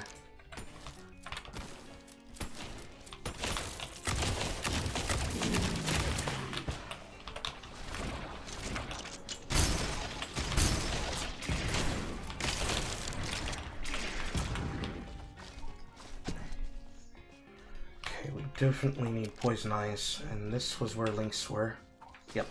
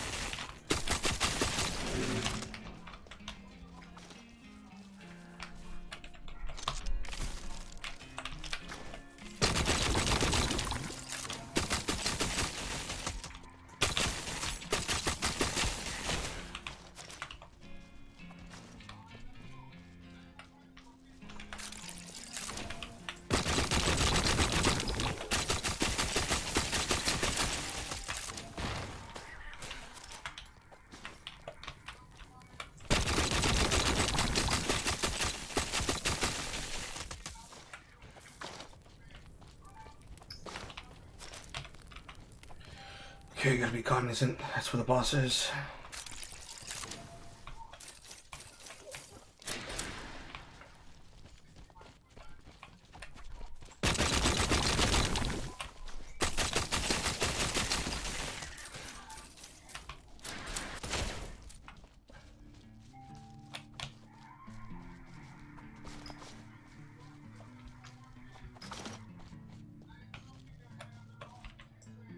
That is the maximum of poison ice. My inventory's full.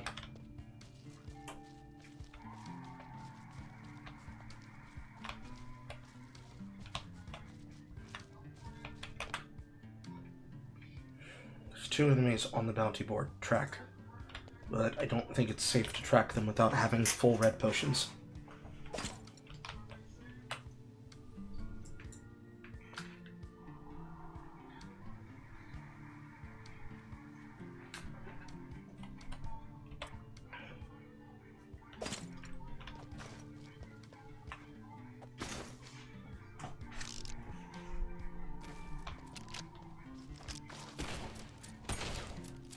And that's right, I said we were on a resource run. I'm being retarded.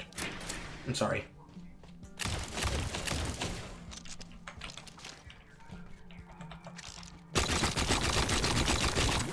Subtly made myself forget what we were here for. Kappa. I literally had a dad moment.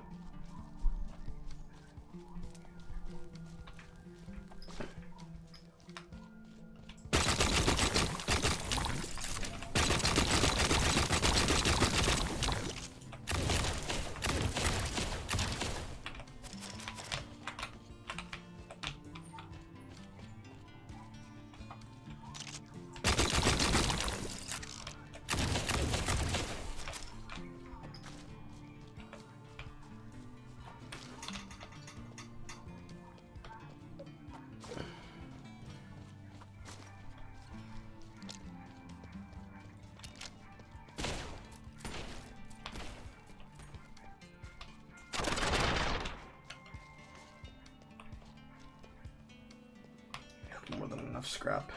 It's the fucking healing things we need.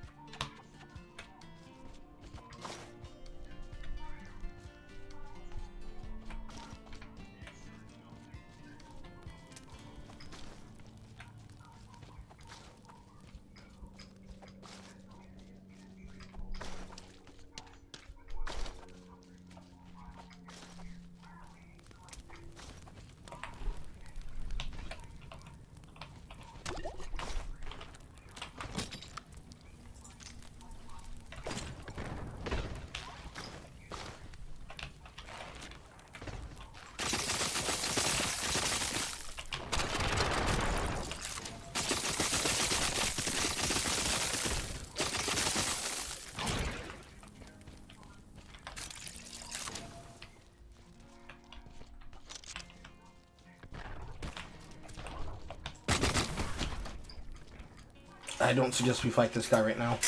Not if we're carrying loot.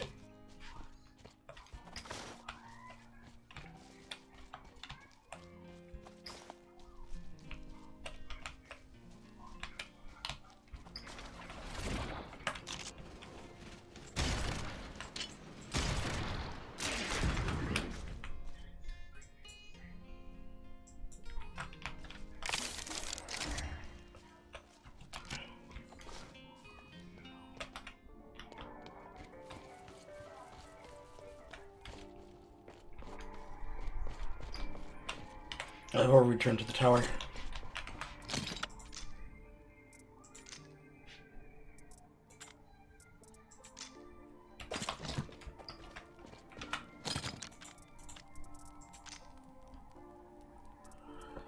God damn, can't find any fertile ferns.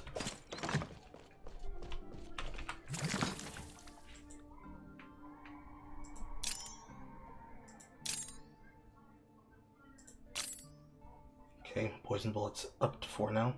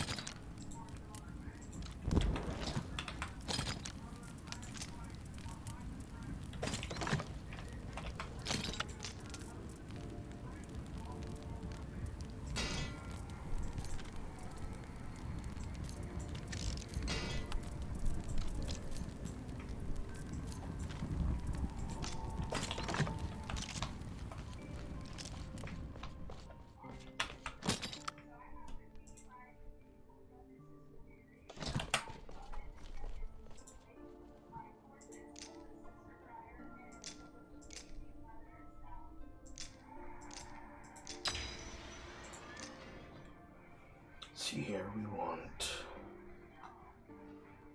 cold bullets. I'll load this with cold bullet 2. And over here, we want shocking bullets, probably.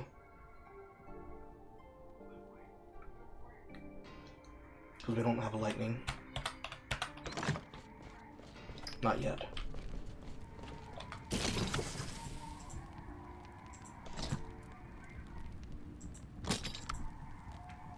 Yeah, lightning strike. This is stunning bullet. This is electrical arts. This is lightning strike 2.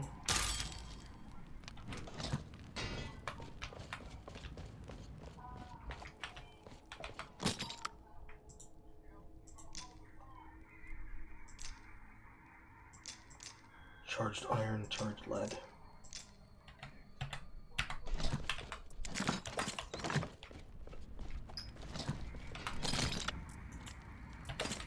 So now we have charged lead for the lightning bullets.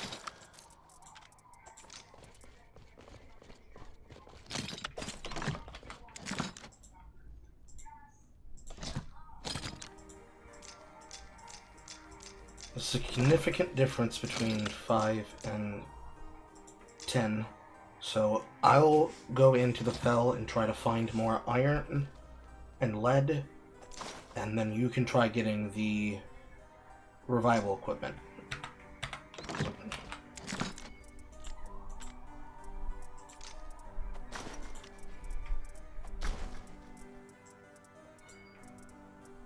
Okay. I'm gonna split this stack in half. And have the lightning furnace charge the lead. There should be 9 pieces. That should equal, in a rifle, if you have one, enough for 3 reloads.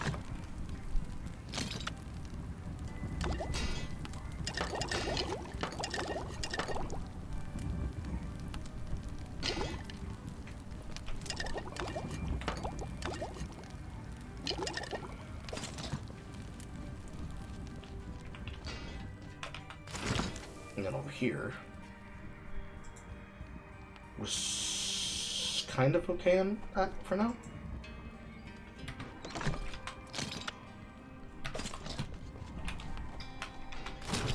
Kind of, sorta. Rotten charcoal. Rotten charcoal would be from burning it, right? Yeah. Burning poison wood.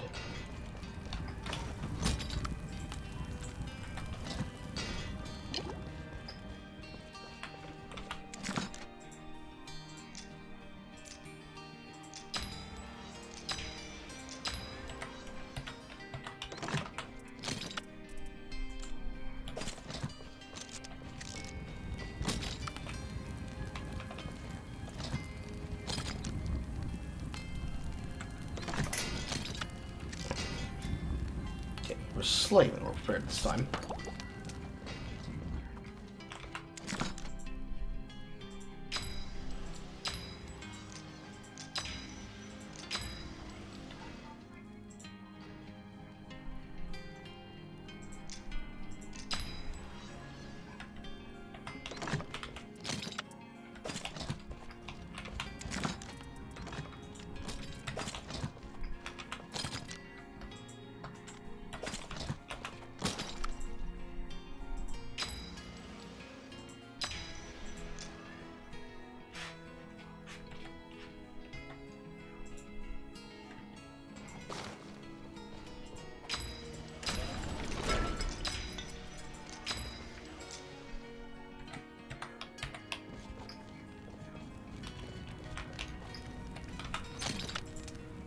Okay, lightning furnace is done with the lightning bullets. Here comes the charged lead. That's 6 reloads.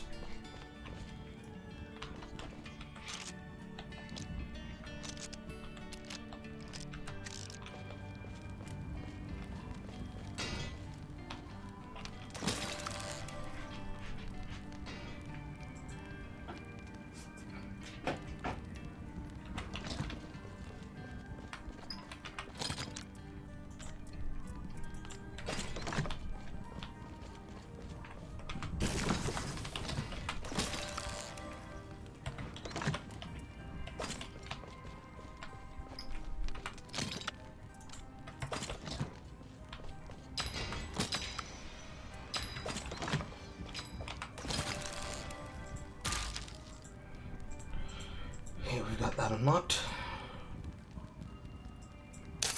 Shoving unlocks the next tier into here. Bullets pass through the enemy of the caster. It can work for crowd control weapons.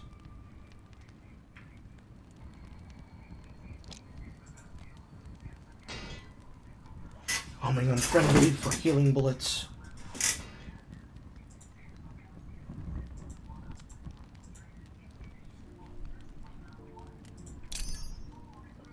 Or any Felvete if we want that to work.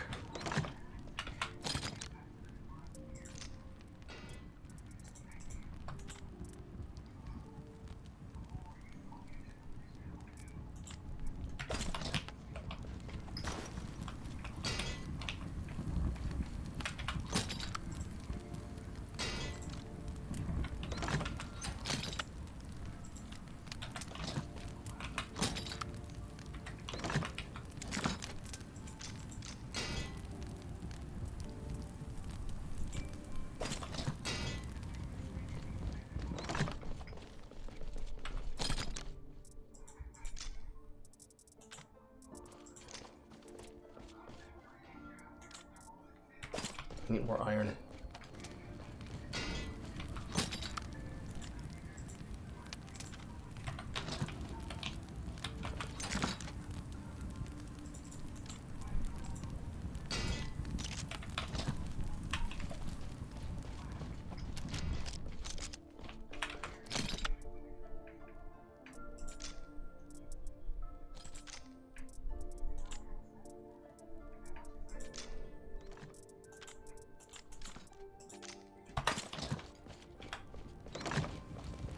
Okay, ready?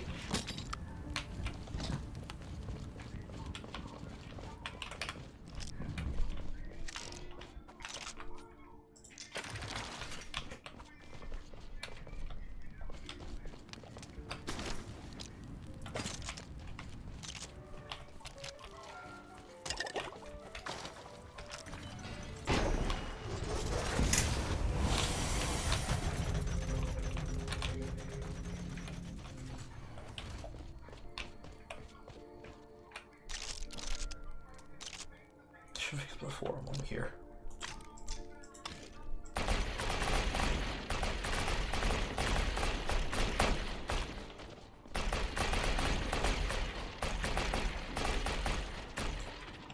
Mark.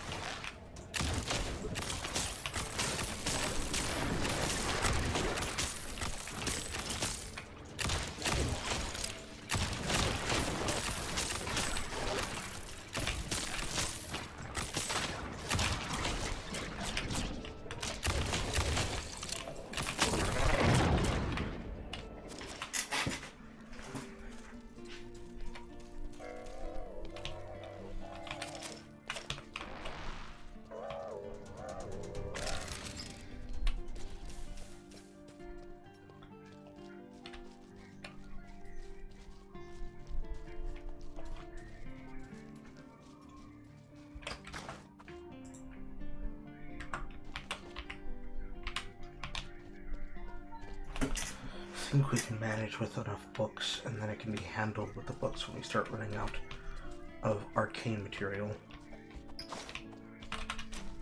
Perhaps we can sustain off the small pieces we gather back. For now.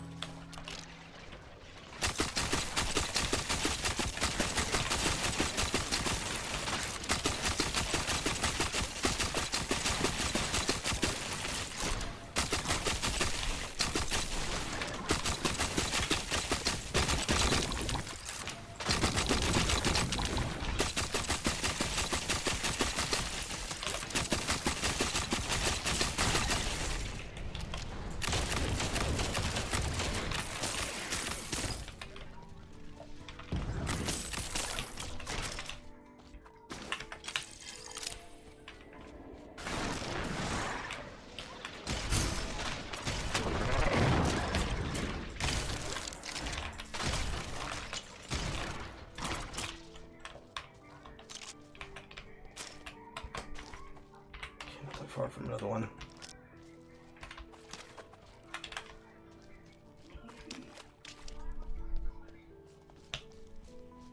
And an egg.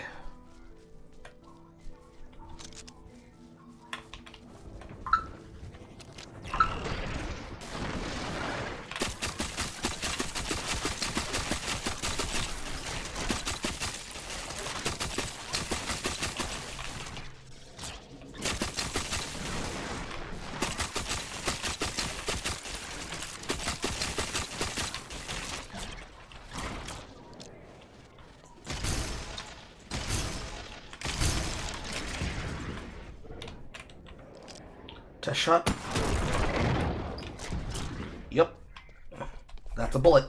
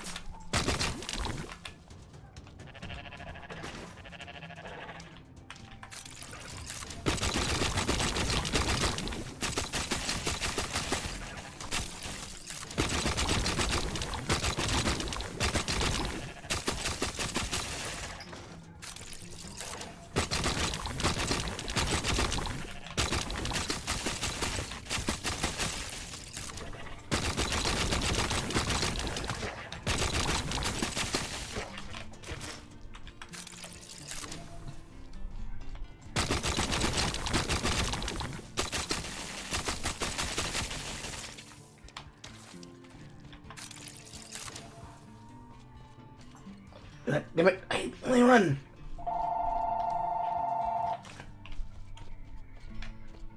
It makes it impossible to find the loot.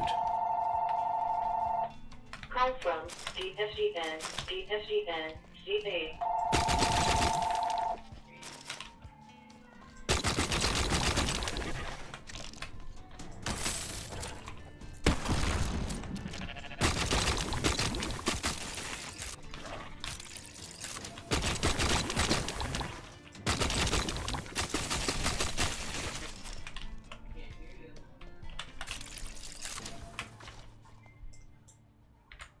Back down to the Chaos Eye.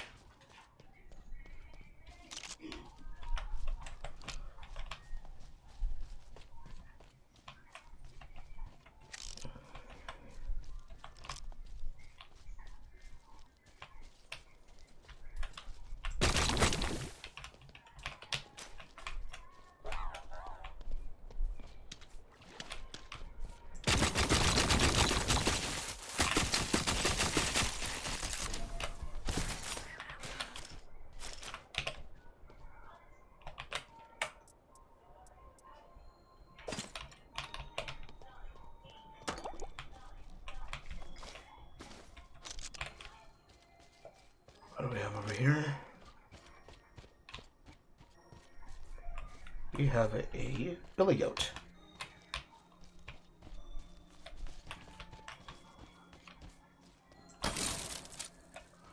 Level fucking 9, bro. Come on.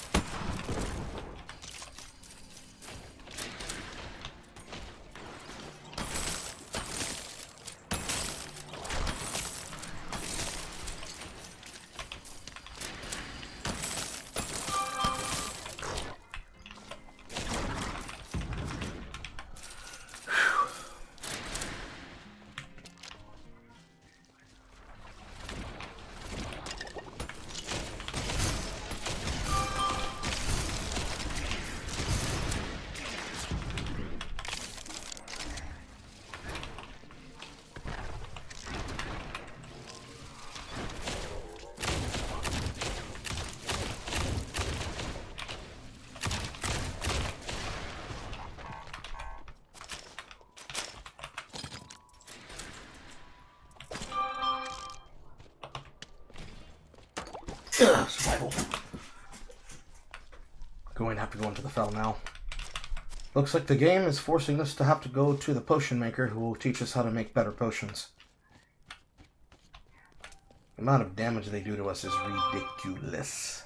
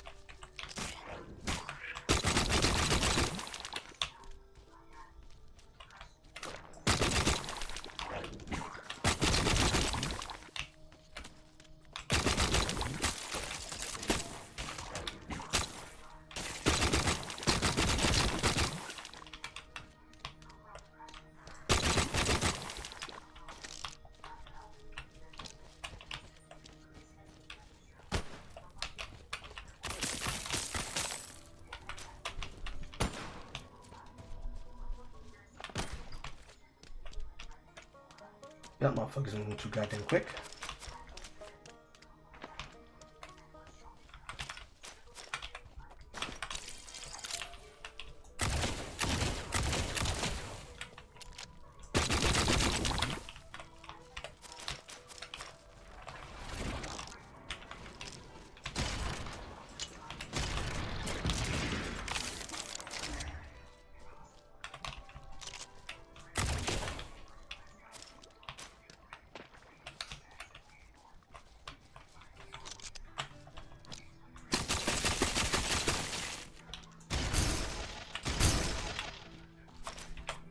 And making room for the fellstone.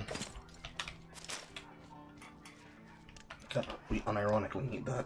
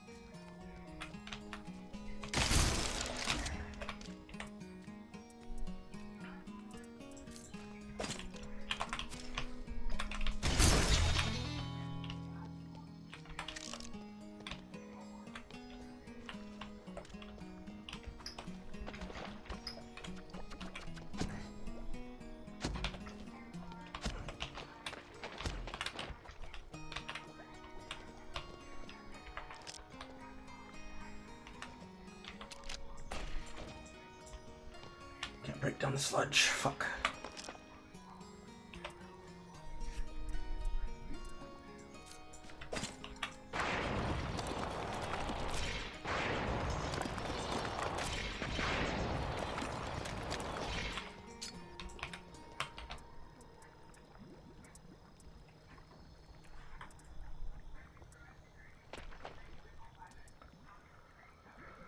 Drop the liner, drop the glass.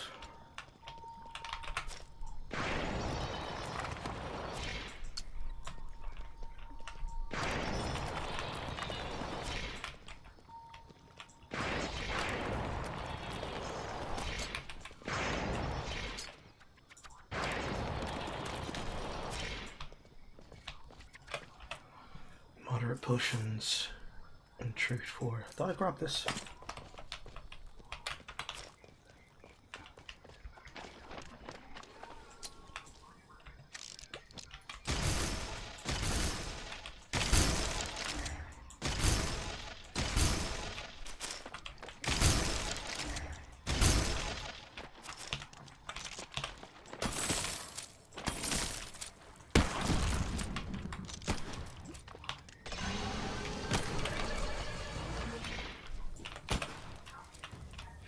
Come here, you scary fuck.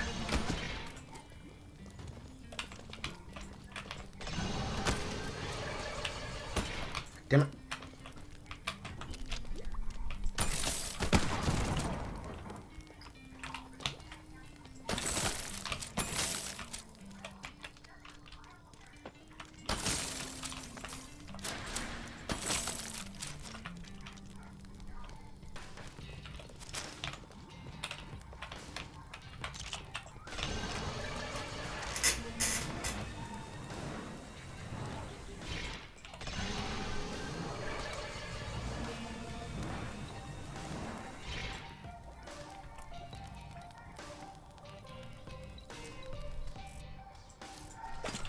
gonna cart. Take the charge lead.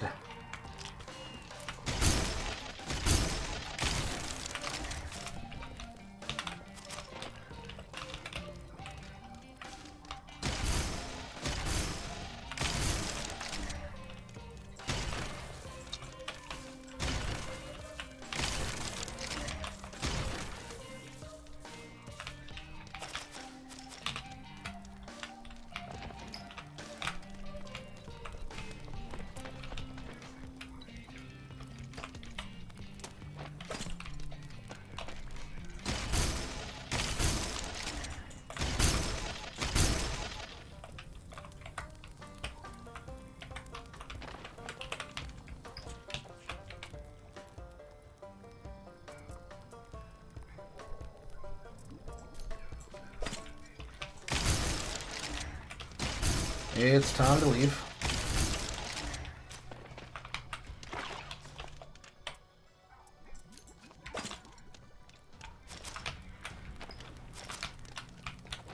Got plenty of lead and scrap. We gotta get the fuck up out of Dodge.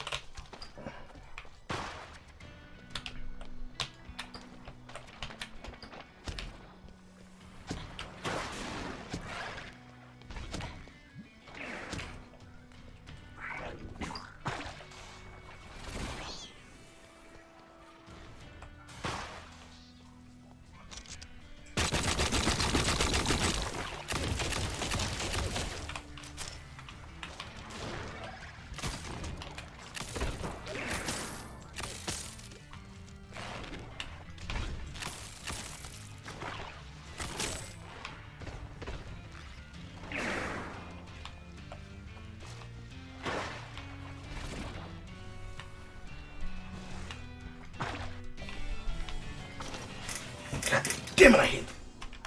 Oh, hard to hit.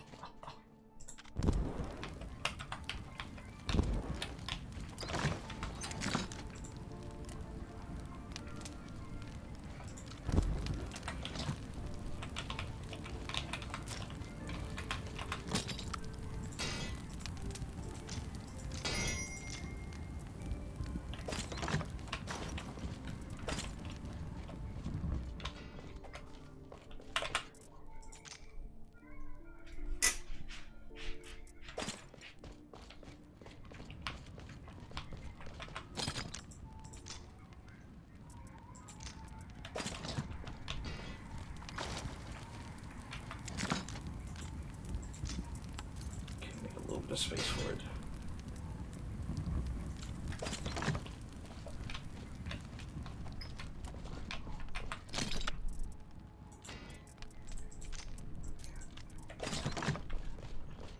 No, I got no healing shit.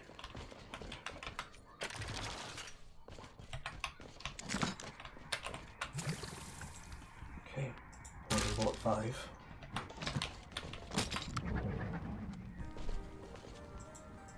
Trying to work our way towards forceful impact, which is an egg.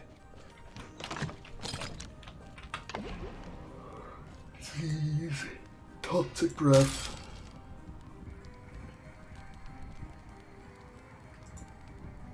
Delirium. Sepsis.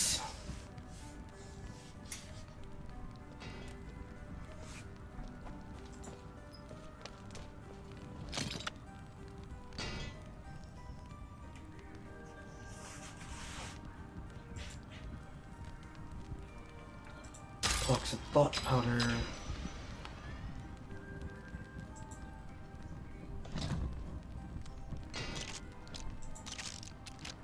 Fear bullet.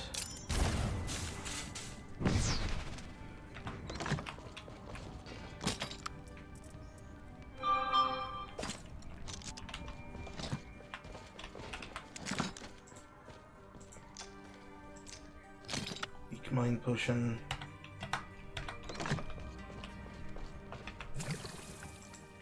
Moderate, potent, deadly. Combine potion.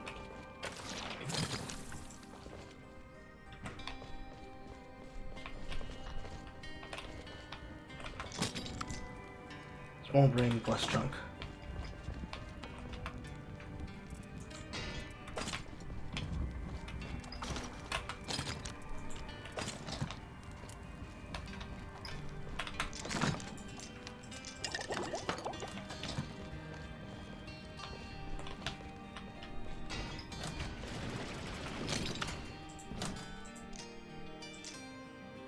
/60 Arcana.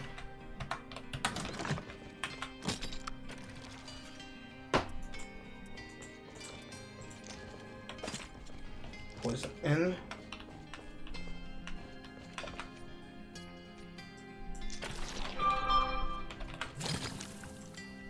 And poison for extra dosage. Homing on poison.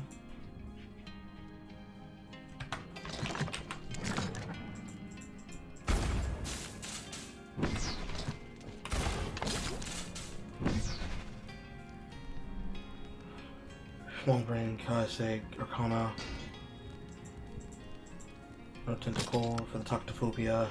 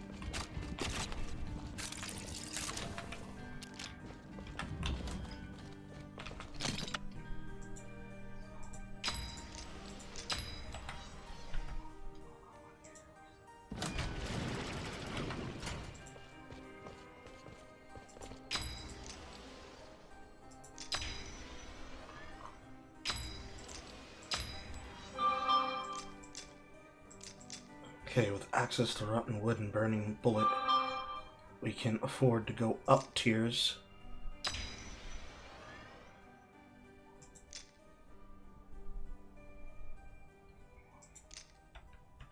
And we keep compiling so that we have a stockpile. I added 2 new archetypes. The first one is Poison Finisher. The other one is other utility bullets. So there's a Fear bullet that will make an enemy run away. There's a Finisher bullet that will make the enemy admit poison around themselves based on the dosage. And a bullet that will stun the enemy based on the poison stacks. If you want to do a lot of massive damage to things that have biological terror, you want to hit something with poison and then hit it with a poison stack bullet. Otherwise, you'll want to use the Fear bullet combined with the Warlock library powder to apply Poison Paws when an enemy is feared as a way to keep them from running away from us. It can go on a revolver, but you'll probably want to put it fast application on a Uzi. You should usually only need 1 load of the Finisher.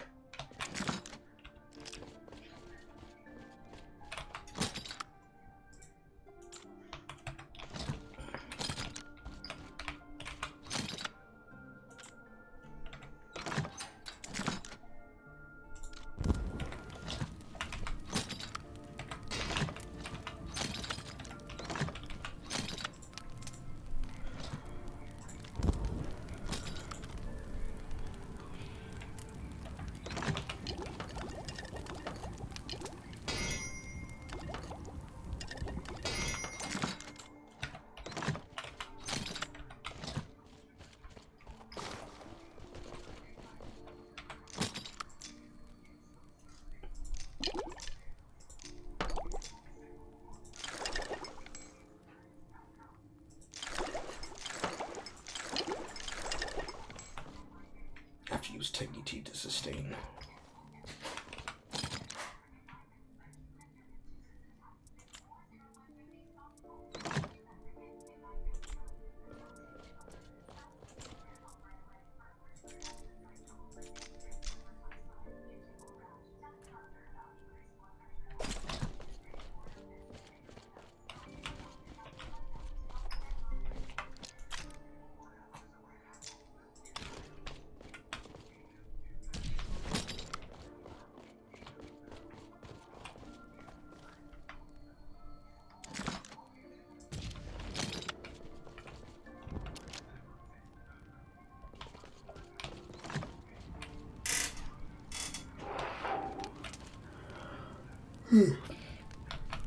Okay, I set secondary chests next to the containers. That way we have more space to store things.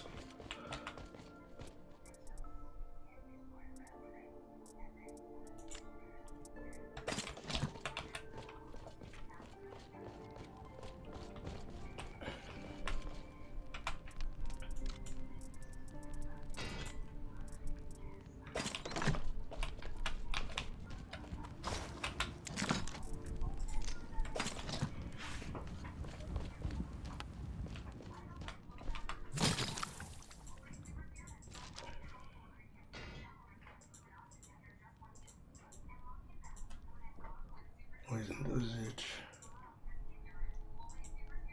Unpoison. Disease.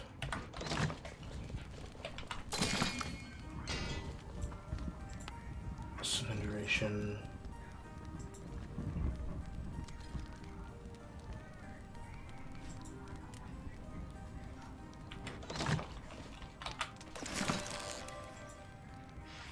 Test through enemies. Weapon research.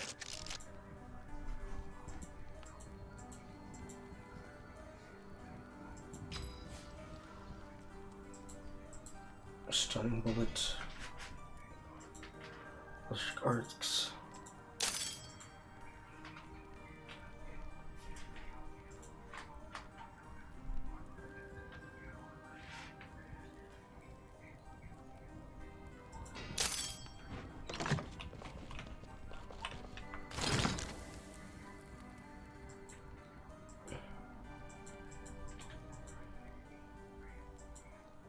Oil trail, napalm,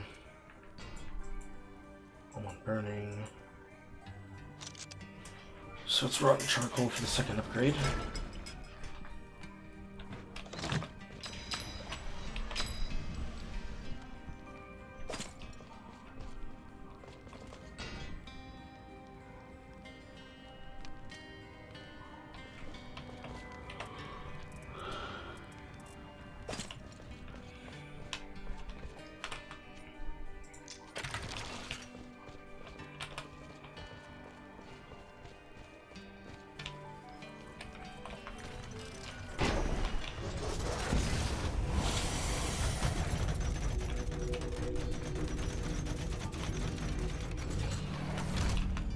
Ready when you are.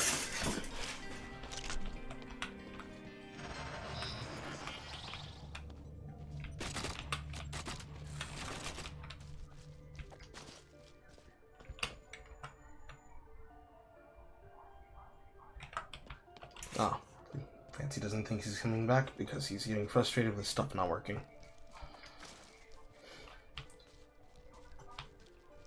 Contract enemy ahead. They have Windy.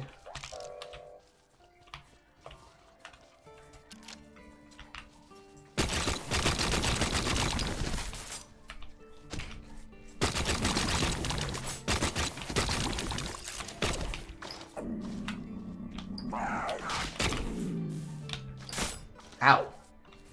Lord have mercy. That lag's not good.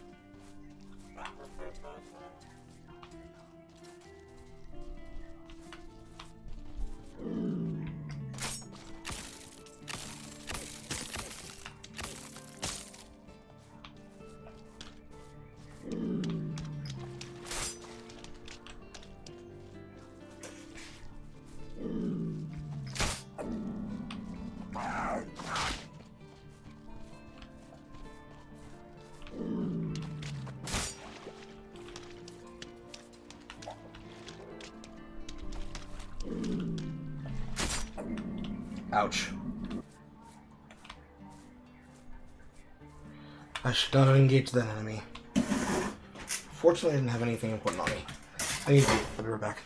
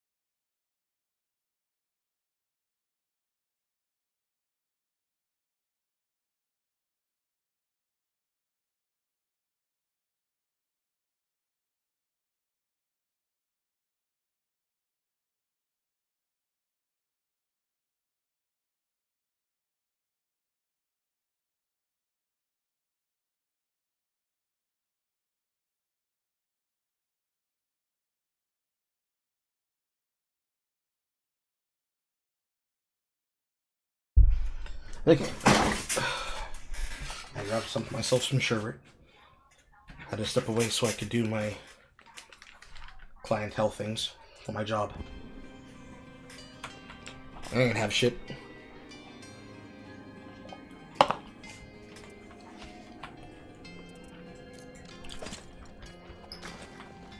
Or rather, I didn't have anything that was going to be a pain to lose.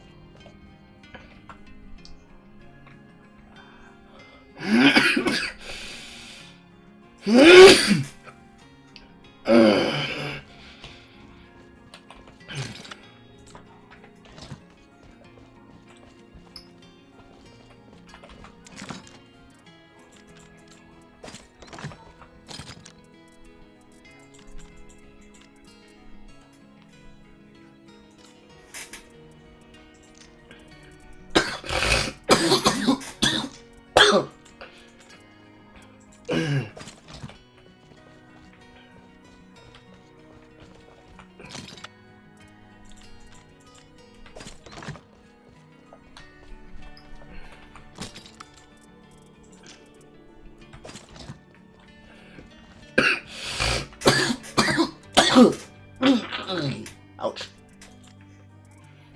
That hurt my chest.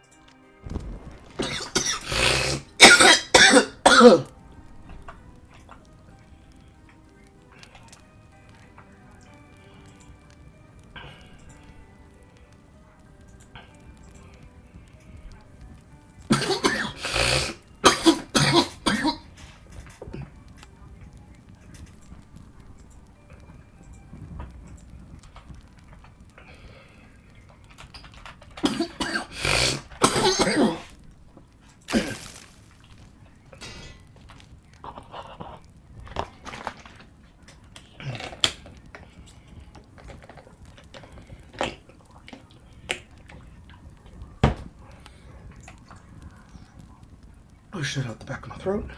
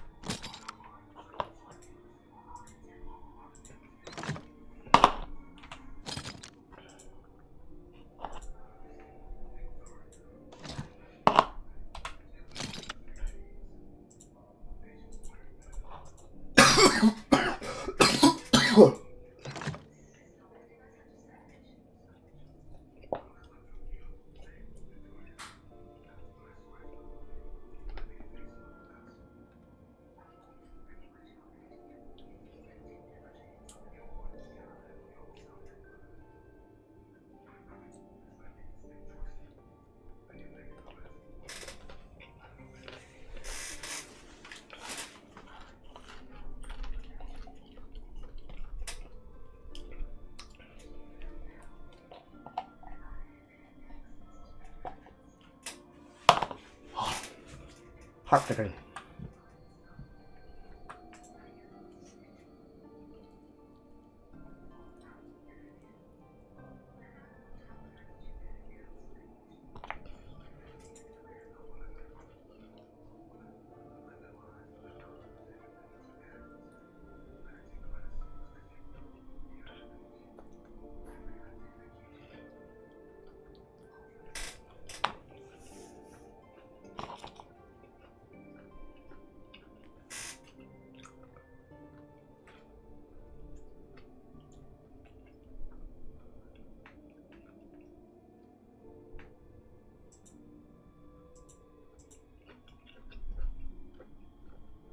What the fuck am I?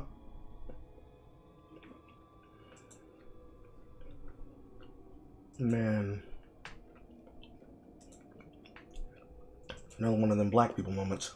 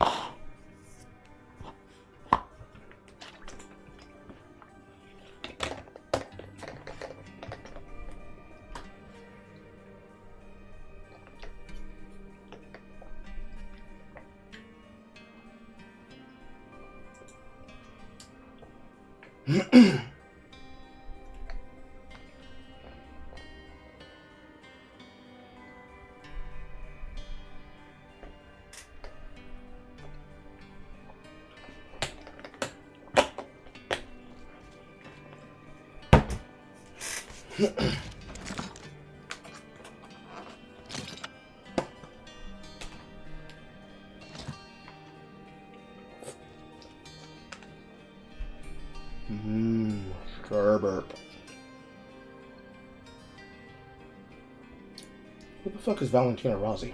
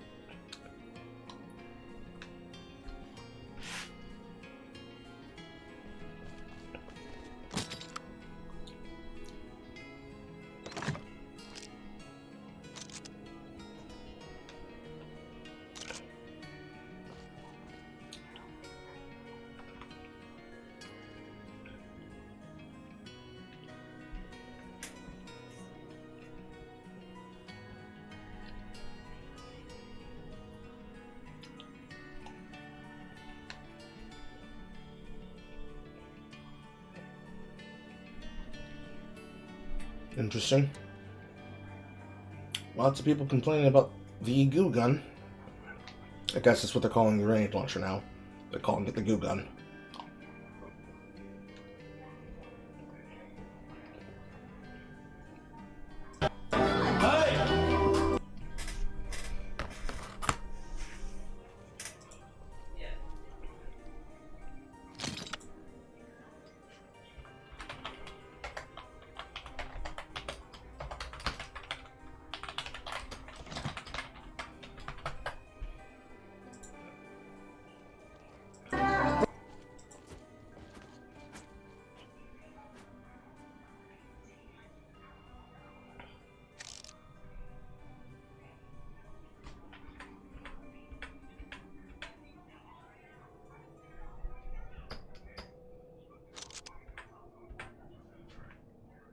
That's funny.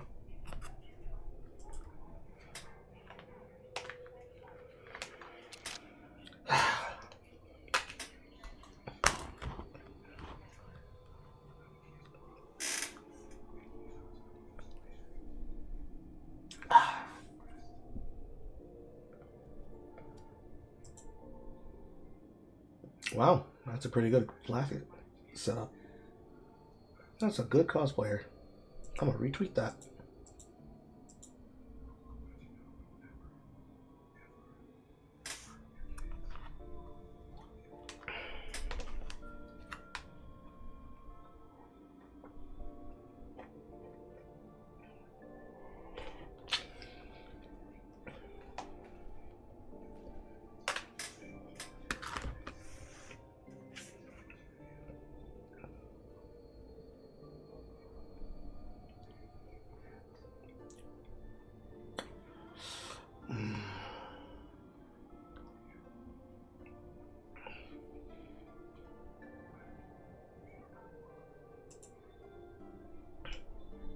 Angel light in clothes.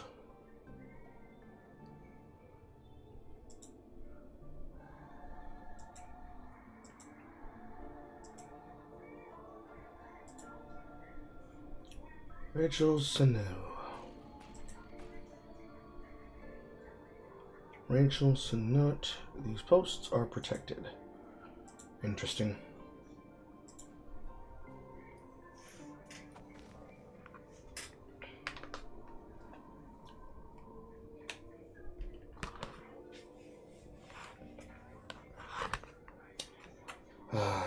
I think you're getting choked out and she's seasoned up because she's on drugs.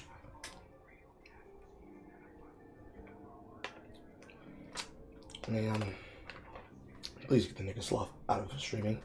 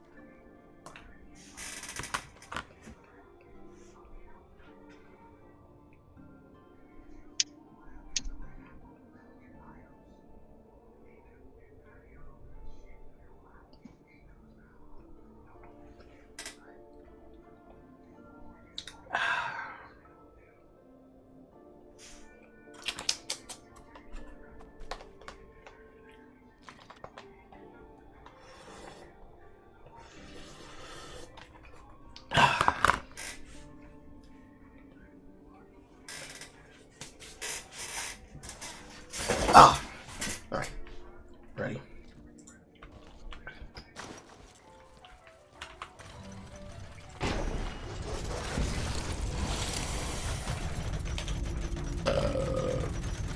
This time, Carl, do not immediately lose your fucking life like spaghetti in your pocket.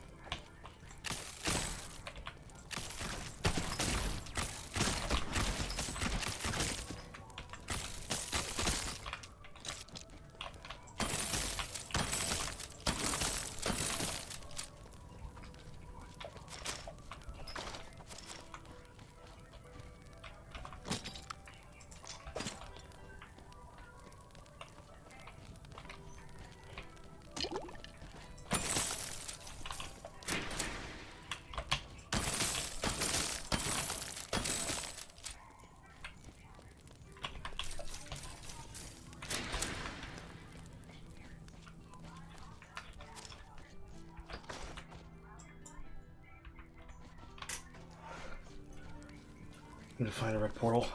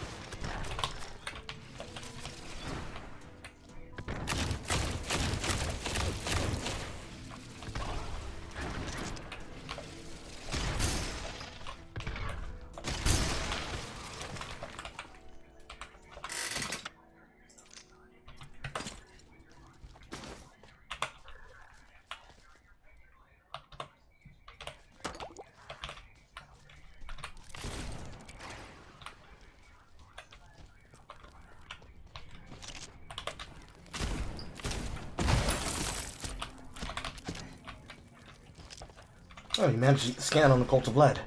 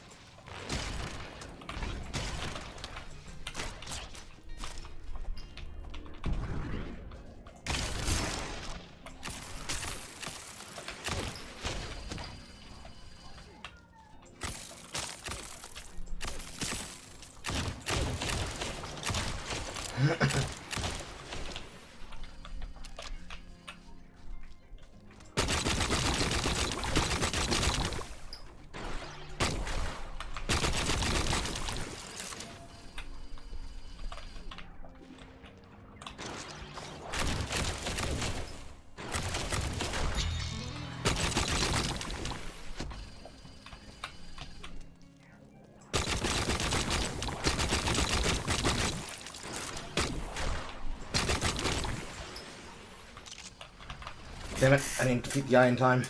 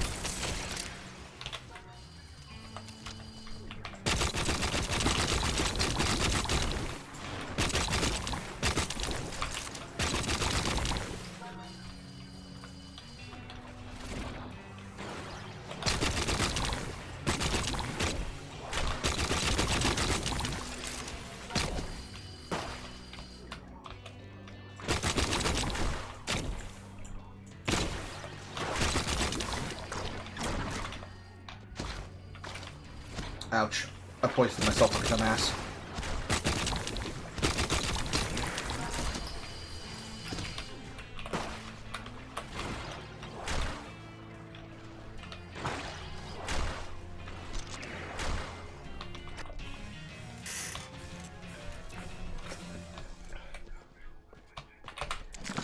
Made it with a few more eggs.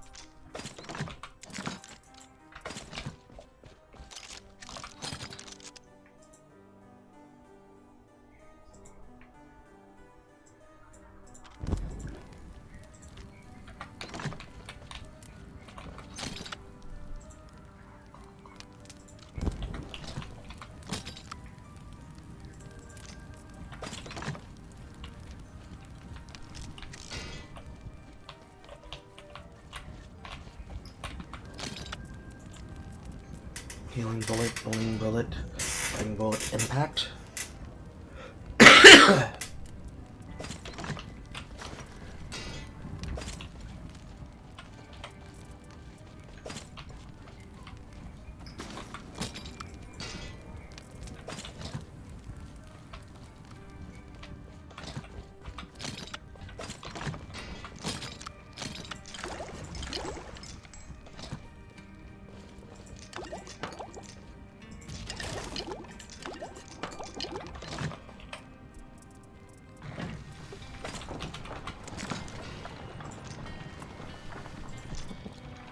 Do.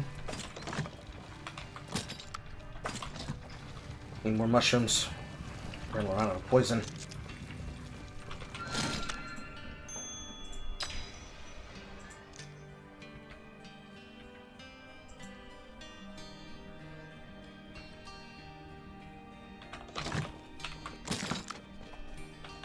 Let that continue to run itself down.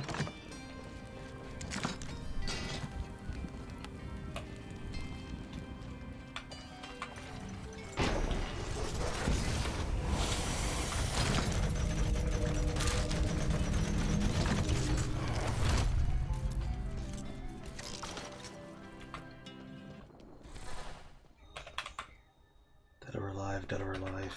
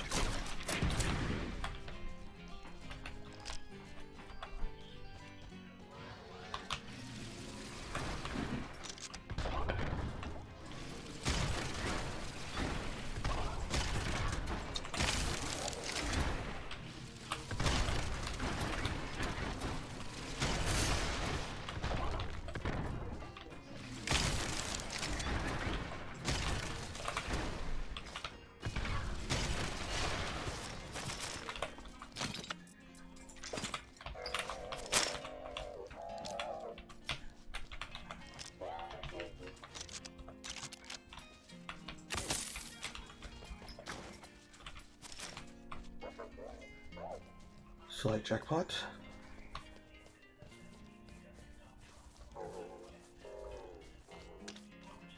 I don't remember what the poison is at right now. I don't know if I lean a liver or not.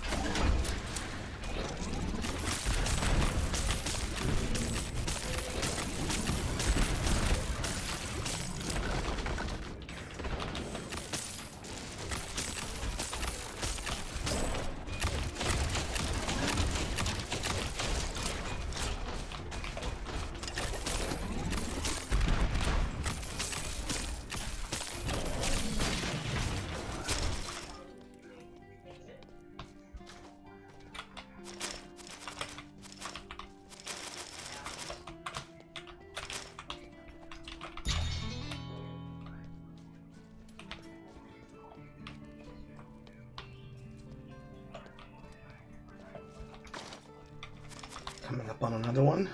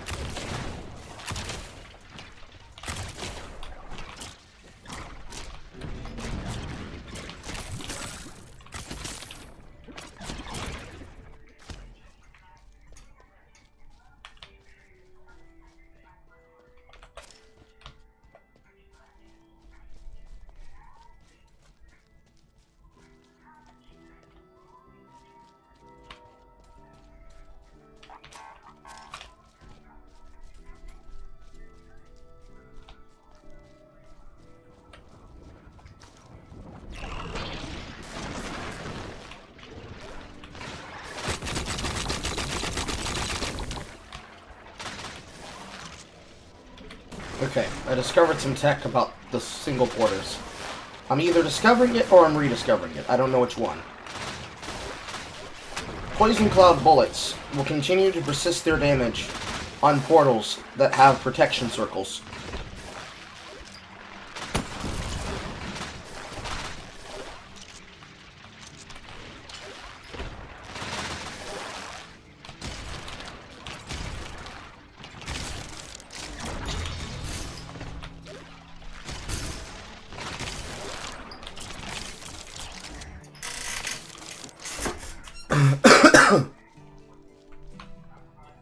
Makes for a half-decent experience, because it means I'm handling these things without necessarily having to stress that much.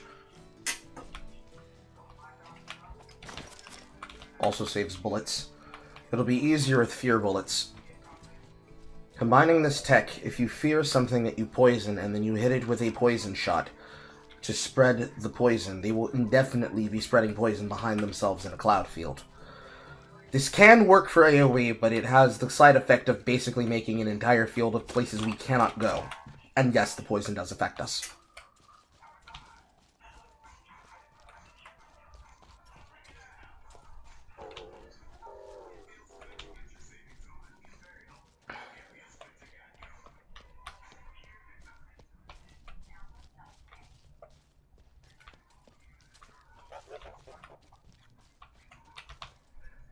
Is this one easy to take?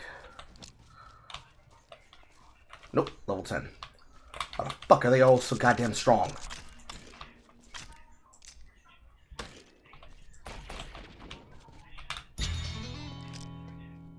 Want all these goddamn contract monsters strong as hell.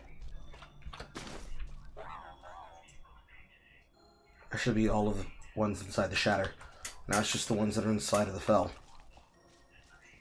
That'll give us a large amount of break time to work with. We just now have to capitalize on it.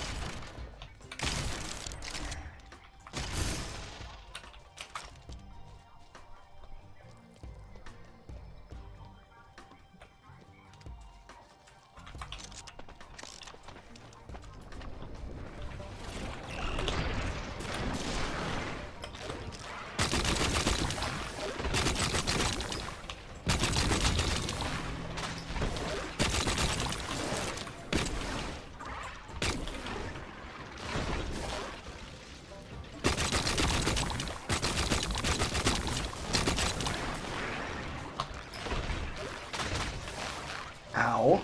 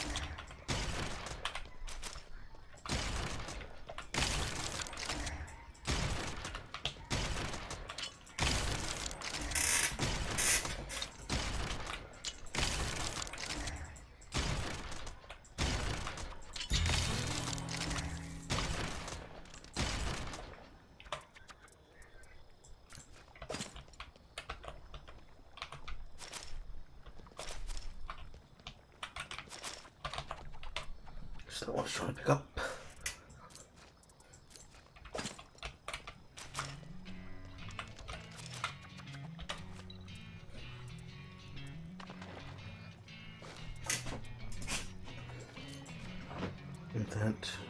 That, not that.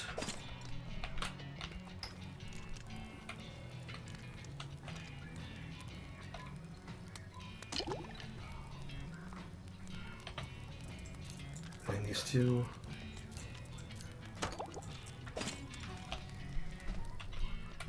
Okay. Stable. Carl said before immediately rolling into a dodge. That hurt.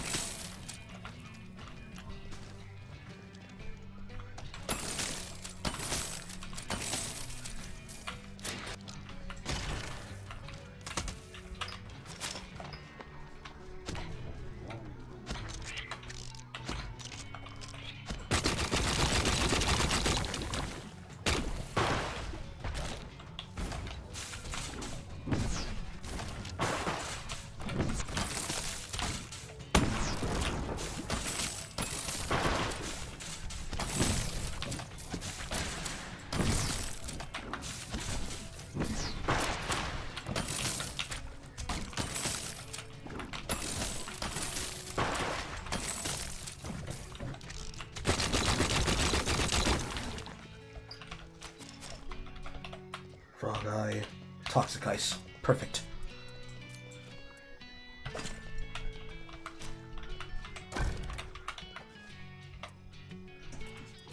This has to be broken down. That's a good step.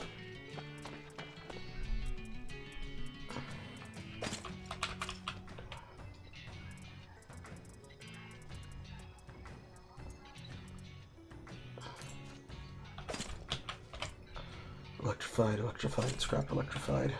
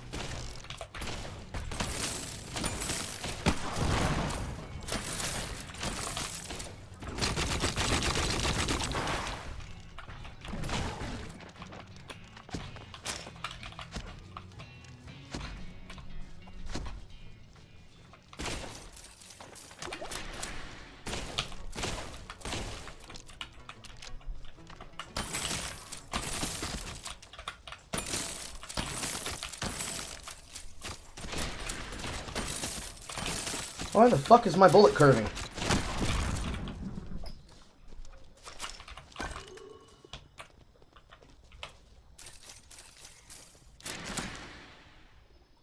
Ah, I see this problem.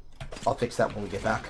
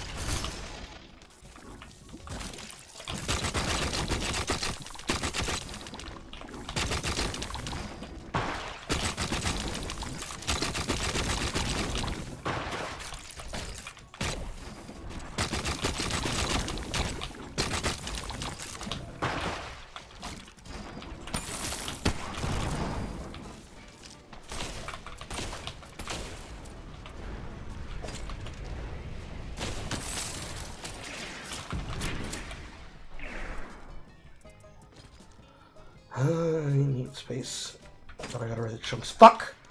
Ice froze. Ice disappeared again.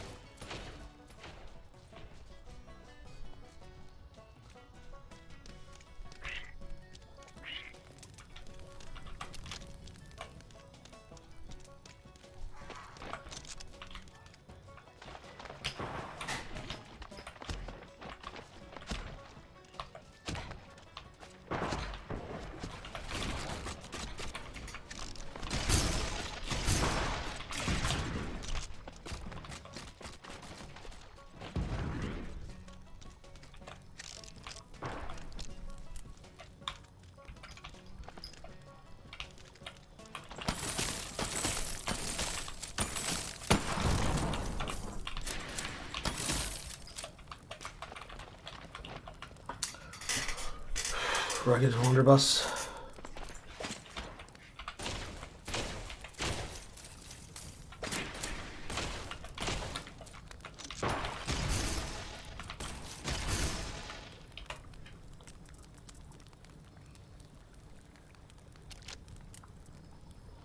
This is an upgraded bullet. This is an upgraded shotgun. Lead tier at the minimum.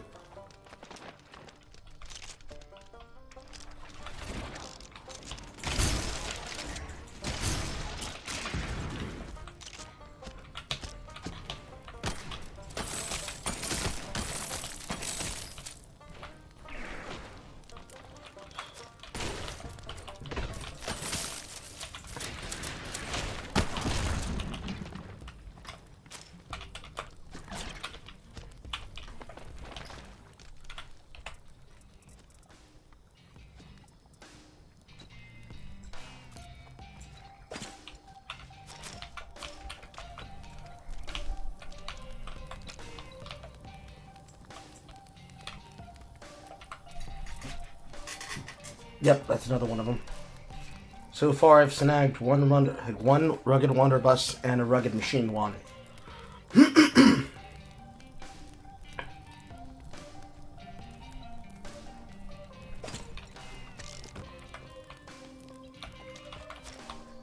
There's nothing else we can do until we extend the zone by putting in the gears. It is time to run away. But we should definitely bring this soiled cloth with us.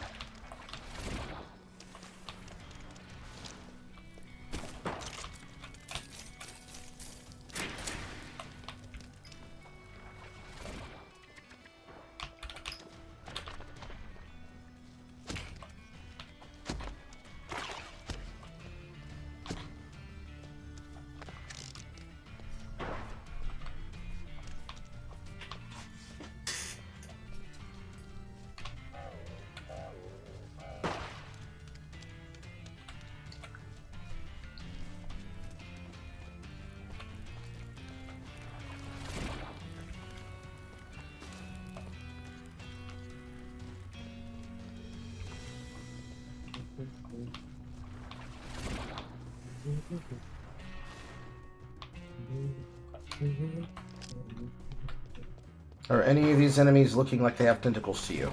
No, they don't.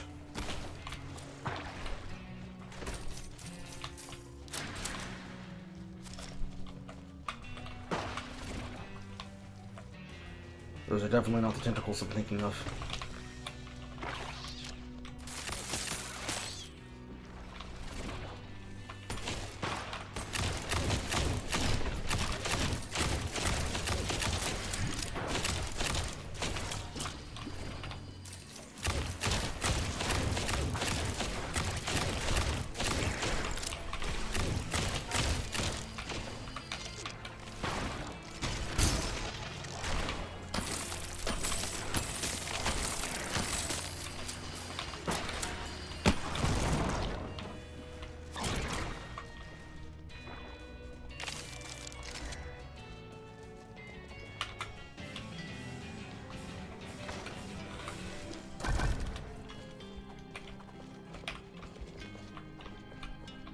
Got the recovery mission.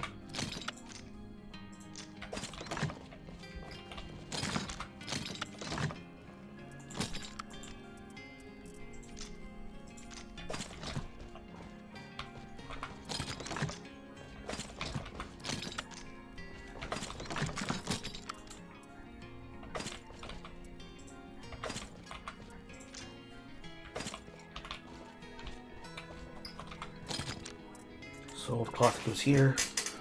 Leftover weapons go here. I'm calling digs on the rubbed machine wand.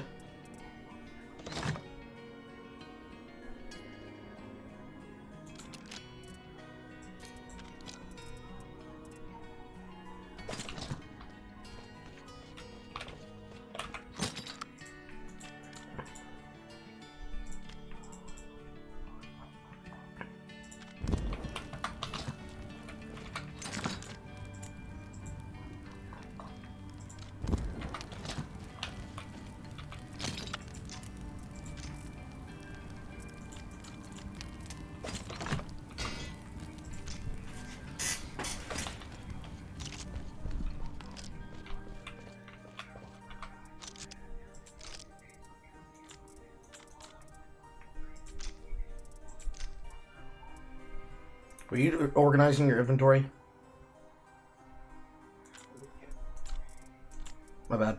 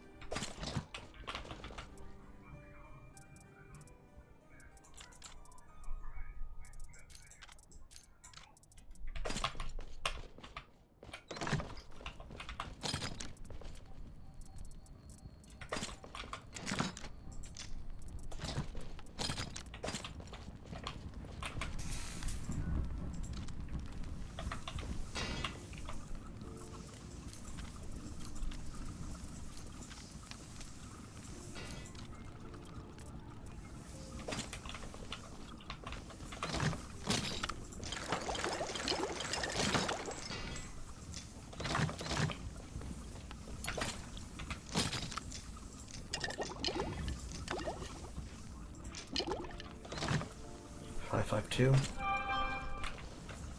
Froggy, Poison, Poison Bullet, Arcana, Poison Bullet 2.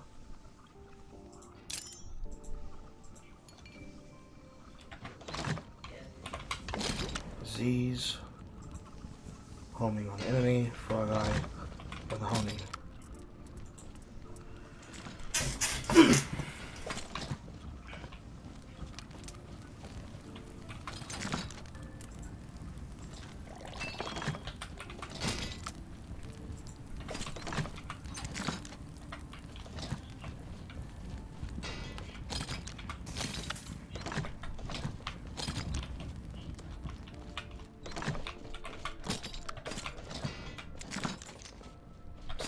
Water.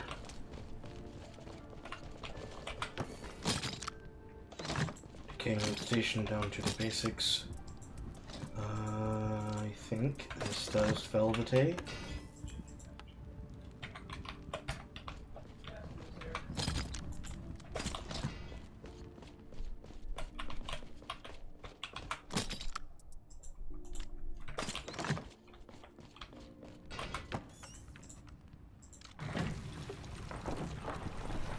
Yes, that does do Velvetate.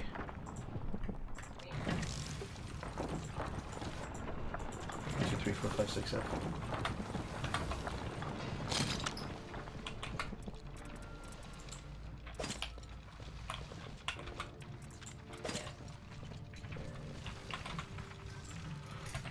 Okay.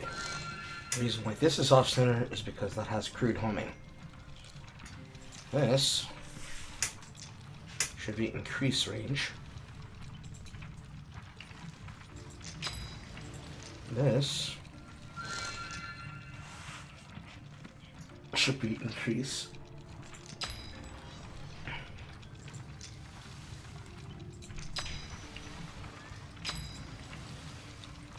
This is critical plus that. This becomes poison 2.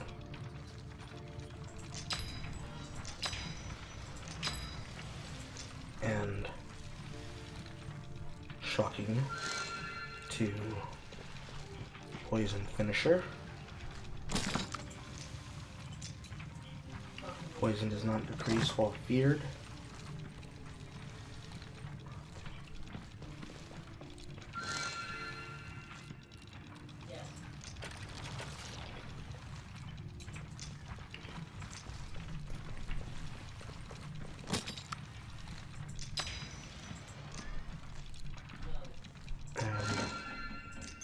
Poison finisher,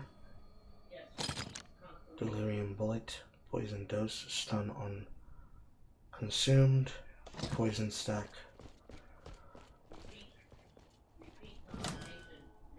poison does not decrease when stunned, should then combine to poison gas per poison stack.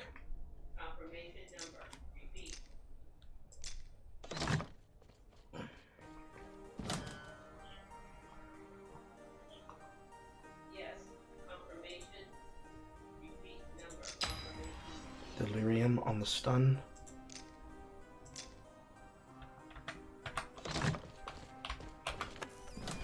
Velvetate. To the container.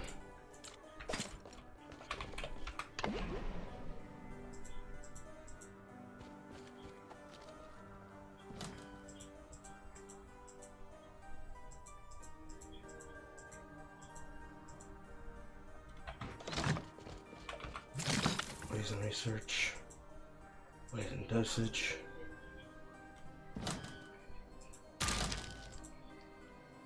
poison litter. Next step up is a chaos egg.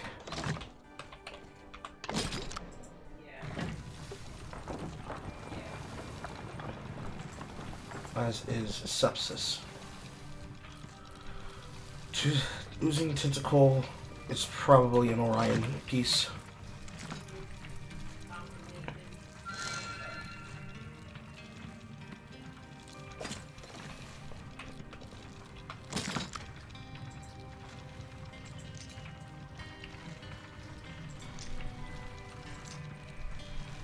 That probably should have been over here.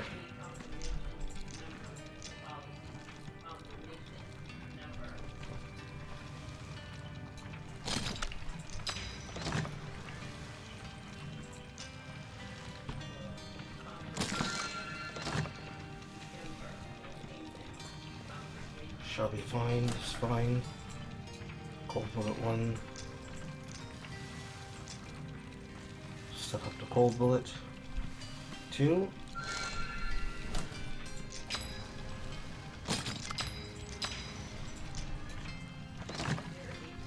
And this is burning bullet.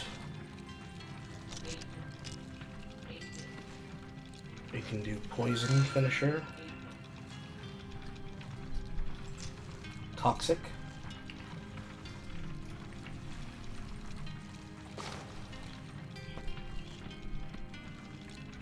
And that's probably the container there.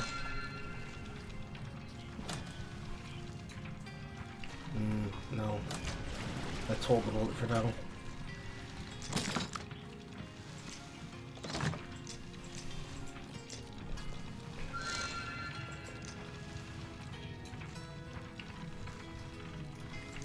Let's give it burning.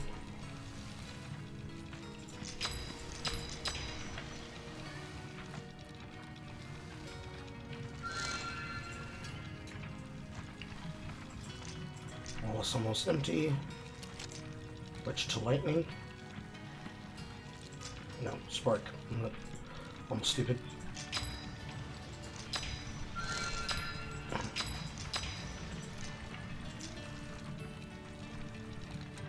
Cold.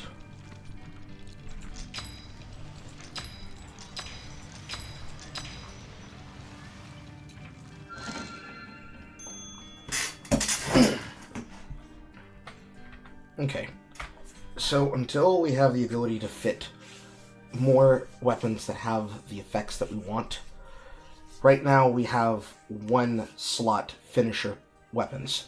We need 2 slot finishers, which is going to be the next step up with the with the weapon tier. Excuse me, weapon tier. That means from shabby to rugged. 1 affix to help the weapon's damage, and then a secondary affix to help the weapon's utility.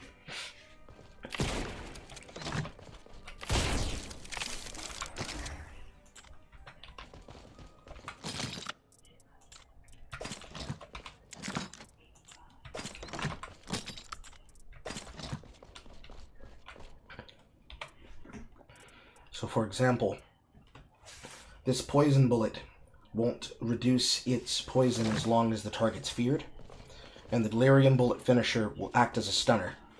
Because I am using delirium, that means I can't use the other one, unless I get another gun for the other one. That also means that if I want to keep the world builder on me, I'm going to basically have to choose what's more important. Now technically, world builder only matters in breaking things down by deconstructing them. Alternatively, you can always just hold the grounds layer. Which technically means if you're going to do that, you want to put your grounds layer in the chest on the side so that it's safe. But you can always craft a new one in case you lose it.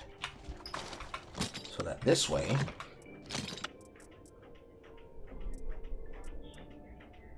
this shabby machine wand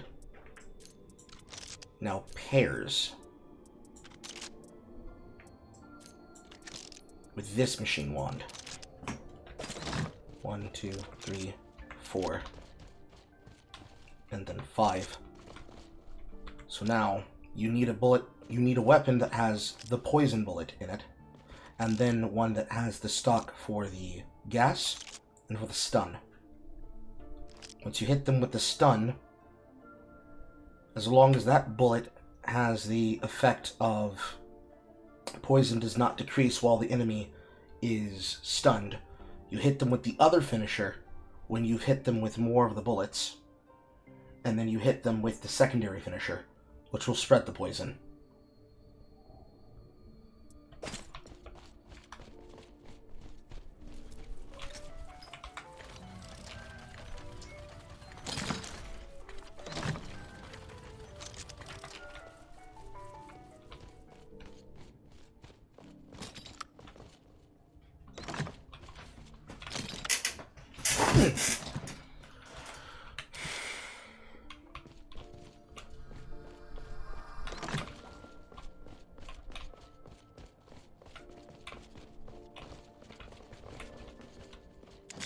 Did you make these? I guess you did.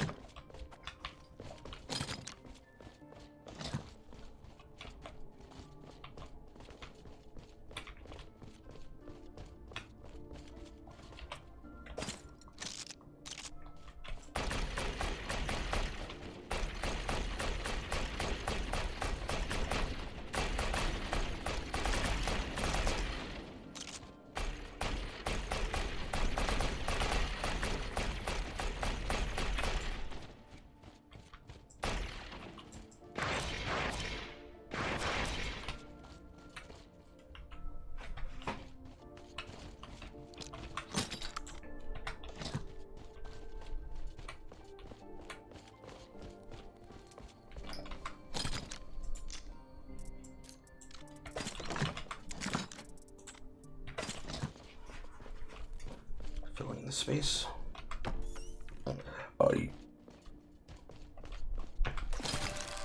Looking at life research, massively behind. Magus order research, massively behind.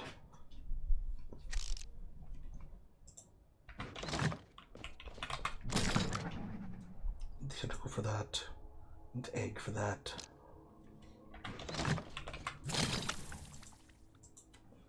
Poison trail. Water potion. Poison, excuse me.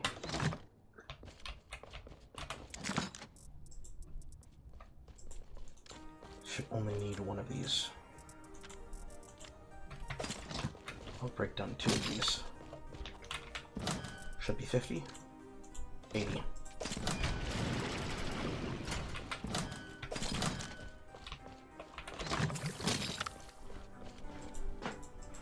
Moderate poison. Then this is the frozen area's potent poison. Also gated by egg here.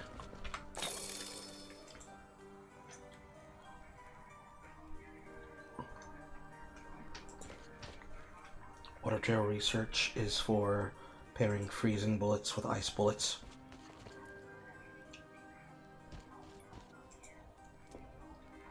Then you have ice wall bullets. Ice drill for shattering, longer freeze for freezing powders, cold trail, cold duration powder to increase the cold effect. These require toxic ice chunks, which means we need to kill enemies that are from the fell with ice. Going from there to there, take a step up with freezing bullet. And oil and burning. Almost all of it requiring just Arcana. Grounding poison, burning bullet, spreading fire powder, dense oil powder for comboing with fire, which can work massively with setting people ablaze. It just gets out of hand extremely quickly. Your gear is the gear that controls the expansion. You're holding your gear.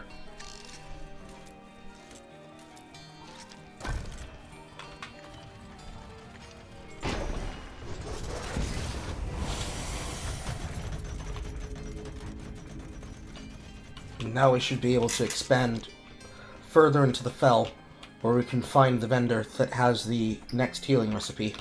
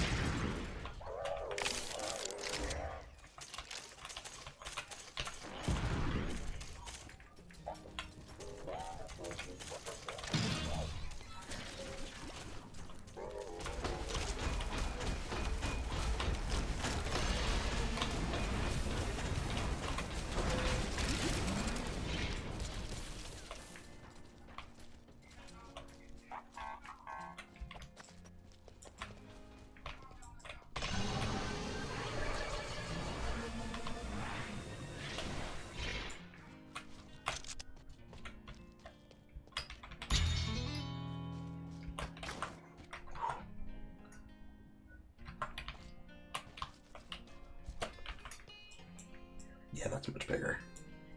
And I can see the new exit portal too.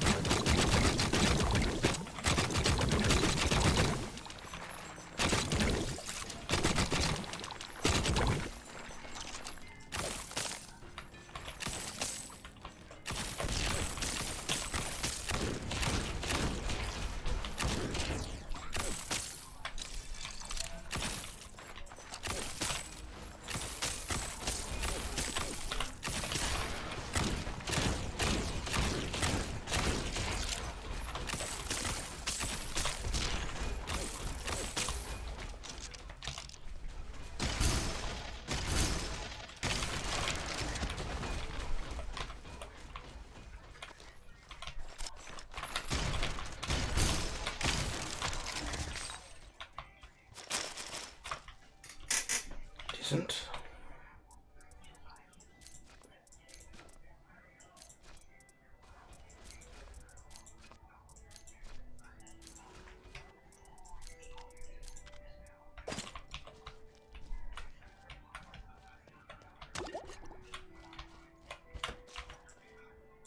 Explore the other side.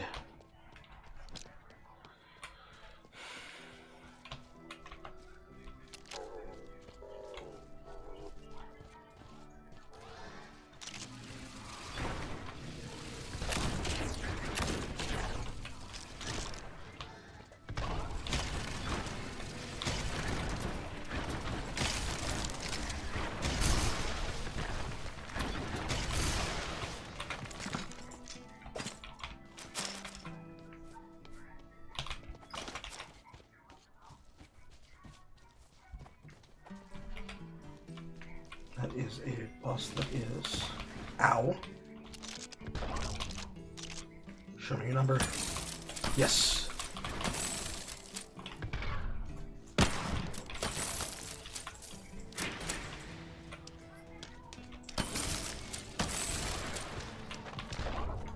That's a bounty. The second one, that is... level 7.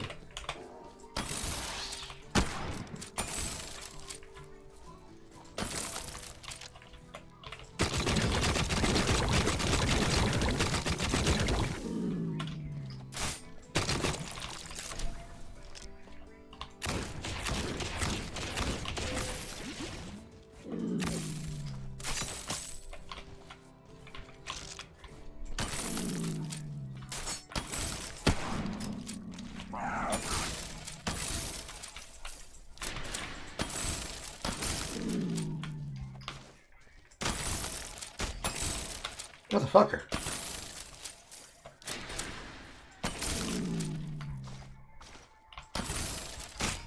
Motherfucker.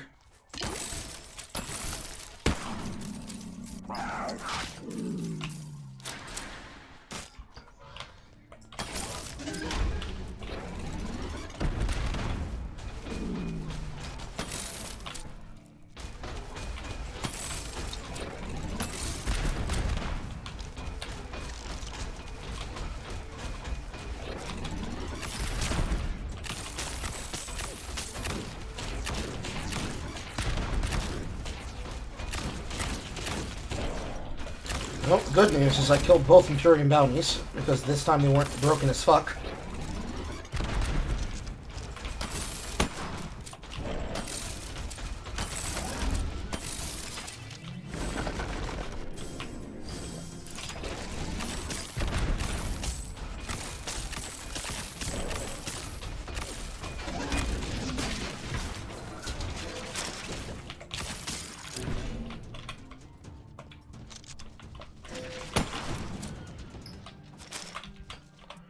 Good.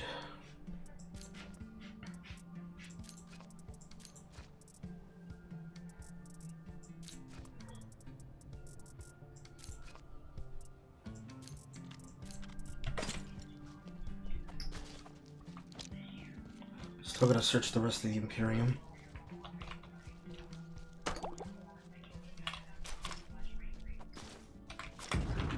You are going into the Fel.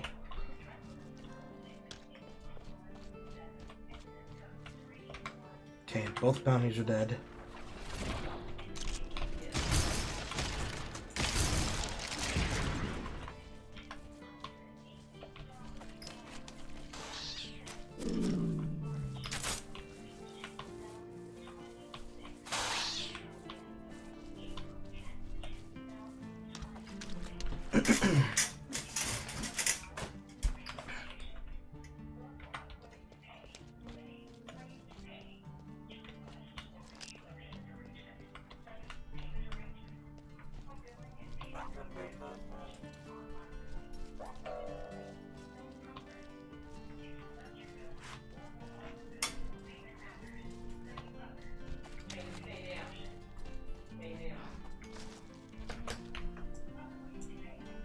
Okay, I think I found all the ones on the top side.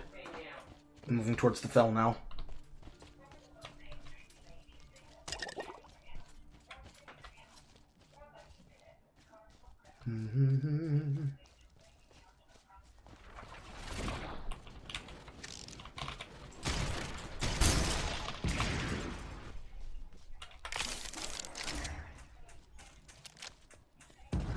Nope, found one.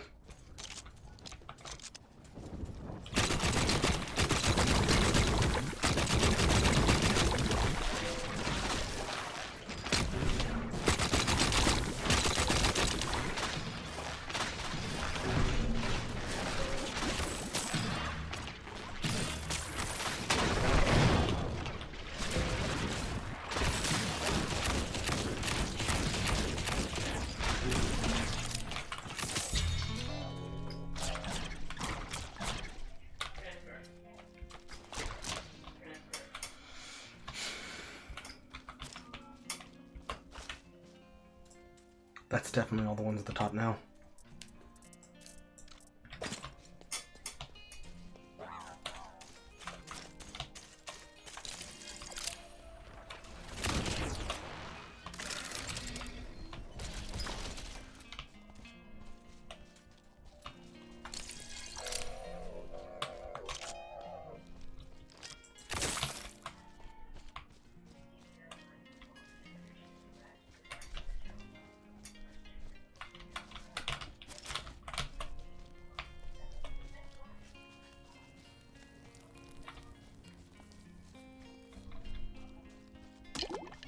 A lot of sustain now.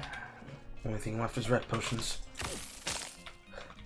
Fortunately, I'm collecting more fiddle ferns because they've decided to finally appear in front of me.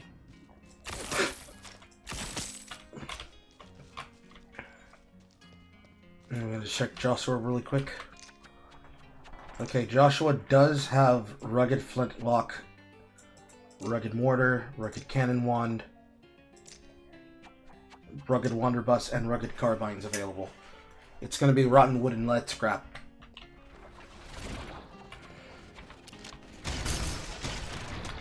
So there's two pathways. We can craft our own and they'll come clean, or we can take them from the members that are a part of the Cult of Lead, and by taking theirs, they'll come with a random affix.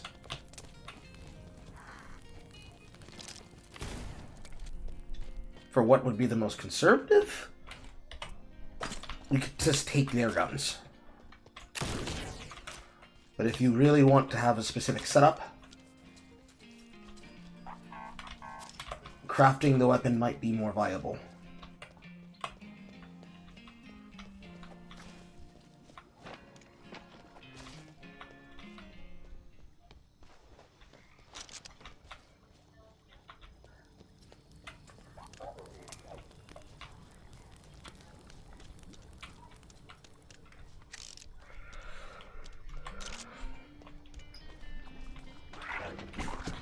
Ow.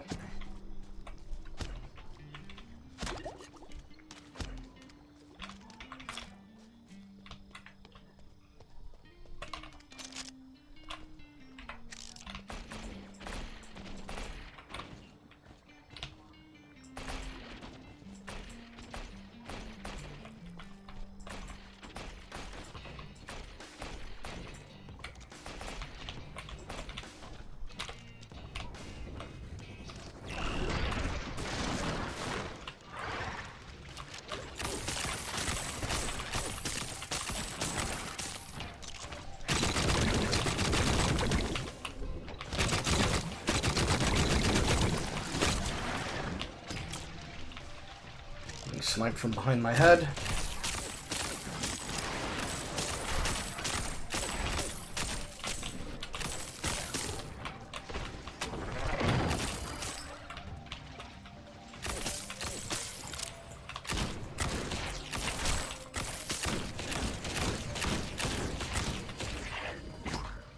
Come the fuck on. Why is you run point blank to me?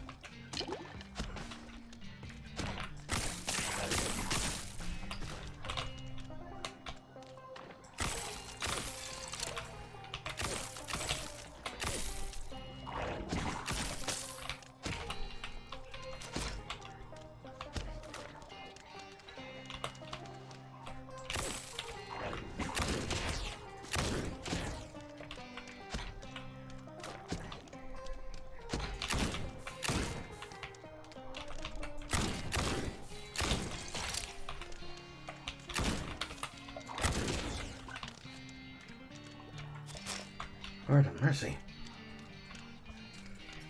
Getting just fucking sniped in the face over and over and over again.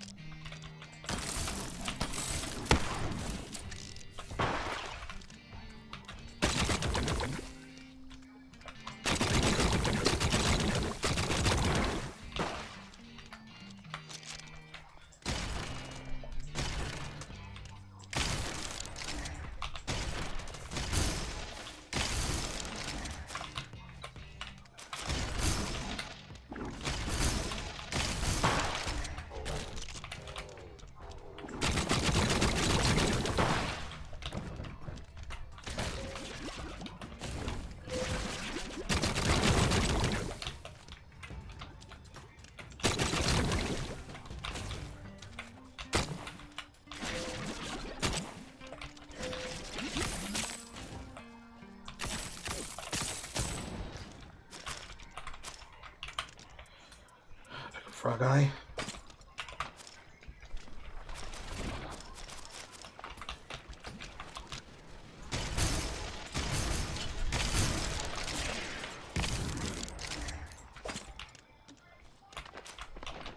And it's gone. Fuck! I hate how quickly it disappears.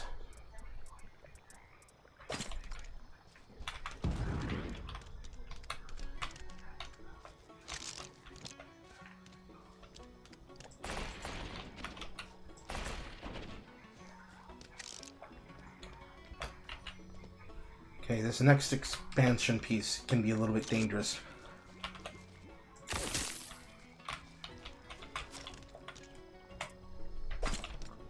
What we're looking for here are skunk cabbage blooms.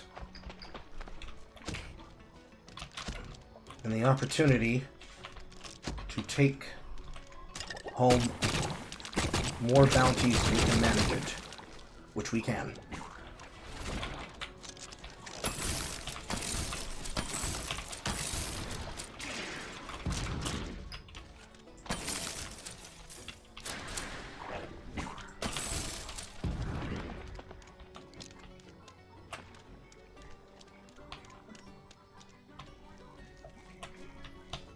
He's getting way too close to him.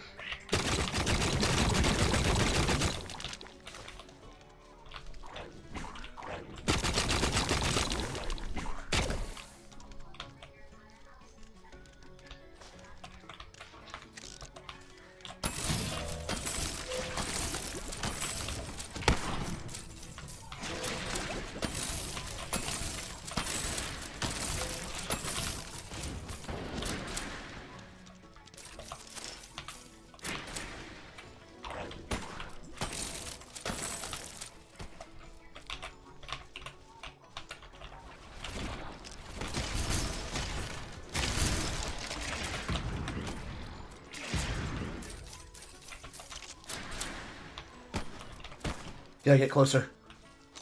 Close enough to pull the aggro.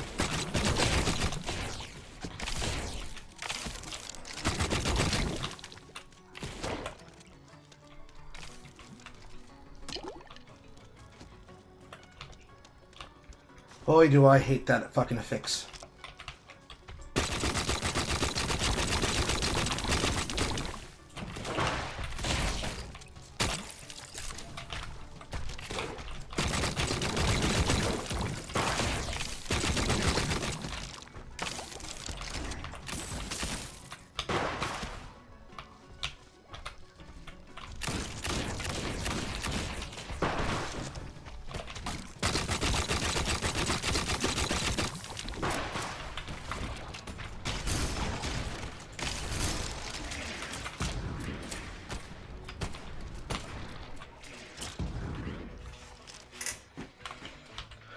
Okay, he rotated around us.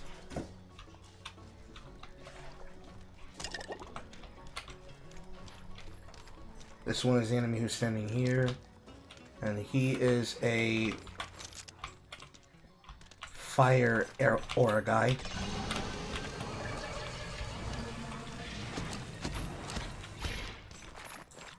Swamp Scavenger. Ow. The AoE is a pop. You don't want to be in his aura when it triggers.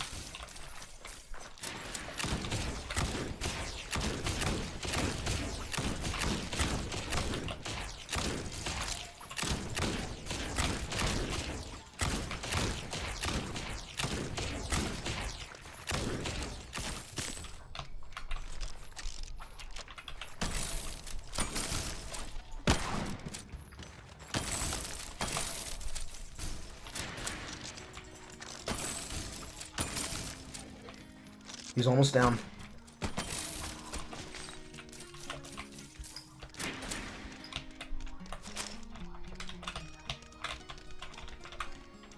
A little bit over your space. Out. This out. Fell Bounty. And the Soiled Cloth. Now the other one who ran from us.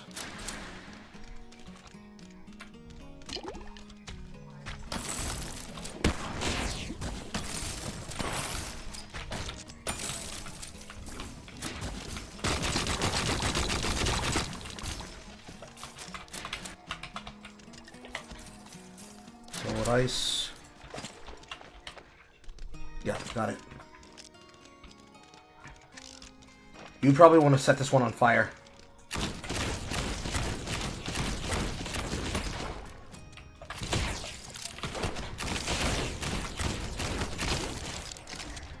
Ow.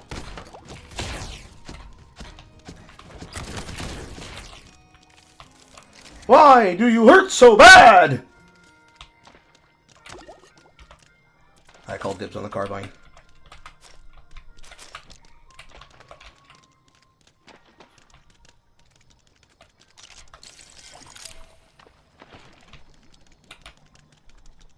Poison frog, poison frog.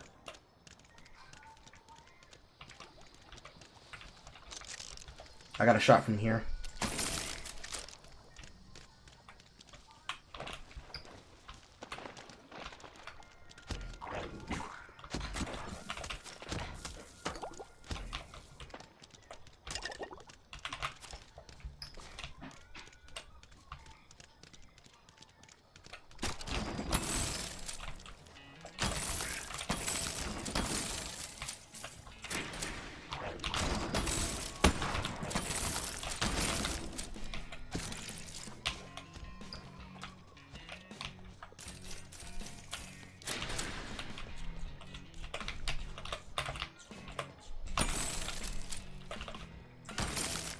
Why do they do this?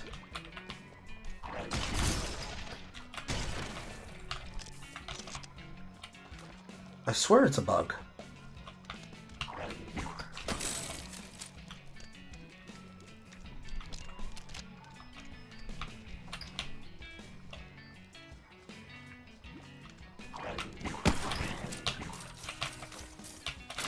Got him.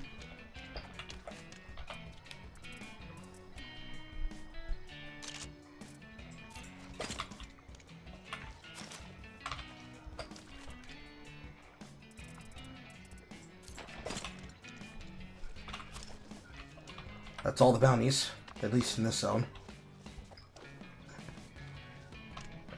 Now I can continue to the door. Definitely want to be careful about how we take fights.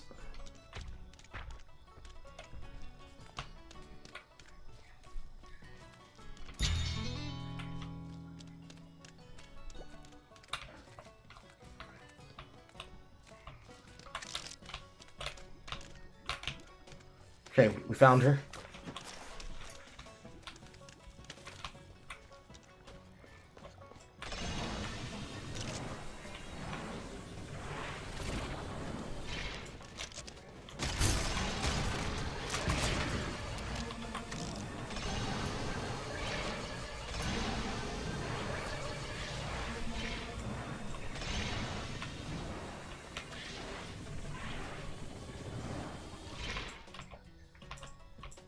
Scan, fuck you.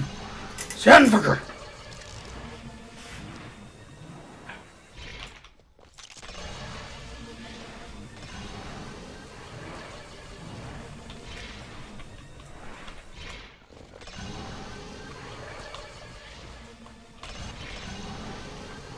Enemy.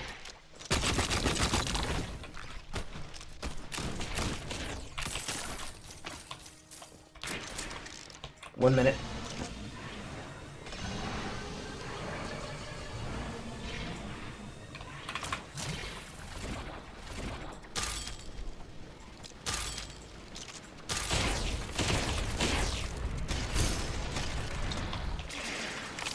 Got it in time. Good job. Okay, we have the first tier. Everything else that she has to offer requires cold zone items.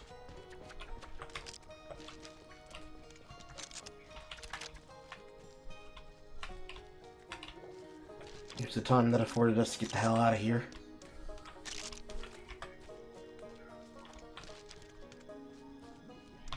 And new portal.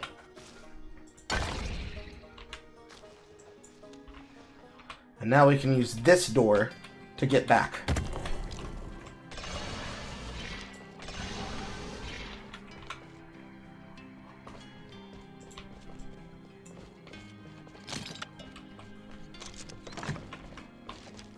Good dive.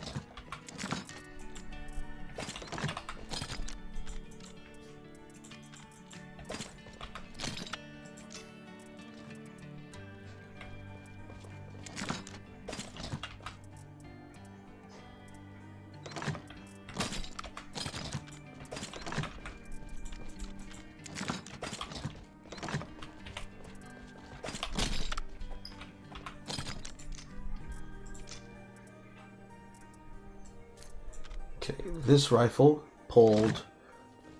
Ooh, you might actually like this if you like damage. This is a critical damage and a critical chance cold bullet freezing bullet. There you go.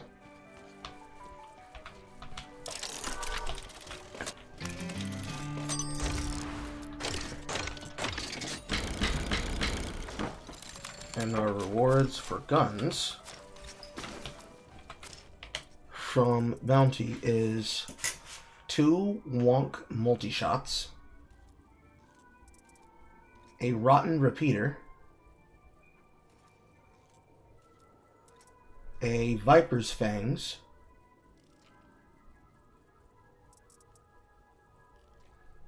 yeah, that's it. So a poison stacking Rotten repeater, and a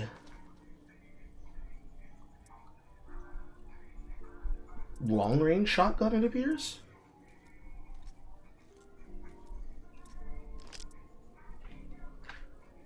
And what looks like a stronger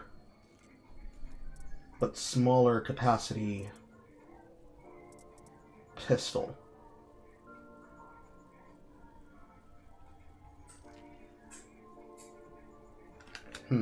Curious.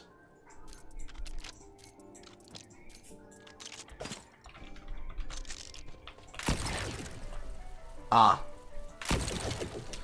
So the multi-shot shoots out multiple bullets. Like this.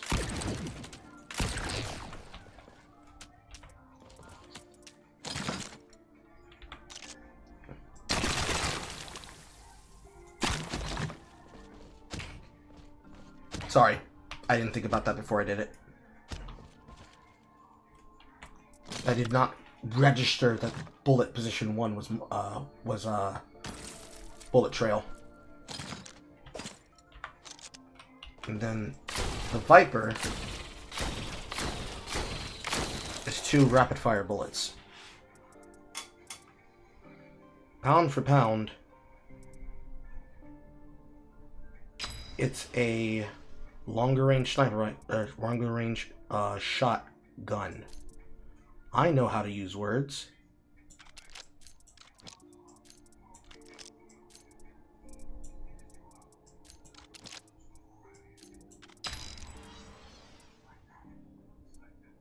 Don't think I like those bullets, but I definitely like the Rotten repeater.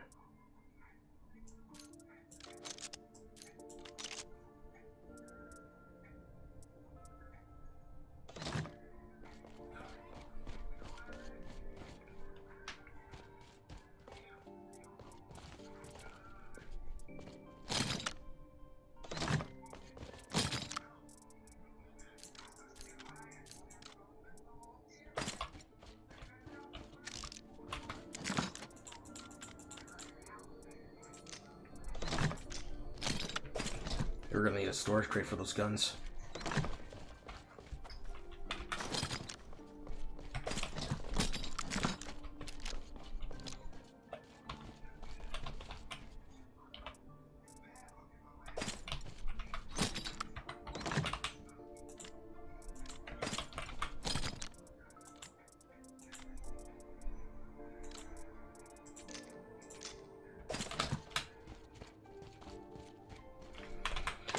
$281 with the bullet.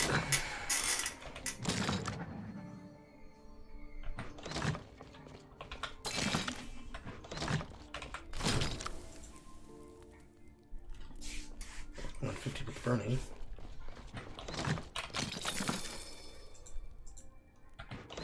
Toxinize with 3s. 83 with the poison.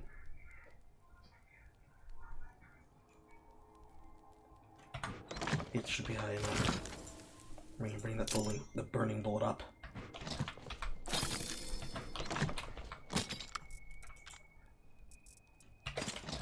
Five of these should be enough.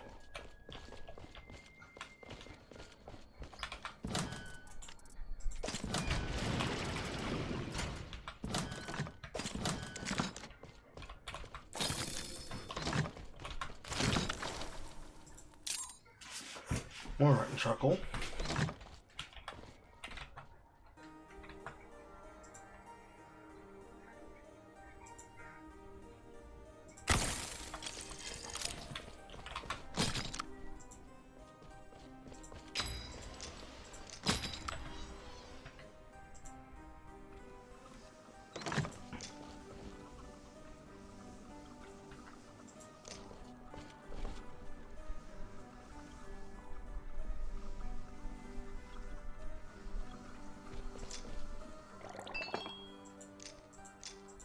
Okay. Fear bullet.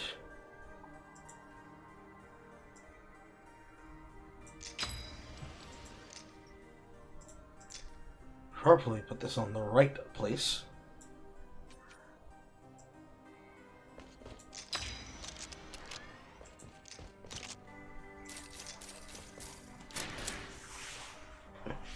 Critical and bullet seek out target. Weak tracking.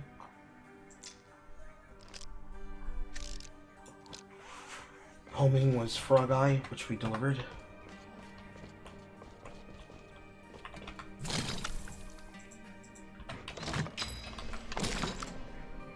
Arcana.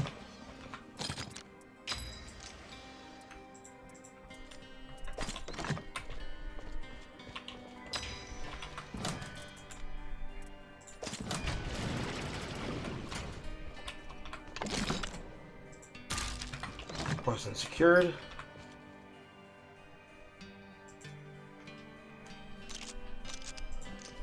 Home toast poison. Moderate chaos eye.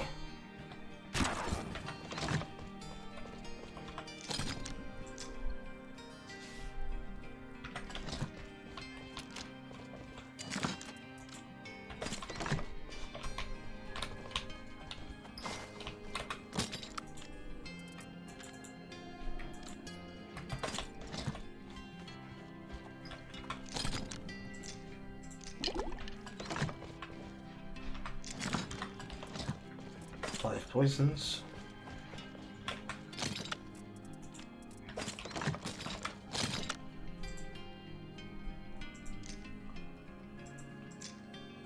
One chaos eye.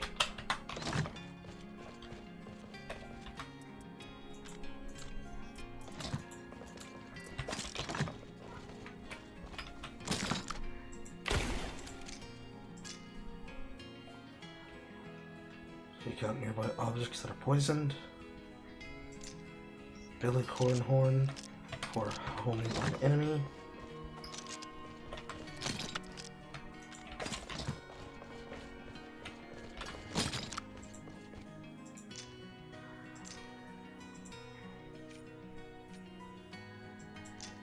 Right slot.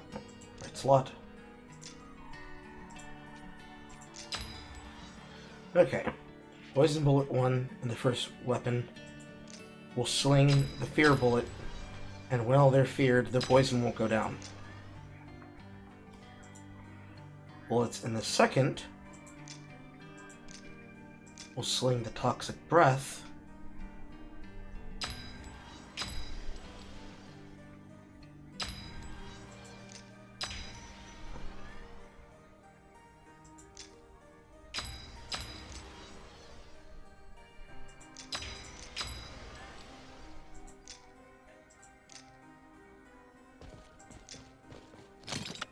stacks, thorny metal.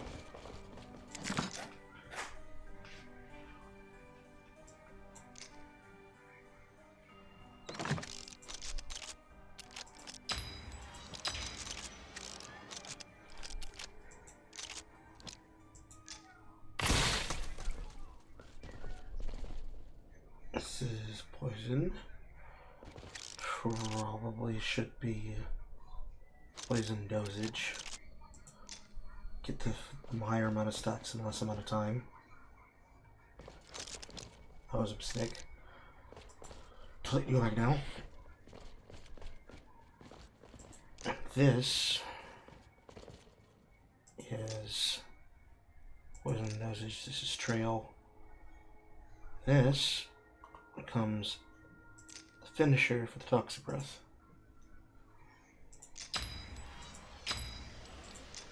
And this one becomes poison bullet. Okay, we're in business.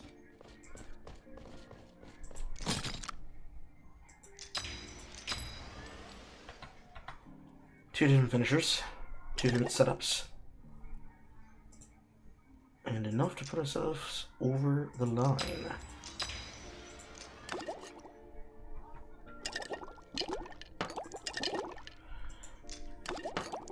Loading the Viper Fang is going to be annoying. Fire bullets. Cold lightning bullets. Cold lightning. Cold lightning.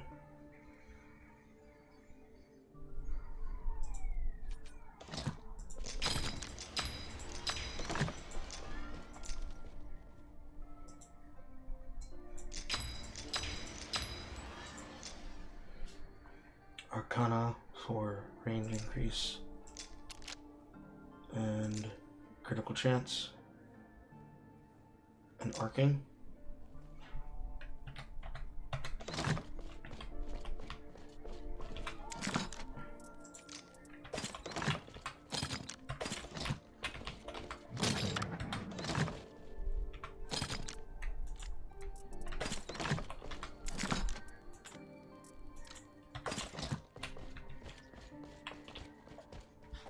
How much is a goat? A goat is 15. How much is the eye? The eye is 40. Two eyes is 80. Put the horns back.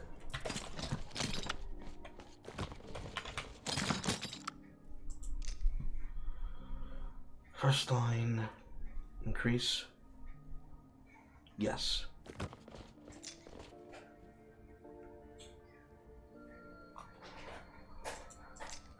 First line increase area.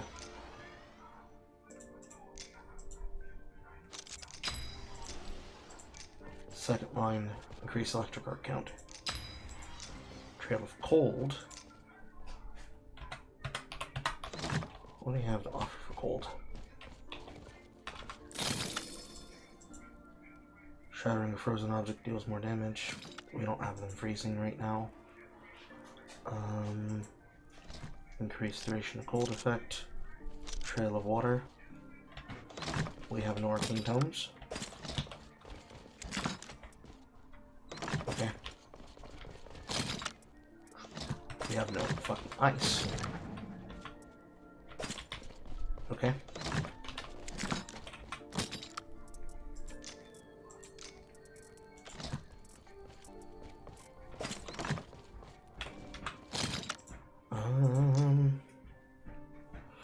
That's critical.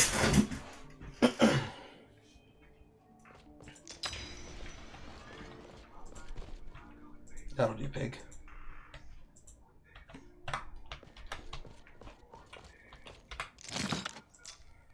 Mug of tea. Skunk heart cabbage, which we get directly from the fowl. A lot stronger. Not as sourceable. The step up for this requires the velvet caps, which requires the cabbage bloom, so hunting the same thing.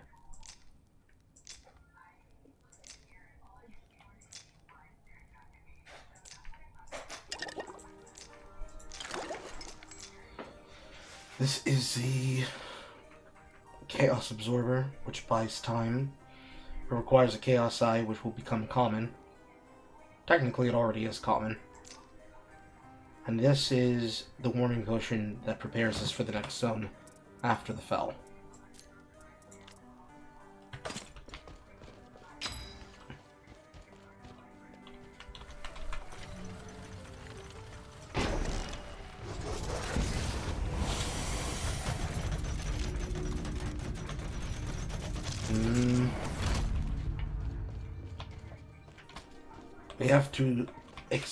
We have to kill enemies inside the Imperium to buy us time to explore the Fel, so we can have more time to explore the Fel. So one of us has to start in the Imperium, and then one of us has to start in the Fel. Which one do you want to be? I'll take the Fel. Okay.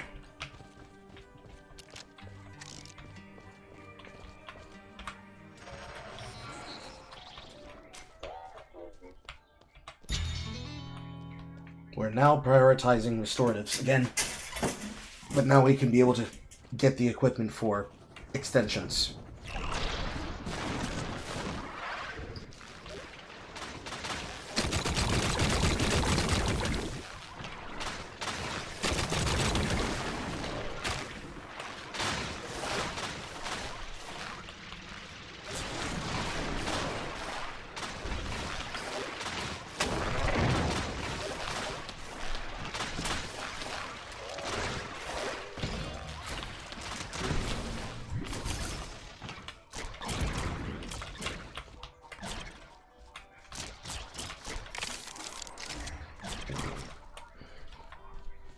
Be more attentive of ice chunks now. Oh, I know when the fuck we ran out, but we did.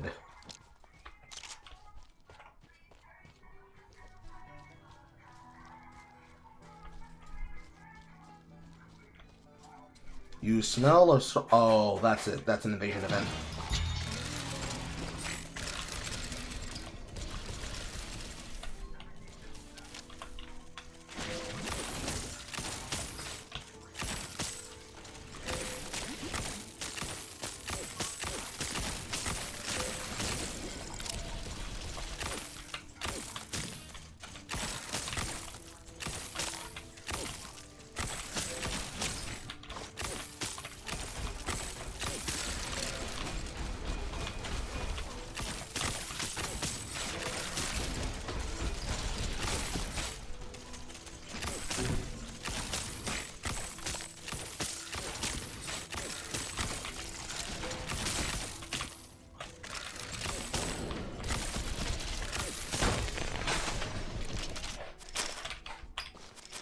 Well, upside downside, that is some tomes. Downside, that was 70% of my life.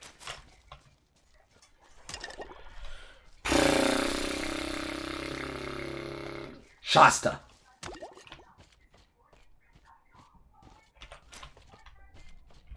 Speaking of a Shasta, what the fuck happened to that soda brand? Oh no, you got knocked.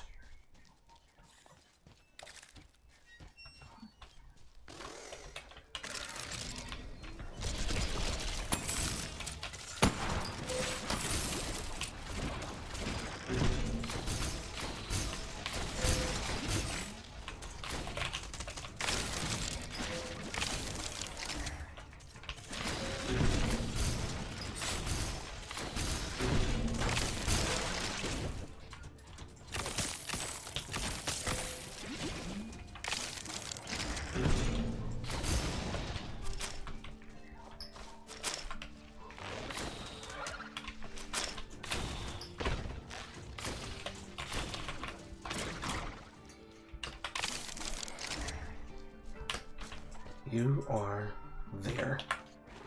I need to get there.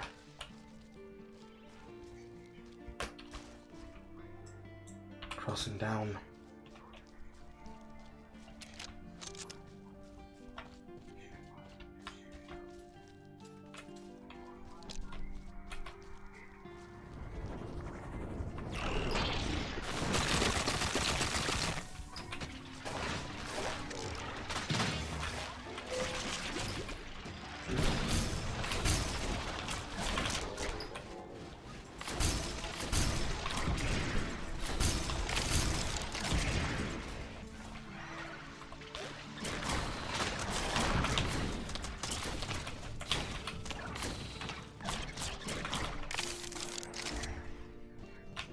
This is connected by land. Yes, it is barely.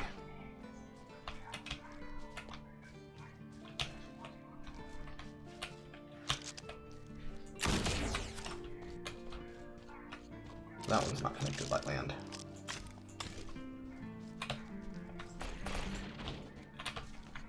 I should probably collect stone while I'm here. I haven't unlocked the fellstone upgrades, so with not having stone to fill in the gaps is a very bad death sentence. Very bad habit.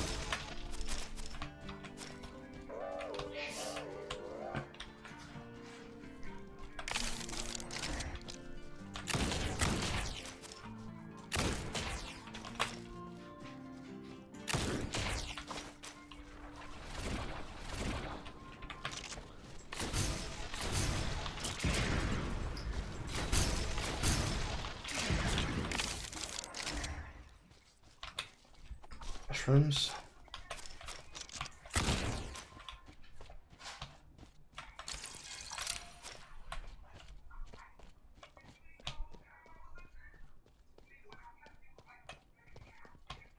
All the way down to the statue.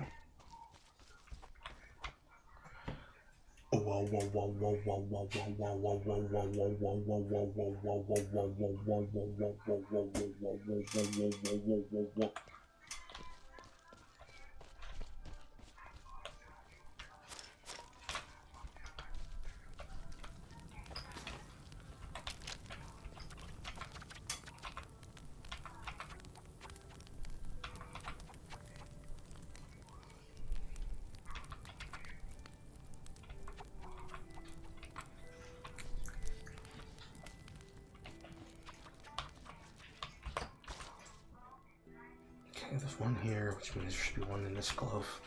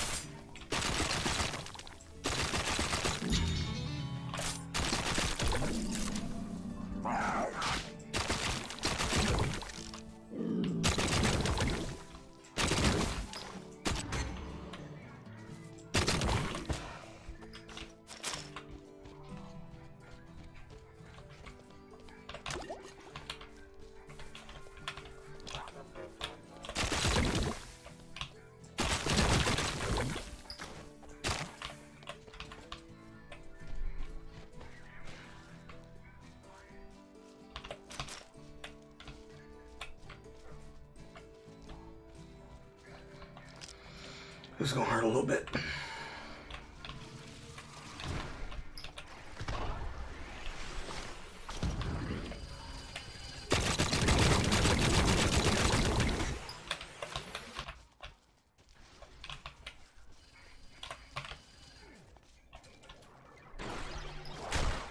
Ow.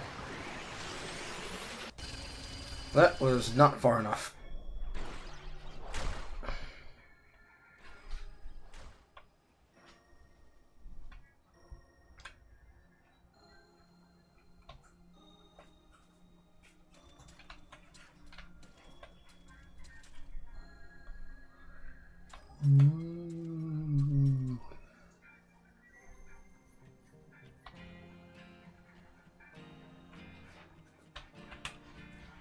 Damn, it feels so far away.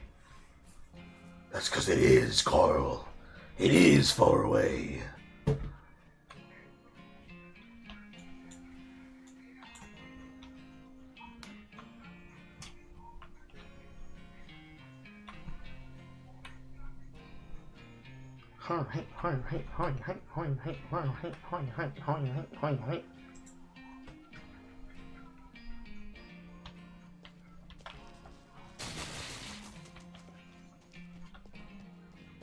Boy, do we need those fucking cabbage hearts.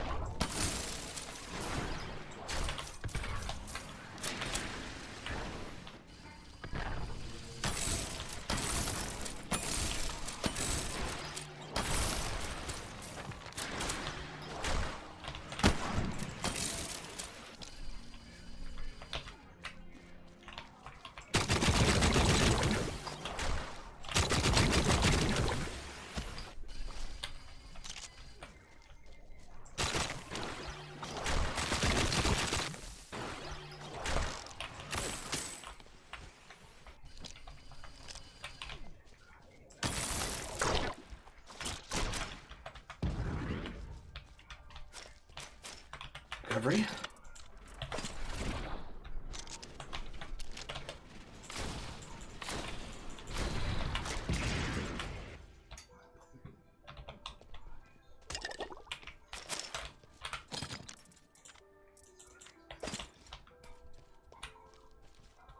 A little bit of restoration.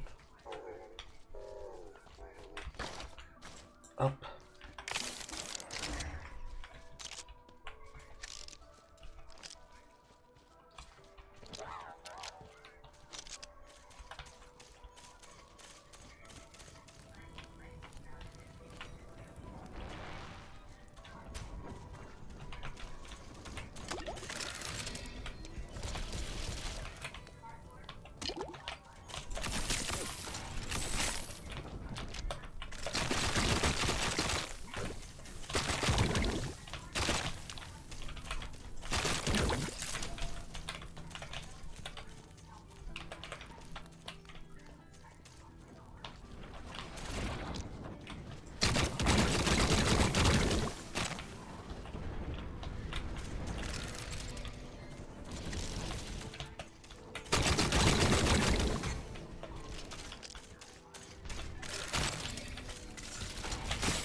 Ow.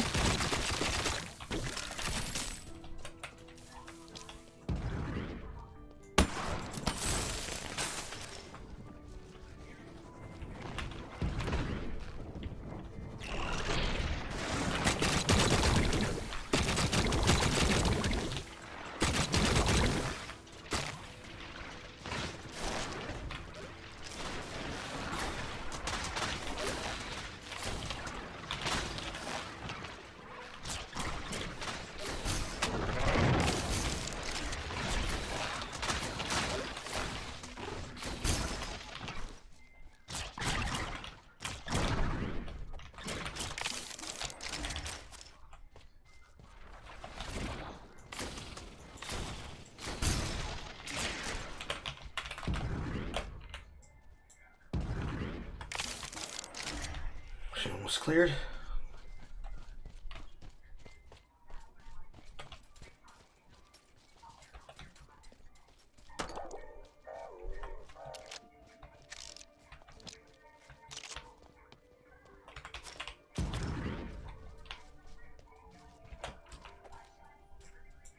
Okay.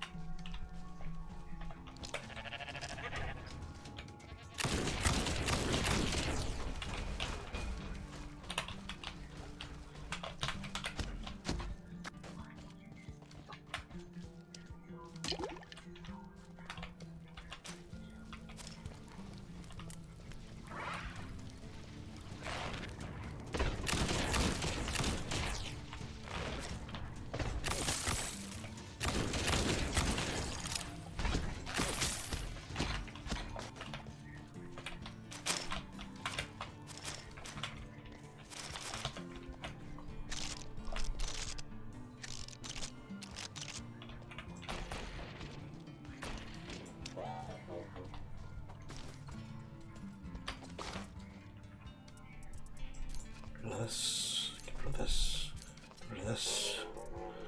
I don't know who the hell killed him, but we're gonna take that box.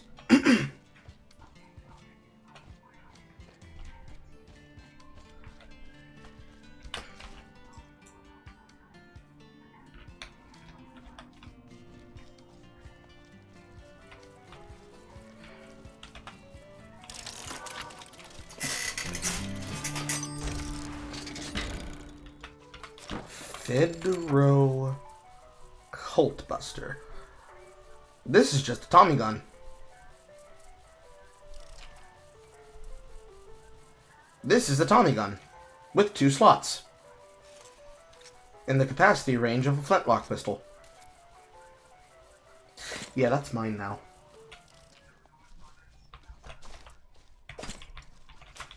First, gotta get out with it.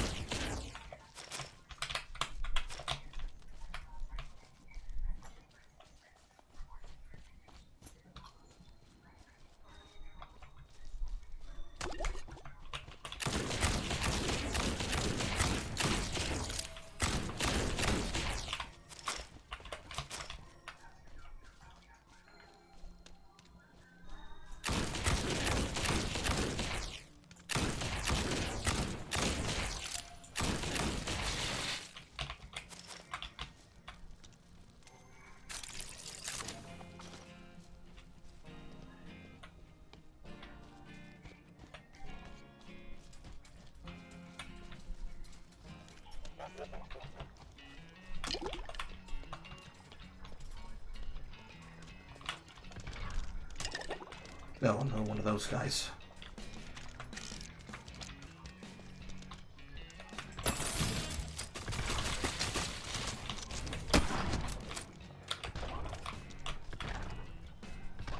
Don't shoot me, don't shoot me, don't shoot me, don't shoot me, don't shoot me, don't shoot me, don't shoot me.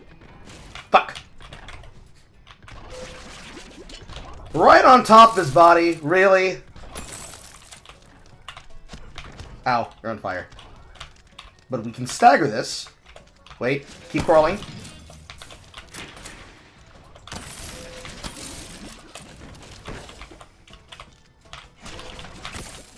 Don't look, chat. Game Beast is happening. Don't look.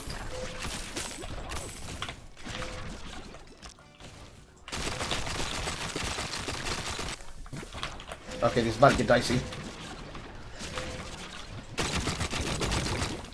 Ow. Fuck. Okay, you're in a safe place. It is close enough to the statue. That situation is getting too dangerous to keep playing it.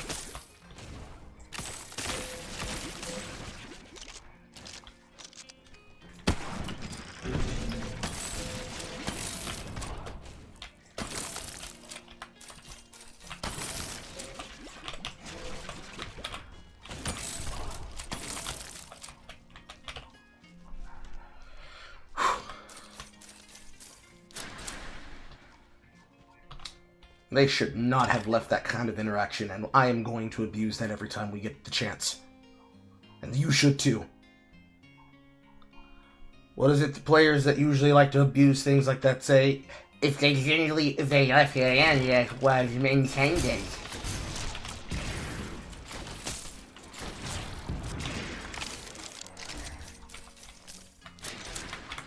But since you've died for it, and I've also gotten better Imperium item or better bounty items off of it, whatever comes out of this bounty is yours.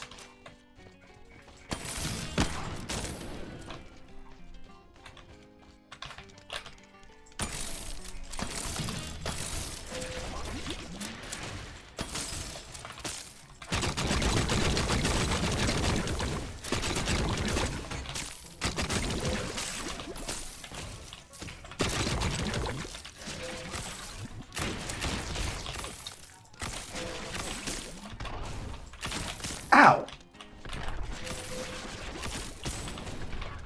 Bullet comes out of nowhere when you least fucking expect it.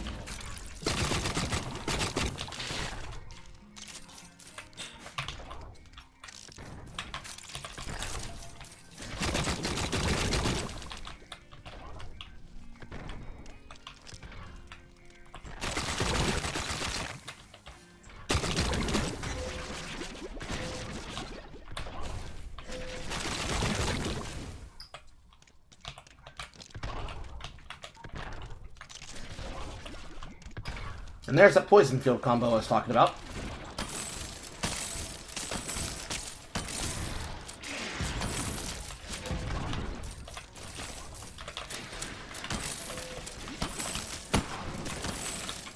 Go on, team. That bastard made us work for that one.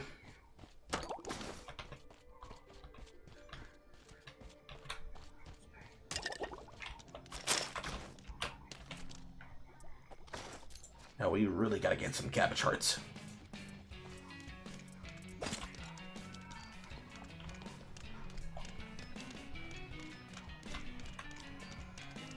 We're also gonna need the ferns as well. That's a cabbage heart.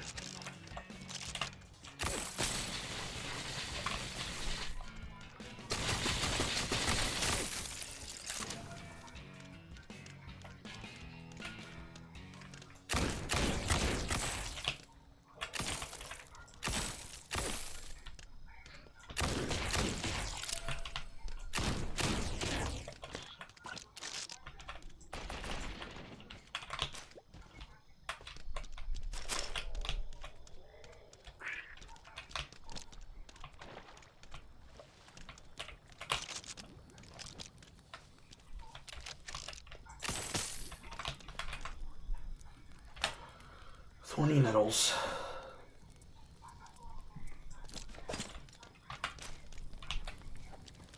He wanted us to scan local creatures. One more fell creature.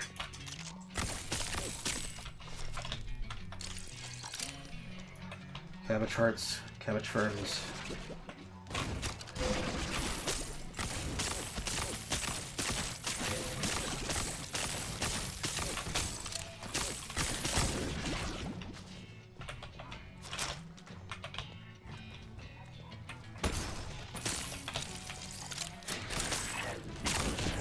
Ow.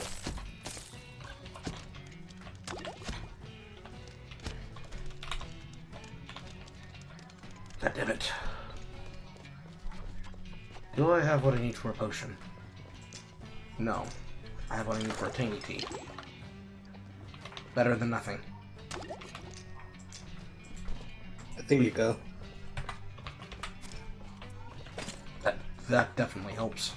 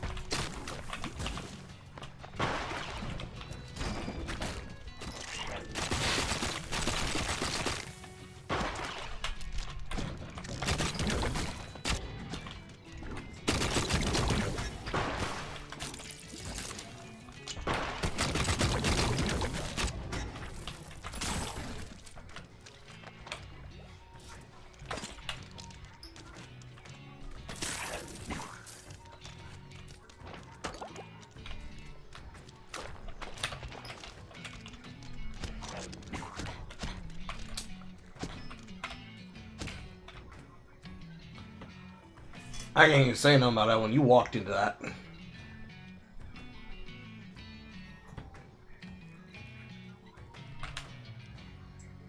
door's here, but the cabbage areas are all the way over here. You see that one cabbage that's in what looks like a cornrow field? That's where the cabbage hearts are going to be. Cabbage hearts and also cabbage other thing.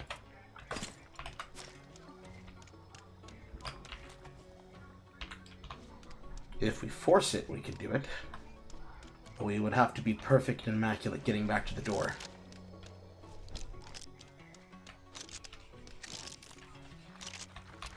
Yeah, that guy right there is the guy with the tentacles.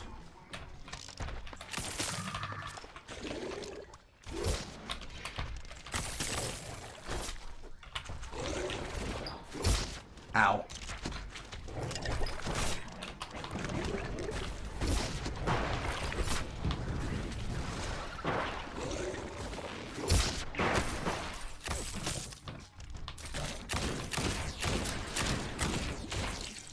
One stab shaved off thousands of damage. Okay.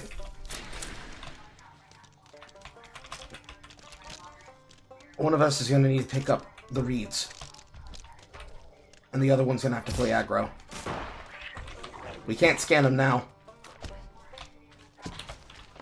We need to get the hearts and get out.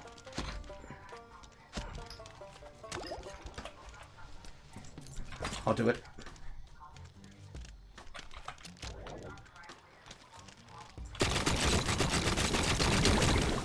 Scan him while he's frozen. Scan him while he's frozen.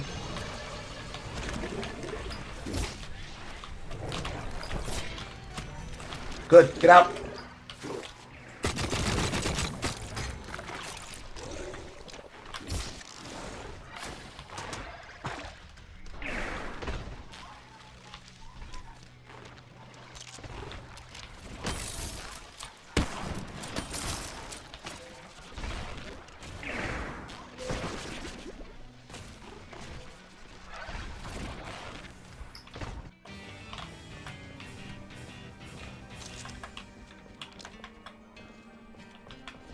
That got scary.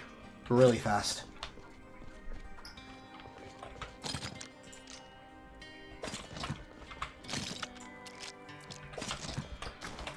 We have tomes again.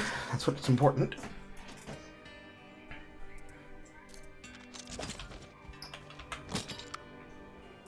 Yeah, we definitely need a chest to put those items in.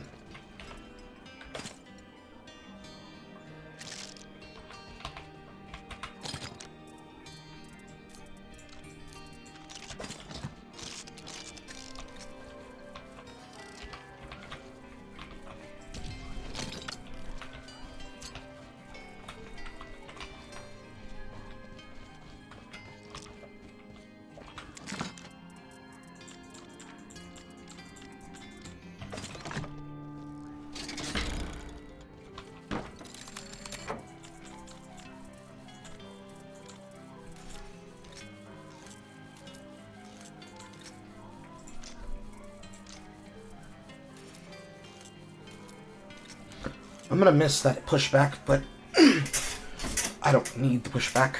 I have the fear now. But it does work to keep them the fuck away from you when you need to push them into walls. Alas.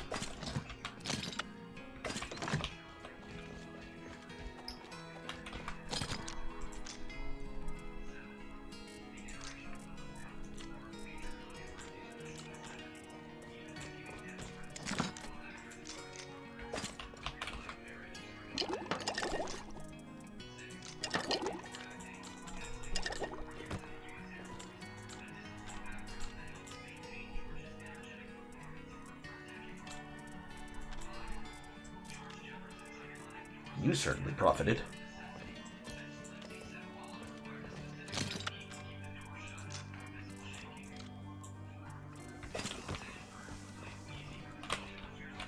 Did you turn all of that toxic ice into water? That's an upgrade material.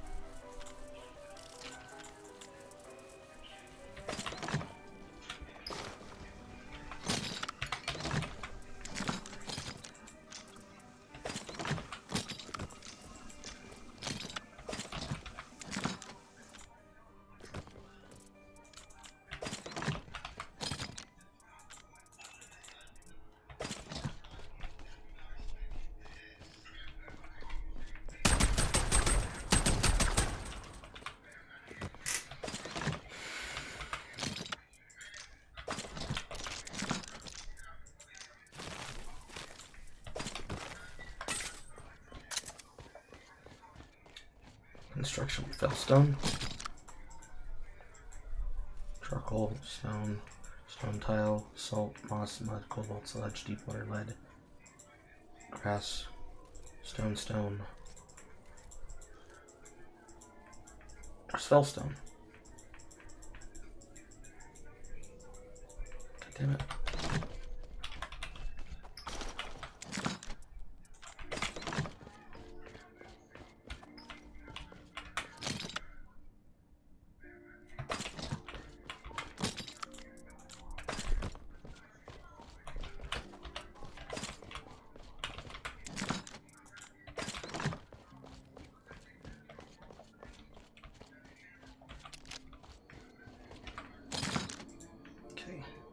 Cobblestone, stone tile, basalt,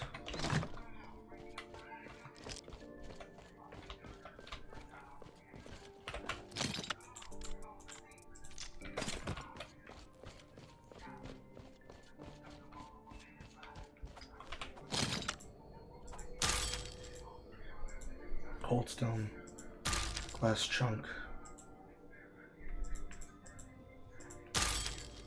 Here we go. Mud, fellstone. And then moss, also fellstone. Now we can use fellstone as a floor constructor, so we're not stuck if we run out of stone. Same thing can be applied with iron and lead.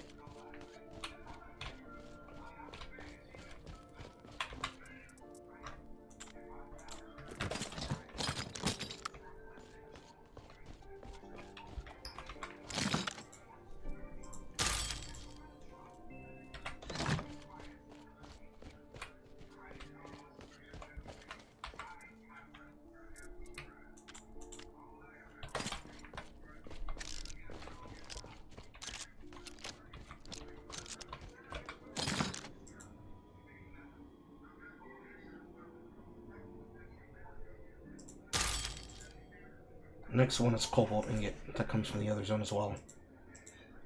Water, deep water, sand, cold stone, charred wood for charcoal.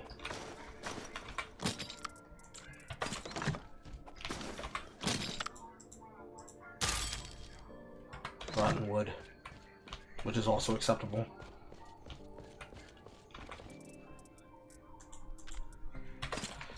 All this to make sure that we don't get stranded and stuck if we end up with building materials to move, but we can't be able to move using them.